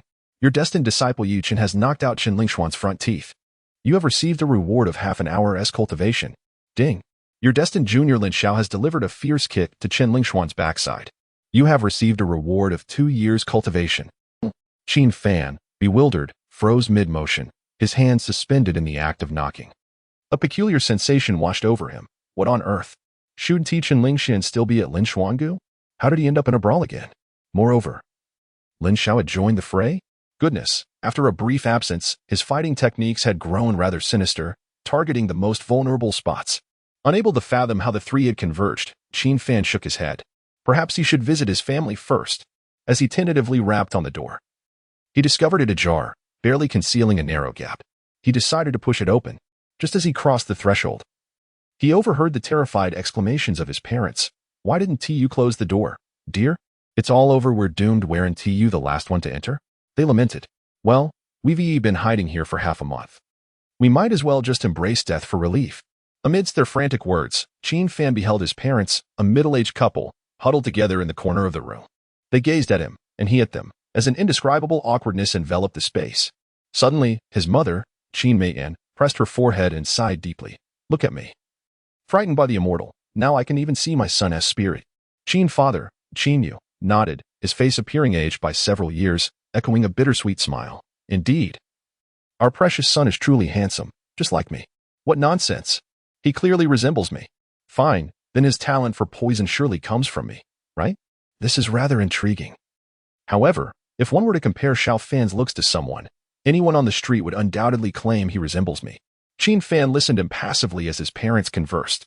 He consistently sensed that this couple's mental state was somewhat unstable. Yet, by common reasoning, practitioners specializing in toxic arts should possess stronger mental fortitude. After all, when faced with deadly poisons, even the slightest misstep could lead to one's own demise. Thus, who could have driven his parents to such madness over the past half-month? Just moments ago, Qin Fan had heard the name Xian'er from Qin Meitan's lips. This seemed rather implausible. After all, Qin Xian'er had already pledged herself to the esteemed master of the Xuanzong. Dedicating her life to swordsmanship, would she really cause chaos at the Qin household? Just as Qin Fan was lost in thought, Qin Meitan produced a small stick from an unknown source and cautiously prodded Qin Fan, her voice tinged with anxiety as she inquired, Something is amiss. Husband. At this time, Xian'er should have already crafted a poisonous puppet resembling Xiao Fan. Are you truly my son? Chapter 79. Childhood Secrets. My sister endured too much. The anxious demeanor of Qin Meitan and Qin Yu left Qin Fan utterly bewildered. After a few days apart, who had caused his parents to suffer amnesia, Qin Fan pointed to himself, solemnly declaring, I am Qin Fan, your son. Father, mother, what has happened to you? I cannot believe this. State something only we would know to prove you are indeed my parents. Summoning his courage, Qin Yu stood up and shouted at Qin Fan. Reluctantly, Qin Fan delved into the memories of the original owner and recounted an absurd incident. When I was 5, I crawled into my aunt's bed in the middle of the night to practice alchemy. Oh, father, must I continue? It's too embarrassing. Standing by her husband, Qin Meitan urged Qin Fan, hurry up and speak. Without proof, who can ascertain that you are not one of those poisoned puppets? Very well. I was young and naive back then. I crawled all over my aunt. Later, she was so upset that she threatened to kill me with a knife, claiming she would never marry after that. Why would you tarnish your aunt's reputation? I did not tarnish it. I was merely fascinated by the poisonous bead she wore around her ankle and wanted to take it to play with. And where is that poisonous bead now? It's hidden in the second drawer of the cabinet by the door in my room's basement. Every year when my aunt visits for the new year, if she inquires about it, I feign ignorance, claiming the bead was accidentally lost. As the couple continued to question him, Qin Fan answered truthfully. After this exchange, Qin Yu's aged face revealed an uncontrollable joy, his body trembling with happiness. Qin Meitan rushed forward to embrace Qin Fan, repeatedly patting his back. Wonderful. You are indeed my good son. An absurdity who would go to any lengths for alchemy from a young age. Qin Yu also approached, clapping Qin Fan's shoulder. Excellent. Excellent. My peculiar big son is alive. The Qin family can finally get back on track. The distinctively phrased compliments from his parents left Qin Fan speechless. They referred to him as an absurdity and a freak. Could they not exhibit a little more decorum? Were they insulting him or welcoming him back home? 10 minutes later, the three were seated at the table. Qin Fan recounted the mundane events of the past half-month, slightly altering the details for Qin Yu and Qin Meitan. He refrained from revealing the true identities of Yi Chun, Ran Qizuan, and Xiaoying. Thus, the entire experience unfolded. It was as if Qin Fan had utilized a random teleportation talisman to reside in the 18 forbidden domains for half a month with a saintess and another mysteriously identified junior sister. 1 male and 2 females. Qin Yu and Qin Meitan expressed no skepticism. They simply stated that it was good enough that their son had returned. Had Qin Fan not come back, they might have been at risk of being coerced by Qin Xian'er into alchemical practices. My dear son, ever since the rumor of your death spread, Xian'er has retaliated by engaging in alchemy. Qin Meitan dabbed at the corners of her eyes with a handkerchief, though her expression appeared more akin to one frightened to tears than one of sorrow. Upon hearing this, Qin Fan's lips twitched.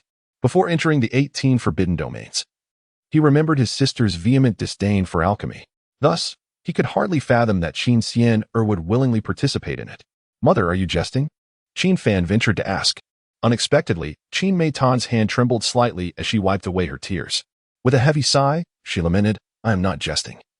It is all true. Upon reflection, I realize that I have brought this upon myself. What does this mean? My dear, do you remember the Qin family's tradition of childhood poison testing?" Qin Fan pondered for a moment before nodding. Yes. Every member of the Qin family undergoes a mild poisoning at the age of 6 to better prepare for a career as a poison master in adulthood.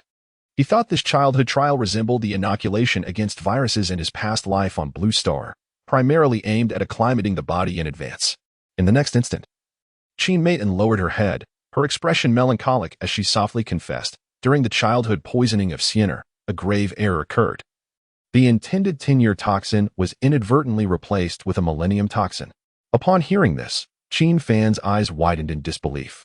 His mind was struck like thunder, and he abruptly stood up, exclaiming, "Mother, are you saying that Sienna endured the agony of a millennium toxin at merely 6 years of age?"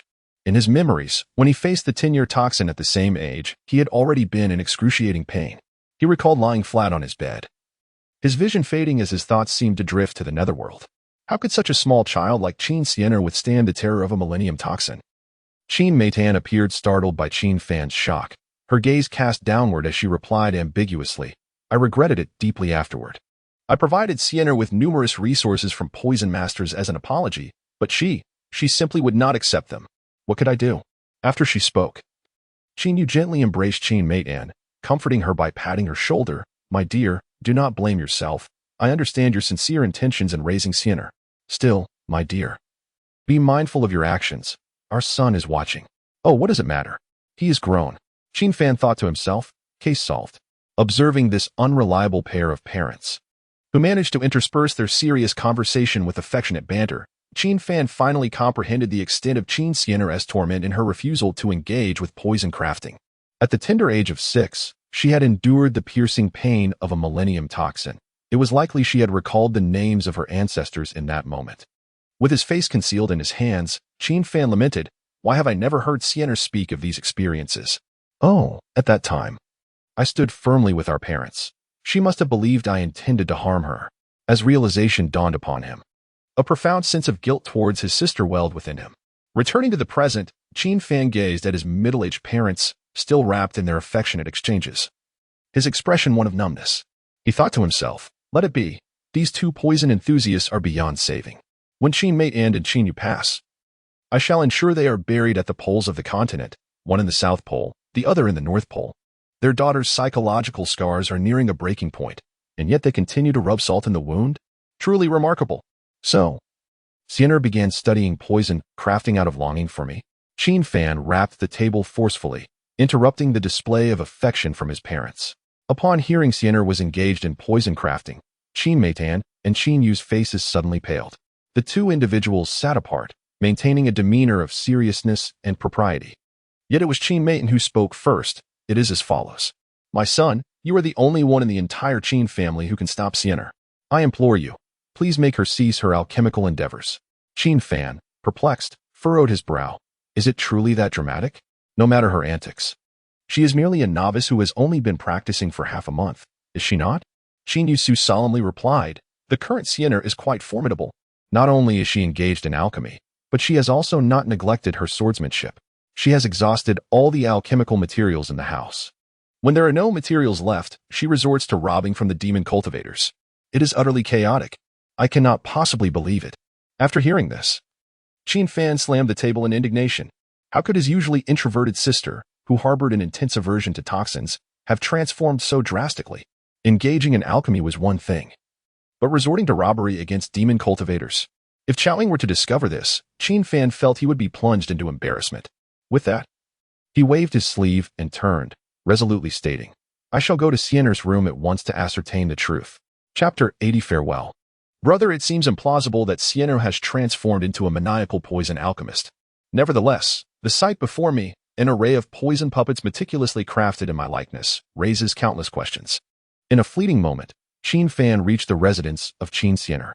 Upon entering the courtyard, he discerned from a distance the cluster of Qin Fan poison puppets stationed at the entrance. These puppets, all fashioned to mirror Qin Fan's appearance, stood rigidly like sentinels. As emotionless constructs, the poison puppets evoked an unsettling sense of dread within Qin Fan as he gazed upon their expressionless visages. Were all these creations indeed the work of Sienna? Why would she expend such effort? Taking a deep breath, Qin Fan composed himself and murmured, "The affection for one's brother is understandable. Yes, quite understandable." With that, he began to approach the door. Under the watchful gaze of the numerous Qin Fan puppets, these puppets were equipped with basic instructions for guarding the premises. Yet they likely did not anticipate the emergence of someone so strikingly similar to themselves, thus momentarily hindering their defensive protocols. The reason for this was that Qin Sienner had imbued the puppets with a primary directive. Upon encountering the real Qin Fan, do not harm him. Unaware of the underlying truth, Qin Fan felt an unsettling discomfort under the scrutiny of the impostors. Just as he stood at the threshold, contemplating how to engage his sister in conversation, the door swung open unexpectedly. Qin Sienner came face to face with Qin Fan, their eyes locking in mutual recognition. Half a month had passed, and Qin Fan was astonished by the transformation in his sister's demeanor. Previously, her beautiful eyes were tinged with a subtle melancholy, rendering her an endearing yet vulnerable lamb. Now, however, a blend of amiability and somberness marked her countenance. At this moment, Qin Sienner's overall aura exuded a mature charm. Yet, Qin Fan could detect traces of tears upon her cheeks, shedding light on an unspoken sorrow. Before Qin Fan could utter a word, Qin Sienner, stroking her chin in confusion, exclaimed, "What is going on? Have these wretched puppets malfunctioned? Why are they blocking the doorway?" Then, to Qin Fan's astonished gaze, she suddenly reached out and began to pat his arm. As her small hand struck against him, she sighed in exasperation. "Why can't my poison puppets possess the independent emotions that your little poison does?" Qin Fan's lips twitched in silence, offering no response. In this world, it seemed only little poison retained the capability for independent feelings. However, from Qin Sienner's words, it appeared that little poison had not been destroyed by the madman Chao. Rather, she must have rescued it. "Stop standing there like a fool. Come inside with me," Qin Sienner commanded with a snap of her fingers. Showing no inclination to discern the authenticity of her brother before her, Qin Fan, taken aback, felt an inexplicable embarrassment in acknowledging the truth. Previously, his sister had kept her distance. Now, upon their reunion, she was busily crafting Qin Fan poison puppets as if wholesale. As an elder brother, he felt it appropriate to afford her some semblance of respect. Deciding to enter the house and observe for a moment, Qin Fan resolved to explain to Qin Sienner when the moment was right. Thus, he obediently stepped inside, closing the door behind him. Upon entering the room, he was taken aback. Qin Sienner's boudoir, which Qin Fan had glimpsed on a few occasions, was previously a model of decorum and elegance typical of a young maiden. However, what lay before Qin Fan now was a chaotic array of countless poison refining apparatuses. Vials, toxic substances, and poisonous herbs of various kinds cluttered the space. Some containers emitted suspicious, murky bubbles. When these bubbles burst, they released a discernible plume of toxic black-purple smoke. The entire room could best be described as a den of noxious fumes. Even during his time in the poison refining chamber of the Scorpion Guild, he had never encountered such disarray. "Hand me a sprig of cold infant grass," Qin Sienner commanded, not even glancing up as she approached the refining table. Qin Fan scanned the room and soon spotted a plant resembling a small infant by the window, quickly plucking it and presenting it to his sister. Then, to his astonishment, an unexpected scene unfolded. Qin Sienner tossed the freshly acquired cold infant grass into the mortar and pestle, her small hands deftly grinding it. It was unclear what ingredients had initially been in the mortar, but as she pounded with increasing fervor, a haunting sound akin to a baby's cries emanated from within. In a frenzy, Qin Sienner began to throw in various small poisonous creatures, like scorpions and spiders. With the addition of these toxins, the cacophony of wails intensified. Alongside the cries of infants were the lamentations of women, men, and the elderly. The intermingling of these mournful sounds left Qin Fan with a splitting headache, yet he found it hard to reconcile the calm demeanor of Qin Sienner with the notion that she was indeed his sister. Suddenly, Qin Sienner withdrew a silver sword from her waist. Placing it upon the refining table, she donned gloves and skillfully coated the blade with poison while exclaiming, "The butterfly dance sword poison technique. Applying poison and maintaining the sword is indeed a laborious endeavor." The mention of the butterfly dance sword poison technique made Qin Fan's head spin. This sounded far from a legitimate swordsmanship. Could it be that the remarkable advancements in Qin Sienner's poison crafting and swordsmanship were linked to this so-called technique? No, that couldn't be. He had never heard of any teachings within the Qin sect that fused poison and swordplay. As Qin Fan pondered, Qin Xianer finished applying the poison to the sword. She abruptly instructed, "Go, fetch me the bone erosion pill from the cabinet. It must be of the Foundation establishment grade." This request momentarily left Qin Fan at a loss. While he was familiar with the cold infant grass from his studies as a poison master, the location of the bone erosion pill and its classification were wholly unknown to him. Just as he found himself at an impasse, Qin Xianer noticed his hesitation and leaned in, frowning slightly. The two maintained a distance of half an arm's length. Qin Xianer raised her chin, fixing her gaze upon Qin Fan. Realizing that his pretense was about to unravel, Qin Fan felt a twinge of helplessness, but to his surprise, she suddenly embraced him. "Your eyes seem to possess more intelligence than the other poison puppets, brother. May I ask you to hold me tightly?" "Ah, here I go again, conversing with these iron contraptions." Qin Xianer nestled in Qin Fan's embrace, appearing to either be savoring the moment with her eyes closed or perhaps engaging in a self-deprecating smile. Witnessing such a fragile sister, Qin Fan's heart softened. Initially, he had sent Qin Xianer to the Xian sect to practice swordsmanship, aiming to better exploit the enhancement of the antagonistic cultivation. In the next moment, Qin Fan gently cradled Qin Xianer, even stroking her head. The two remained in this tender closeness for a while. Suddenly, Qin Xianer opened her eyes wide, sensing something amiss. The core runes of the poison puppet encompassed functions such as generating body heat and embracing, yet she had never programmed the head-stroking feature. Chapter 81. Merely possessed at this moment, Qin Xianer nestled in Qin Fan's embrace, her mind racing with chaotic thoughts. What should she do? Was it truly the Qin Fan version of the poison puppet acting erratically, or had her brother genuinely returned home? Brother, can he really come back? She vividly recalled witnessing the entire building being obliterated by that demonic cultivator. The memory of Chao Kuangmo ruthlessly reducing Qin Fan and his companions to mere ashes caused her heart to ache profoundly. Suddenly, the notion of a head-patting command surged forth. It was highly probable that the poison puppet was indeed acting out. Qin Xianer reasoned this because after mending the small poison puppet, she had hung it up and interrogated it for 3 days and nights. She yearned to learn from the small puppet how to imbue other poison puppets with emotions akin to its own. If just one Qin Fan version of a poison puppet could exhibit self-awareness, perhaps the pain of longing for Qin Fan would diminish significantly. At present, Qin Xianer was not devoid of testing methods. She gazed at Qin Fan and suddenly thought, speaking of which, I have installed a master switch on each of the poison puppets resembling my brother. The majority of poison puppets are equipped with a primary switch, which most poison masters place in conspicuous areas like the back or neck. The next moment, seizing an opportunity while Qin Fan was distracted, Qin Xianer stealthily reached out, preparing to inspect. Oblivious, Qin Fan gently caressed Qin Xianer's head, savoring a fleeting moment of tranquility. Ah, indeed, having a sister is the best. She is gentle, adorable, and fragrant, except for that brief moment of her crafting poison, which bore little resemblance to the sister he once knew. It was hardly surprising that Qin Fan felt this way, for in the abyss of 18 despairs, he had to confront the relentless advances of Chowing daily. Upon returning, he would also face the resentful jealousy of Lin Liqiu. The subtle rivalry between the two women paled in comparison to the pure beauty of his sister's presence. The next moment, upon discovering that there was no button on the back of Qin Fan's neck, Qin Xianer felt as if struck by lightning. The Qin Fan before her was real. He was truly her brother. However, she had no time to revel in joy. Instead, a wave of mortification, more agonizing than death, washed over her. Ah, no, brother, I didn't mean to do that. Realizing her folly, Qin Xianer blushed deeply, clutching her head as her body trembled. After all, her previous demeanor before Qin Fan had been somewhat demure. Yet, in just half a month, she had transformed into a woman obsessively crafting brother puppets. Qin Xianer dreaded the thought that Qin Fan might misconstrue her actions. Why had her brother suddenly triumphed in the resurrection match? Where had he been for the past half-month? Such heart-wrenching questions pierced her soul. In the next instant, as she was on the verge of a breakdown due to her embarrassment, Qin Xianer's expression shifted dramatically.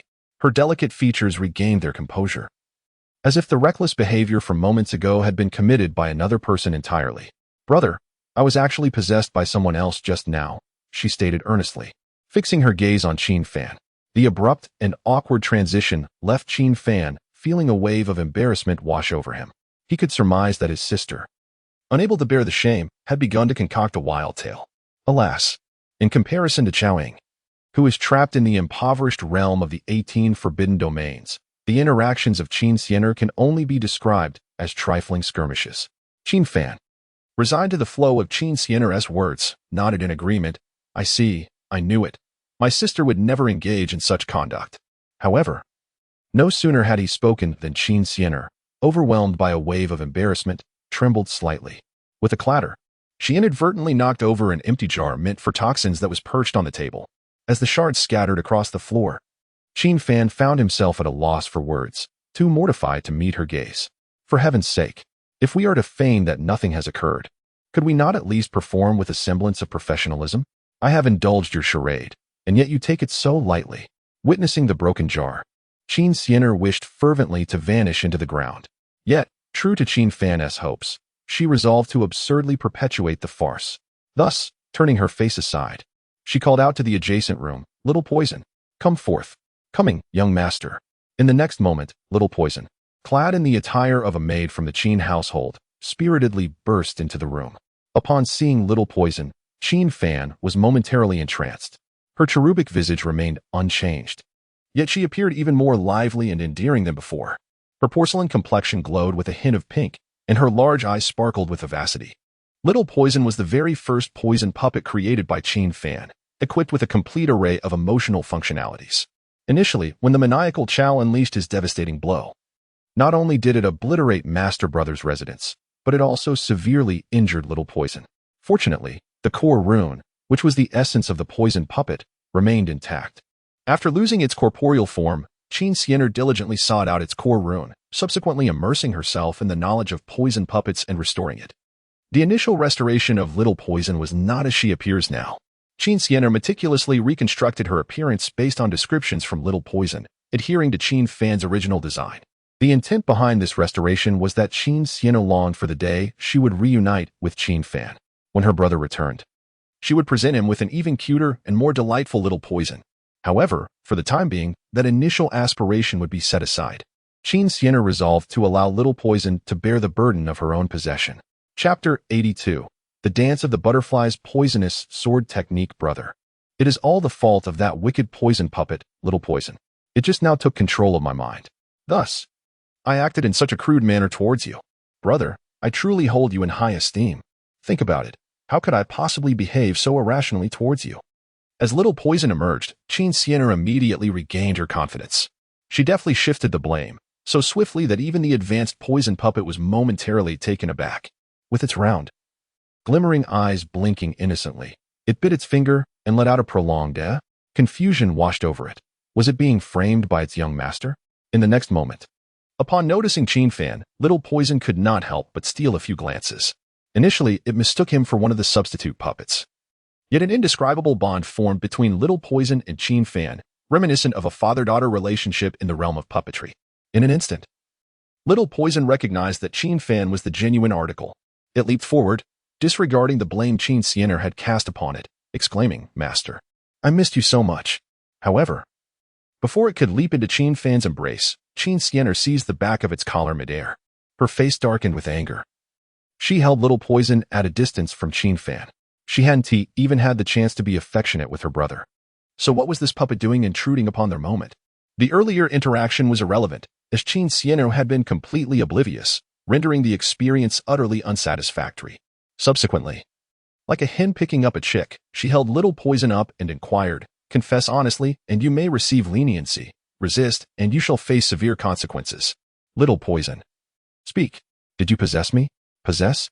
Little Poison lacked the audacity for such a thing.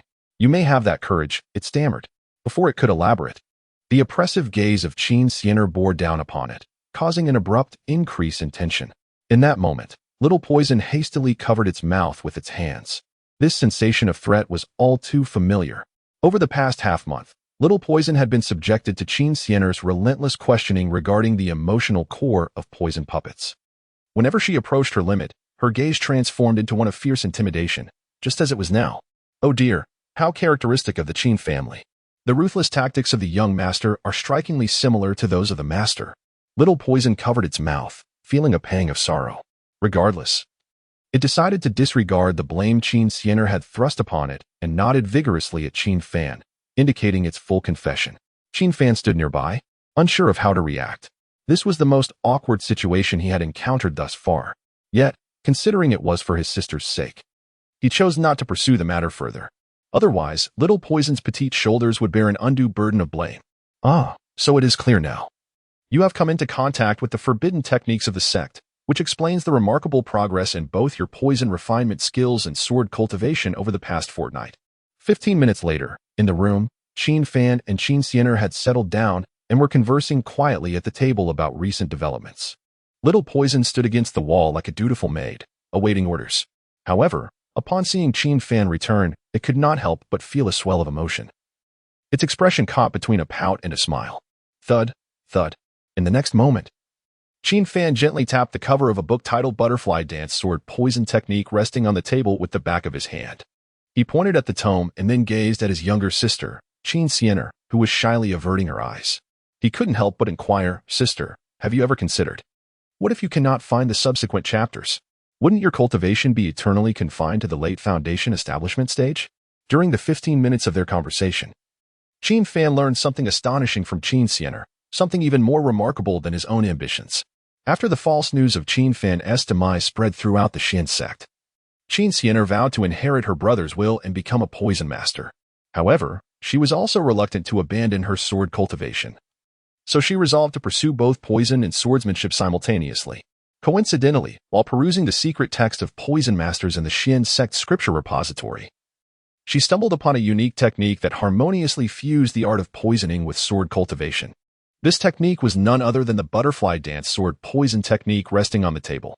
To master the first chapter, one must first seal the energy reservoir in the dantian, thereby locking their current cultivation realm. Consequently, all subsequent techniques learned by a poison master would be integrated with the sword path of poison, utilizing the first chapter of the butterfly dance poison sword technique. Qin Xianer swiftly garnered a reputation as the poison sword immortal in the vicinity of the Xian sect within merely half a month. The stronger her poison mastery, the more formidable her sword techniques became, enabling her to effortlessly challenge opponents beyond her level. Yet, this technique bore a significant drawback. Locking her realm meant that Qin Xianer would forever remain at the late foundation establishment stage. Brother, why didn't he think it through at that time? After all, there are no cultivation restrictions for poison masters, she pouted in response to Qin Fan's inquiry. Just as she finished speaking, Qin Fan lightly tapped her head. Observing his impulsive sister, Qin Fan sighed in resignation. Poison masters may not require cultivation, but sword cultivators do. Why can't you be a bit more composed? I thought you were dead, so I didn't consider it deeply, she replied, somewhat defensively. Qin Fan hesitated, unsure of how to articulate his thoughts. It was indeed true that sword cultivation necessitated a solid foundation. Otherwise, gaining insights through poison mastery would be akin to an infant with a head full of battle experience. Before finding Qin Xianer, Qin Fan had intended to rally her to participate in the Mist Pool rankings. The four of them, Qin Fan, Qin Xianer, Lin Xiao, and Yi Chun, were perfectly suited to meet the competition's requirement for a four-person team. However, aside from their participation, Qin Fan had also uncovered from Yi Chun that all competitors must attain the Golden Core realm. At present, although Qin Xianer possessed the talent to challenge the Golden Core realm due to the butterfly dance sword poison technique, her cultivation was irreversibly stunted at the late foundation establishment stage. Qin Fan felt a sense of injustice for Qin Xianer. Unless they could swiftly locate the second chapter of the butterfly dance sword poison technique within the next month, her situation would remain dire. Noticing the regret on Qin Fan's face, Qin Xianer pursed her lips and reassured him, "Brother, it doesn't bother me. Didn't our family always hope for me to master poison? Now that I've begun, they're all afraid of me. Hee, I actually find it quite amusing. Now that I'm back, do you still wish to pursue the path of a poison master?" Qin Fan asked seriously, looking intently at Qin Xianer. Should Qin Xianer wish to continue her journey, Qin Fan does not recommend imparting to her certain skills of a toxic master.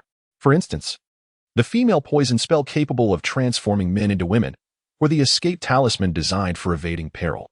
In the next moment, Qin Xianer nodded thoughtfully and smiled at Qin Fan, saying, "Naturally, I must press on, otherwise, I too am confined within this realm.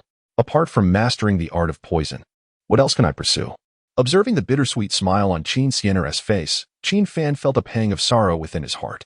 The once relentless girl, who would stop at nothing for the sake of swordsmanship, now relinquished her dreams out of longing for him.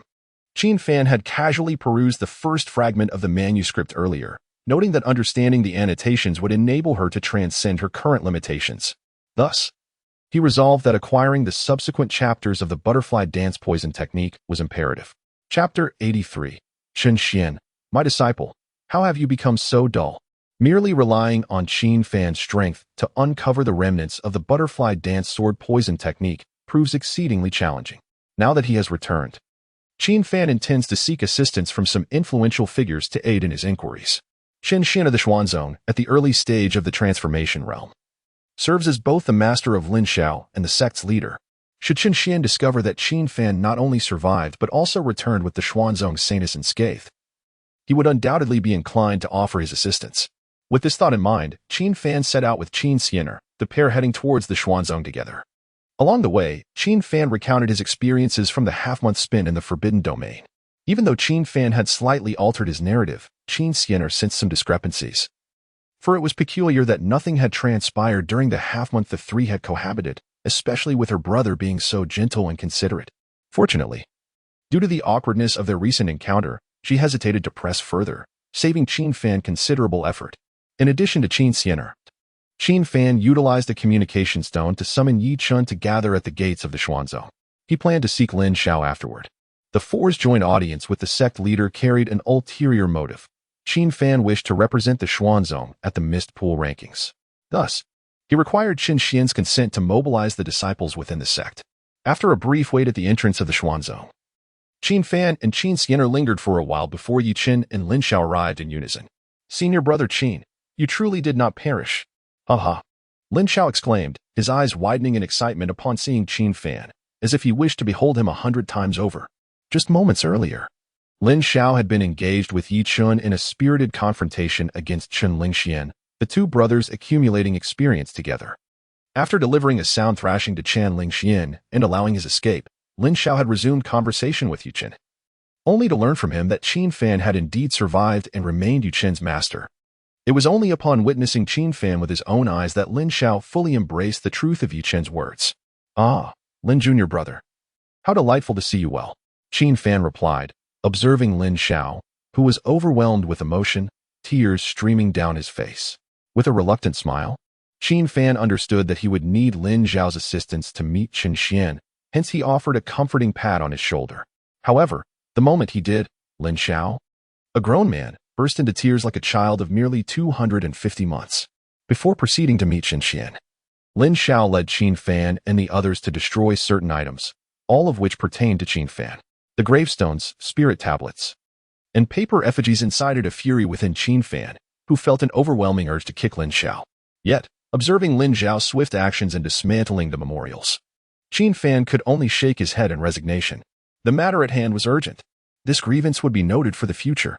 In the Xuanzong's main hall, Qin Xian, clad in a Taoist robe, sat solemnly at his desk, a look of gravity on his face.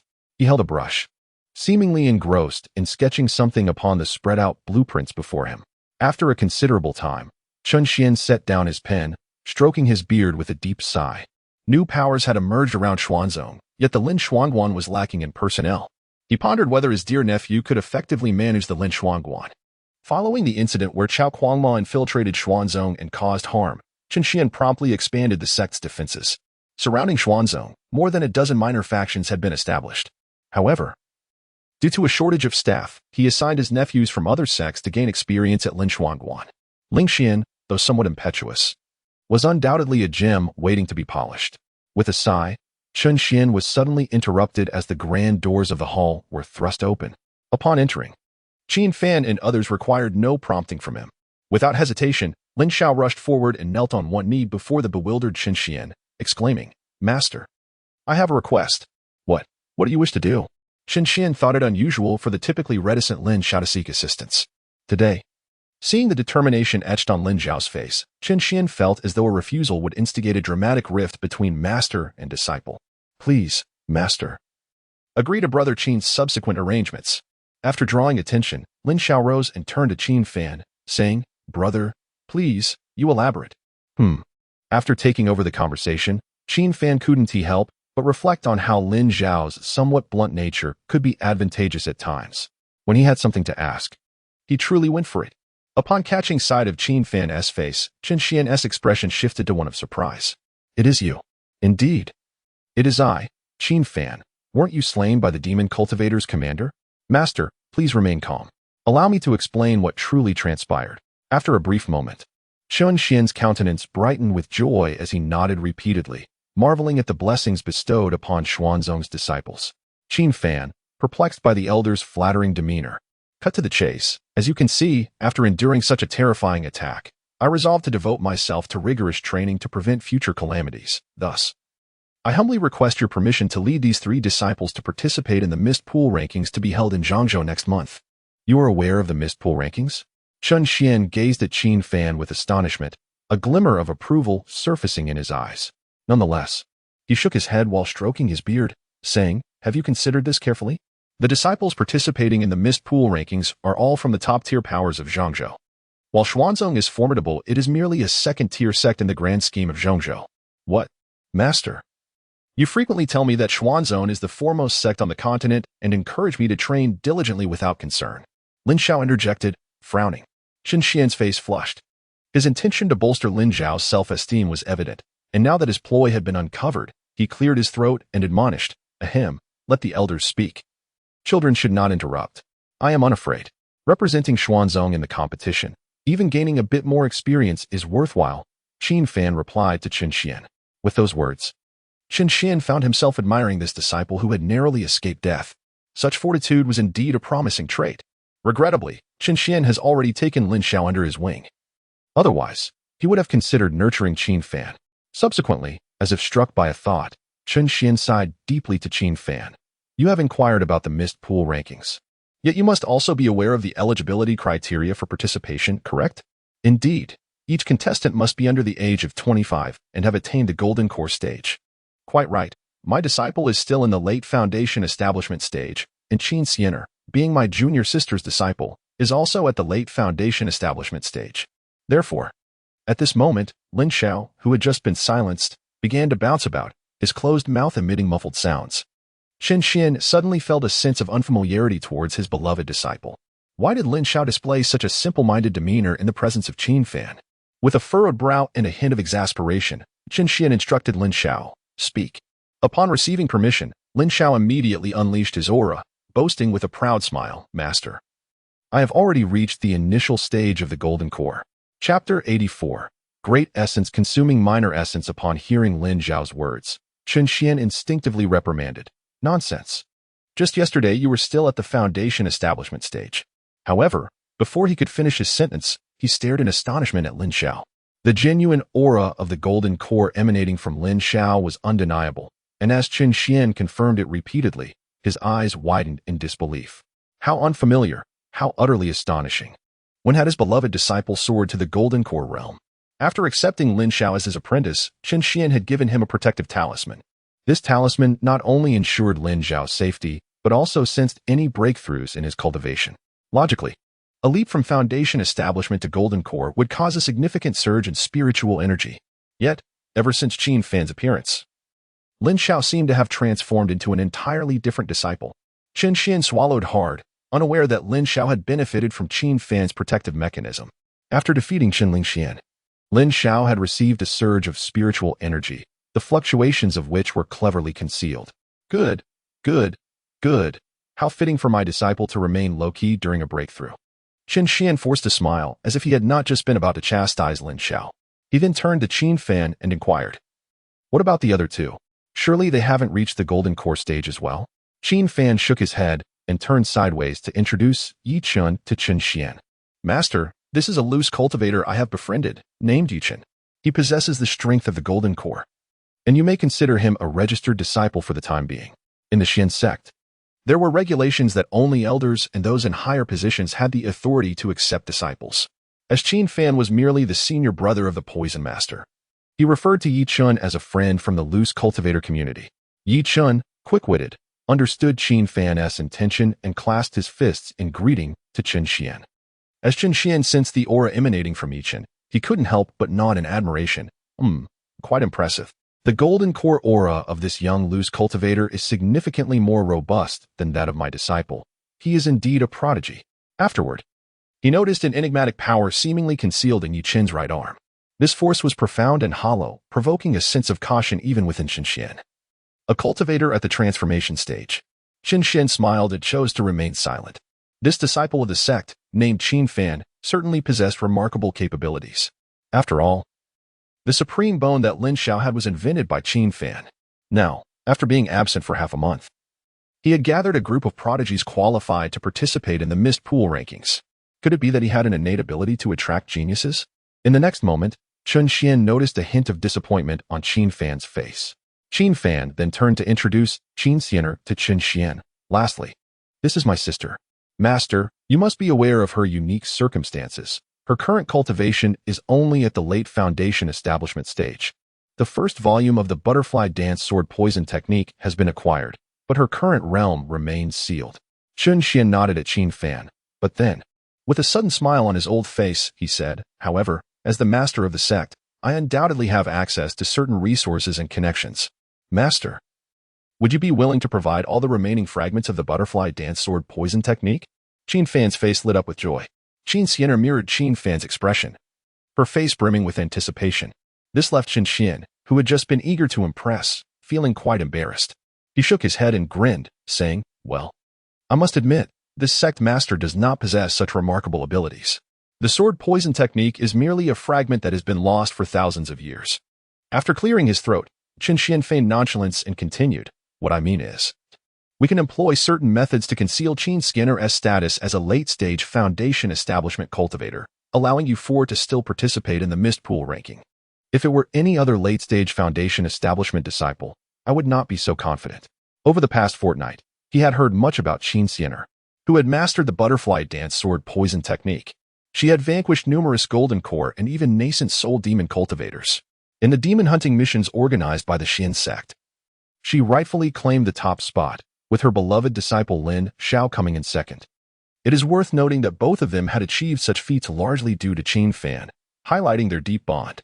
Qin Xian grew increasingly appreciative of Qin Fan. Looking at him, he slowly stroked his beard and said, you need only to participate in the competition after a month. I will ensure everything is arranged properly. By the way, Qin Fan, hold on to this drop of beast essence blood. With that, Qin Xian raised his arm, and a drop of light crimson purple blood materialized before him. He gazed at the blood floating towards Qin Fan with pride, feeling a sense of satisfaction. Ah, finally, I have managed to impress this time. Seeing Qin Fan cradling the beast essence blood, Qin Xian elaborated, remember, the judge of the mist pool ranking is a humanoid demon beast that relishes consuming essence blood. This drop of beast essence blood is concocted from various ferocious beasts and is exceedingly rare. Consider it a gift from your sect master. What began as a generous gesture intended to showcase the grandeur of the Xian sect's leader, however, took an unexpected turn. In the next moment, the Dao rhythm essence blood stored in Qin Fan's spatial ring suddenly surged with uncontrollable energy. Whoosh! Hundreds of drops of Dao rhythm essence blood erupted from the ring. They immediately attacked the beast essence blood in Qin Fan's palm with ferocity, akin to a pack of wolves. In the blink of an eye, the beast essence blood was entirely absorbed, leaving not a trace behind. Even after the beast essence blood had completely dissipated, the palace resonated with the mournful howls of countless ferocious beasts, as though a massacre had just taken place. Silence. Qin Xian stood there, his face a mask of tranquility, seemingly petrified as he gazed at the swirling Dao rhythm essence blood surrounding Qin Fan. This is essence blood of the celestial? Qin Xian had engaged in fierce battles with ferocious beasts for days to collect the beast essence blood, and now it had simply vanished. Qin Fan, equally astonished, turned to Yi Chun and furrowed his brow, asking, what on earth happened, Yi Chun? How did you let the esteemed sect master's grand gift vanish so effortlessly? Yi Chun, having dwelled within the 18 forbidden domains for an extended period, possessed a substantial amount of Dao rhythm essence blood himself. Recognizing the cause of the earlier chaos, he respectfully responded to Qin Fan, Brother Qin, the Dao rhythm essence blood is a superior type of essence blood in the mortal realm. It likely deemed the beast essence blood too weak and mistakenly consumed it as food. Enough, don't elaborate so clearly. Qin Fan interjected, realizing the awkward truth. As he turned to Qin Xian, he was struck by the sight of the latter's visage, which appeared to have aged several decades in an instant. Qin Fan, In a moment of exasperation, covered his face and muttered curses at the Taoist essence blood, lamenting its unfortunate interference. Just as the venerable sect leader was striving for a rare success, why did it have to manifest such chaos?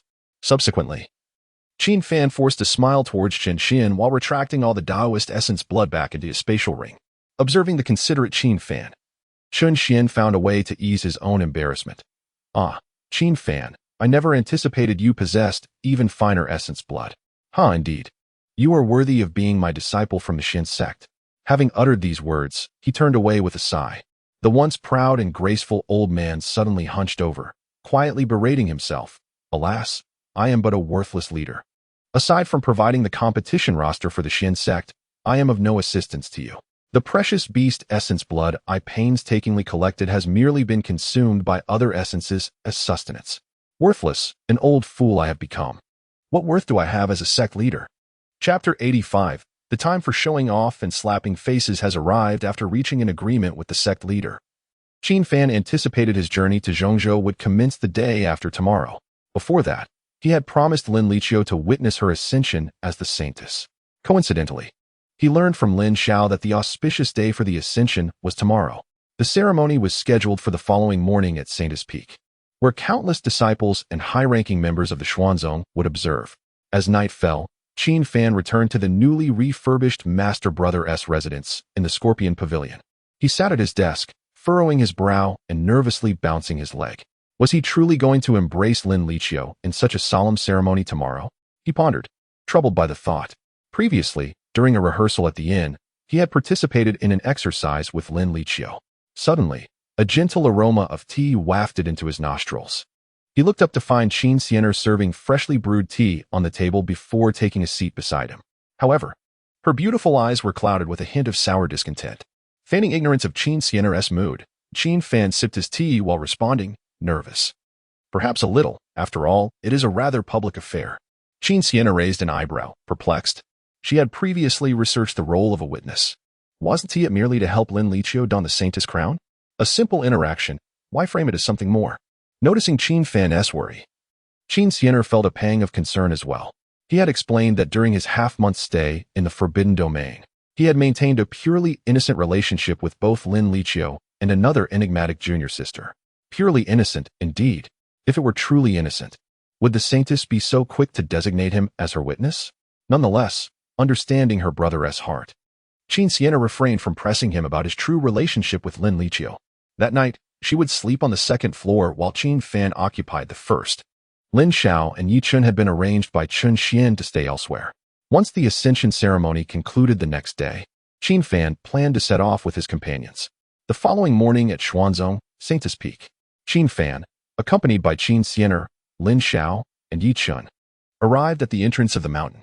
He yawned, appearing still half asleep, yet forced himself to greet the passing disciples. Before reaching the palace at Saintess Peak, Qin Fan encountered a throng of diverse Xuanzong disciples. They greeted him warmly, as if he had become a notable figure.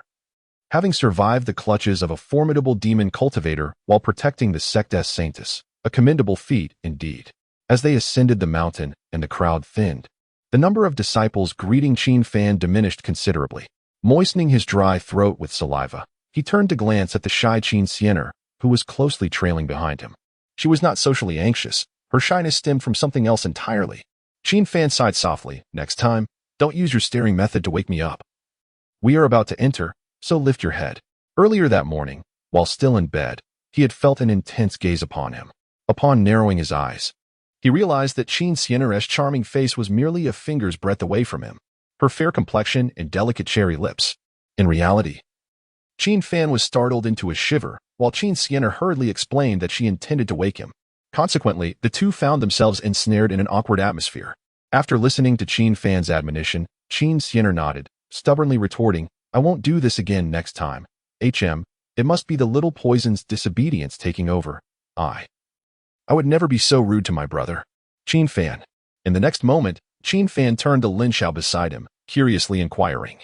Junior Brother Lin, today marks the joyous occasion of your sister. Do you have anything to say? Had Qin Fan not appeared, Lin Xiao would undoubtedly have been the witness for the saintess. Upon hearing this, Lin Xiao clasped his fist toward Qin Fan, his expression earnest. I wish Brother Qin and my sister a lifetime of happiness. This is the ascension of the saintess, not a wedding. Can you even celebrate it correctly? Ha ha ha, my apologies. However, if Li Qiu's spouse were Brother Qin, I would certainly not oppose. During their exchange, Yichen could not help but tug at Lin Xiao, softly advising, "All right, that's enough. Sister Sienna's gaze is practically lethal." While conversing, the four entered the palace within Saintess Peak. On either side, the seats were filled with high-ranking members of the Xuanzong. Numerous elders, the sect leader Qin Xian, and Lin Li Qiu's mentor, the previous Saintess Lu Wuqing, were all present. Upon entering, Qin Fan quickly discerned that the atmosphere was far from pleasant. Evident from the somber expressions of the senior members, his gaze shifted to the center, and he felt a sudden sense of relief.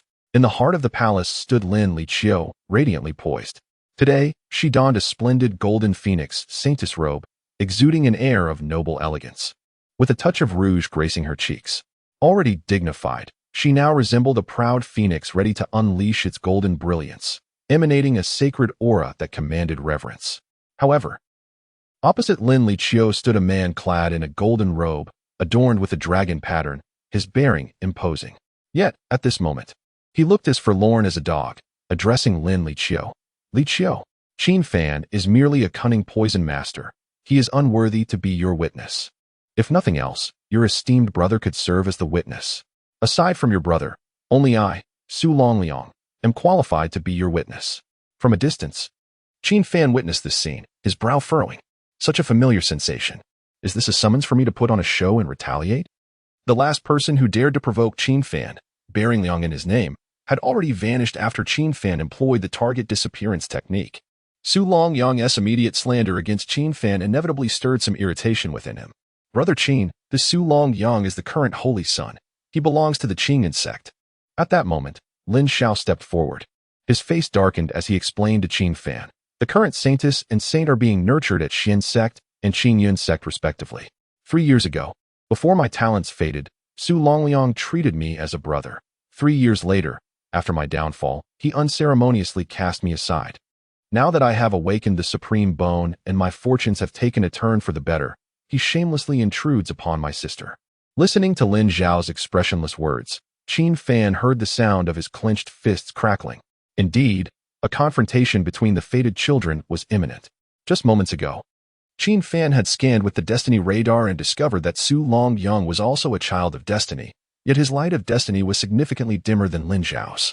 Qin Fan could surmise that Su Longyang was inferior to Lin Xiao. However, the one destined to become the witness for the saintess would be Qin Fan, not Lin Xiao. Moreover, should Qin Fan take action, he could showcase a portion of his strength to Qin Xian and the higher-ups, thereby ensuring that Qin Xian would trust him to lead the team to the mist pool rankings. Qin Fan patted Lin Xiao on the shoulder and, leaving behind those words, strode confidently toward the center. "Rest easy, I will handle this." Chapter 86. The Wrathful Saint Child Begone. "Filthy creature, do not touch me.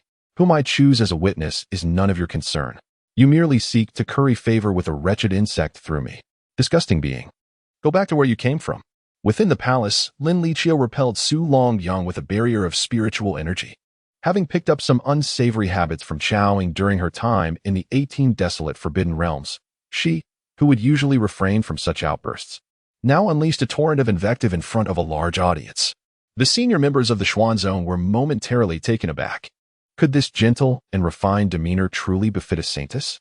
The most astonished among them was Lu Wuqing, Lin Li Qiu's master, seated to the right within the palace.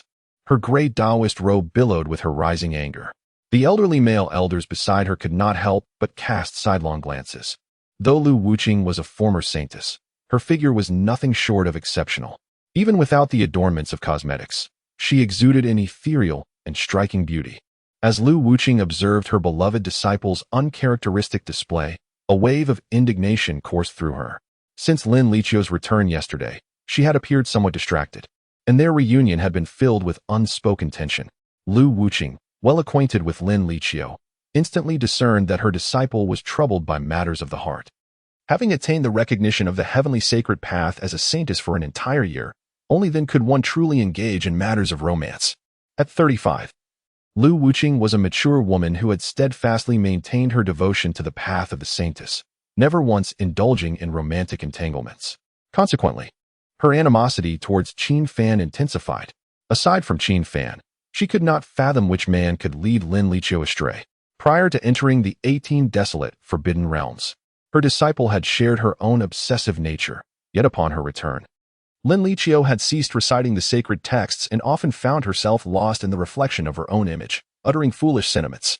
Lin Liqiu's decline was not without its ties to me, but now, I must refrain from intervening in her affairs. Lu Wuqing mused silently. It was her reckless decision that had compelled Lin Liqiu to monitor Qin Fan, all to prevent him from being ensnared by demonic cultivators. Lu Wuqing remained uncertain whether Qin Fan had indeed fallen into their clutches. Her sole concern now lay with her beloved disciple. The ensuing troubles could serve as a test for Qin Fan's character. If he could not even contend with the current saint child, he ought not to entertain aspirations of the Misty Pool rankings. Lu Wuqing shifted her gaze away from Lin Liqiu, directing it towards Chun Xian seated across from her. As Chun Xian's junior, she had heard that he had consented to allow Qin Fan and his companions to participate in the Misty Pool rankings. Simultaneously, other elders privy to Qin Fan's intentions to join the rankings scrutinized him with the same critical lens as Lu Wuqing as he slowly approached the palace. Chun Xian, arms crossed and eyes narrowed, appeared intent on penetrating Qin Fan's essence. Deep within, he remained preoccupied with the matter of the 100 beasts' blood. Perhaps Qin Fan might indeed present me with some surprises. Across the entirety of Zhongzhou, it is likely no one could casually consume the essence of the 100 beasts.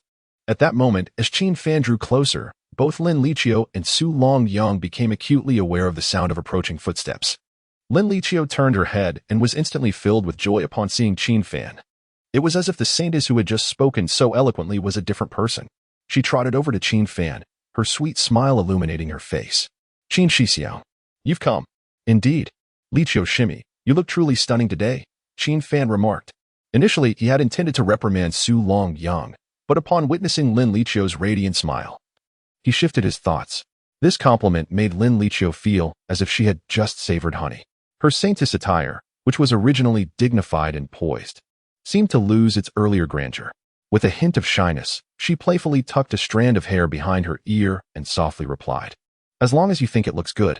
Aside from being uncharacteristically praised by Qin Fan, Lin Liqiu also noticed that he no longer referred to her as Liqiu Xiaomei, a title that felt distant and sibling-like. His direct address of Liqiu Shimi felt much more intimate. After responding to Qin Fan, her cheeks flushed with embarrassment. This display from the young woman stunned those around them. After a brief silence, the disciples at the entrance began to chatter excitedly. Truly, Qin Shixiang shows no fear even in front of the Saint's son. The Saint's son is nothing. Can he match the might of the Demon Cultivator Commander? My Qin Fan Shixiang has faced the Demon Cultivator Commander head-on. Goodness, is this what it means to be the Saintess's protector? A single compliment holds such sway. What does the Saintess's protector mean? Isn't Qin Fan Shixiang merely escorting the Saintess from the Demon Cultivator's attack? Now they return unscathed. And some disciples have even bestowed him with the title of Saintess's protector. The disciples were thoroughly entertained by this gossip, but in the next moment, they fell silent in unison. Qin Xianer, with an impassive expression, approached the gossiping disciples. Her cold gaze seemed to warn anyone who dared to call Qin Fan the Saintess's protector that she would unleash her wrath. Compared to the Saintess, the recently risen poison sword immortal, Qin Xianer, was far more intimidating. The raucous atmosphere of gossip quieted considerably. So, you are Qin Fan? A mere, insignificant poison master. And yet you dare to stand as the witness for the Saintess? Su Longliang could no longer tolerate the flirtation between Qin Fan and Lin Liqiu and shouted in frustration. He glared at Qin Fan, who was slowly turning to face him, his heart racing with agitation. Originally, he intended to ridicule Qin Fan on matters unrelated to his skills, such as his appearance. However, upon seeing that Qin Fan was considerably more handsome than he, Su Longliang found himself at a loss for words. Indeed, he had initially sought to win over Lin Liqiu to activate the supreme bone within Lin Xiao. Yet today, upon seeing Lin Liqiu adorned as a saintess, Su Longliang realized he had fallen head over heels for her. Historically, there had been instances of saintesses and saint sons becoming partners. So Su Longyang was convinced that only a woman as beautiful as Lin Liqiu was worthy of his noble self.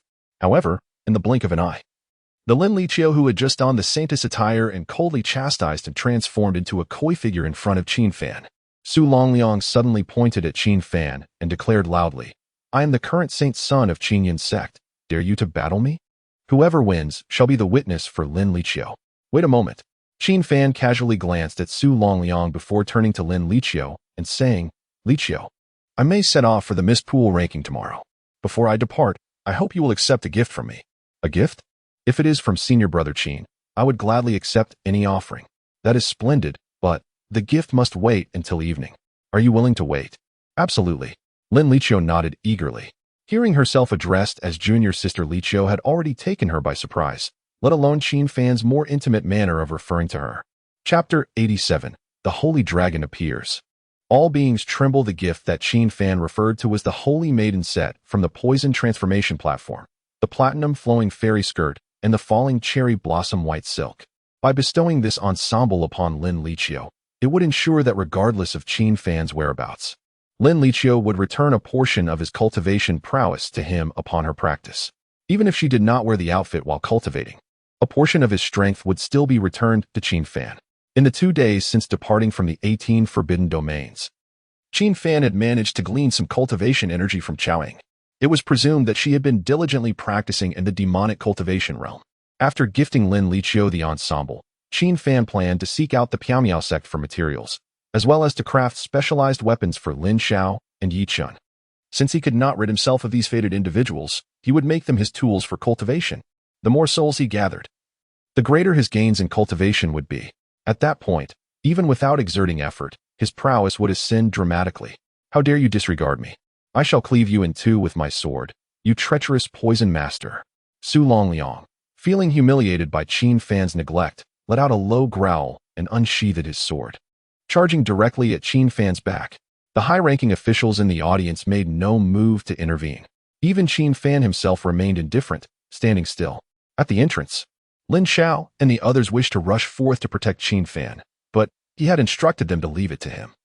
And thus they decided to trust him this once. Beside him, Lin Liqiu, anxious at Qin Fan's inaction, gently nudged him, saying, Senior Brother Qin, you should dodge. Have you forgotten how I performed in the Forbidden Domain? Qin Fan chuckled lightly. This remark momentarily perplexed Lin Liqiu, who recalled her initial encounter with Yi Chun. She remembered how, at that time, he and the little fox in his arms had exerted every effort, yet failed to breach the imperceptible barrier. Bang! In the next moment, as Su Longliang's sword struck Qin Fan's shoulder, an explosion of brilliant sparks erupted. Su Longliang was overjoyed, believing his attack had landed, only to suddenly realize Qin Fan was completely unscathed. Although Qin Fan stood still, he appeared impervious to blades and spears, as if fortified by an impenetrable barrier. The high-ranking members surrounding them were taken aback. Lu Wuqing, as the former holy maiden, understood the formidable power of the Qingyun sect in nurturing holy sons. She squinted at Qin Fan, her brows furrowed in contemplation. Su Longliang had employed the sword spirit technique, coupled with his understanding of the sacred path of heaven and earth. This strike should have disregarded most defensive treasures. How did Qin Fan achieve this? Could he possibly be a divine being?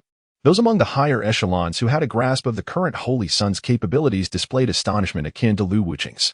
Only Chen Xuangu, seemingly unfazed, appeared to have anticipated Qin Fan's countermeasures. With arms crossed, he mused inwardly. A person capable of effortlessly gathering over 100 drops of terrifying blood essence must possess even more opportunities one am unaware of. Qin Fan, just to not kill this holy son, or I shall find myself in a most awkward position. Meanwhile, Su Longliang found himself utterly astonished, realizing that he could not even manage to deliver a mere scratch to Qin Fan with his sword. Gradually, a sense of disbelief enveloped him, followed by a surge of unwillingness and madness, prompting him to hasten the speed of his blade strikes. Defeating Qin Fan would undoubtedly secure him the position of the Sanus's witness. Su Longliang's eyes were bloodshot, and he growled, "What nonsense is this? You treacherous scoundrel! Have you employed some forbidden technique from a poison master? Breakthrough!" Even with all his might swordsmanship, spells, talismans, none could even graze the hem of Qin Fan's garment. Su Longliang was on the verge of breaking down, while Qin Fan felt an increasing sense of helplessness within. Ding! The intangible counter-damage armor has withstood an attack from the early-stage Golden Core Sword Spirit technique once. This attack caused 0.0001 wear to the counter-damage armor. Ding! What a farce! This is the so-called Saint's son. The damage Su Longliang inflicted on Qin Fan's counter-damage armor was less than that of Yi Qin's little fox with the strength of the evil goddess arm. It could only be said that even among the early-stage Golden Core practitioners, there exists a disparity. Su Longliang was truly a weakling of destiny. At this moment, in a bid to rationalize the counter-damage, Qin Fan turned around and pointed at Yi Qin, whose face brimmed with admiration, saying, "Yi Qin, a few days ago, did you not inquire about how to enhance the Sacred Dragon Fist? Now behold." With that, Qin Fan raised his arm and, with a seemingly casual motion, swung a punch at Su Longliang. Roar! In an instant, a terrifying, roaring golden dragon illusion erupted from Qin Fan's fist. This dragon, with a golden body and fiery red eyes, its whiskers and fur swirling wildly, resembled an immensely enraged, world-destroying sacred dragon. Fortunately, the sacred dragon was but an illusion. As the punch descended, the fist energy intertwined with the apparition surged towards Su Longliang bang. Unsurprisingly, Su Longliang, paralyzed with fear, was instantly sent flying. During his suspended flight, he spun wildly, ultimately embedding himself with explosive force into the palace wall the moment the sacred dragon fist's counter-damage was unleashed. Su Longliang was so intimidated by the dragon's might that he lost his wits.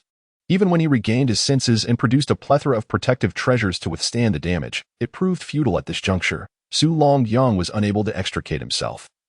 Rolling his eyes and spitting blood, uncertain of whether he was alive or dead, Qin Fan withdrew his fist with an air of indifference, yet internally, he felt a twinge of exasperation. Perhaps I may have slightly overdone it, but what choice did I have? I couldn't possibly resort to Chao Kuang Ma's finger techniques. Could I? This particular fist technique was the evil god arm, enhanced sacred dragon fist accumulated through the counter-damage armor's attacks. Thus far, Qin Fan had amassed over 500 punches of Yi Qin's sacred dragon fist.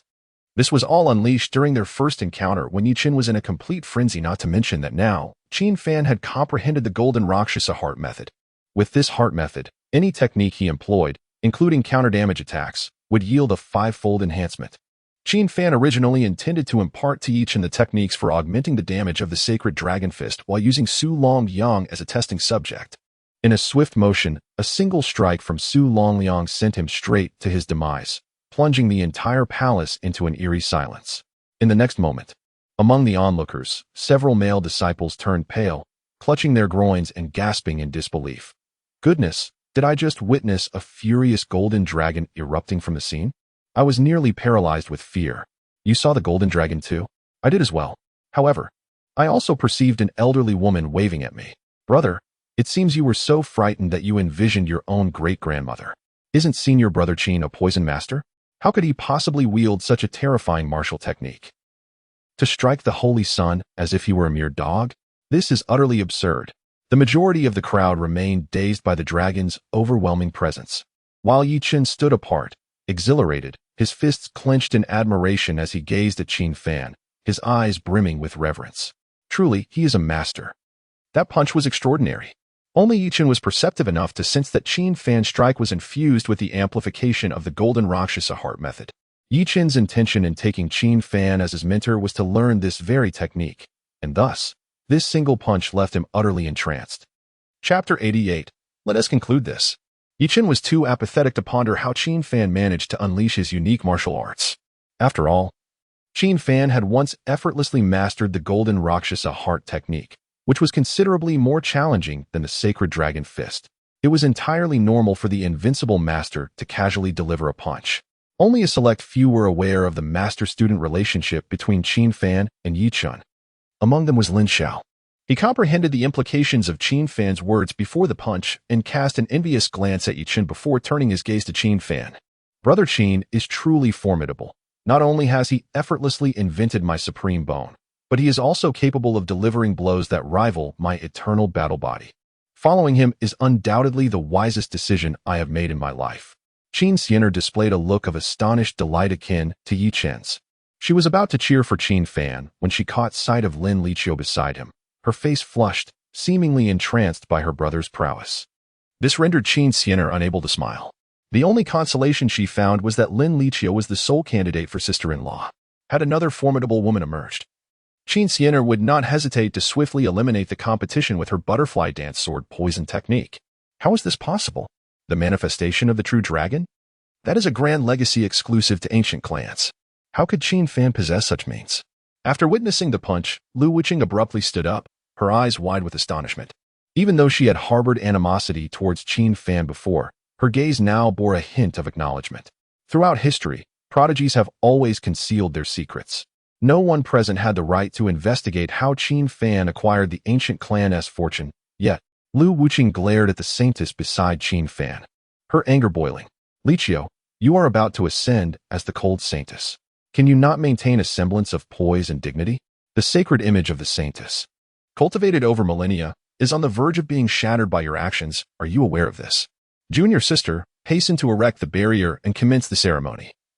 I will have someone check on the Saint Sun's condition. In the next moment, Chen Xian's voice resonated in Lu Wuqing's ear. She turned to see that Chen Xian had dispatched someone to rescue the critically injured Su Longliang, prompting her to sigh. An essential step before the Saintess Ascension ceremony was to create a transparent barrier that only permitted Lin Liqiu and the witnesses to enter. This was done for a reason.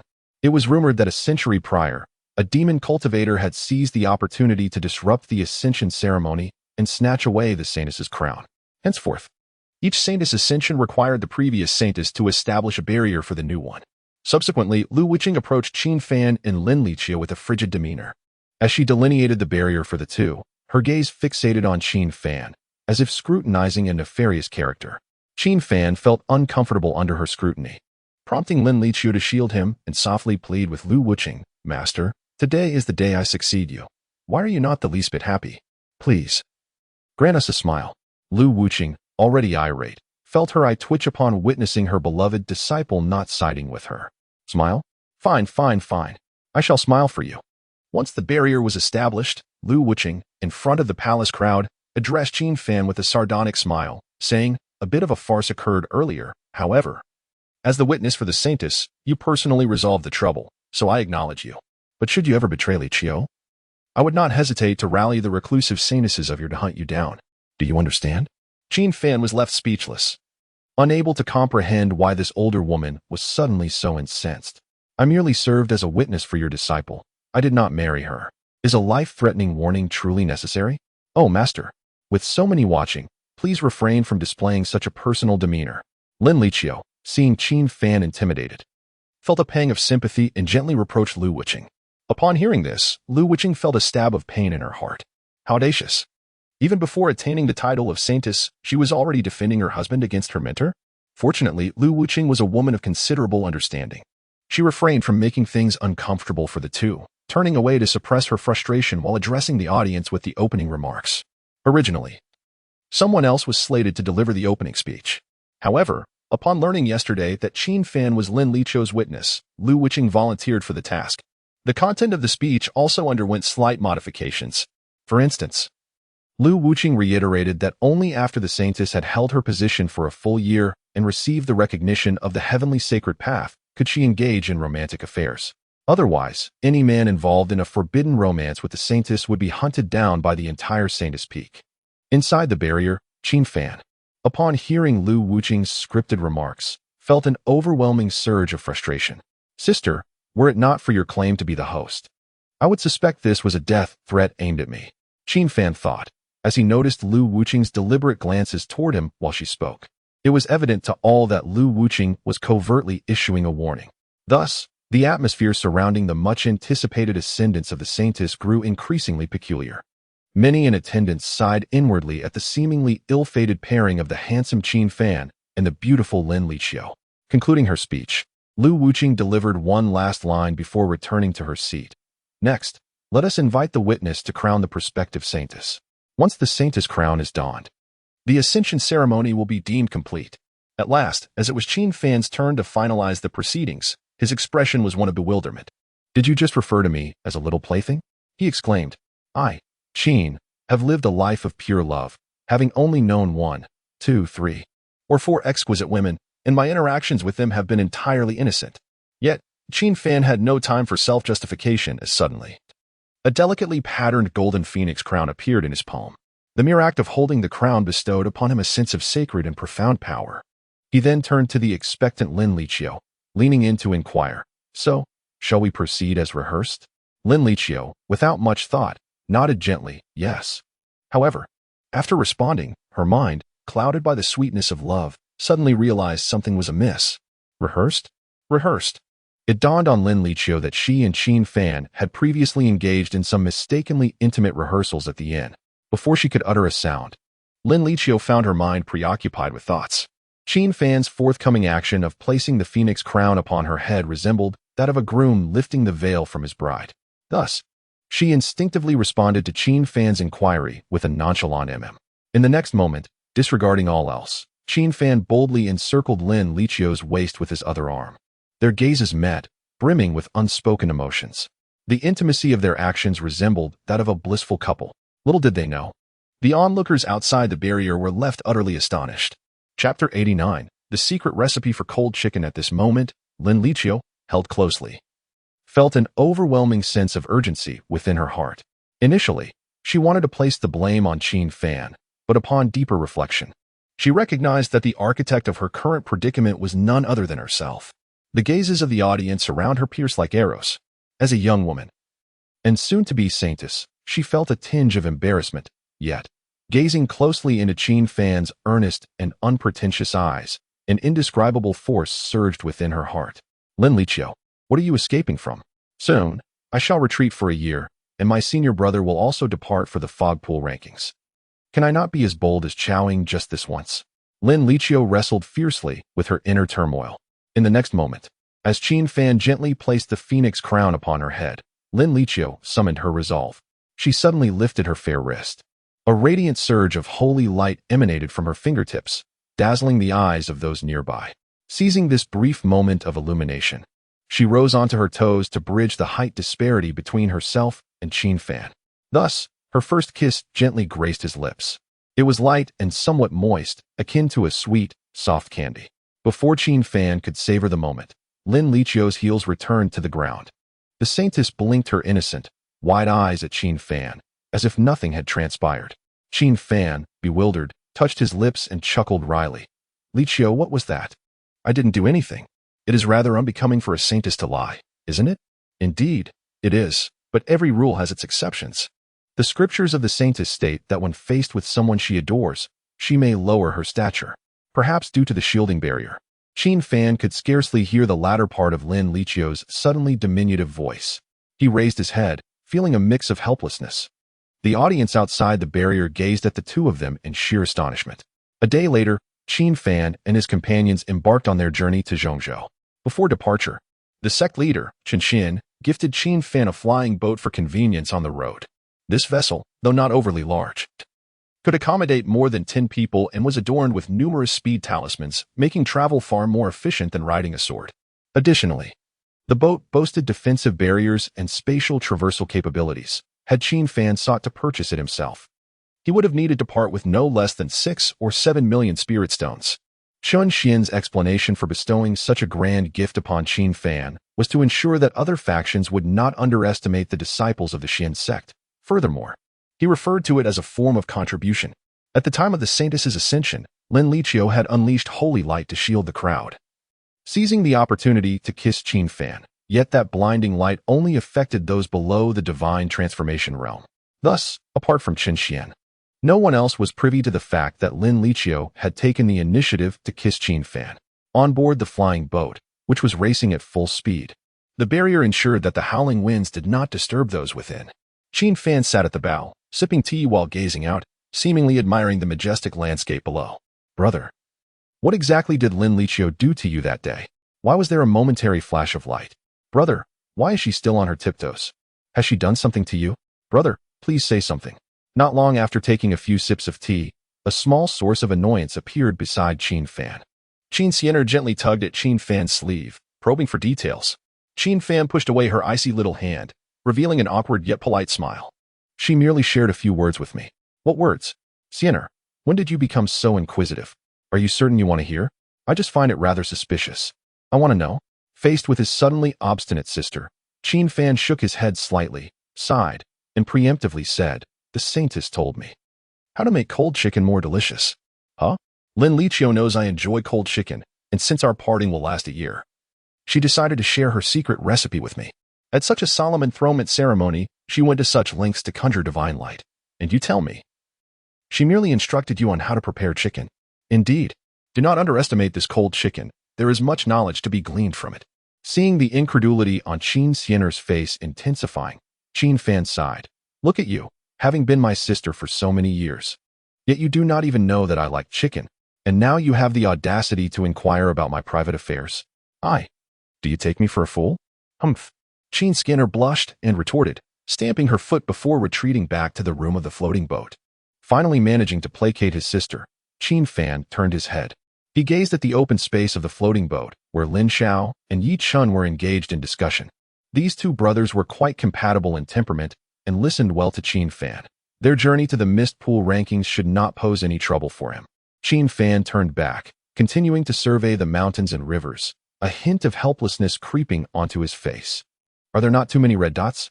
Am I about to enter the Fate Nest? The Xian sect was quite distant from Central Continent. Traveling by floating boat would take at least 3 to 4 days. Along the way, Qin Fan took the opportunity to scan the surroundings with the Fate radar. He had initially thought there were enough fated ones within the Xian sect, but stepping outside the sect, they appeared in swarms like ants. Fortunately, there were distinctions among the fated ones. From yesterday until now, the red dots Qin Fan discovered were quite small, none comparable to the size of those belonging to Qin Xian'er, Lin Xiao, and Yi Chun. In fact, many of the smaller red dots were even less significant than that of the Saint's son Su Longliang, whom Qin Fan had easily defeated with a single punch.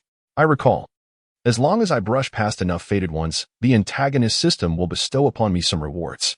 Qin Fan contemplated, gazing at the dense red dots. He had previously brushed past 500 fated ones, which had bound the inheritor of Xuanwu, Chun Lingxian, as an experienced companion.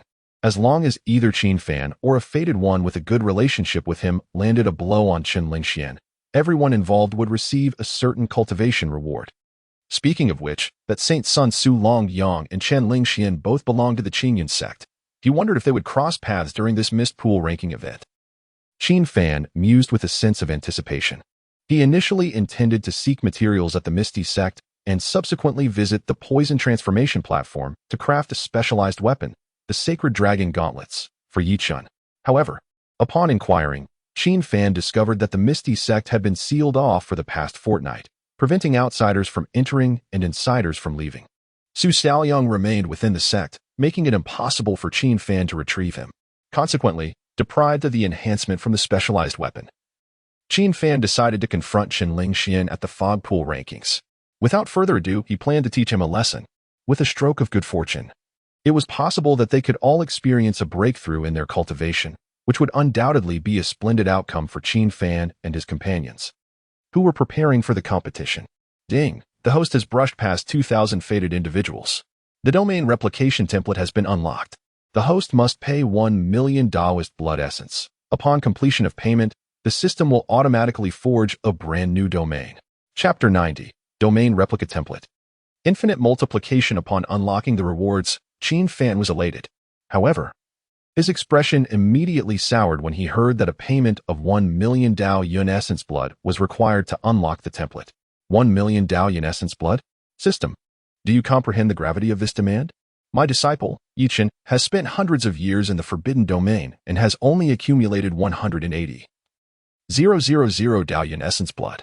I request nearly 100 drops from him daily, and you expect me to part with 1 million drops right off the bat? Do you take me for a blood immortal? Qin Fan grumbled inwardly. What troubled him further was his lack of understanding regarding the domain replica template. He could not fathom depleting his resources for an exchange without clarity. In the next moment, Qin Fan found himself plunged into a mysterious space. Upon regaining his senses, he was struck by an overwhelming sense of familiarity in the surroundings. The air was thick with a faint, putrid scent, and high above, a blood-red moon loomed. Isn't this the 18-pore forbidden domain? Qin Fan murmured in astonishment. The atmosphere here bore similarities to the forbidden domain, yet upon closer inspection, he noted several stark differences. The 18-pore forbidden domain was teeming with countless red tree people and red puppets, their islands interconnected by heavy chains. However, the scene before Qin Fan revealed no red tree people nor chains. Before him stood a once majestic palace that had previously crumbled to ruin. This palace was the very one that had once housed the red-dyed sovereign on the solitary shadow floating island. Yet, when Qin Fan had acquired the golden Rakshasa heart technique, the palace walls had collapsed, leaving it a desolate wreck. Indeed, while his memories held that the palace had been destroyed, he was astounded to see it now, in what appeared to be a pristine condition. The golden patterns on the surface of the hall shimmered vividly, and the walls and doors glistened as if someone had meticulously cleaned them daily. Qin Fan extended his hand, attempting to touch the palace walls. However, as soon as his fingers lifted, they met a transparent barrier, causing ripples of light to dance at his fingertips. Then, a system prompt appeared. You have touched the preparation area of the domain replica template. Would you like to pay 1 million Dalian essence blood? Pay you a load of nonsense. If you summon the domain lord, the red-dyed sovereign, she probably wouldn't be able to produce such an amount of essence blood either. Please refrain from using profanity, esteemed host. The prototype of this domain replica is precisely the 18 poor forbidden domain. If you can provide 1 million essence blood, all permissions within the domain replica will belong solely to you. Upon hearing this, Qin Fan's expression shifted slightly. No wonder everything before him bore such a resemblance to the 18 poor forbidden domain. It was a mere imitation. Yet, despite its derivative nature, Qin Fan found the replica to be grander and more magnificent in every aspect than the original forbidden domain. Take this palace, for instance. Its pristine condition far surpassed the dilapidated residence of the red-dyed sovereign. Moreover, the floating island was devoid of any grotesque red tree people, and the visual experience was far superior to that of the 18 poor forbidden domain. It felt as though the domain replica Qin Fan now inhabited was indeed the very precursor of the 18 poor forbidden domain. However, Qin Fan was entirely unaware of the privileges he would gain by becoming a domain lord like the scarlet-dyed sovereign. Thus, he inquired of the system, "What benefits can I expect? Please enlighten me." Upon the conclusion of the domain replication, you shall disregard the external rule of 10,000 meters from destiny and be able to cultivate at a tenfold rate, anytime and anywhere. Even if you bring your fated companions into this realm, during your interactions with them, the benefits of the tenfold cultivation will still apply. Good gracious. What an intriguing notion of negative distance interaction. Is this system truly so depraved? Am I the kind of man who yearns for a harem garden? After Qin Fan humorously chastised the system, he heard it continue to elaborate. Most importantly, while residing in this realm, you shall be immune to the heaven's path, evading any punitive consequences linked to its karmic retribution. Heaven's path? Qin Fan murmured, feeling somewhat bewildered. Essentially, this implied that hiding within the replicated domain would grant him a carefree existence, free from the threat of betrayal. What truly delighted Qin Fan was the prospect of cultivating at a tenfold rate wherever he pleased within the domain. Yet, the payment of 1 million essence blood proved to be quite the conundrum for him. Just as he contemplated summoning the system to exit the preview, he inadvertently caught sight of a towering golden wall deep within the palace, shimmering with radiant light, adorned with dazzling golden souls. Upon witnessing this, Qin Fan's pupils constricted in astonishment. This wall, was it not the very place that concealed the golden Rakshasa heart method? During his time in the 18 desolate forbidden domain, he had undergone the trial of the golden wall's souls to learn the golden Rakshasa heart method. However, the golden wall before him was a staggering 10 times larger than he remembered. The domain replication had not only reinforced the heart method. Was this not an exaggeration? Even after leaving the 18 desolate forbidden domain for several days, Qin Fan clearly recalled that the golden Rakshasa heart method was created by the senior brother of the Void Return, as mentioned by the scarlet-dyed sovereign. The original creator had merely constructed a modest wall, so why should a mere copy possess a grandeur surpassing that of its originator? Perplexed by this disarray, Qin Fan was abruptly returned to reality by the system. Ah, this wretched system offers no discounts. Where am I to procure 1 million essence blood? Upon regaining consciousness, Qin Fan sat despondently in a chair, shaking his head. If he could assist the scarlet-dyed sovereign in locating the Void Return, he might obtain a domain core from them. The domain core would daily yield a variable amount of essence blood, ranging in the hundreds, and accumulating 1 million would take an eternity. Alas, for now, he would have to gather it bit by bit. Qin Fan slapped his thigh and stood up, intending to ask his beloved disciple for today's share of essence blood. Upon reaching the floating boat's open area, he spotted Yi Chun crouched beside the Chi Hu, feeding it. Yi Chun held a small iron bowl in his palm, containing several drops of essence blood. The sight of the essence blood instantly piqued Qin Fan's interest.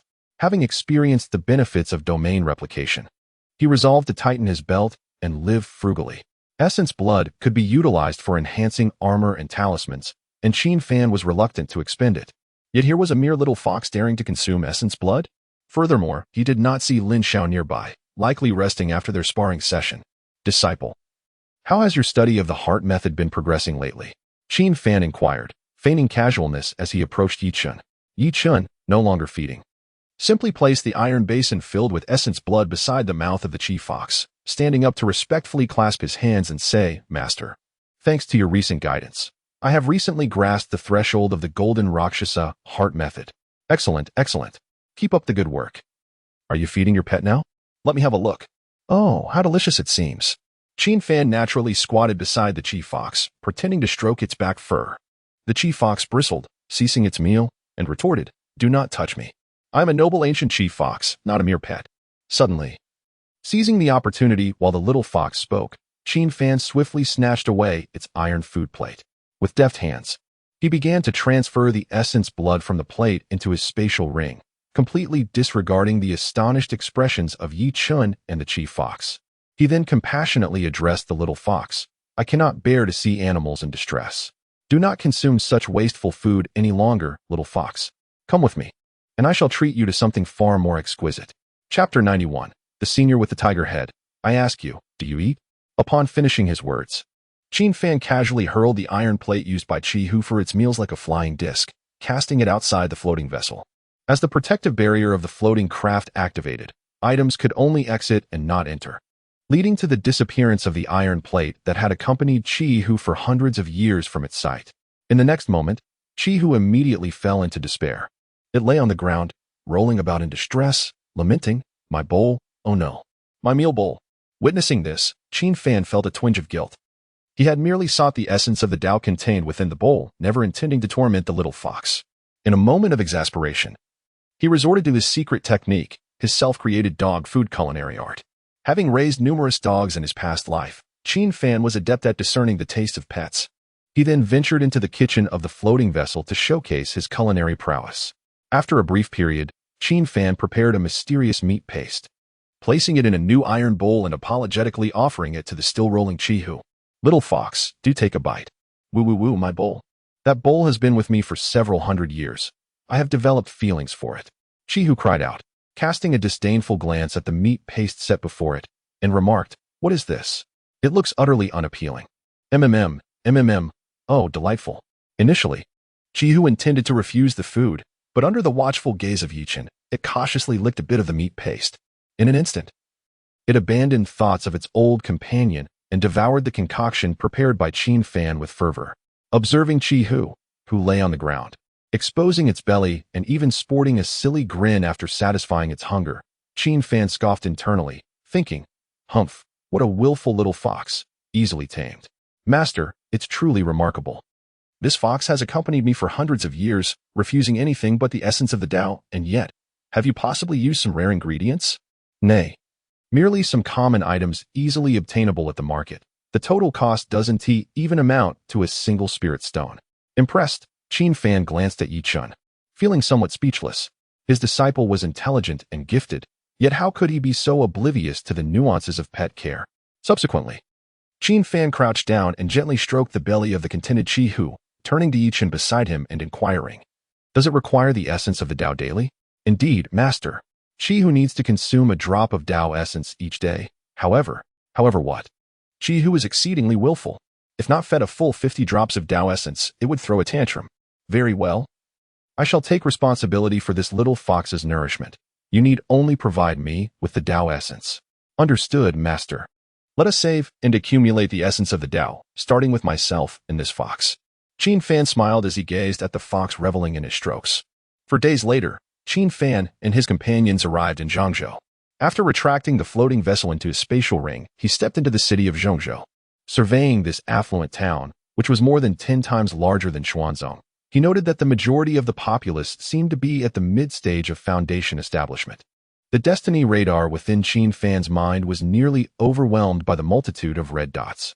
Most importantly, with the influx of people, the streets were abundant with beauties.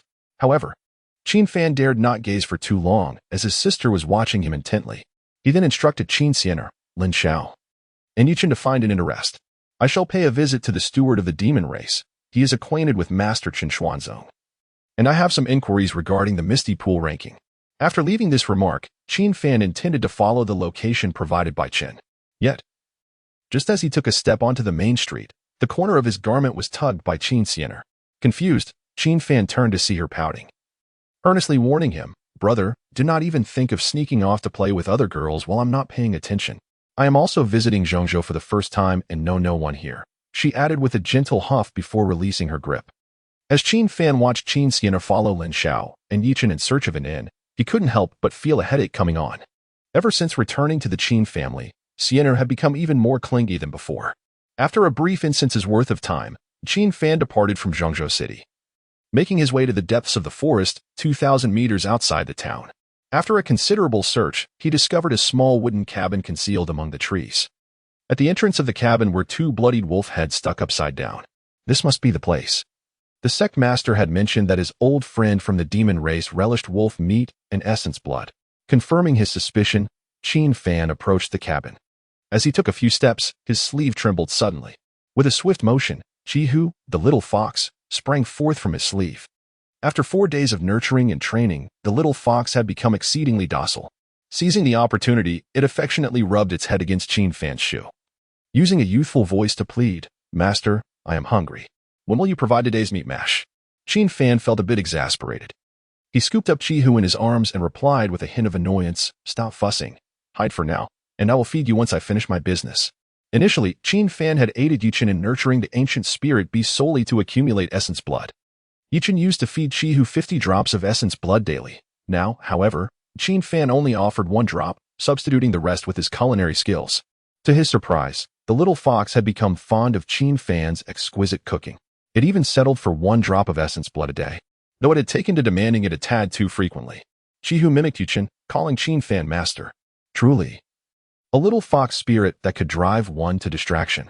Just then, a gruff male voice emanated from the cabin. "Who dares disturb my peace?" Qin Fan looked up to find a robust man from the demon race, with a tiger's head, standing before him. He had no idea when he had appeared. Towering at over 3 meters tall, the tiger-headed man loomed like a small hill before Qin Fan. After exchanging glances, Qin Fan was convinced this was the steward of the demon race referred to by Qin Xuanzong. However, before engaging in conversation with him, he needed to settle Chihu. "Be still, I will give you 1 drop of essence blood. Once you have eaten, do not move around." "All right, master," Chihu replied. Afterward, Qin Fan retrieved a drop of essence blood from his spatial ring and skillfully tossed it onto the little fox's delicate tongue. As Chihu swallowed with a satisfied gulp, it appeared content. The enchanting fox-like eyes, reminiscent of autumn waters, glimmered before Qin Fan and transformed into a faint stream of light that slipped into his sleeve. "Senior, I apologize for the delay. I am a disciple of the Xin sect, Qin Xian. I have come to inquire about matters concerning the Miss Pool ranking."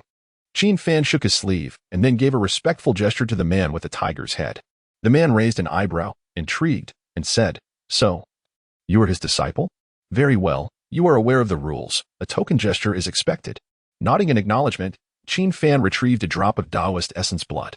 He placed the brilliant crimson blood in his palm and extended it forward. The expression on the tiger-headed man's face turned strange. "Kid, are you mistaken? Isn't this the very substance you just fed to that pet fox? You intend to appease me with this?" With a dismissive air, Qin Fan effortlessly snapped the Taoist essence blood. As the crystalline substance fractured, it released a rich, sanguine aroma. Noticing the man's complexion shift dramatically, he softly inquired, "Senior, this drop of essence blood is quite precious. May I ask if you desire it?" Chapter 92, The Return of the Ethereal Lineage, the Tao character. "The Tao number who says we don't want it?" The tiger-headed man exclaimed as he saw Qin Fan about to reclaim the essence blood of the Tao. In the next moment, Qin Fan tossed him the split essence blood without hesitation. The once imposing tiger-headed man instantly transformed into a nimble cat, leaping to capture his prize with precision. Crack, crack.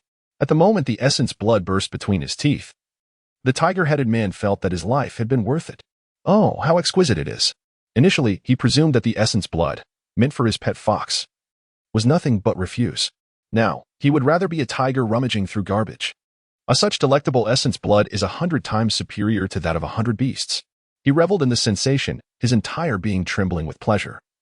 And then he grinned at Qin Fan, saying, "My young friend, forgive my earlier demeanor. I am the judge of the Misty Pool list, and also a servant of the demon clan, known as Tiger Spirit.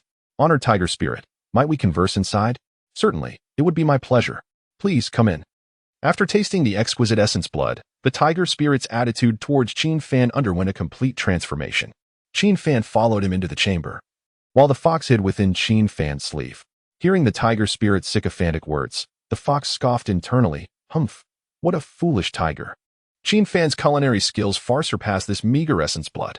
Your humility is appreciated, but I merely wish to inquire about the rules of this year's Misty Pool list. Once seated, the Tiger Spirit warmly entertained Qin Fan, serving fine tea, wine, and delicacies. Upon hearing Qin Fan's request, the Tiger Spirit sat across from him on a stone bench, adopting a serious expression. You have inquired correctly. This year's Misty Pool list is extraordinary. I would appreciate your detailed explanation. In the past, the Misty Pool list followed a standard secret realm format, where a disciple's fortune depended on the strength of their alliances. However, the Tiger Spirit paused dramatically, but seeing Qin Fan calmly sipping his tea, he lost the urge to tease and continued. The rules for this year's Misty Pool list have completely changed. Once you enter the secret realm, your positions will be randomly shuffled. Does that imply that one must act independently? Indeed. Moreover, all your actions must align with the Dao character. What is the Dao character? Here, take this book on the Dao character and peruse it yourself. As he spoke, the Tiger Spirit tossed a hefty tome to Qin Fan. Upon opening it, Qin Fan discovered that each page contained only a single character. The Tiger Spirit elaborated. Each character corresponds to a Dao character, and each disciple may acquire a maximum of 2 Dao characters upon entering the secret realm. 2. Qin Fan murmured softly, his brows slightly furrowing. Doesn't Gui and Su from Brother Gui Su correspond to 2 Dao characters? The Tiger Spirit continued to explain how to acquire these Dao characters. For instance, to obtain the Dao character Charming, a disciple must enter the secret realm and consecutively charm and eliminate 10 male disciples to qualify for the Charming Dao character. Qin Fan slowly closed the book on the Dao characters and inquired, then, what is the significance of collecting these Dao characters? The significance lies in the fact that these characters of the Dao will bestow upon you corresponding talents and abilities. If I were to acquire the character of Charm, what abilities would I possess? Alas, I cannot divulge that information. To do so would invoke the punitive measures of the Celestial Dao, governed by the Mist Pool rankings. With a hearty laugh, Pupa continued, while Qin Fan refrained from pressing further. Casually, he produced a large handful of essence blood from his grasp. As he caressed the precious liquid, he sighed wistfully. Is that so? What a pity. I had thought the esteemed elder was a warm-hearted individual. Gulch. Upon witnessing the delectable essence blood in Qin Fan's possession, Pupa swallowed hard, unable to contain his excitement. After having savored a single drop of the essence, he felt an exhilarating tremor through his mind. By the heavens, who is this young man? When did the Xuanzong cultivate such a prodigy? Cough, cough. The specifics of how to obtain the Dao characters and their effects will be revealed to everyone on the day the secret realm opens. Pupa cleared his throat and cautiously surveyed the surroundings, as if wary of eavesdroppers. Once satisfied with the safety of their vicinity, he regarded Qin Fan with sincerity, stating, however, I can assure you, collecting 2 Dao characters to form a Dao number is undoubtedly worth its weight in gold. Dao characters? Dao numbers? How intriguing. Heh. Dear Junior, might you indulge me with another drop of essence blood to sample? Just as the great tiger's pole reached out, Qin Fan swiftly withdrew all of the essence blood. Observing Hupo's empty grasp, he inquired, may I ask one final question, esteemed elder? Is there a person by the name of Gui Su associated with the Mist Pool rankings? Hupo's eagerness for the essence blood was palpable. He furrowed his brow in contemplation, then suddenly clapped his thigh and exclaimed, indeed, there appears to be such an individual. In that case, I am grateful to you, esteemed elder. Having received the desired answer, Qin Fan nodded and prepared to depart. As he stepped outside, Pupa quickly called out in distress. Hey, are you leaving just like that? What other option do I have? What about the essence blood? Essence blood? Did you not already consume a drop? Qin Fan replied with a sly smile, leaving without a backward glance. Infuriated, Pupa scratched his head in frustration. He longed to rush forward and seize it, but considering the extraordinary nature of Qin Fan's essence blood, it was clear he was no ordinary individual. As a steward of the demon clan, Pupa still possessed a modicum of reason. Thus, he could only let out a low growl of annoyance, shaking his head and lamenting, alas, what a wretched lad. To toy with me. Upon returning to Zhangzhou City, Qin Fan blended into the bustling crowd. As he walked, he pondered, "It seems I must await the opening of the Mist Pool Secret Realm to obtain the characters for Gui and Su. I must first possess Gui Su myself to have the opportunity to reveal the true Gui Su." With such thoughts, Qin Fan could not help but display a wry smile. The process of participating in the Secret Realm and seizing the Dao characters would undoubtedly be fiercely competitive. After all, he had no other choice. Qin Fan was in urgent need of Dao Essence blood to unlock the replication of his domain. Once he disclosed the clues of Gui Su to the revered Ran Qi, he would obtain the domain core. At the very least, the domain core would allow him to steadily acquire approximately 100 drops of Dao Essence blood each day. "Senior brother Qin, something is amiss." In the next moment, as Qin Fan strolled along the street, he was suddenly obstructed by Lin Xiao.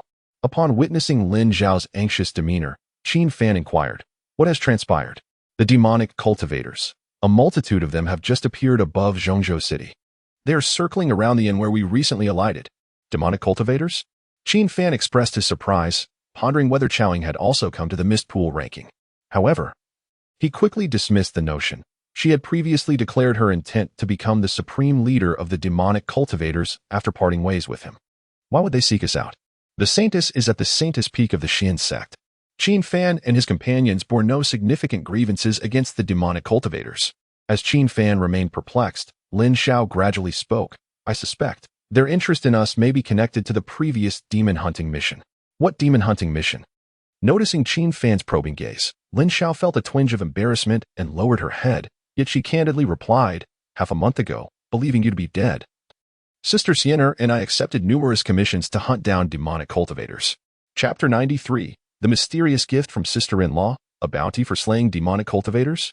Upon hearing Lin Xiao's words, Qin Fan raised his eyebrows in surprise. No wonder Siener's butterfly dance sword poison technique had improved so significantly. It turns out there was practical experience involved. "So, you and my sister Haven T killed a multitude of demonic cultivators, leading them to pursue you, have you?"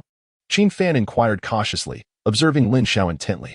After a moment of hesitation, Lin Xiao simply nodded in silence. A chill ran through Qin Fan's heart, prompting him to ask, "How many precisely?" Lin Xiao raised one finger. "100? That's not too many." Qin Fan exhaled, relieved. Lin Xiao shook his head. This caused Qin Fan, who had just begun to smile, to adopt a serious expression once more. "Could it be 1,000? That might not be impossible. Just 1,000. If I killed 1,000 of Chowing's demonic subordinates and consulted her about it, she should understand. At worst, I could make amends through rigorous training upon our next meeting. No, it's 10,000.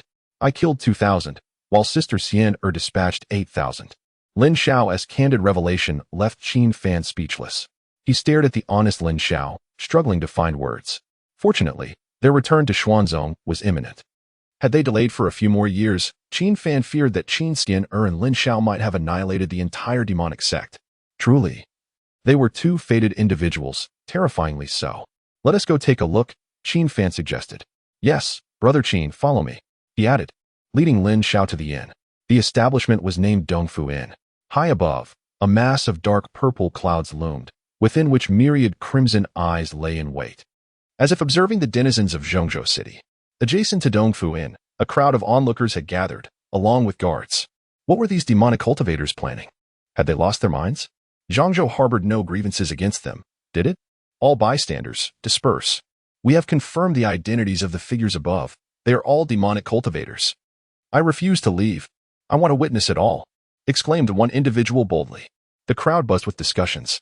Qin Fan lifted his gaze, locking eyes with the multitude of crimson orbs within the dark clouds. In a fleeting moment, he thought he recognized a particularly familiar gaze. At that instant, the dark purple clouds abruptly surged away into the distance, arriving in haste, departing just as swiftly. Qin Fan stood in bewilderment, an inexplicable sensation washing over him. As if the demonic cultivators had fled upon noticing his presence? Do I wield such influence? Such an assertion would surely be met with disbelief. What was happening? As Brother Qin arrived, did these demonic cultivators scatter? Lin Xiao glanced at the vanishing cloud of demonic figures, then turned to Qin Fan. His face alight with surprise as he concluded, "I understand now. It must be Brother Qin's formidable strength that drove the demonic cultivators away." Lin Xiao's proclamation instantly drew the attention of the nearby crowd, who began to inquire about the identity of Brother Qin. Seizing the opportunity before this dim-witted fellow could speak further, Qin Fan helplessly tugged Lin Xiao away. The two entered the inn, each retreating to their respective rooms to rest. As the fog pool ranking is about to commence, the bustling populace of Zhangzhou has resulted in a limited availability of rooms at the inns. Lin Xiao and Yi Chen share a room, while Qin Fan and Qin Xian occupy another. Upon returning to their lodgings, Qin Fan noticed the absence of Qin Xian, presuming she was wandering somewhere in the streets. What is that glowing thing on the bed? A faint purple light flickered, prompting Qin Fan to approach with caution. Upon closer inspection, he discovered a martial arts manual tucked within the bedding. Extracting the radiant tome, he was taken aback. The Butterfly Dance Sword Poison Technique. The second volume? He read the title on the cover, then swiftly flipped through the pages. Having previously perused the first volume of Qin Xian's Sword Poison Technique, he discerned the similarities between the two texts. This was indeed a genuine remnant. If Qin Xian were to master the second volume, her cultivation would not remain stagnant at the late foundational stage. Consequently, her prowess in swordsmanship and poison refinement would reach new, formidable heights. However, why would this fragment of the sword poison technique, which even the sect leader Qin Xian had no knowledge of, be concealed within the bedding? In the next moment, as he turned to the last page of the manual, he noticed the words purple shadow inscribed in a blank corner, eliciting an immediate sense of relief and amusement. Oh, you. Even after returning to the demon cultivation realm, you remain so mischievous. Purple Shadow was the name of the junior sister portrayed by Qiaoying during her time in the Xian sect. Just moments ago, the demon soldiers had arrived on clouds.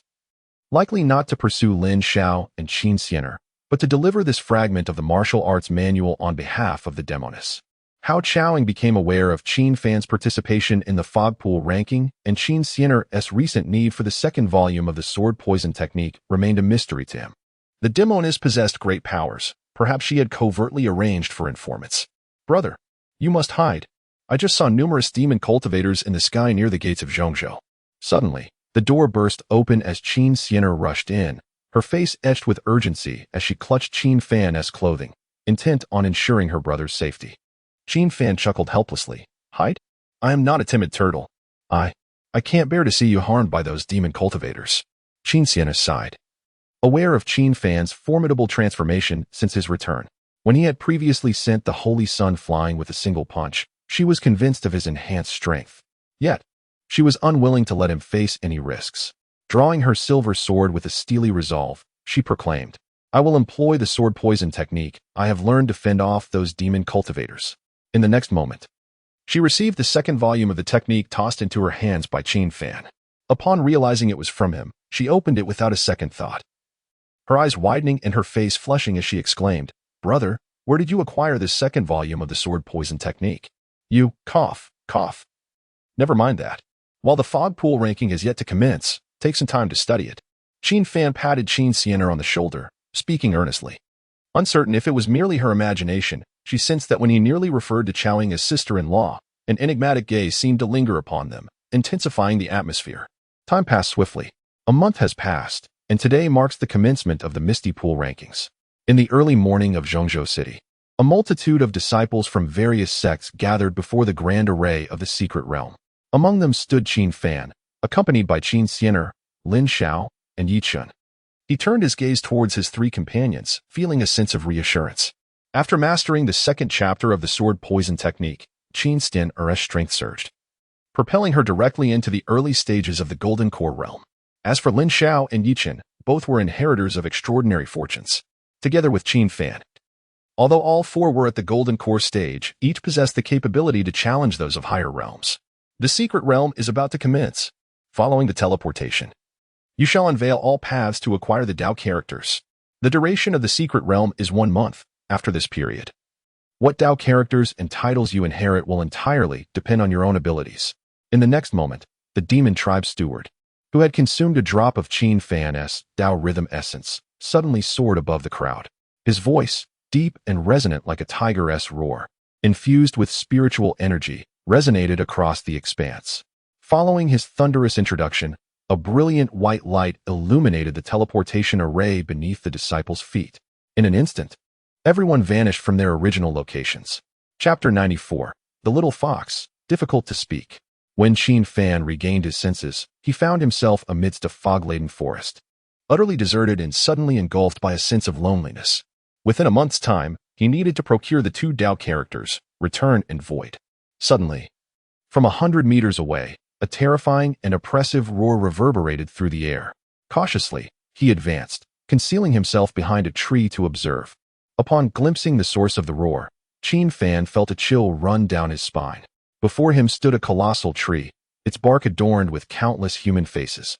Towering 100 meters high, its branches were robust and powerful, thrashing like whips in the air. At that moment, two disciples participating in the secret realm happened to land beside the tree of human faces. Human flesh. It is indeed human flesh. You have finally arrived. Ha ha. The tree of faces suddenly erupted into manic laughter.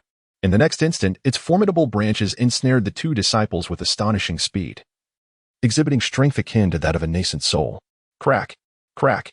The final scene was one of gruesome carnage. As the tree feasted upon the bones and flesh of its victims, the two disciples did not even have time to scream before meeting their demise. Having witnessed this, Qin Fan quietly concealed himself within the forest, exhaling a sigh of relief. Fortunately, the day before entering the secret realm, the sect leader provided us four with talismans for protection. It was said that no more than 10 disciples possessed these life-saving talismans. Chun Xian had entrusted Hu Pa to deliver the talismans to Qin Fan and the others. Should they encounter peril within the secret realm, the talismans would activate automatically, ensuring their safe return to the mortal realm. However, being sent back to the mortal realm during their journey would mean forfeiting any Dao characters and titles acquired. Only by enduring within the secret realm for a month would their gains be permanently theirs. After a brief moment, Qin Fan distanced himself from the Tree of Faces and sought refuge in a secluded cave. Once settled, he began to delve into the newfound knowledge of Dao characters that had surfaced in his mind.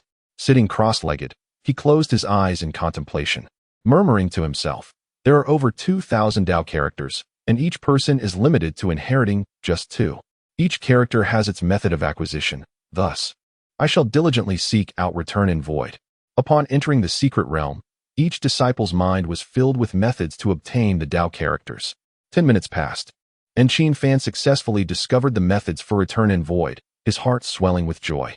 Return. Walk 100,000 miles within the secret realm, traversing this path of no return to acquire this Dao character. Void.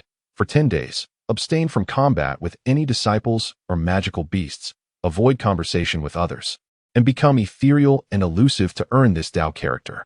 Though he had attained the knowledge of these characters, Qin Fan remained uncertain about the specific opportunities that awaited him. Only by inheriting Return and Void could he truly unlock their potential.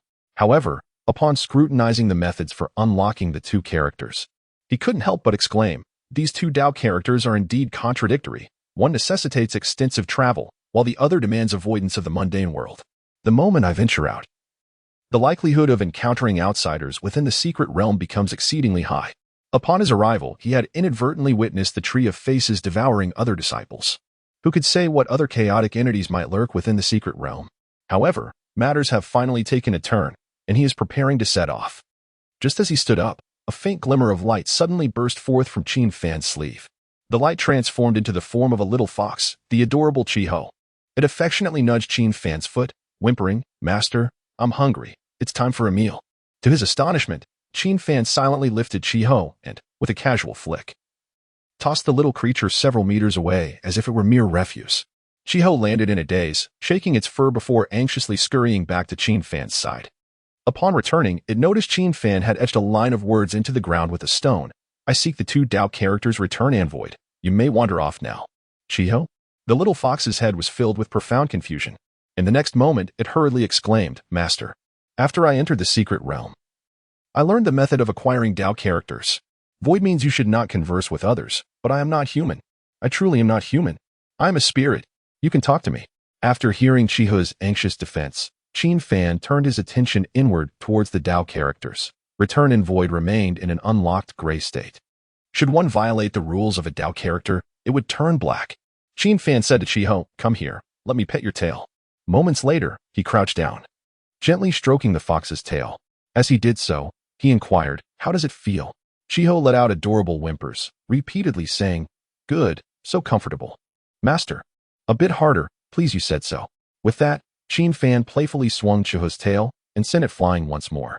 After their conversation, Qin Fan confirmed that the void character had indeed not turned black. This indicated that he could converse with Chiho, however. He had forgotten to return this little fox to Yichen before entering the Mist Pool's secret realm, having fed Chiho for nearly a month. The little fox had utterly become attached to Qin Fan. It would not allow Yichen, with whom it had spent hundreds of years, to touch its tail, but permitted Qin Fan to do so. Yet, being tossed away twice like refuse was something Chiho had not anticipated. Feeling wronged, it let out a soft whimper and returned to Qin Fan's side, gently rubbing its fluffy tail against his leg, saying, "Master, please don't disdain me. I can sense opportunities within 100 meters and perceive the movements of passers-by." Hearing this, Qin Fan looked at it with delight. "Is that true?" "Indeed. However, I cannot sense those with particularly strong destinies," replied the little fox. Qin Fan smiled warmly at Chiho, suddenly feeling that bringing it along might not be a bad idea after all. In the next moment, a cold notification from the system echoed in his mind. "Ding. Your destined sister Qin Sienna has slain the thousand-faced demon tree. She decisively took action out of longing for you. Congratulations, you have obtained the Destined Friend Locator." Destined Friend Locator, an optimized function of the Destiny Radar. Upon unlocking this feature, you can view the locations of your closer destined friends, ignoring distance. Chapter 95. The Terrifying Sister. What is happening? How could my sister have killed that tree monster so swiftly? Upon hearing the notification, Qin Fan was taken aback and stood up in astonishment. Inadvertently, he dropped the Chihu fox that he had been cradling in his arms. The fox, which had been blissfully enjoying its gentle strokes, bumped its head on the ground, resulting in a sizable bump. Qin Fan's certainty stemmed from the anguished cries he heard nearby immediately following the system's prompt. After the Destiny Radar unlocked the positioning feature for Destiny Friends, Qin Fan located Qin Sienna precisely where he had encountered the thousand-faced tree demon. Even though the method of acquiring the virtual path words forbade Qin Fan from conversing with anyone, he could not resist rising and hastening to Qin Sienna's location. The Chihu fox, with its short legs, trailed behind, softly calling out, "Master, wait for me." Within the secret realm, at the site of the thousand-faced tree demon, the once rampant tree demon was now cleaved in two. One half lay his roots, while the other crashed to the ground. Qin Sienna wielded a silver sword that emanated dark purple energy. In the next moment, she thrust the sword's venomous tip into the eye of one of the demon's human faces. This was no ordinary poison. Having mastered the first and second volumes of the butterfly dance sword poison technique, Qin Sienna unleashed her full potential. The stronger her swordsmanship grew, the more potent her poison became, and conversely, as her poison intensified, her swordsmanship flourished. This sword plunged into the eye socket, exhibiting a fierce corrosive effect. The injured face of the thousand-faced tree demon emitted thick plumes of smoke, while thousands of mouths wailed in unison. "Ah, it hurts terribly. You little girl, how dare you harm me?" With an expression devoid of emotion, Qin Sienna delivered another strike with her poisoned sword. This time, she severed the tongue. In an instant, the wound erupted with a swarm of terrifying venomous ants. The ants descended in droves, feasting upon the thousand-faced tree demon, consuming everything from its mouth to its brain. The agony inflicted by this poisoned sword rendered the thousand-faced tree demon in a state of torment. Stop. Do not poison me any further. What do you want me to do? Have you seen my brother? Who is your brother? Please, offer me a hint." Without hesitation, Qin Sienna unleashed another poisoned sword. The sword's energy transformed into a venomous centipede, which slithered into the demon's nostrils and ear canals. The thousand-faced tree demon, tormented to the brink of despair, was met with Qin Sienna's calm proclamation, "Do not dare to shout at me. Should you misbehave again, I shall make each of your faces suffer poison with poison." Upon hearing this, the thousand-faced tree demon tightly shut its mouth, enduring the pain without uttering a sound. Its countless faces streamed with tears, internally lamenting the ordeal. In the past, within the Mist Pool's secret realm, such a monstrous prodigy had never emerged. To be vanquished so swiftly, what kind of game is this? In the next moment, under the expectant gaze of the thousand-faced tree demon, Qin Sienna finally addressed the matter at hand. "My brother, he is gentle and considerate, possessing a striking elegance. The only flaw is that he is somewhat overly sentimental. Surrounded by numerous beautiful maidens who playfully tease him, he remains oblivious to the art of refusal, which utterly exasperates me." During this bout of grumbling, the heart of the thousand-faced tree demon, once suspended in uncertainty, gradually succumbed to despair. "For heaven's sake, could you not get to the point? At the very least, offer a name. Those venomous centipedes, spiders, and ants seem poised to invade every nostril and ear canal. Despite Qin Fan's incessant prattle, the thousand-faced tree demon dared not urge her to cease. It was genuinely terrified of this young lady. The obsessive brother complex of the mentally unstable. Could it not just vanish? What purpose does participating in secret realms serve? Meanwhile, Qin Fan and Qi Hu arrived in the vicinity of the thousand-faced tree demon's lair. With the aid of the Destiny radar, Qin Fan secured a flawless vantage point. He adeptly concealed himself and listened intently to the interaction between Qin Fan and the thousand-faced tree demon. After a spell of eavesdropping, Qin Fan fell into a contemplative silence. He absorbed every word of Qin Fan's grievances, word for word. Indeed, the art of poison crafting had rendered her mind unstable. Reflecting on the past version of Fan and comparing it to her present self was disheartening. With a heavy heart, Qin Fan peeked out to observe the young girl mercilessly tormenting the thousand-faced tree demon with her venomous blade. Her mouth spewed forth vitriol, much of which revolved around Qin Fan's closeness to Lin Liqiu. With each complaint she voiced, she obliterated yet another visage of the thousand-faced tree demon. As Qin Fan beheld the grotesque, decaying faces before her, she intermittently erupted into a chilling cackle. Qin Fan felt numb. His former sister would never have behaved thus. Since her foray into poison crafting, she had begun to distort and unleash her repressed emotions. Fortunately, amidst the calamity, Fan still possessed a fundamental sense of right and wrong.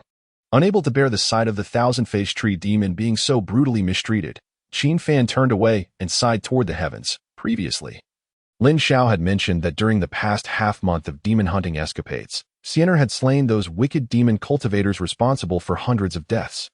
Yet she refrained from pursuing those who had reluctantly joined the ranks of demon cultivators or those who had committed relatively few sins. However, Master, your sister does indeed appear rather terrifying. Qi Hu interrupted Qin Fan's ruminations, witnessing as Qin Fan relentlessly punctured the tree demon's eyes, each jab causing a visceral eruption. Startled, the little fox leapt into Qin Fan's embrace, trembling with fear. Qin Fan remained silent, gently stroking the fox's fur, tacitly agreeing with Qi Hu's observations. Not only did the little fox find the scene alarming, but even he, as the elder brother, felt a twinge of fear. At the very least, having mastered the butterfly dance poison technique, Qin Fan possessed formidable self-defense capabilities.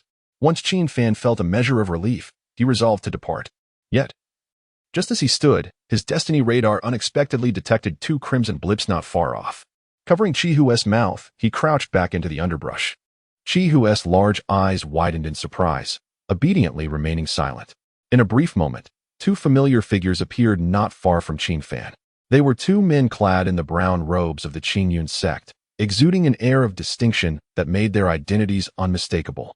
Narrowing his eyes for a clearer view, Qin Fan immediately recognized them: Chun Lingxian and Su Longliang. Chun Lingxian was Qin Fan's exclusive experience companion. Qin Fan, upon receiving a beating from Lin Xiao and Yi Chun, would accrue a substantial amount of cultivation rewards. Su Longliang was also an old acquaintance. A month prior, he had challenged Qin Fan in the name of the Holy Sun, only to be vanquished in a single blow. To his surprise, both of them were disciples of the Qingyun sect and had come to participate in the Mist Pool rankings. However, each sect was limited to 4 participants, and thus far, only the 2 of them were visible, while the whereabouts of the other 2 remained unknown. Qin Fan, sensing the situation, lowered his head and quietly instructed Qi Hu. Qi Hu, activate your spiritual beast perception at all times. Should any creature approach me, be sure to alert me immediately. The little fox nodded vigorously, understanding that Qin Fan was contemplating the ethereal principles. It was determined to assist him to the best of its abilities. Moreover, Qi Hu harbored the aspiration of acquiring the 2 ethereal principles of the fox maiden in this place, which would bring it closer to realizing its dream of transformation. Yet, this intention had not yet been disclosed to Qin Fan. It would wait for an opportune moment to reveal its ambitions. Chapter 96. The dominant entity has transformed. Run. Junior Brother, this forest lies to the south of the secret realm, where the formidable thousand-faced tree demon roams. It is the sovereign of the south and an exceedingly troublesome beast. Let us tread carefully on our journey. As they traversed the woods, Su Longliang cautioned Chun Lingxian in a low voice. Chun Lingxian responded with a dismissive hum, his thoughts wandering elsewhere. How splendid it would be to encounter Brother Yuqin or Brother Lin Xiao within the secret realm. A month ago, he had endured a thorough beating from Lin Xiao and Yi Chun at Qin Fan's grave, which had propelled his cultivation to the pinnacle of the initial Golden Core stage. He was on the verge of breaking through to the mid-Golden Core stage, and the itch to confront Lin Xiao and Yi Chun once more for a good thrashing was palpable. In the next moment, Su Longliang's startled voice pierced the air. "Junior brother, beware, I see the thousand-faced tree demon." Upon hearing this, Qin Lingxian's mind shifted away from his previous thoughts of mischief. Following Su Longliang's gaze, he beheld a startling scene. Qin Xian, shrouded in a veil, was engaged in a fierce battle with the thousand-faced tree demon. Her body was drenched in crimson blood as she wielded a poisoned sword, ruthlessly stabbing and withdrawing from the demoness face, a hint of manic laughter escaping her lips. The demoness visage was nearly obliterated, its voice, weak and pleading, barely escaping its throat, on the brink of exhaustion. Witnessing this, both Qin Lingxian and Su Longliang were taken aback, exchanging glances as they murmured in unison, "This is the thousand-faced tree demon has taken on human form." The intelligence network of the Qingyun sect was more adept than that of the Xuanzong. Prior to entering the secret realm, both Qin Lingxian and Su Longliang were aware of the thousand-faced tree demon's ability to transform into human form. Typically, this transformation is a ploy by the demon to deceive passing cultivators, intending to flay their faces for its own use. Given the dire circumstances, it was not surprising that the two brothers harbored such misconceptions. Qin Xian was already engaged in a gruesome battle, and the thousand-faced tree demon was so tormented that its original form was unrecognizable. Any passerby would instinctively perceive Qin Xian as the monster and the demon as the victim.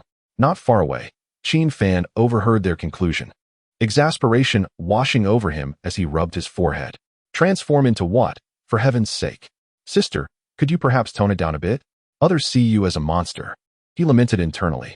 Were it not for the necessity of unlocking the Void Dao characters, he would have leapt forth to defend his sister. My sister is indeed fearsome, but she is undeniably human. Qin Fan resolved that once they exited the secret realm, he would earnestly guide Xian's character. Otherwise, should she continue on this path, finding a suitable brother-in-law would be a challenge. At that point, Qin Fan would have no choice but to intervene personally, assuming the role of a bone-setting expert to reclaim his own sister-in-law. In the next moment, Su Longliang, who had been staring in horror at Qin Xian, suddenly widened his eyes. A month prior, during the Saintess's enthronement ceremony, he had inadvertently glimpsed Qin Xian in the audience and had been captivated by her beauty. Now, as he observed the transformed thousand-faced tree demon, he couldn't shake the growing resemblance to Qin Xian. Unconsciously, he inched closer to get a better look. Crack! Suddenly, he accidentally stepped on a twig, producing a faint sound of snapping. Swish! Qin Xian abruptly turned around. Her delicate face, now stained with blood, appeared terrifyingly ghastly. Who is it? Who's there? At that moment of discovery, Su Longliang was also startled by the malevolent aura of the butterfly dance sword poison technique. His face turned pale as he clutched Qin Lingxian and exclaimed, "Damn, the thousand-faced tree demon is here. Run!" Qin Lingxian, equally frightened by Qin Xian, surged forward. His voice trembling, "Let go. Don't pull me. I can run faster." "Ah, this is so terrifying, junior brother. Wait for me." Qin Fan quietly observed nearby, munching on his snacks. To his surprise, the direction in which Qin Lingxian and Su Longliang fled was precisely where he had been hiding. He too began to run, cursing. "These two bastards. Why are they leading the monster towards me?" Suddenly, the chief fox's size tripled. It leapt from Qin Fan's arms and chirped, "Master, quickly ride me. I will run." Qin Fan hesitated for a moment, but then leaped onto the chief fox's back. In the blink of an eye, Qin Fan felt as if he were riding the wind, swiftly distancing himself from the trio behind him. 10 minutes later, Qin Xian still had not caught up with Qin Lingxian and Su Longliang. Given her strength, it was merely a matter of time before she would catch up to the two brothers. However, the sect master of Qingyun sect had provided the disciples with life-saving talismans, the Swift Escape Talisman. Each disciple possessed one, allowing them to triple their speed upon activation. Nevertheless, Qin Lingxian and Su Longliang could not even glimpse the tail lights of the chief fox. The little fox, carrying Qin Fan, sprinted with remarkable speed. "What's going on? Am I really that terrifying?" After her pursuit failed, Qin Xian gradually came to a halt, placing her hands on her hips in annoyance. She had intended to capture two living beings to inquire whether they had seen Qin Fan in the secret realm.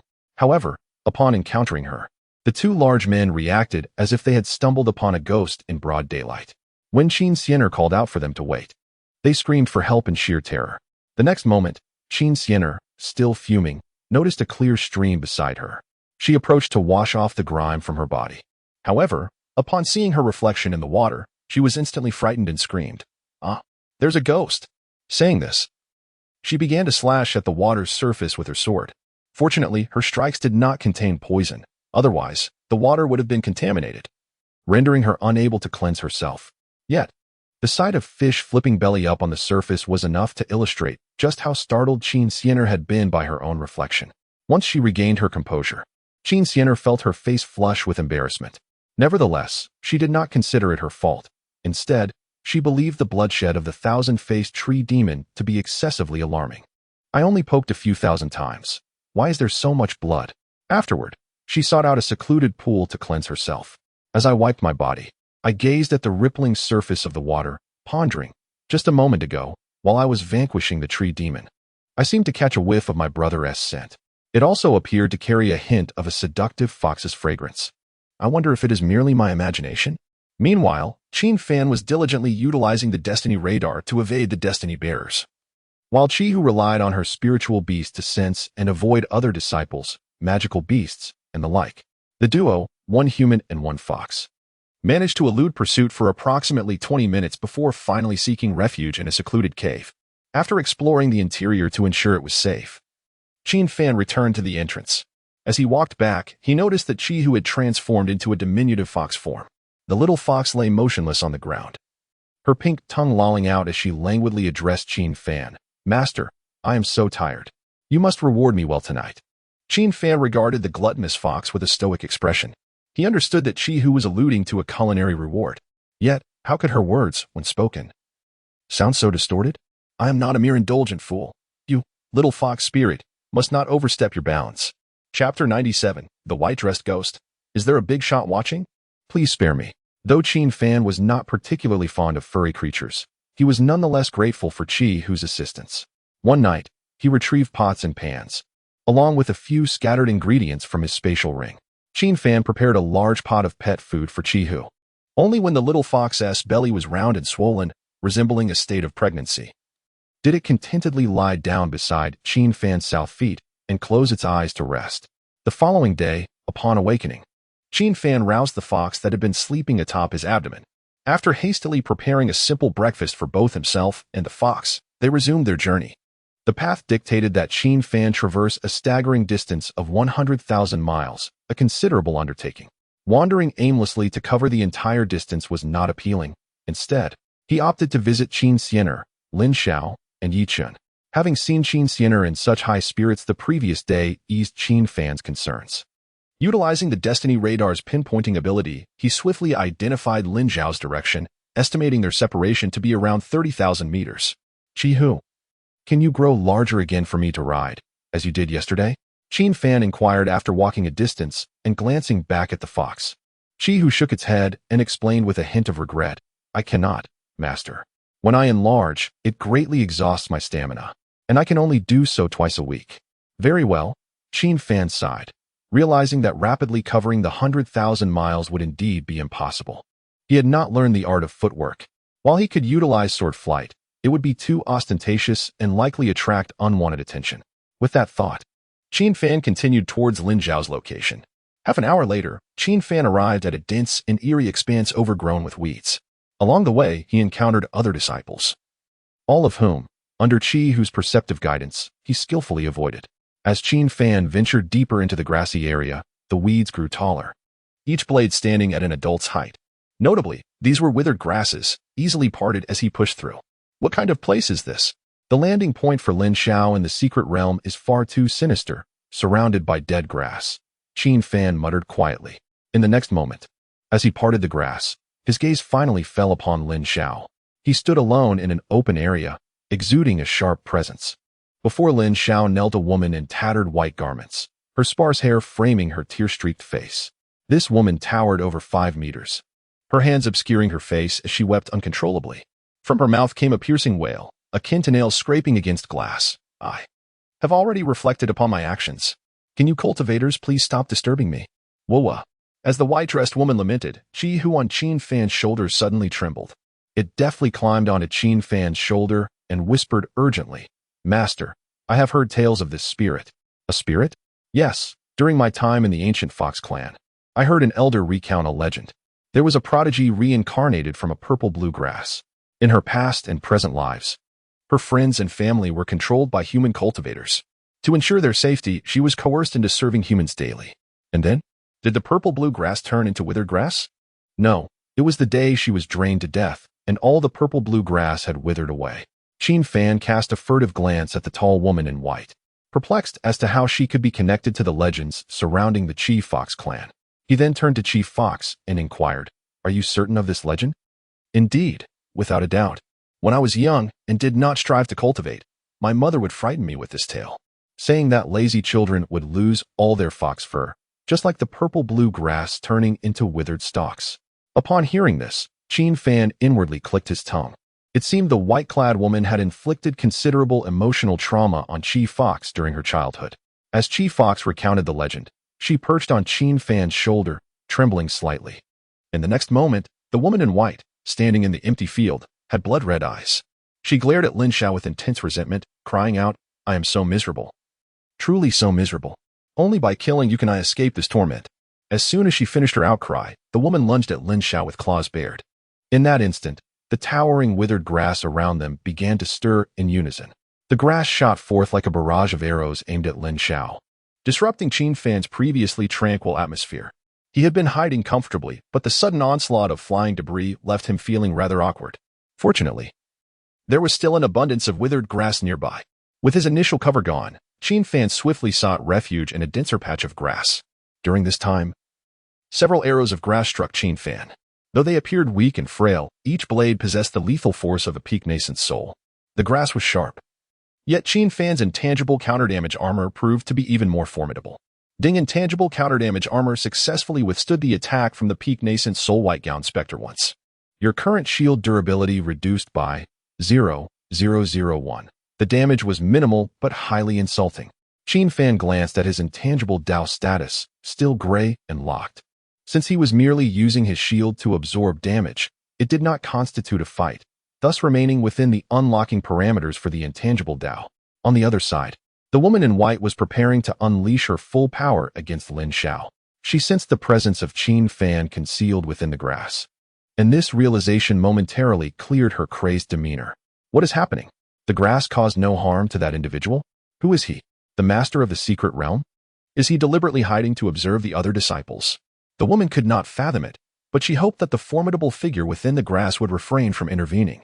At that moment, all she desired was to kill Lin Xiao to vent her hatred for humanity. Thus, a dramatic scene unfolded.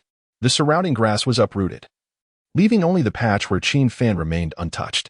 Aware of this peculiarity, Qin Fan looked around in bewilderment, realizing he had become an anomaly. He immediately turned to Chief Fox and asked, Little Fox, what is happening? Have I been discovered? Chief Fox, bewildered by the question, anxiously licked her fur, thinking, this cannot be right. The woman in white harbors deep hatred for all humans unless the individual is an exceptionally terrifying figure. Then she might discern between a full meal and a mere snack. Contemplating this, Qi Hu turned her gaze towards Qin Fan. Qin Fan's eyes possessed an untainted beauty, captivating in their allure. After beholding such elegance, Qi Hu felt a sense of relief. The formidable figure was none other than her esteemed master. Following suit, Qi Hu awakened her own penchant for watching the spectacle, gently tapping Qin Fan with her small paw, offering reassurance. Fear not, master. Let us continue to observe the drama. In an open space, Lin Xiao faced the onslaught of the woman in the white dress, his body igniting with a fierce flame. He burned with an intensity that seemed to embody an indomitable spirit of warfare. This was the second form of the eternal battle body, the state of war flame. Lin Xiao fixed his gaze upon the woman in white, shouting in anger, You, female disciple, I merely inquired for directions. If you do not know, simply say so. What is the purpose of your unwarranted fury? With that, Lin Xiao, still oblivious to the monstrous nature of the woman before him, leaped into action. Chapter 98. Oh, My senior brother Qin. Upon entering the secret realm, Lin Xiao encountered a series of misfortunes. He first triggered over 10 traps, only to be ambushed by disciples from rival sections. Fortunately, the ancient battle body complemented by the supreme bone allowed Lin Xiao to escape peril each time with remarkable ease. As he traversed the terrain, he sought directions to gather the members of the Xuanzong sect. His desire was to locate his companions, find a secure refuge, and subsequently focus on cultivating and collecting Dao characters. At this moment, after being verbally assaulted by a ghostly woman in a white dress, Lin Xiao's emotions erupted completely. Earlier, he had approached the woman with the gentlest tone in hopes of inquiring about nearby safe locations. Instead, she launched into a tirade against him, resembling a shrew. "You wretched woman, take this punch," Lin Xiao bellowed. The withered grass arrows that struck him were instantly reduced to ashes. Fueled by the ancient battle body, his flaming fist moved with the swiftness of a meteor. Boom! That punch landed squarely on the face of the white-dressed woman. She had no time to comprehend Lin Xiao's movement before her body was sent soaring, spinning through the air. During her suspension, a singular thought crossed her mind. How did this man strike me? Ever since becoming a ghost, she had been impervious to any ordinary attack. Within the first day of the secret realm's opening, she had already taken the lives of 3 disciples owing to her unique abilities. Little did she know, Lin Xiao's ancient battle body radiated an extreme masculinity. Once activated, any martial technique would pierce through the soul, inflicting genuine harm. Boom! Suddenly, yet another fist struck. Lin Xiao unleashed a flurry of blows upon the woman in midair. Though her body ached, her heart fluttered, for the sight of Lin Xiao cursing her while he fought deeply resonated within her. Oh, so female disciples are so grand, are they? You hurl insults simply for asking directions? I merely wish to find my senior brother quickly. Otherwise, who would wish to converse with a vile woman like you? Where was that fierce spirit from earlier? Woman, speak. The ghostly woman had never been regarded as a person by her master before becoming a slave. After reincarnating as a purple bluegrass, she had been incessantly used as a tool until her demise. But now, this fiery man, he referred to me as a woman? Female disciple, woman. Nag. Although the terms were somewhat coarse, he seemed to regard her as a genuine female. Thud, thud, thud. Lin Xiao's punches, while appearing to strike the woman, actually grazed her deformed and yearning heart. In her living days, she had been prone to tears, and now she could not help but cry out, "Wu, thank you. Thank you. You are the first person to see me as human." Even so, in his heightened state, Lin Xiao did not relent. He misinterpreted her tears and curses as her denouncing him as less than human. The speed of his fiery fists increased, surpassing even his earlier pace. What in the world is happening? Qi Hu, why is this female ghost not resisting? Why is she crying? Qin Fan gazed in astonishment at the spectacle before him, where a spirit and a person seemed to engage in a mutual struggle. Turning to the equally bewildered Qi Hu, he couldn't help but inquire. Qi Hu, having never encountered such a scene, opened her small fox-like mouth wide in surprise. I have no idea. Could it be that the tales my grandmother told me were all fabricated? Why does that female ghost's tears flow forth like a fountain? I understand, she continued. My grandmother mentioned that this female specter, having endured years of oppression, weeps continuously even in death. Moreover, her tears are said to possess unique properties. Qin Fan paused, a spark of curiosity igniting within him. What makes them so special? Anyone who comes into contact with her tears will uncontrollably succumb to profound sorrow. Perhaps she wishes for others to experience the same tragic emotions. After absorbing Qi Hu's words, Qin Fan cast his gaze once more upon Lin Xiao, whose body was engulfed in flames. He nodded, confident that Lin Xiao would remain unharmed by the tears, for he was ablaze, causing any ordinary liquid to evaporate upon contact. In the next moment, the exhilarated Lin Xiao suddenly unleashed a punch that pierced through the chest of the ethereal woman clad in white.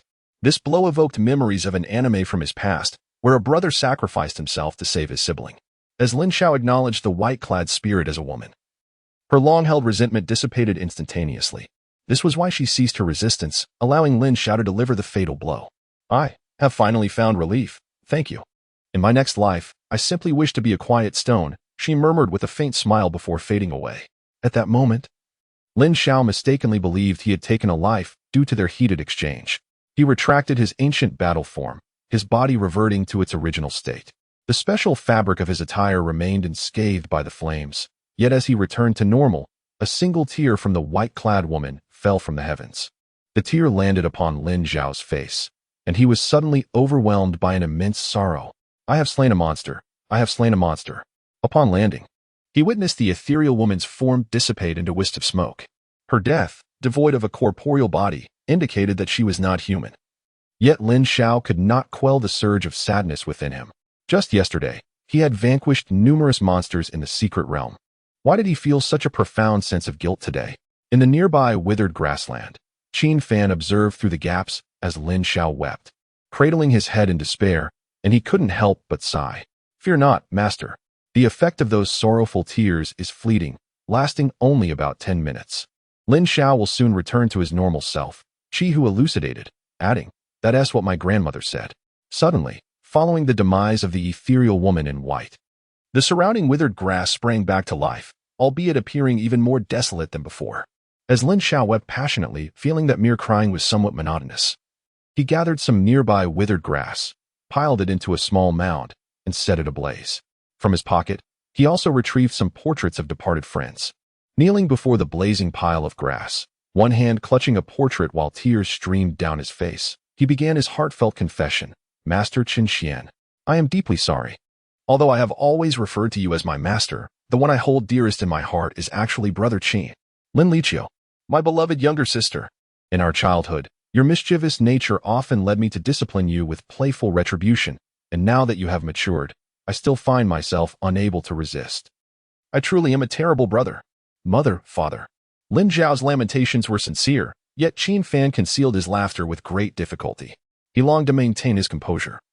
But the memories of this boy playing with cow dung in his youth, even using it to fuel the family's fire, which left everyone in tears from the stench, were simply too comical to suppress.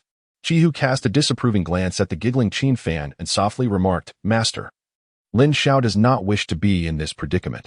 He has been afflicted by sorrowful tears. Can't you muster a little patience? I'm sorry. I truly cannot contain myself. Qin Fan had just wiped the tears from the corners of his eyes, eager to hear more of Lin Zhao's humorous tales when, in an unexpected turn, Lin Zhao erupted into a cry that was several times more dramatic than before. Qin Fan. I'm calling. Brother. Qin. Chapter 99. The Divine Steps and the Phantom Shadows. When Lin Zhao called out to Qin Fan, his voice was laden with sorrow. Qin Fan, engrossed in the unfolding drama, furrowed his brow at the ominous sound. It was inevitable. This young lad was about to commence something unfortunate. Qin Shixiao, you should never have helped me awaken the Supreme Bone. I am nothing but a complete failure. Lin Zhao wiped away his tears, producing a spirit token adorned with Qin Fan's likeness from somewhere. He placed the token before him and cried out, I have perused ancient texts, and those contemporaries of mine who possessed the Supreme Bone have long since reached the Yuanying and Huashan stages at my age. Yet here I am, barely a Jindan. Woe is me, I am utterly useless. I apologize for failing to meet your expectations. With an exasperated sigh, Qin Fan slapped his forehead amidst the withered grass, muttering in resignation, what sensible person believes in ancient texts, especially those of the fantastical genre, where the descriptions by predecessors of the rarest wonders are nothing short of extravagant. Over millennia, few have activated the Supreme Bone. The contemporaries Lin Zhao mentioned were most likely mere figments of imagination, conjured to deceive. Qin Fan's conviction stemmed from a simple observation. Within the destiny radar, the red dot representing Lin Zhao's fate was larger than that of most fated individuals.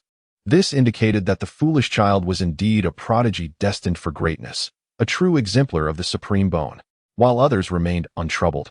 Why should Lin Zhao be distressed by a few fanciful ancient manuscripts? With a resigned breath, Qin Fan regarded Lin Zhao, who was now sobbing uncontrollably, fully aware that this was a result of his despondent tears. Yet, Lin Zhao's distress was escalating beyond control, tossing dried grass into the fire before the spirit token. He lamented, Qin Shixiao, if only you had taken the Supreme Bone away, it would have spared a waste like me from lingering on. In a moment of profound emotion, Lin Zhao even bowed his head several times to the spirit token, as though bidding farewell. Finally, Qin Fan could no longer contain himself. Rising to his feet, he rolled up his sleeves, gritting his teeth as he muttered, Damn it, I am still very much alive. I cannot let him off without a good thrashing today. Fortunately, the fox spirit, Qi Hu, quickly intervened, urging him, Master, please calm down. If you rush out, the Void Dao characters will remain inaccessible. In the end, Qin Fan managed to compose himself, With a grim visage, he departed the desolate area alongside Qi Hu, resolved that once the secret realm concluded, he would certainly play a trick on Lin Xiao. What absurdity it was to wallow in self-pity without cause. After walking a fair distance, a sudden chime echoed in his ears, heralding the system's crisp notification. Ding. A child of destiny is utterly heartbroken due to your influence. Your control over him is deemed exceptional. Exceptional, indeed. I have been worshipped by him, and yet they call it exceptional, Qin Fan thought. Irked. In the next moment, the system bestowed a reward. As a reward, you have acquired the divine steps of the immortal realm. Divine steps. Mastering this technique renders it exceedingly difficult for even celestial beings to trace your whereabouts. Abruptly, a surge of profound stepping techniques flooded into Qin Fan's mind. He blinked, feeling as light as the wind. It seemed that with just a single step, he could traverse a mile if he so desired. Qin Fan was in high spirits, instantly forgetting about that pesky Lin Xiao. With such a divine stepping technique, the arduous journey of 100,000 miles dictated by the word Tao would surely be accomplished with ease. Little fox, leap up and merge with me swiftly. Qin Fan spread his arms, awaiting the Qi fox to leap into his embrace. The term merge referred to the Qi fox releasing its perception beside Qin Fan, guiding the way and evading other disciples and magical beasts, while Qin Fan employed his destiny radar to avoid those with destiny. Master, do not move too quickly. I sensed many disciples and magical beasts nearby. The Qi fox offered its caution before obediently jumping into Qin Fan's arms. Aware that he had just been irked by Lin Xiao, thus choosing to be particularly compliant.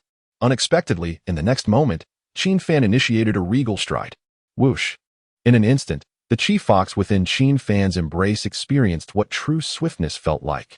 In less than a second, it beheld the following scenes: disciples battling magical beasts, others ensnared in traps, desperately pleading for help, conflicts erupting over treasures among disciples, and even magical beasts engaging in unspeakable acts for the sake of reproduction. Was there something peculiar mixed in? Before the Qi fox could gather its thoughts, it hazily witnessed the myriad life forms within the secret realm. When Qin Fan finally came to a halt, the Qi fox's large ears drooped behind its head. Master, was I about to perish just now? It gazed up at Qin Fan, somewhat dazed. Qin Fan chuckled. Why do you say that? In those few seconds, I saw many strange things. Is this what Grandma referred to as the walking fox lantern? It is not a walking fox lantern, but rather a walking horse lantern. After this mild correction, Qin Fan chose not to engage further with the bewildered Qi fox. From the little fox's astonishment, it was evident that the effects of the divine footsteps were quite remarkable. Thus, he only needed the Qi fox to assist him in marking notable danger zones. It was likely that ordinary cultivators and magical beasts would struggle to perceive Qin Fan's tail lights. That said, having just grasped the divine footsteps, he still felt somewhat unsteady while moving and needed to practice more. Contemplating this, Qin Fan once again lifted the Qi fox to merge. Utilizing the divine footsteps, he began to joyfully tally the steps of the 100,000 miles. In the blink of an eye, 7 days had passed. There were 23 days remaining until the conclusion of the secret realm. Over the past week, numerous disciples had perished within this secret realm, while many others had survived. Adapting to the environment, engaging in the tasks dictated by the Tao, navigating the intrigues of other factions, and fending off surprise attacks from magical beasts were all expected of the disciples in the secret realm. However, a new and eerie rumor had recently emerged, instilling fear even among the magical beasts and all inhabitants of the mist pool ranking secret realm. The ghostly shadow of the human fox. It was said that during the dawn and dusk of each day, a human and a fox would appear and vanish mysteriously. They did not initiate attacks on anyone, nor did they seize opportunities or treasures. The mere presence of these two caused significant disruptions to the lives of both the disciples and the magical beasts. Junior brother, have you securely hidden the jerky in the tent? Today, be wary of those phantoms and tricksters. I have truly had enough of them. It is time for confrontation.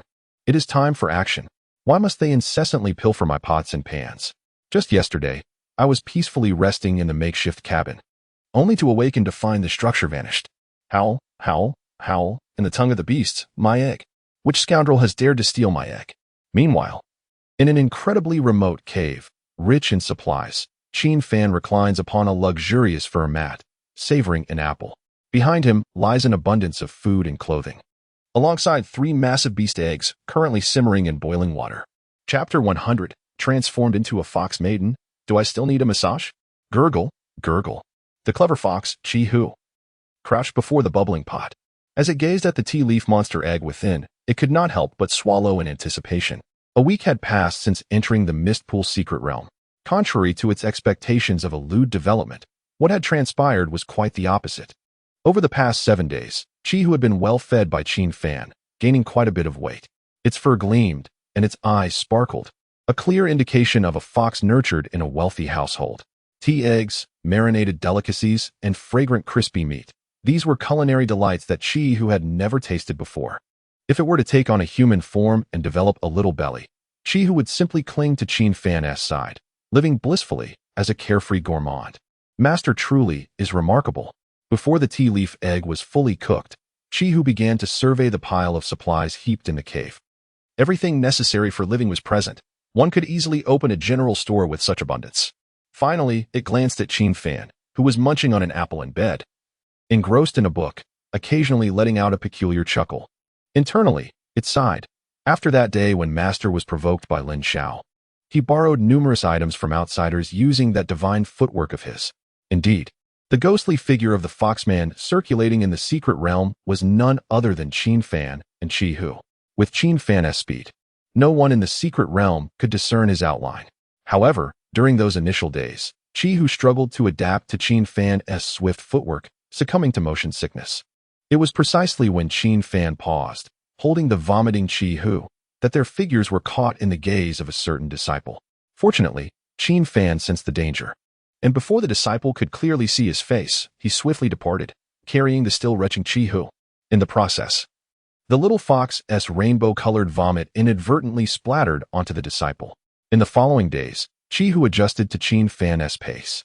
No matter how tightly he held it or how rapidly he swung it, Chi-Hu no longer felt nauseous. Chi-Hu, I plan to take a short nap. Be sure to keep any suspicious individuals away from here, especially that enchantress who has been so closely following us lately. Keep a watchful eye. Qin Fan suddenly instructed Chi-Hu. The fox nodded vigorously, confidently assuring, Leave it to me, master. In addition to the ghostly foxman, rumors of the enchantress circulated within the secret realm. It was said that when male disciples fell asleep, an extraordinarily alluring woman would approach them. If one were not cautious, they would fall under her control, becoming a mere puppet, losing their very lives. As the secret realm remained open longer, such bizarre tales proliferated. Upon reflection, it was not surprising. When disciples activated the Dao symbol, triggering their Dao titles, they would gain various opportunities. It was common in the secret realm to exploit these chances to seize the fortunes of fellow disciples. However, this year, the gameplay in the secret realm seemed more diverse than ever before. Don't linger over that wretched tea egg. My back is entrusted to you. Hurry and give me a massage before I sleep. Qin Fan yawned, lying on the bed. Over the past week, he had discovered a rather comfortable way to slumber. Let the soft pads of the fox spirit tenderly knead my back, and as the soothing pressure continues, I shall unwittingly drift into a blissful slumber. Good. Thereupon, the fox spirit commenced its massage. In mere moments, Qin Fan succumbed to the sweet embrace of sleep under the gentle ministrations of the fox. Observing Qin Fan's serene visage, the fox spirit mused in curiosity about its purportedly miraculous ability to induce sleep. Yet, in the next instant, it shook its head. Sighing inwardly, I must diligently attend to my master's massage. Only through this can I unlock the character of female in the Tao. Over the past 7 days, the fox spirit had successfully unlocked the character of fox. The conditions for unlocking the fox character were rather simple. It merely required behaving coyly and evoking affection. Thus, the fox spirit vowed that it was certainly not due to Qin Fan's delectable culinary skills that it had become plump. It was merely adhering to the tenets of the fox character, compelled to act endearingly in pursuit of sustenance. Furthermore, upon unlocking the fox character, the fox spirit experienced a slight enhancement, albeit not markedly so. It had become more akin to a fox, to put it plainly, more fiery in spirit. Previously, the fox spirit would have to whine and plead with Qin Fan over a dozen times before receiving a grooming. Now, after unlocking the fox character, it would only need to whimper 3 times at most before Qin Fan was unable to resist taking action. Such a little master, effortlessly wielding influence. On the other hand, the conditions for unlocking the character of female among the fox maidens were equally straightforward. One must master the arts of music, chess, calligraphy, and painting while maintaining a gentle and virtuous demeanor for 7 days. The fox spirit, having once been a perfect maiden in the fox clan, was already well versed in these skills. Hence, to uphold its gentle and virtuous nature for 7 days, the fox spirit willingly provided daily massages to Qin Fan. Every morsel of fox cuisine was earned through its diligent efforts. Ultimately, the reason the fox spirit chose the character of fox maiden was clear and simple. It had heard tales within the fox clan that by unlocking the 2 characters of fox maiden, the fox clan could transcend their limitations and transform into human form. Though these tales were but whispers, they did not deter the fox spirit from attempting to realize this possibility. Wait, after today, it seems to be the day for unlocking the character of female? I have yet to inform my master about my intention to unlock the fox maiden character. Perhaps I shall tell him later this evening. During the massage, the fox spirit suddenly recalled that today might bring the unlocking of the female character, momentarily pausing in surprise. It had refrained from mentioning this to Qin Fan, wishing to surprise him. In the next moment, a wave of celestial resonance surged towards it from afar. In a fleeting instant, the shackles imposed by the evil god's arm within it shattered with a forceful crack. The fox spirit's form transformed into a shimmering light, and before long, it morphed into an entirely new guise. Have I truly just unlocked the female character? The combination of the female and fox characters has indeed allowed me to assume human form? The fox spirit thought in sheer delight. Lowering its gaze, it began to examine its new body. Quite ordinary, yet the skin was fair and delicate, reminiscent of delectable, tender tofu. The physique resembled that of a young girl, while still retaining the features of a pink fox tail and pink fox ears. Now, an awkward predicament arose. The fox spirit had just been massaging Qin Fan, and with this sudden transformation into human form, it found itself utterly bewildered. Should I continue? Or not? It gazed at the slumbering Qin Fan, feeling a wave of embarrassment wash over it. Chapter 101. The warning of the path of punishment. In a state of unease, Chihu found herself at a crossroads, uncertain whether to persist or withdraw. After much contemplation, she resolved that it would be prudent to retreat, especially considering that Qin Fan was still in slumber. With a blink, the petite fox transformed into a fox maiden, a sight that would bewilder anyone. However, just as Chihu was about to descend, Qin Fan's eyes shot open. He swiftly turned his head, and upon seeing the transformed Chihu, he instinctively leapt up and tackled her to the ground. Ah, master, no, this cannot be. I am still but a child, albeit one who has lived for centuries. Chihu, pinned to the floor, averted her gaze with a face flushed with embarrassment. She closed her eyes, her fox ears trembling with trepidation. Before her transformation, Chihu had anticipated that her human form would attract her master's attention. Having witnessed his many romantic entanglements during her time in the 18 forbidden domains. Thus, she believed that such a flamboyant and passionate master would indeed take an interest in a fox maiden. In that moment of closure, her heart raced with anxiety. A fox maiden, a young girl, and a disciple. Did these elements combine to endear her to her master? Soon enough, she felt her limbs being tightly constrained. Chihu squinted her eyes, and upon realizing she was indeed bound, astonishment washed over her. Before her, Qin Fan sat casually in a chair, legs crossed. His gaze sharp as he inquired, "Little enchantress, confess freely. How did you infiltrate here? And where is that little fox you were with?" Chihu was momentarily flustered. Perceiving that Qin Fan was not jesting, she hastily defended herself. "I am Chihu. I just transformed into a human." Amusingly, her fib lacked substance. Qin Fan scoffed coldly, rising from his seat and slowly advancing towards her. He pinched her fox ear and caressed her tail, disdainfully remarking, "Be honest. You are indeed the enchantress from the secret realm, are you not?" "I am not human. I am not human," she protested. Ironically, the term enchantress implied that she was not of human origin, merely a title. Qin Fan, stroking her realistic fox ear, thought to himself how perilous this situation was. Just days prior, while traversing the secret realm with his divine steps, he had gathered information regarding the male disciples who had fallen victim to the enchantress. Some claimed that the enchantress belonged to the fox tribe, akin to Chihu's own species, yet Chihu had not mastered her cultivation to achieve human form. When Qin Fan awoke moments earlier, he had observed the fox maiden sneaking about, her tail tucked, as if trying to avoid disturbing him. Moreover, the enchantress typically preyed upon slumbering male disciples, heightening Qin Fan's vigilance. However, he had not anticipated that the enchantress's true form would be that of a lowly fox maiden. Examining her delicate and diminutive appearance, he found it rather peculiar. While undeniably adorable, it seemed ill-suited for the role of an enchantress. Was it possible that the male disciples within the secret realm had an affinity for Lolas, leading to their misfortune? Fear not, even if you remain silent. I possess the means to discern your identity, Qin Fan declared with confidence. Having spent considerable time with Qi Hu, he had come to understand her fears intimately. In the next moment, Qin Fan retrieved a feather, delicately teasing the soft underbelly of the little fox spirit, Qi Hu. When she was in her youthful guise, she adored having her belly scratched. While other foxes might squirm at such touch, she was different. If the fox maiden showed no signs of resistance, it signified that she was indeed Qi Hu. After a brief interval, a sudden call of a character emerged within Qin Fan's consciousness.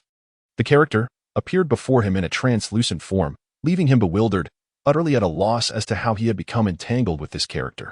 Fortunately, this symbol had not been formally unlocked. It bore more resemblance to a peculiar warning.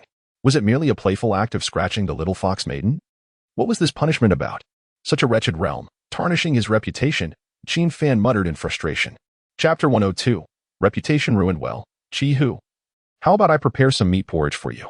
I vow, from now on, I shall never overstep the boundaries with your transformed self. Absolutely. Qin Fan spoke gently, hoping to mend the rift. Could you please say something? I won't require your massage today. Let me help you relax instead. What do you think? Half an hour later, Qin Fan gazed at Qi Hu, who sat curled up against the wall, and spoke with a gentle tone. An awkward incident had just transpired, leading to a crisis for the ghostly figure of the fox. Over the past 7 days, Qi Hu had been an immense help to Qin Fan, pointing out numerous disciples and gathering spots for magical beasts, which allowed him to traverse the treacherous 10,000 miles of the return path without encountering any threats. Qin Fan placed great importance on companionship, which is why his earlier playful test had unintentionally crossed a line. To his surprise, Qi Hu's pride seemed to have been severely wounded. She abruptly stood up, tears glistening in her eyes, and turned to Qin Fan, exclaiming, "You cannot appease me. Not even with 100 pieces of jerky." With that, she dashed out of the cave. Qin Fan hesitated, torn between words and action, refraining from pursuing her. He recalled Qi Hu mentioning that once she transformed into human form, she would don beautiful garments. Yet, here they were, barely into her transformation. And he had. Well, it was hard to articulate. Ding. Host, well done. Although she may not be a destined one, the antagonist system still has rewards for you. Just as Qin Fan felt exasperated, the system chimed in unexpectedly. This left Qin Fan irked. As if he were being blamed for the situation. He had planned to complete the remaining 5 miles of the 10,000 miles journey today. Had Qi Hu not been upset with him, he could have finished it in a single evening using the divine steps. But now, with his plans interrupted and the system's sarcastic remarks echoing in his mind, Qin Fan's fists clenched, cracking ominously. If the forthcoming reward proved unsatisfactory, he wouldn't hesitate to express his displeasure at the system. Host, please do not be angry. This system's congratulations come from the heart. Congratulations. You have received the Fox Clan Potion. Fox Clan Potion. Upon applying the potion to your eyes, ears, and nose, you will gain the perception abilities of the ancient Fox Clan. Each application lasts for 1 month. Not bad, since Qi Hu was sulking. Using this potion would restore his previous state while traversing the path. Qin Fan mused, feeling slightly better. He intended to complete the 10,000 miles of the return path by afternoon. Once that was accomplished, he would begin the 10 days of the void path, during which he would refrain from interacting with others or magical beasts. However, he needed to interact with Qi Hu. He feared that if she wandered too far, she might encounter danger, which would be unfortunate. The little fox girl was simply too adorable. The mere thought of her being approached by any man other than himself was unbearable. As it only required applying to the eyes, ears, and nose, it was quite convenient. Murmuring to himself, Qin Fan retrieved the Fox Clan potion from his system backpack. After pouring the potion onto a cloth, he began to apply it. His eyes and ears were successfully treated. After applying the potion, Qin Fan felt a remarkable enhancement in both his vision and hearing. Is this the spiritual perception of the Qi Fox? Quite impressive, as it allows for the effortless sensing of ordinary disciples and magical beasts. Satisfied, Qin Fan thought to himself, and then proceeded to apply the remaining potion to the final part of his nose. Just as he pressed the damp cloth against his nose, at the entrance of the cave, the Qi Fox returned with a look of dejection. Her small hands clutched her skirt, her expression a blend of conflict and concern. This beautiful dress, adorned in shades of pink and white, was a gift from Qin Fan as an apology. The gown was exquisite, far more delicate than the plain white robe she donned after transforming into human form. Gazing at her lovely attire, the chief fox felt a pang of compassion. I cannot act out of temper, my master. He has said it was unintentional. He was merely worried about me being captured by the charming ones, hence his unconventional method to ascertain my identity. Yes, I should return and apologize to my master. I cannot bear to be at odds with him. Having resolved her internal conflict, she strode back to the cave with a light-hearted pace. However, upon entering, she chanced upon the sight of Qin Fan with a cloth pressed to his nose. The chief fox possessed a similar cloth, one that was her personal belonging. Ah, is this the manifestation of great power? Ha ha, how splendid. It smells delightful. Is this the scent of the Fox clan? Witnessing the scene shattered the chief fox's heart. She stumbled back in shock, her eyes wide with disbelief. Ah, master, you perverted fiend. A disgusting little girl fetishist. After uttering this, the chief fox truly turned to flee, tears streaming down her face, as if the revered master she once admired had perished. Inside the cave, Qin Fan was taken aback by the sound of the chief fox's sobs, turning his head in confusion. What on earth? Has she entered a phase of maturity after transforming into human form? After pondering this perplexity, he returned his gaze to the damp cloth in his hand. Frowning as a realization struck him. No way, I could never stoop to such actions. Fox, wait. Let me explain. A few minutes later, utilizing the heightened perception granted by the Fox clan's potion, Qin Fan quickly located the chief fox. The little fox was crouched by a stream, weeping pitifully. As she cried, she hurled small stones at the water's surface, cursing Qin Fan as a perverted fiend. She muttered to herself, speculating that Qin Fan's attempts to win her favor were merely a ruse to take advantage of her naivety. Here I am, Qin Fan, leading a life of elegance and integrity, and now it seems my reputation is tarnished by a mere cloth. After observing this scene, Qin Fan shook his head and sighed, deciding not to intrude. The chief fox was known for her insatiable appetite. Once her emotional turmoil subsided, she would undoubtedly return to the cave to seek him out. As for why the chief fox could not sense Qin Fan, it was simply because his cultivation level surpassed hers. The spiritual perception of a golden core fox was naturally superior to that of a nascent chief fox. Thus, Qin Fan maintained a perceptive advantage, allowing him to observe the chief fox while remaining undetected by her. Chapter 103. Beef jerky? No, it's the Jinling command. Alas, I've had enough. This little fox's vocabulary for insults is truly limited. The same few phrases are repeated incessantly, akin to a broken record. Qin Fan thought impatiently. Initially, he felt a pang of guilt, even wishing that she who could unleash more scathing remarks, for the benefit of both parties involved. However, with Chi whose constant refrain of perverse master and wicked master, Qin Fan lost interest.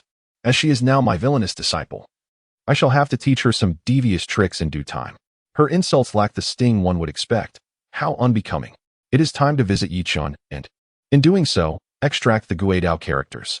Qin Fan closed his eyes and employed his Tianming radar. He could estimate that he and Yichun were approximately 50,000 miles apart. The remaining distance to the Guidao characters was also about 50,000 miles. By the time he reached Yichun, he would be able to extract the characters, achieving two objectives in one endeavor. As for why he chose to see Yichun 7 days later, the reason was quite simple. Upon entering the secret realm, he had stealthily visited Qin Xianer and Lin Xiao. Both encounters had inflicted considerable psychological distress upon him. Qin Xianer had thoroughly obliterated the face of the Beast Lord, leaving her in a somewhat disoriented state. Lin Xiao was even more dramatic, weeping profusely over Qin Fan's false spirit token. Do not be vexed, do not be vexed. Yichun is my disciple, and he is the only one among the trio who knows I collect Guishu Dao characters. Thus, he shall certainly not provoke me as the previous two did. Reflecting on the past, Qin Fan's chest rose and fell slightly as he contemplated. In the next moment, he took a step forward, and in an instant, he vanished from his location. In the mid-level area of the Mist Pool ranking secret realm, in a secluded woodland, two male disciples clad in Qingyun's sect robes were taking a respite. Junior Brother Chun, I never expected your Xuanwu inheritance. The Qingmu Chanxing shield, to be so remarkable, it has saved my life on numerous occasions during our journey. Su Longyang smiled faintly at his junior brother.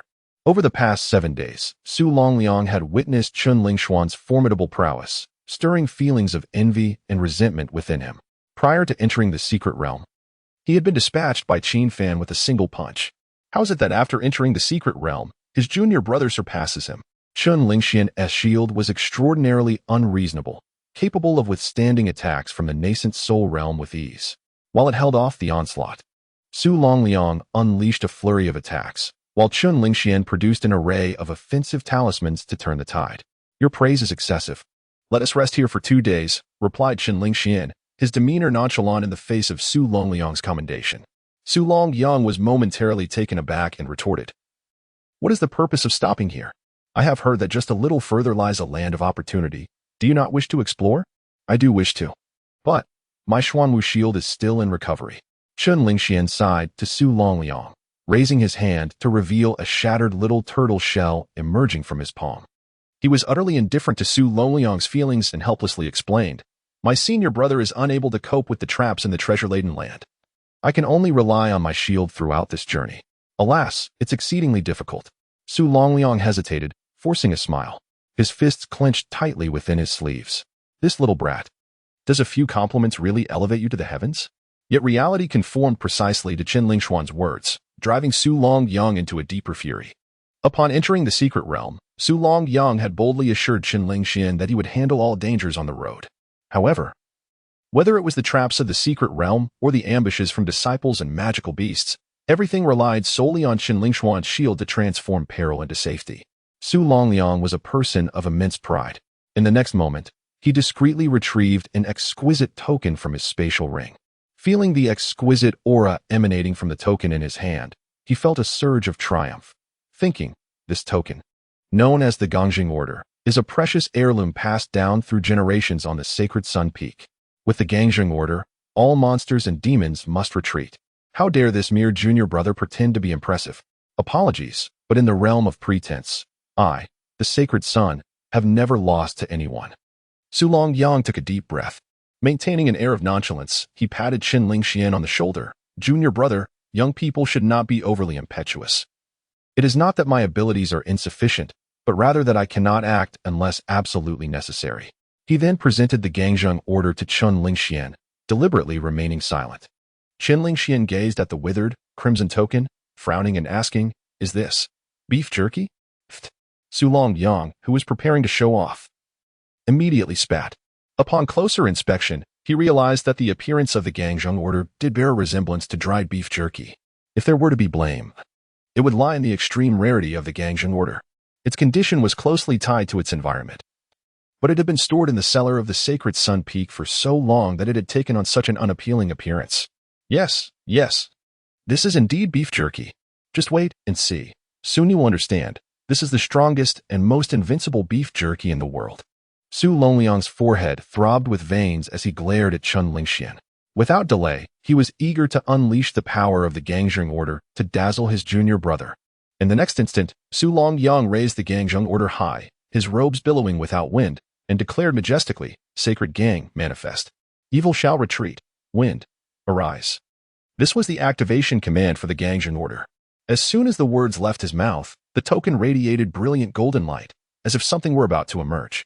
Just as Su Longliang's lips curled into a triumphant smile, believing he would soon bask in glory before his junior brother, a swift shadow, too rapid for the naked eye to capture, suddenly zipped past from above. Su Longliang was completely caught off guard. He even believed that the Gangjing Order was still in effect. It wasn't until he noticed the golden light vanish that he widened his eyes in shock. Su Longliang retracted his hand, staring at his empty palm in disbelief. "Where on earth is my token? Ah, has the golden glowing beef jerky vanished?"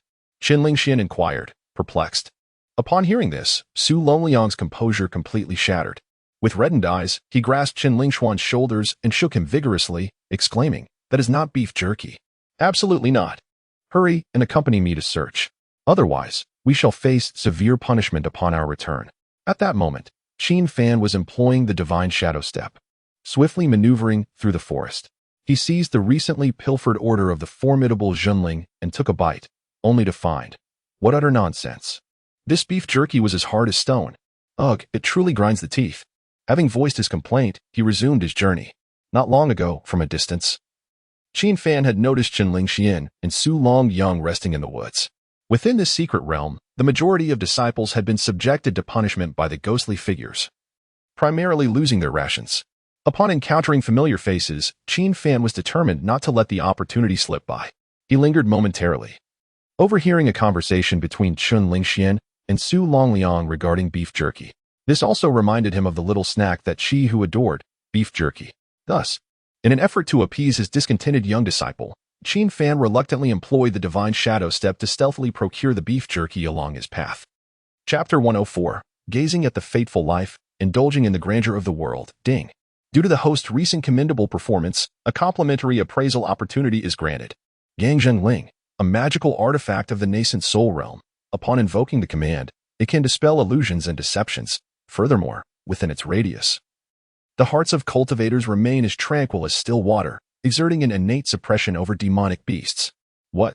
An object resembling dried beef is actually a magical artifact? Upon hearing the system's notification, Qin Fan was momentarily taken aback. However, this did not deter him from swiftly moving while expressing his disbelief. Are the two individuals from Qingyun's sect mentally unstable? It's a magical artifact. Why compare it to dried beef? Are they trying to deceive? Qin Fan clicked his tongue in frustration. The reason he adhered to the principle of avoiding interactions was to endure for 10 days without causing trouble. This was also why he practiced the art of stealth. He only pilfered inconsequential rations, never glancing at opportunities for magical artifacts. Yet now, inexplicably, he had stolen a rather significant magical artifact, leaving him quite helpless. After all, it belonged to that foolish holy son, so he might as well keep it. In the next moment, Qin Fan calmly stowed the Gangzheng Ling into his spatial ring. Had it been anyone else, he might have considered returning it. However, the holy son was truly foolish, thus he would not return it. 10 minutes later, Qin Fan arrived at the small lake where Yi Chun was located. Simultaneously, his requirement of traveling 10,000 miles with the Gui Dao character had been fulfilled. Buzzing. A subtle hum resonated in his mind. With a sweep of his spiritual sense, he discovered a golden Gui Dao character had been unlocked. Upon unlocking this character, he felt no significant change within himself. While Qi Hu experienced sensations upon unlocking the fox and female characters, why did he feel nothing? Qin Fan pondered in confusion. Shaking his head, he redirected his focus to the small lake before him, similar to when he had spied on Qin Xiener and Lin Xiao. Qin Fan expertly positioned himself using his Fox Clan perception. Before long, he observed Yi Chun emerging from the small tent he had erected. Yi Chun chose a spot by the lakeside, sitting cross-legged, closing his eyes, gathering his qi, and commencing his cultivation. Qin Fan, concealed within the thicket, felt a sense of gratification. What a commendable disciple! Even amidst the secret realm, he was diligently cultivating. Once the secret realm concluded, he would be the first to gift him a specialized weapon for toxin transformation. It seemed that all was well with Yi Chun. He felt reassured and decided to return home to play with the fox. Just as Qin Fan contemplated rising, he witnessed a wisp of pink smoke emanating from behind Yi Chun. The mist swirled and gradually transformed into an alluring woman. She possessed fox ears and a fox tail. Yet her figure was vastly different from Qi Hu. If Qi Hu was a budding flower, the fox woman before him was a fully bloomed rose. With thunderous curves and elongated limbs, her captivating eyes held far greater allure than Qi Hu's. At that moment, the mature fox woman approached Yi Chun, and as she neared, she gently blew a breath towards his back. A delicate wisp of pink smoke rose, enveloping Yi Chun entirely. Immediately, the previously focused Yi Chun unexpectedly succumbed to slumber on the ground. The mature fox woman gazed at the sleeping figure of Yi Chun, a sardonic smile gracing her lips. Could this fox woman truly be a genuine enchantress? In the forest, Qin Fan pondered. Enchantresses specifically prey on unsuspecting male disciples in slumber, and her essence belongs to the Fox Clan. After a moment's scrutiny, Qin Fan concluded with a high degree of certainty that she was indeed an enchantress. Moreover, as the mature fox woman exhaled, a portion of her powdery smoke inadvertently drifted towards Qin Fan. However, the smoke held no effect on him, and the reason was simple. He lowered his gaze to the talisman he had just retrieved from his spatial ring. This token, resembling jerky, now emanated a faint golden glow. Upon contact with the golden light, the powdery smoke was instantly extinguished. Truly a masculine artifact. Yet, what about Yi Chun? Should I make an exception to assist him? After admiring the talisman, Qin Fan turned his worried gaze towards Yi Chun. In his line of sight, he noticed the mature fox woman's fingernails elongating abruptly. Each nail transformed into a blood-red blade, mercilessly aimed at Yi Chun's neck. In the face of this imminent danger, Qin Fan could only shake his head and smile. This lad is merely feigning sleep. Bang! Just as the nails were about to pierce his neck, Yuchen suddenly raised his evil god arm. His arm, exceedingly sturdy, blocked the nails in an instant, igniting a dazzling shower of sparks. Simultaneously, Yi Qin's eyes radiated a pale golden halo, with his pupils concealing the likes of Rakshasas and other fiends. This was a manifestation of his cultivation of the golden Rakshasa heart method. Qin Fan sensed that Yi Qin was quietly channeling his heart method, thus refraining from intervening. He understood that he was surrounded by formidable beings of destiny. To perish so easily would defy all reason. Charming junior sister, is this how you choose to reminisce after such a long time? After thwarting the mature fox woman's assassination attempt, Yi Qin rose with a cold smirk. He fixed his gaze upon the astonished face of Yi Rome, arching one corner of his mouth. Back in the day, you slandered my innocence for the sake of the evil god arm, causing me to be imprisoned for centuries. Now that I have emerged, you hastily enter the secret realm to assassinate me. Do you desire my arm so desperately? Yi Rome retreated a step, her half-covered face revealing a faint, delicate smile. Senior brother, you know the evil god arm is an ancient legacy of the Fox clan.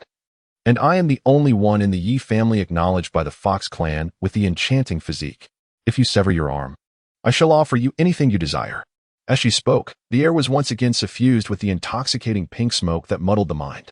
As before, the golden light in Yi Qin's eyes intensified. The golden Rakshasa heart method is inherently a masculine practice. Mastering this method renders any insidious desires powerless. Thus, Yi Rome's seductive ploy, employing her enchanting physique, faltered. Yi Qin's gaze remained clear as he laughed mockingly at her. Ha! Did you truly believe I would fall for your trivial seduction? Witnessing her enchantment fail, Yi Rome became increasingly agitated. She angrily flicked her sleeve and retorted to Yi Qin. Yi Qin, who taught you this heart method? How could it possibly resist the allure of the Fox clan? You wretched woman, previously supported by the Fox clan and the Yi family. I now have a sage guiding me. A sage? Huh. Could it possibly be that madwoman from the 18 forbidden domains? Who he is, you are not worthy to know. Prepare yourself. The two faced off against each other and soon engaged in battle. Yi Qin wielded his fist while Yi Rome employed her claws. Their realms nearly equal as they plunged into fierce combat. In the forest, Qin Fan, the individual whom Yi Qin referred to as a sage, was presently concealed amidst the trees. He sat upon a small stool, munching on sunflower seeds, igniting his spirit of observation. How intriguing. Yi Qin had mentioned to me that he was previously trapped in the forbidden domain due to a betrayal by a disciple named Yi Rome. Who would have thought that I would someday witness the melodramatic life of the chosen one up close? Chapter 105, The True Face of the Beautiful Woman. Senior brother, why are you so obstinately ignorant? Having been imprisoned for so many years, do you still believe that the arm of the evil god belongs to you? If you are willing to relinquish it to me, I can have the Fox clan bestow upon you wealth, honor, and a captivating harem. As Yi Qin battled fiercely with Yi Rome, the latter proposed amidst their conflict. Yi Qin remained unfazed. With a stoic expression, he unleashed the sacred dragon fist, each strike aimed to be lethal, as if he wished to annihilate his opponent. Under the relentless assault, Yi Rome struggled to defend herself against her claw techniques. In just a few exchanges, her garments were torn apart by the force of his punches, revealing large swathes of her fair skin. Confronted with such a tantalizing scene, Yi Qin's gaze remained icy. He held the upper hand, suppressing Yi Rome while calmly stating, in this vast world, the only truth is to grow stronger. You and your ancient Fox clan are merely trifling obstacles on my path of growth. As he spoke, visions of Qin Fan filled his mind. It was only upon meeting his master in the forbidden domain that he realized no one is perfect. To become as powerful as his master was his sole aspiration. All opportunities and profound connections would naturally follow. Of course, Yi Qin admired Qin Fan solely for his strength. In matters of the heart, he had completely sealed himself off. Before being imprisoned in the 18 forbidden domains, he had harbored significant affection for his junior sister, Yi Rome. However, after being wronged and slandered by her, he no longer believed in the notion of true love. Boom. During their battle, as a sacred dragon fist was hurled towards Yi Rome, a terrifying, thunderous detonation erupted in the air. Just as the punch was about to reach her, she suddenly transformed into a wisp of smoke. Moments later, the smoke dissipated and another pink mist materialized in her form. At that moment, Yi Rome was perched behind Yi Qin, her hands gripping his shoulders, her red lips enticingly whispering, "You remain as rigid as ever, but I find this side of you rather appealing. I've told you, your despicable tricks are ineffective against me." Yi Qin barked, unleashing a surge of spiritual energy that sent Yi Rome flying. Seizing the opportunity, he struck again with a punch that landed solidly in her abdomen, causing her to spit out a mouthful of blood. After a series of exchanges, Irome fell to the ground in a disheveled state. Her once enchanting appearance was now marred, her hair a mess and her garments tattered. Yet, her eyes sparkled with derision as she glared at Yuqin, wiping the corner of her mouth with the back of her hand. Senior Brother Yi, such brutality towards a girl is quite unbecoming. You are not a girl. You are a beast. Ah, it seems your tongue has grown sharper. In the next moment, Irome stood up with a cold smirk.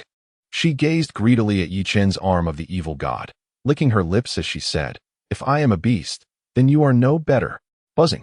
Suddenly, the winds surged, and wisps of pink smoke, far more potent than before, began to emerge. During their earlier tussle, Irome had been secretly releasing her charm. A single wisp of enchanting smoke could be nullified by the Jin Luosha heart technique. Hence, she opted for a strategy of overwhelming numbers. Upon the ground, where Irome had traversed, a cloud of powdery smoke now lingered. Nearby, the magical beasts, sensing the fumes, immediately prostrated themselves before her, transforming into obedient pets. With this tactic, she had slain over 10 male disciples within the secret realm. In their final moments, those men wore smiles of excitement upon their lips. Thus, Irome held a deep-seated disdain for those pretentious men, particularly for Yuqin. Suddenly, Yuqin knelt before Irome. She burst into hearty laughter, mocking, "Go on. Continue your insults. Just moments ago, you were so eloquent. Men are truly pathetic, unable to resist the allure of a woman." With that, she flexed her 10 sharp, blood-colored nails, slowly advancing towards Yuqin. "Can you handle this, little brother?" "Oh, never mind. Perhaps I should lend him a hand." Hidden within the woods, Qin Fan shook his head with a sigh. Yuqin's cultivation had only just begun, and he could not yet summon the sage-like presence at will as Qin Fan could. He glanced at the commanding talisman in his palm, recalling the command given by Su Long Yang. The sacred talisman emerges, vanquish the evil, let the winds arise. Upon uttering the incantation, the talisman would dispel any malevolent entities. However, even if he remained inactive, Qin Fan believed Yuqin could find a way out. For he sensed that Yuqin's comprehension of the Jin Luosha technique was advancing rapidly. If he could maintain this state for just a moment longer, Yuqin would surely break free from the enchanting smoke's grasp. This was likely the miraculous reversal of one destined for greatness. Yet, since he was present, it would not be fitting for him to do nothing. The sacred talisman emerges, vanquish the evil, let the winds arise. Grasping the talisman, Qin Fan focused intently. In an instant, golden light erupted from its surface, illuminating a 100-mile radius in a single breath. A holy power gradually enveloped the surroundings. In the forest, any magical beasts infused with malevolent energy began to wail and flee in desperation. A multitude of crows soared through the sky like a dark cloud, cawing loudly. Not far away, Chun Lingxian and Su Longliang, who were searching for the talisman, also sensed something amiss. After the talisman was activated, the most significant change occurred with Irome before Yuqin. "What is happening? That golden light. Who has done this to me?" Irome covered her face with her hands, attempting to shield her visage. Despite her efforts, her skin began to shed like a snake's, revealing a transformation. The once snow-white complexion faded, replaced by a sickly yellow, bloated appearance.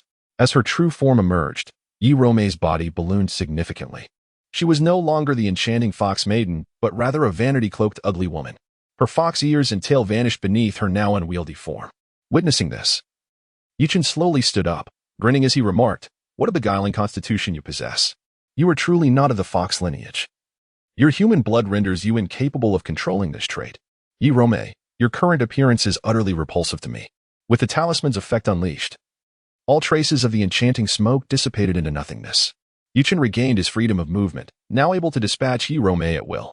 However, before striking, he could not help but survey his surroundings, seemingly searching for someone.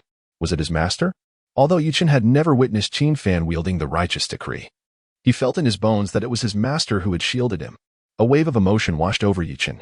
Indeed, bowing to Qin Fan in the forbidden domain and pledging himself as a disciple was a decision well made.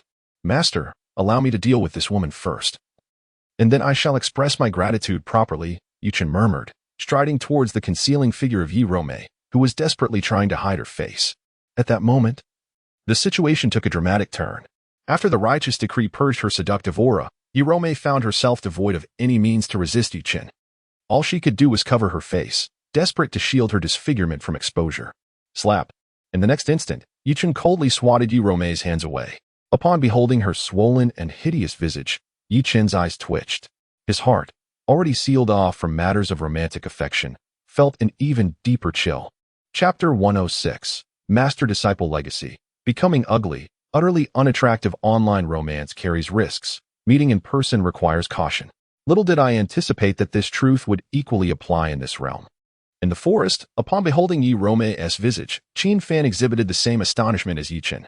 The woman's unattractiveness was second only to Su Xiaoyang.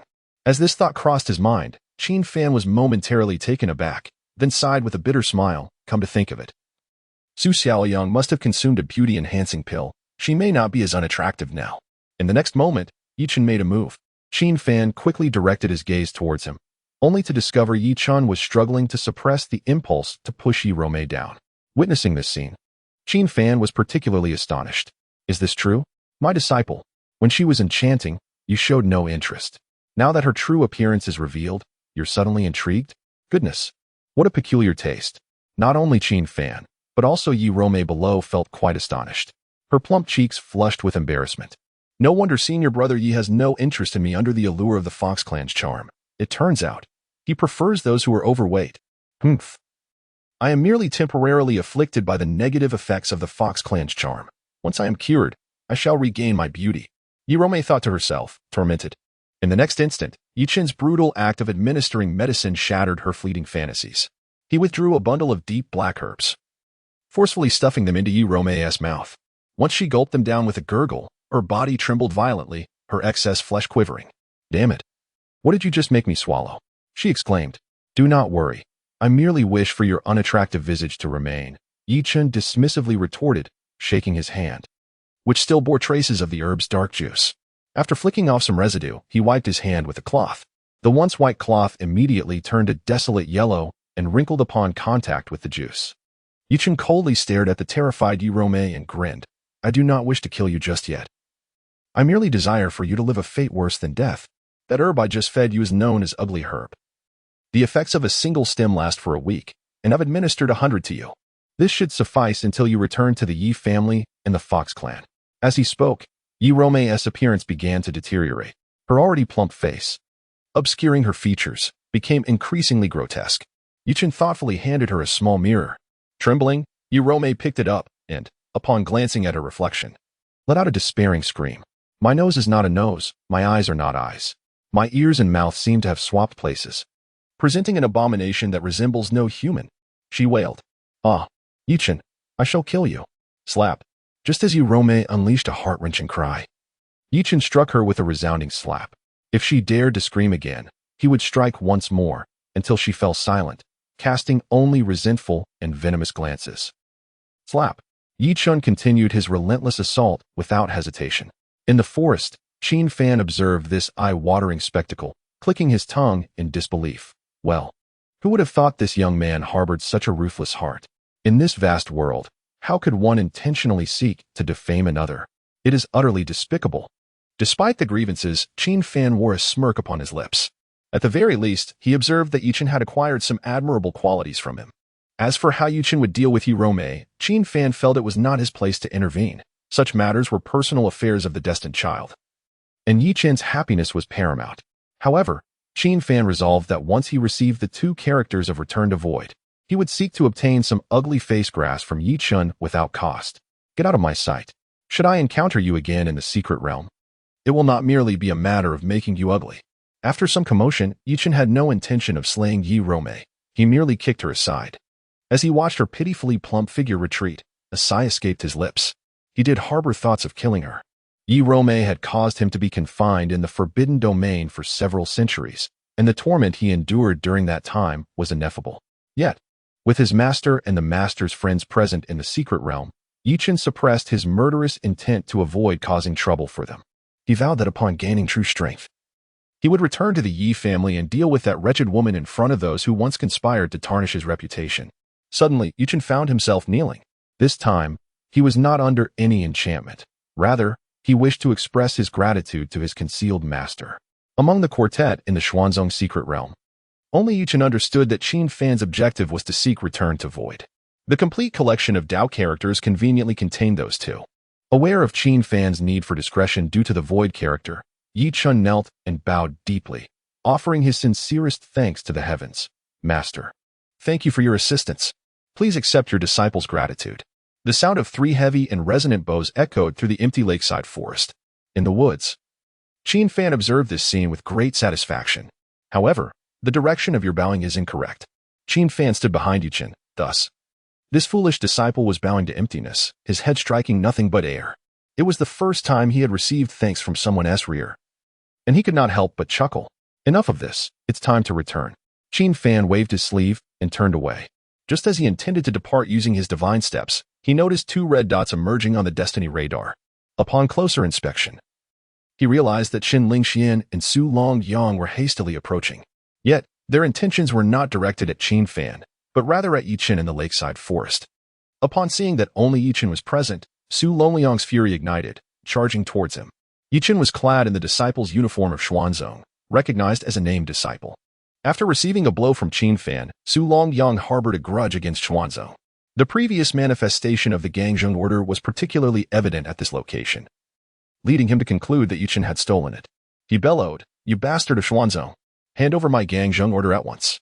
Yi Chun, unfazed by the outburst, merely brushed past Su Longyang, his gaze fixed intently on Qin Lingxian, who met his stare in return. In their gaze, there lingered a subtle harmony of fortuitous timing, favorable circumstances, and human connection. Ah, Brother Yi, what a coincidence. Brother Chun, have you also ventured into the secret realm? Indeed, I represent the Qin sect in this endeavor. Ah, so this disciple of the Qin sect, who bears resemblance to an explosive monkey. Wait a moment, you seem somewhat familiar. As Yi Chun conversed naturally and effortlessly with Qin Lingxian, he suddenly glanced at Su Longyang, narrowing his eyes and exclaiming, "Oh, I remember now. You are the wasteful holy son who was sent flying by a single punch from my master." Chapter 107. Fishing equipment, damn it. You are worthless. Your entire family is worthless. Su Longyang exclaimed, his frustration boiling over after being singled out by Yi Chun. Had it been anyone else, he would have retaliated instantly. However, Yi Chun was a disciple of Qin Fan. Despite his resentment, Su Longyang was acutely aware of Qin Fan's formidable prowess. If Qin Fan was so extraordinary, could his disciple be equally remarkable? After muttering a curse, Su Longyang discreetly positioned himself behind Qin Lingxian. He nudged Qin Lingxian forward towards Yi Chun and earnestly advised, "Junior Brother Qin, this fellow is yours to handle. Consider it a training exercise. Remember, you must retrieve the Gangzheng Ling." Understood, Qin Lingxian nodded, his thoughts unclouded. He had no comprehension of what the Gangzheng Ling entailed. He merely knew it could enhance his cultivation. His enthusiastic demeanor left Su Longyang feeling secretly pleased. Having witnessed Qin Lingxuan's Xuanwu inheritance, Su Longyang speculated that, in some respects, his junior brother might even surpass Yi Chun by a hair's breadth. All he needed to do was wait for the fruits of their labor. Bang! No sooner had he finished speaking than Yi Chun launched a sacred dragon fist that soared towards Qin Lingxian. The punch struck Qin Lingxian in the abdomen. Fortunately, he had a protective shield, which mitigated much of the impact.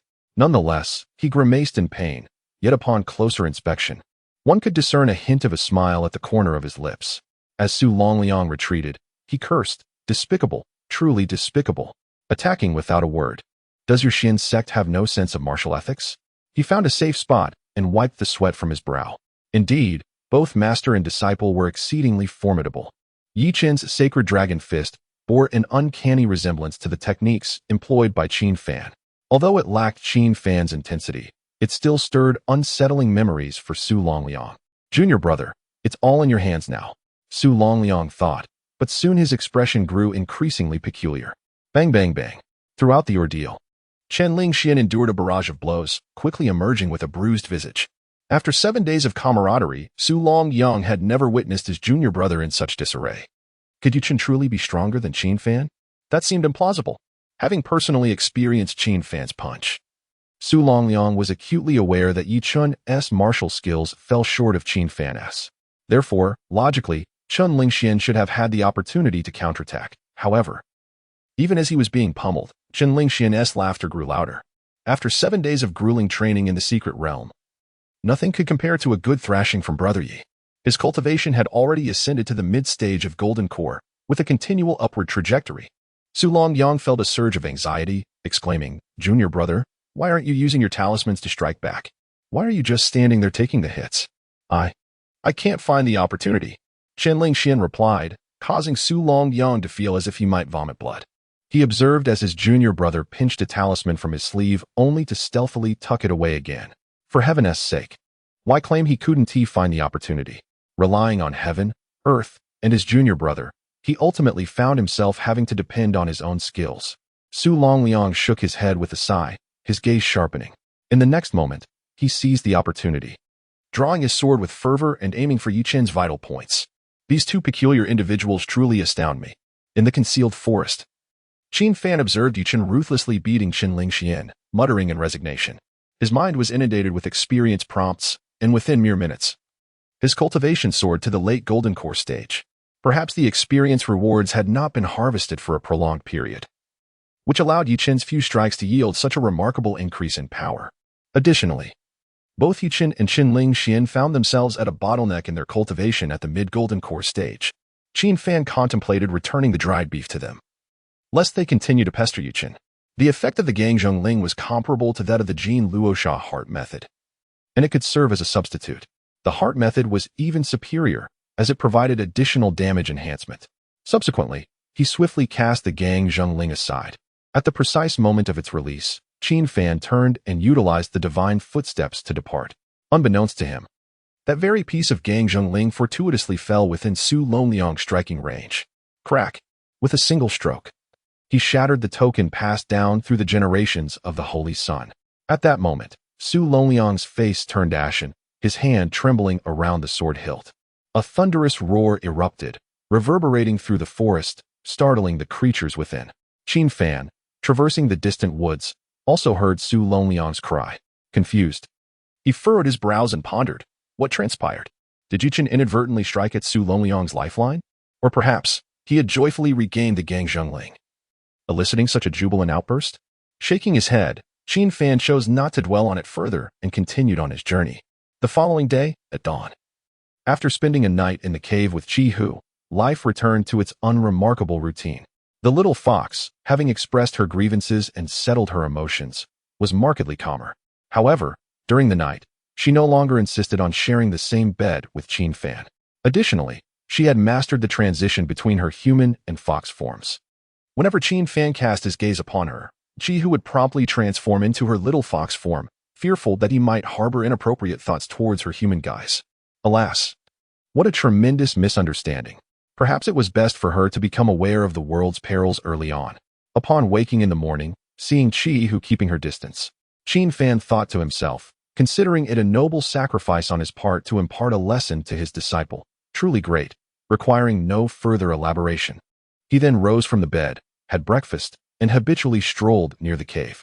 Yesterday, Qin Fan had traversed a remarkable distance of 100,000 miles, and now he intended to diligently spend the next 2 days unlocking the Void Dao characters. 200 meters from the cave lay a natural lake. Its waters clear and inviting, an ideal atmosphere. The lake was teeming with fish, and Qin Fan often sought refuge there to fish during his leisure. As for why he did not simply employ spiritual energy to catch fish. Firstly, Qin Fan wished to remain inconspicuous and did not want to reveal his presence. Secondly, the water of the small lake possessed a subtle barrier, preventing the spiritual energy of cultivators from penetrating its depths. During the previous 7 days, he had managed to catch some exquisitely tender fish. However, today, he reeled in something quite extraordinary. With a splash, as he lifted the fishing line, Qin Fan's eyes widened in astonishment. What emerged was an exquisitely crafted robe, and he pondered, a man's garment. Aside from being damp, the fabric appeared remarkably new. The entire garment exudes a deep blackish-purple hue, offering a remarkably comfortable texture. Notably, the surface of the fabric carries an enigmatic aura. As Qin Fan gently grazes his fingers across it, he perceives a gentle influx of spiritual energy. Could it possibly be a treasure conducive to cultivation? Never mind. I shall keep it for now, he mutters, promptly drying it and stowing it away in his spatial ring. On the following day, marking the 10th day of Qin Fan's sojourn in the Mist Pool's secret realm, he returns once more to his fishing endeavor. The circumstances mirror those of the previous day, as he reels in a pair of trousers that perfectly matches the color and material of the earlier garment. After gathering the ensemble, Qin Fan feels a surge of excitement. What if there are set bonuses? He decides to try it on. Having meticulously inspected the exquisite attire and confirming its safety, Qin Fan swiftly dons the clothing. However, the outcome is rather unremarkable. The only discernible change is a slight increase in comfort and warmth. Given the secluded location of the small lake and its chilly, damp climate, sitting here to fish inevitably brings a chill. Yet, this blackish-purple outfit, though crafted from a lightweight material, bestows upon Qin Fan a delightful sensation of warmth in winter and coolness in summer. Alas, this comfort seems to be its sole merit. Chapter 108. The red-haired woman in an eye mask. Is she really the Scarlet Sovereign? After collecting the black and purple garments, Qin Fan soon unlocked the Void Path characters. Much like the unlocking of the returning path characters, he felt no significant enhancement after acquiring this new set of characters. Curse it. Not only did the gear he scavenged prove ineffective, but the returning Void characters were also of no use. Why then was he even participating in this secret realm? With a sigh of resignation, Qin Fan continued to sit on the small bench by the lake. Today, apart from the trousers he caught, he had not hooked a single fish. His mood was already poor, and he certainly did not wish to return empty-handed. After an indeterminate wait, Qin Fan's fishing rod suddenly quivered violently. He perked up, mustering all his strength to reel it in. When the catch was finally lifted into the air, Qin Fan was left dumbfounded. This time, it was neither clothing nor trousers that he had caught. Rather, it was a captivating red-haired woman. Have I been too indifferent to my master these past few days? Inside the cave, Chi Hu was transforming into an adorable fox maiden. She held a large ladle, diligently stirring the fish soup pot to perfection. With a slurp of her tongue, Chi Hu felt a pang of desire. Over the past few days, Qin Fan had caught numerous delectable fish, always allowing Chi Hu to sample them first. Pouting her small lips, her expression turned somewhat remorseful. Fox, I have returned. In the next moment, Qin Fan's voice echoed from the cave entrance. Wearing the pink apron crafted by Qin Fan, Chi Hu quickly wiped her small hands and bounced towards the entrance. Her tone sweetened considerably. Master, welcome back, home. By the way, who is the woman you are carrying on your back? If I were to speak the truth, would you believe me? Please, do tell. I caught her while fishing. Haha. After responding, Chi Hu, who had just resolved to return to her role as a fox maiden disciple, was abruptly struck with dismay upon seeing the woman in the eye mask on Qin Fan's back. It turned out that her master was indeed peculiar. To casually mention having hooked a beautiful red-haired woman while fishing was quite absurdly amusing. The large ladle in Chi Hu's hand seemed to slowly transform into a weapon for close combat. Before she could bare her teeth and declare war, her expression shifted to one of astonishment. For the woman on Master's back looked strikingly familiar. With skin as fair as snow and hair as fiery as flames, her enticing red lips surpassed even Chi Hu's allure. Water continuously dripped from the ends of her hair. Her slender arms gracefully draped over Qin Fan's shoulders. The only suspicious aspect was the black eye mask she wore, which obscured her features from her lower eyelids to her forehead. Nevertheless, Chi Hu was able to discern her identity from the woman's silhouette and facial contours. This woman, was she not the esteemed domain lord? Chi Hu exclaimed in surprise. Qin Fan could only nod in resignation. Indeed, the woman he had caught was the Scarlet Sovereign. After reeling her in, Qin Fan discovered something peculiar. He attempted to call her name, but no matter how he tried, he found his lips unable to utter the word Scarlet Sovereign. The esteemed Zun, along with the likes of Xiaoran, found themselves unable to utter the name of the revered Yen Qi Zun, as if an unseen force was restraining Qin Fan. To conduct an experiment, Qin Fan addressed the bewildered Chi Hu, whose tail stood upright. Chi Hu, do attempt to call her name. Master, I have spent several centuries in the Forbidden Domain with the Domain Lord, who has treated me kindly. It would be quite impolite to do so. I shall add 10 fish to your dinner. It is a promise. Chi Hu's eyes curved into crescent moons, and all notions of etiquette were cast aside. As she opened her mouth to speak, her eyes widened in shock, her throat seemingly choked, rendering her voiceless. Observing this, Qin Fan concluded that within this secret realm, no one could vocalize the name of Yen Qi Zun.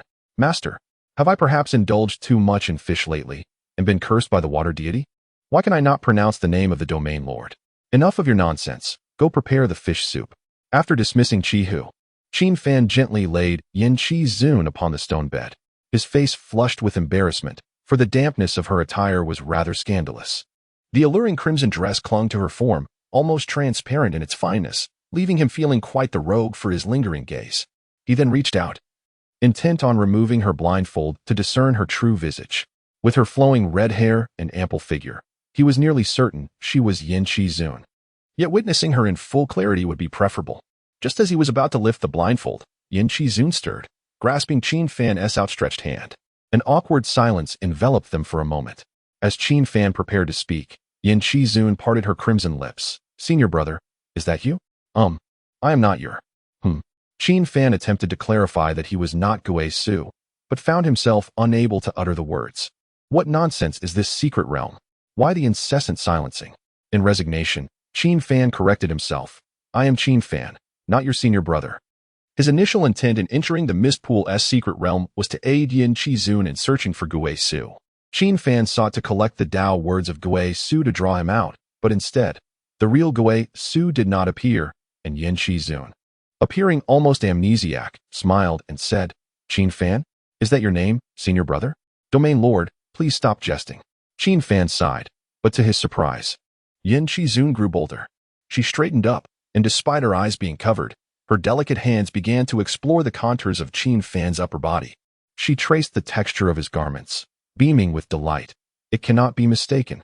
This is the robe of the ancient clan's disciple. You are indeed my senior brother. I have finally found you." Startled by her audacity, Qin Fan stood momentarily dumbfounded. The attire he had fished from the lake was, in fact, that of an ancient clan disciple.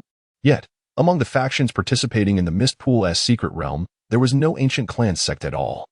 Just as Qin Fan grappled with this confusion, Yin Qizun suddenly cupped his cheeks with both hands. She delicately sensed Qin Fan's warmth with her fingertips, gently caressing him, a radiant smile illuminating her face. "Sister was right. I truly could find my senior here." "Senior, how wonderful it is to finally discover you," she exclaimed. "Domain Master, you ought to remove your eye mask before speaking. At the very least, you could listen to my voice, couldn't you?" "I refuse to listen." "You are undeniably my senior." Qin Fan felt an overwhelming headache, burdened by unspoken troubles. Yin Qizun seemed transformed, heedless of advice, persistently calling Qin Fan her senior. The most vexing part was that her cultivation level had remained unchanged. Qin Fan was at the late stage of the Golden Core realm, while Yin Qizun was at the initial stage of the Immortal realm. Under the absolute pressure of their respective powers, Qin Fan found it difficult to extricate himself from her grasp. Chapter 109. The villain's survival mission. In the fleeting moment before being kissed, Qin Fan deftly tilted his head, reminiscent of a professional boxer skillfully evading an attack from the lips of Yin Qizun. After missing her target, Yin Qizun, with a hint of grievance, inquired, "Senior brother, why did you dodge?" "Because I do not wish to become a bull-headed man." "Huh?" Yin Qizun found Qin Fan's explanation incomprehensible, which was quite understandable. He knew all too well that the esteemed domain lord she admired was not him. Engaging in ambiguous interactions with her would be akin to placing a label upon himself. Beep. The villain's survival mission has commenced. Mission details. Each time you indulge Yin Qizun's whims or pamper her, you will receive a substantial reward of Tao Essence blood. Current mission. Pat her head once to obtain 100,000 Tao Essence blood. Is this a joke, system? Are you compelling me to become a bull-headed man? I am a champion of pure love. Upon receiving the system's notification, Qin Fan felt a twinge of helplessness. A reward of 100,000 Tao Essence blood was an alarming prospect. Prior to entering the Mist Pool secret realm, he had aimed to activate the replication domain. The requirement for the replication domain was 1 million drops of Tao Essence blood. Thus, becoming a bull-headed man once would allow him to gather a tenth of that amount. It seems somewhat enticing. Moreover, Qin Fan couldn't help but wonder why the task was labeled as a villain's survival mission. Was it implying that pure love warriors would pursue him, thereby branding him a villain? Brother Gui Su, I apologize. In the next moment, Qin Fan focused on Yin Qizun, silently expressing his apologies. He then reached out and gently patted her head. After being touched, Yin Qizun stood frozen, slowly lifting her gaze. Noticing her unusual reaction, Qin Fan awkwardly stepped back, scratching his head and murmuring, "It's nothing. I just suddenly felt like patting your head." Having said that, he mentally urged the system, "Where's my reward? Hurry up and grant me those 100,000 drops." Unexpectedly, instead of the sweet sound of rewards, Qin Fan was met with a fervent counterattack from Yin Qizun. Though she wore a blindfold, her ability to sense her surroundings was remarkable. She embraced Qin Fan, smiling brightly. "Senior brother, I knew it was you." This crash. In the next instant, a resounding shatter echoed throughout the cave.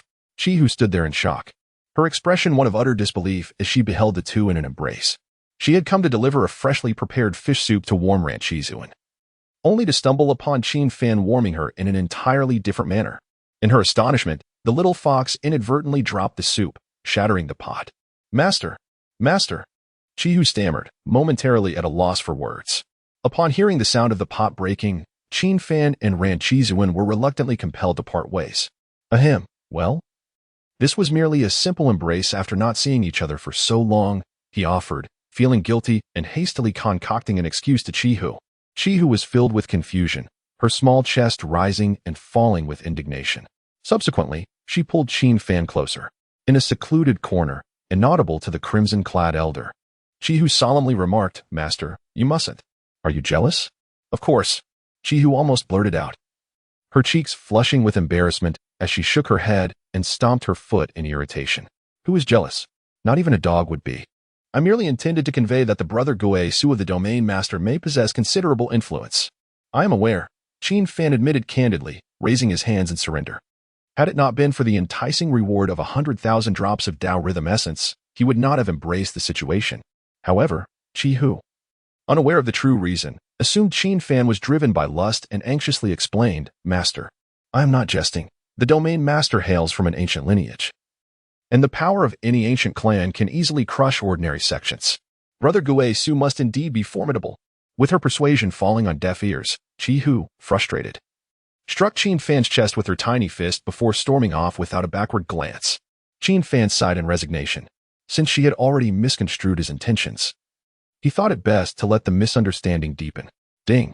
You have successfully completed the task. 100,000 drops of Tao rhythm essence have been dispatched.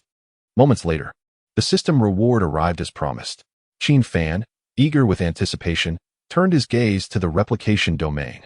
Upon touching the transparent barrier, an option to pay 1 million Tao rhythm essence materialized before him. First, I will pay the 100,000 drops. With a swift motion, Qin Fan completed the transaction, and the replication of the 18 forbidden domains burst forth in a brilliant white light. Almost immediately, he sensed that one of the pathways had been unlocked and took a cautious step forward. I can enter? However, it seems I have only unlocked access to a single palace chamber, Qin Fan pondered, then proceeded toward the accessible space. He found himself in a spacious storage room adjacent to the palace, yet it was utterly bare. Upon entering, the system alerted him, Host, you have entered the replication domain Western study. Other spaces require full unlocking to access. Within this realm, you will be exempt from the heavenly Tao and may engage in any endeavor you desire. Heavenly Tao. That ethereal concept should have little bearing on me, Qin Fan mused. After lingering for a brief moment, he exited the desolate study, finding it far less captivating than the prospect of tenfold cultivation within the replication domain. Yet, it appeared that such an enhancement was a feature unlocked after paying 1 million Tao rhythm essence, leaving Qin Fan with nothing but anticipation for the future.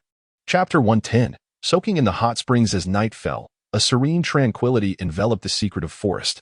Qin Fan, having satisfied his hunger in the cave, was now delicately picking his teeth with a toothpick. His dinner comprised a delectable fish soup and sawed beast meat.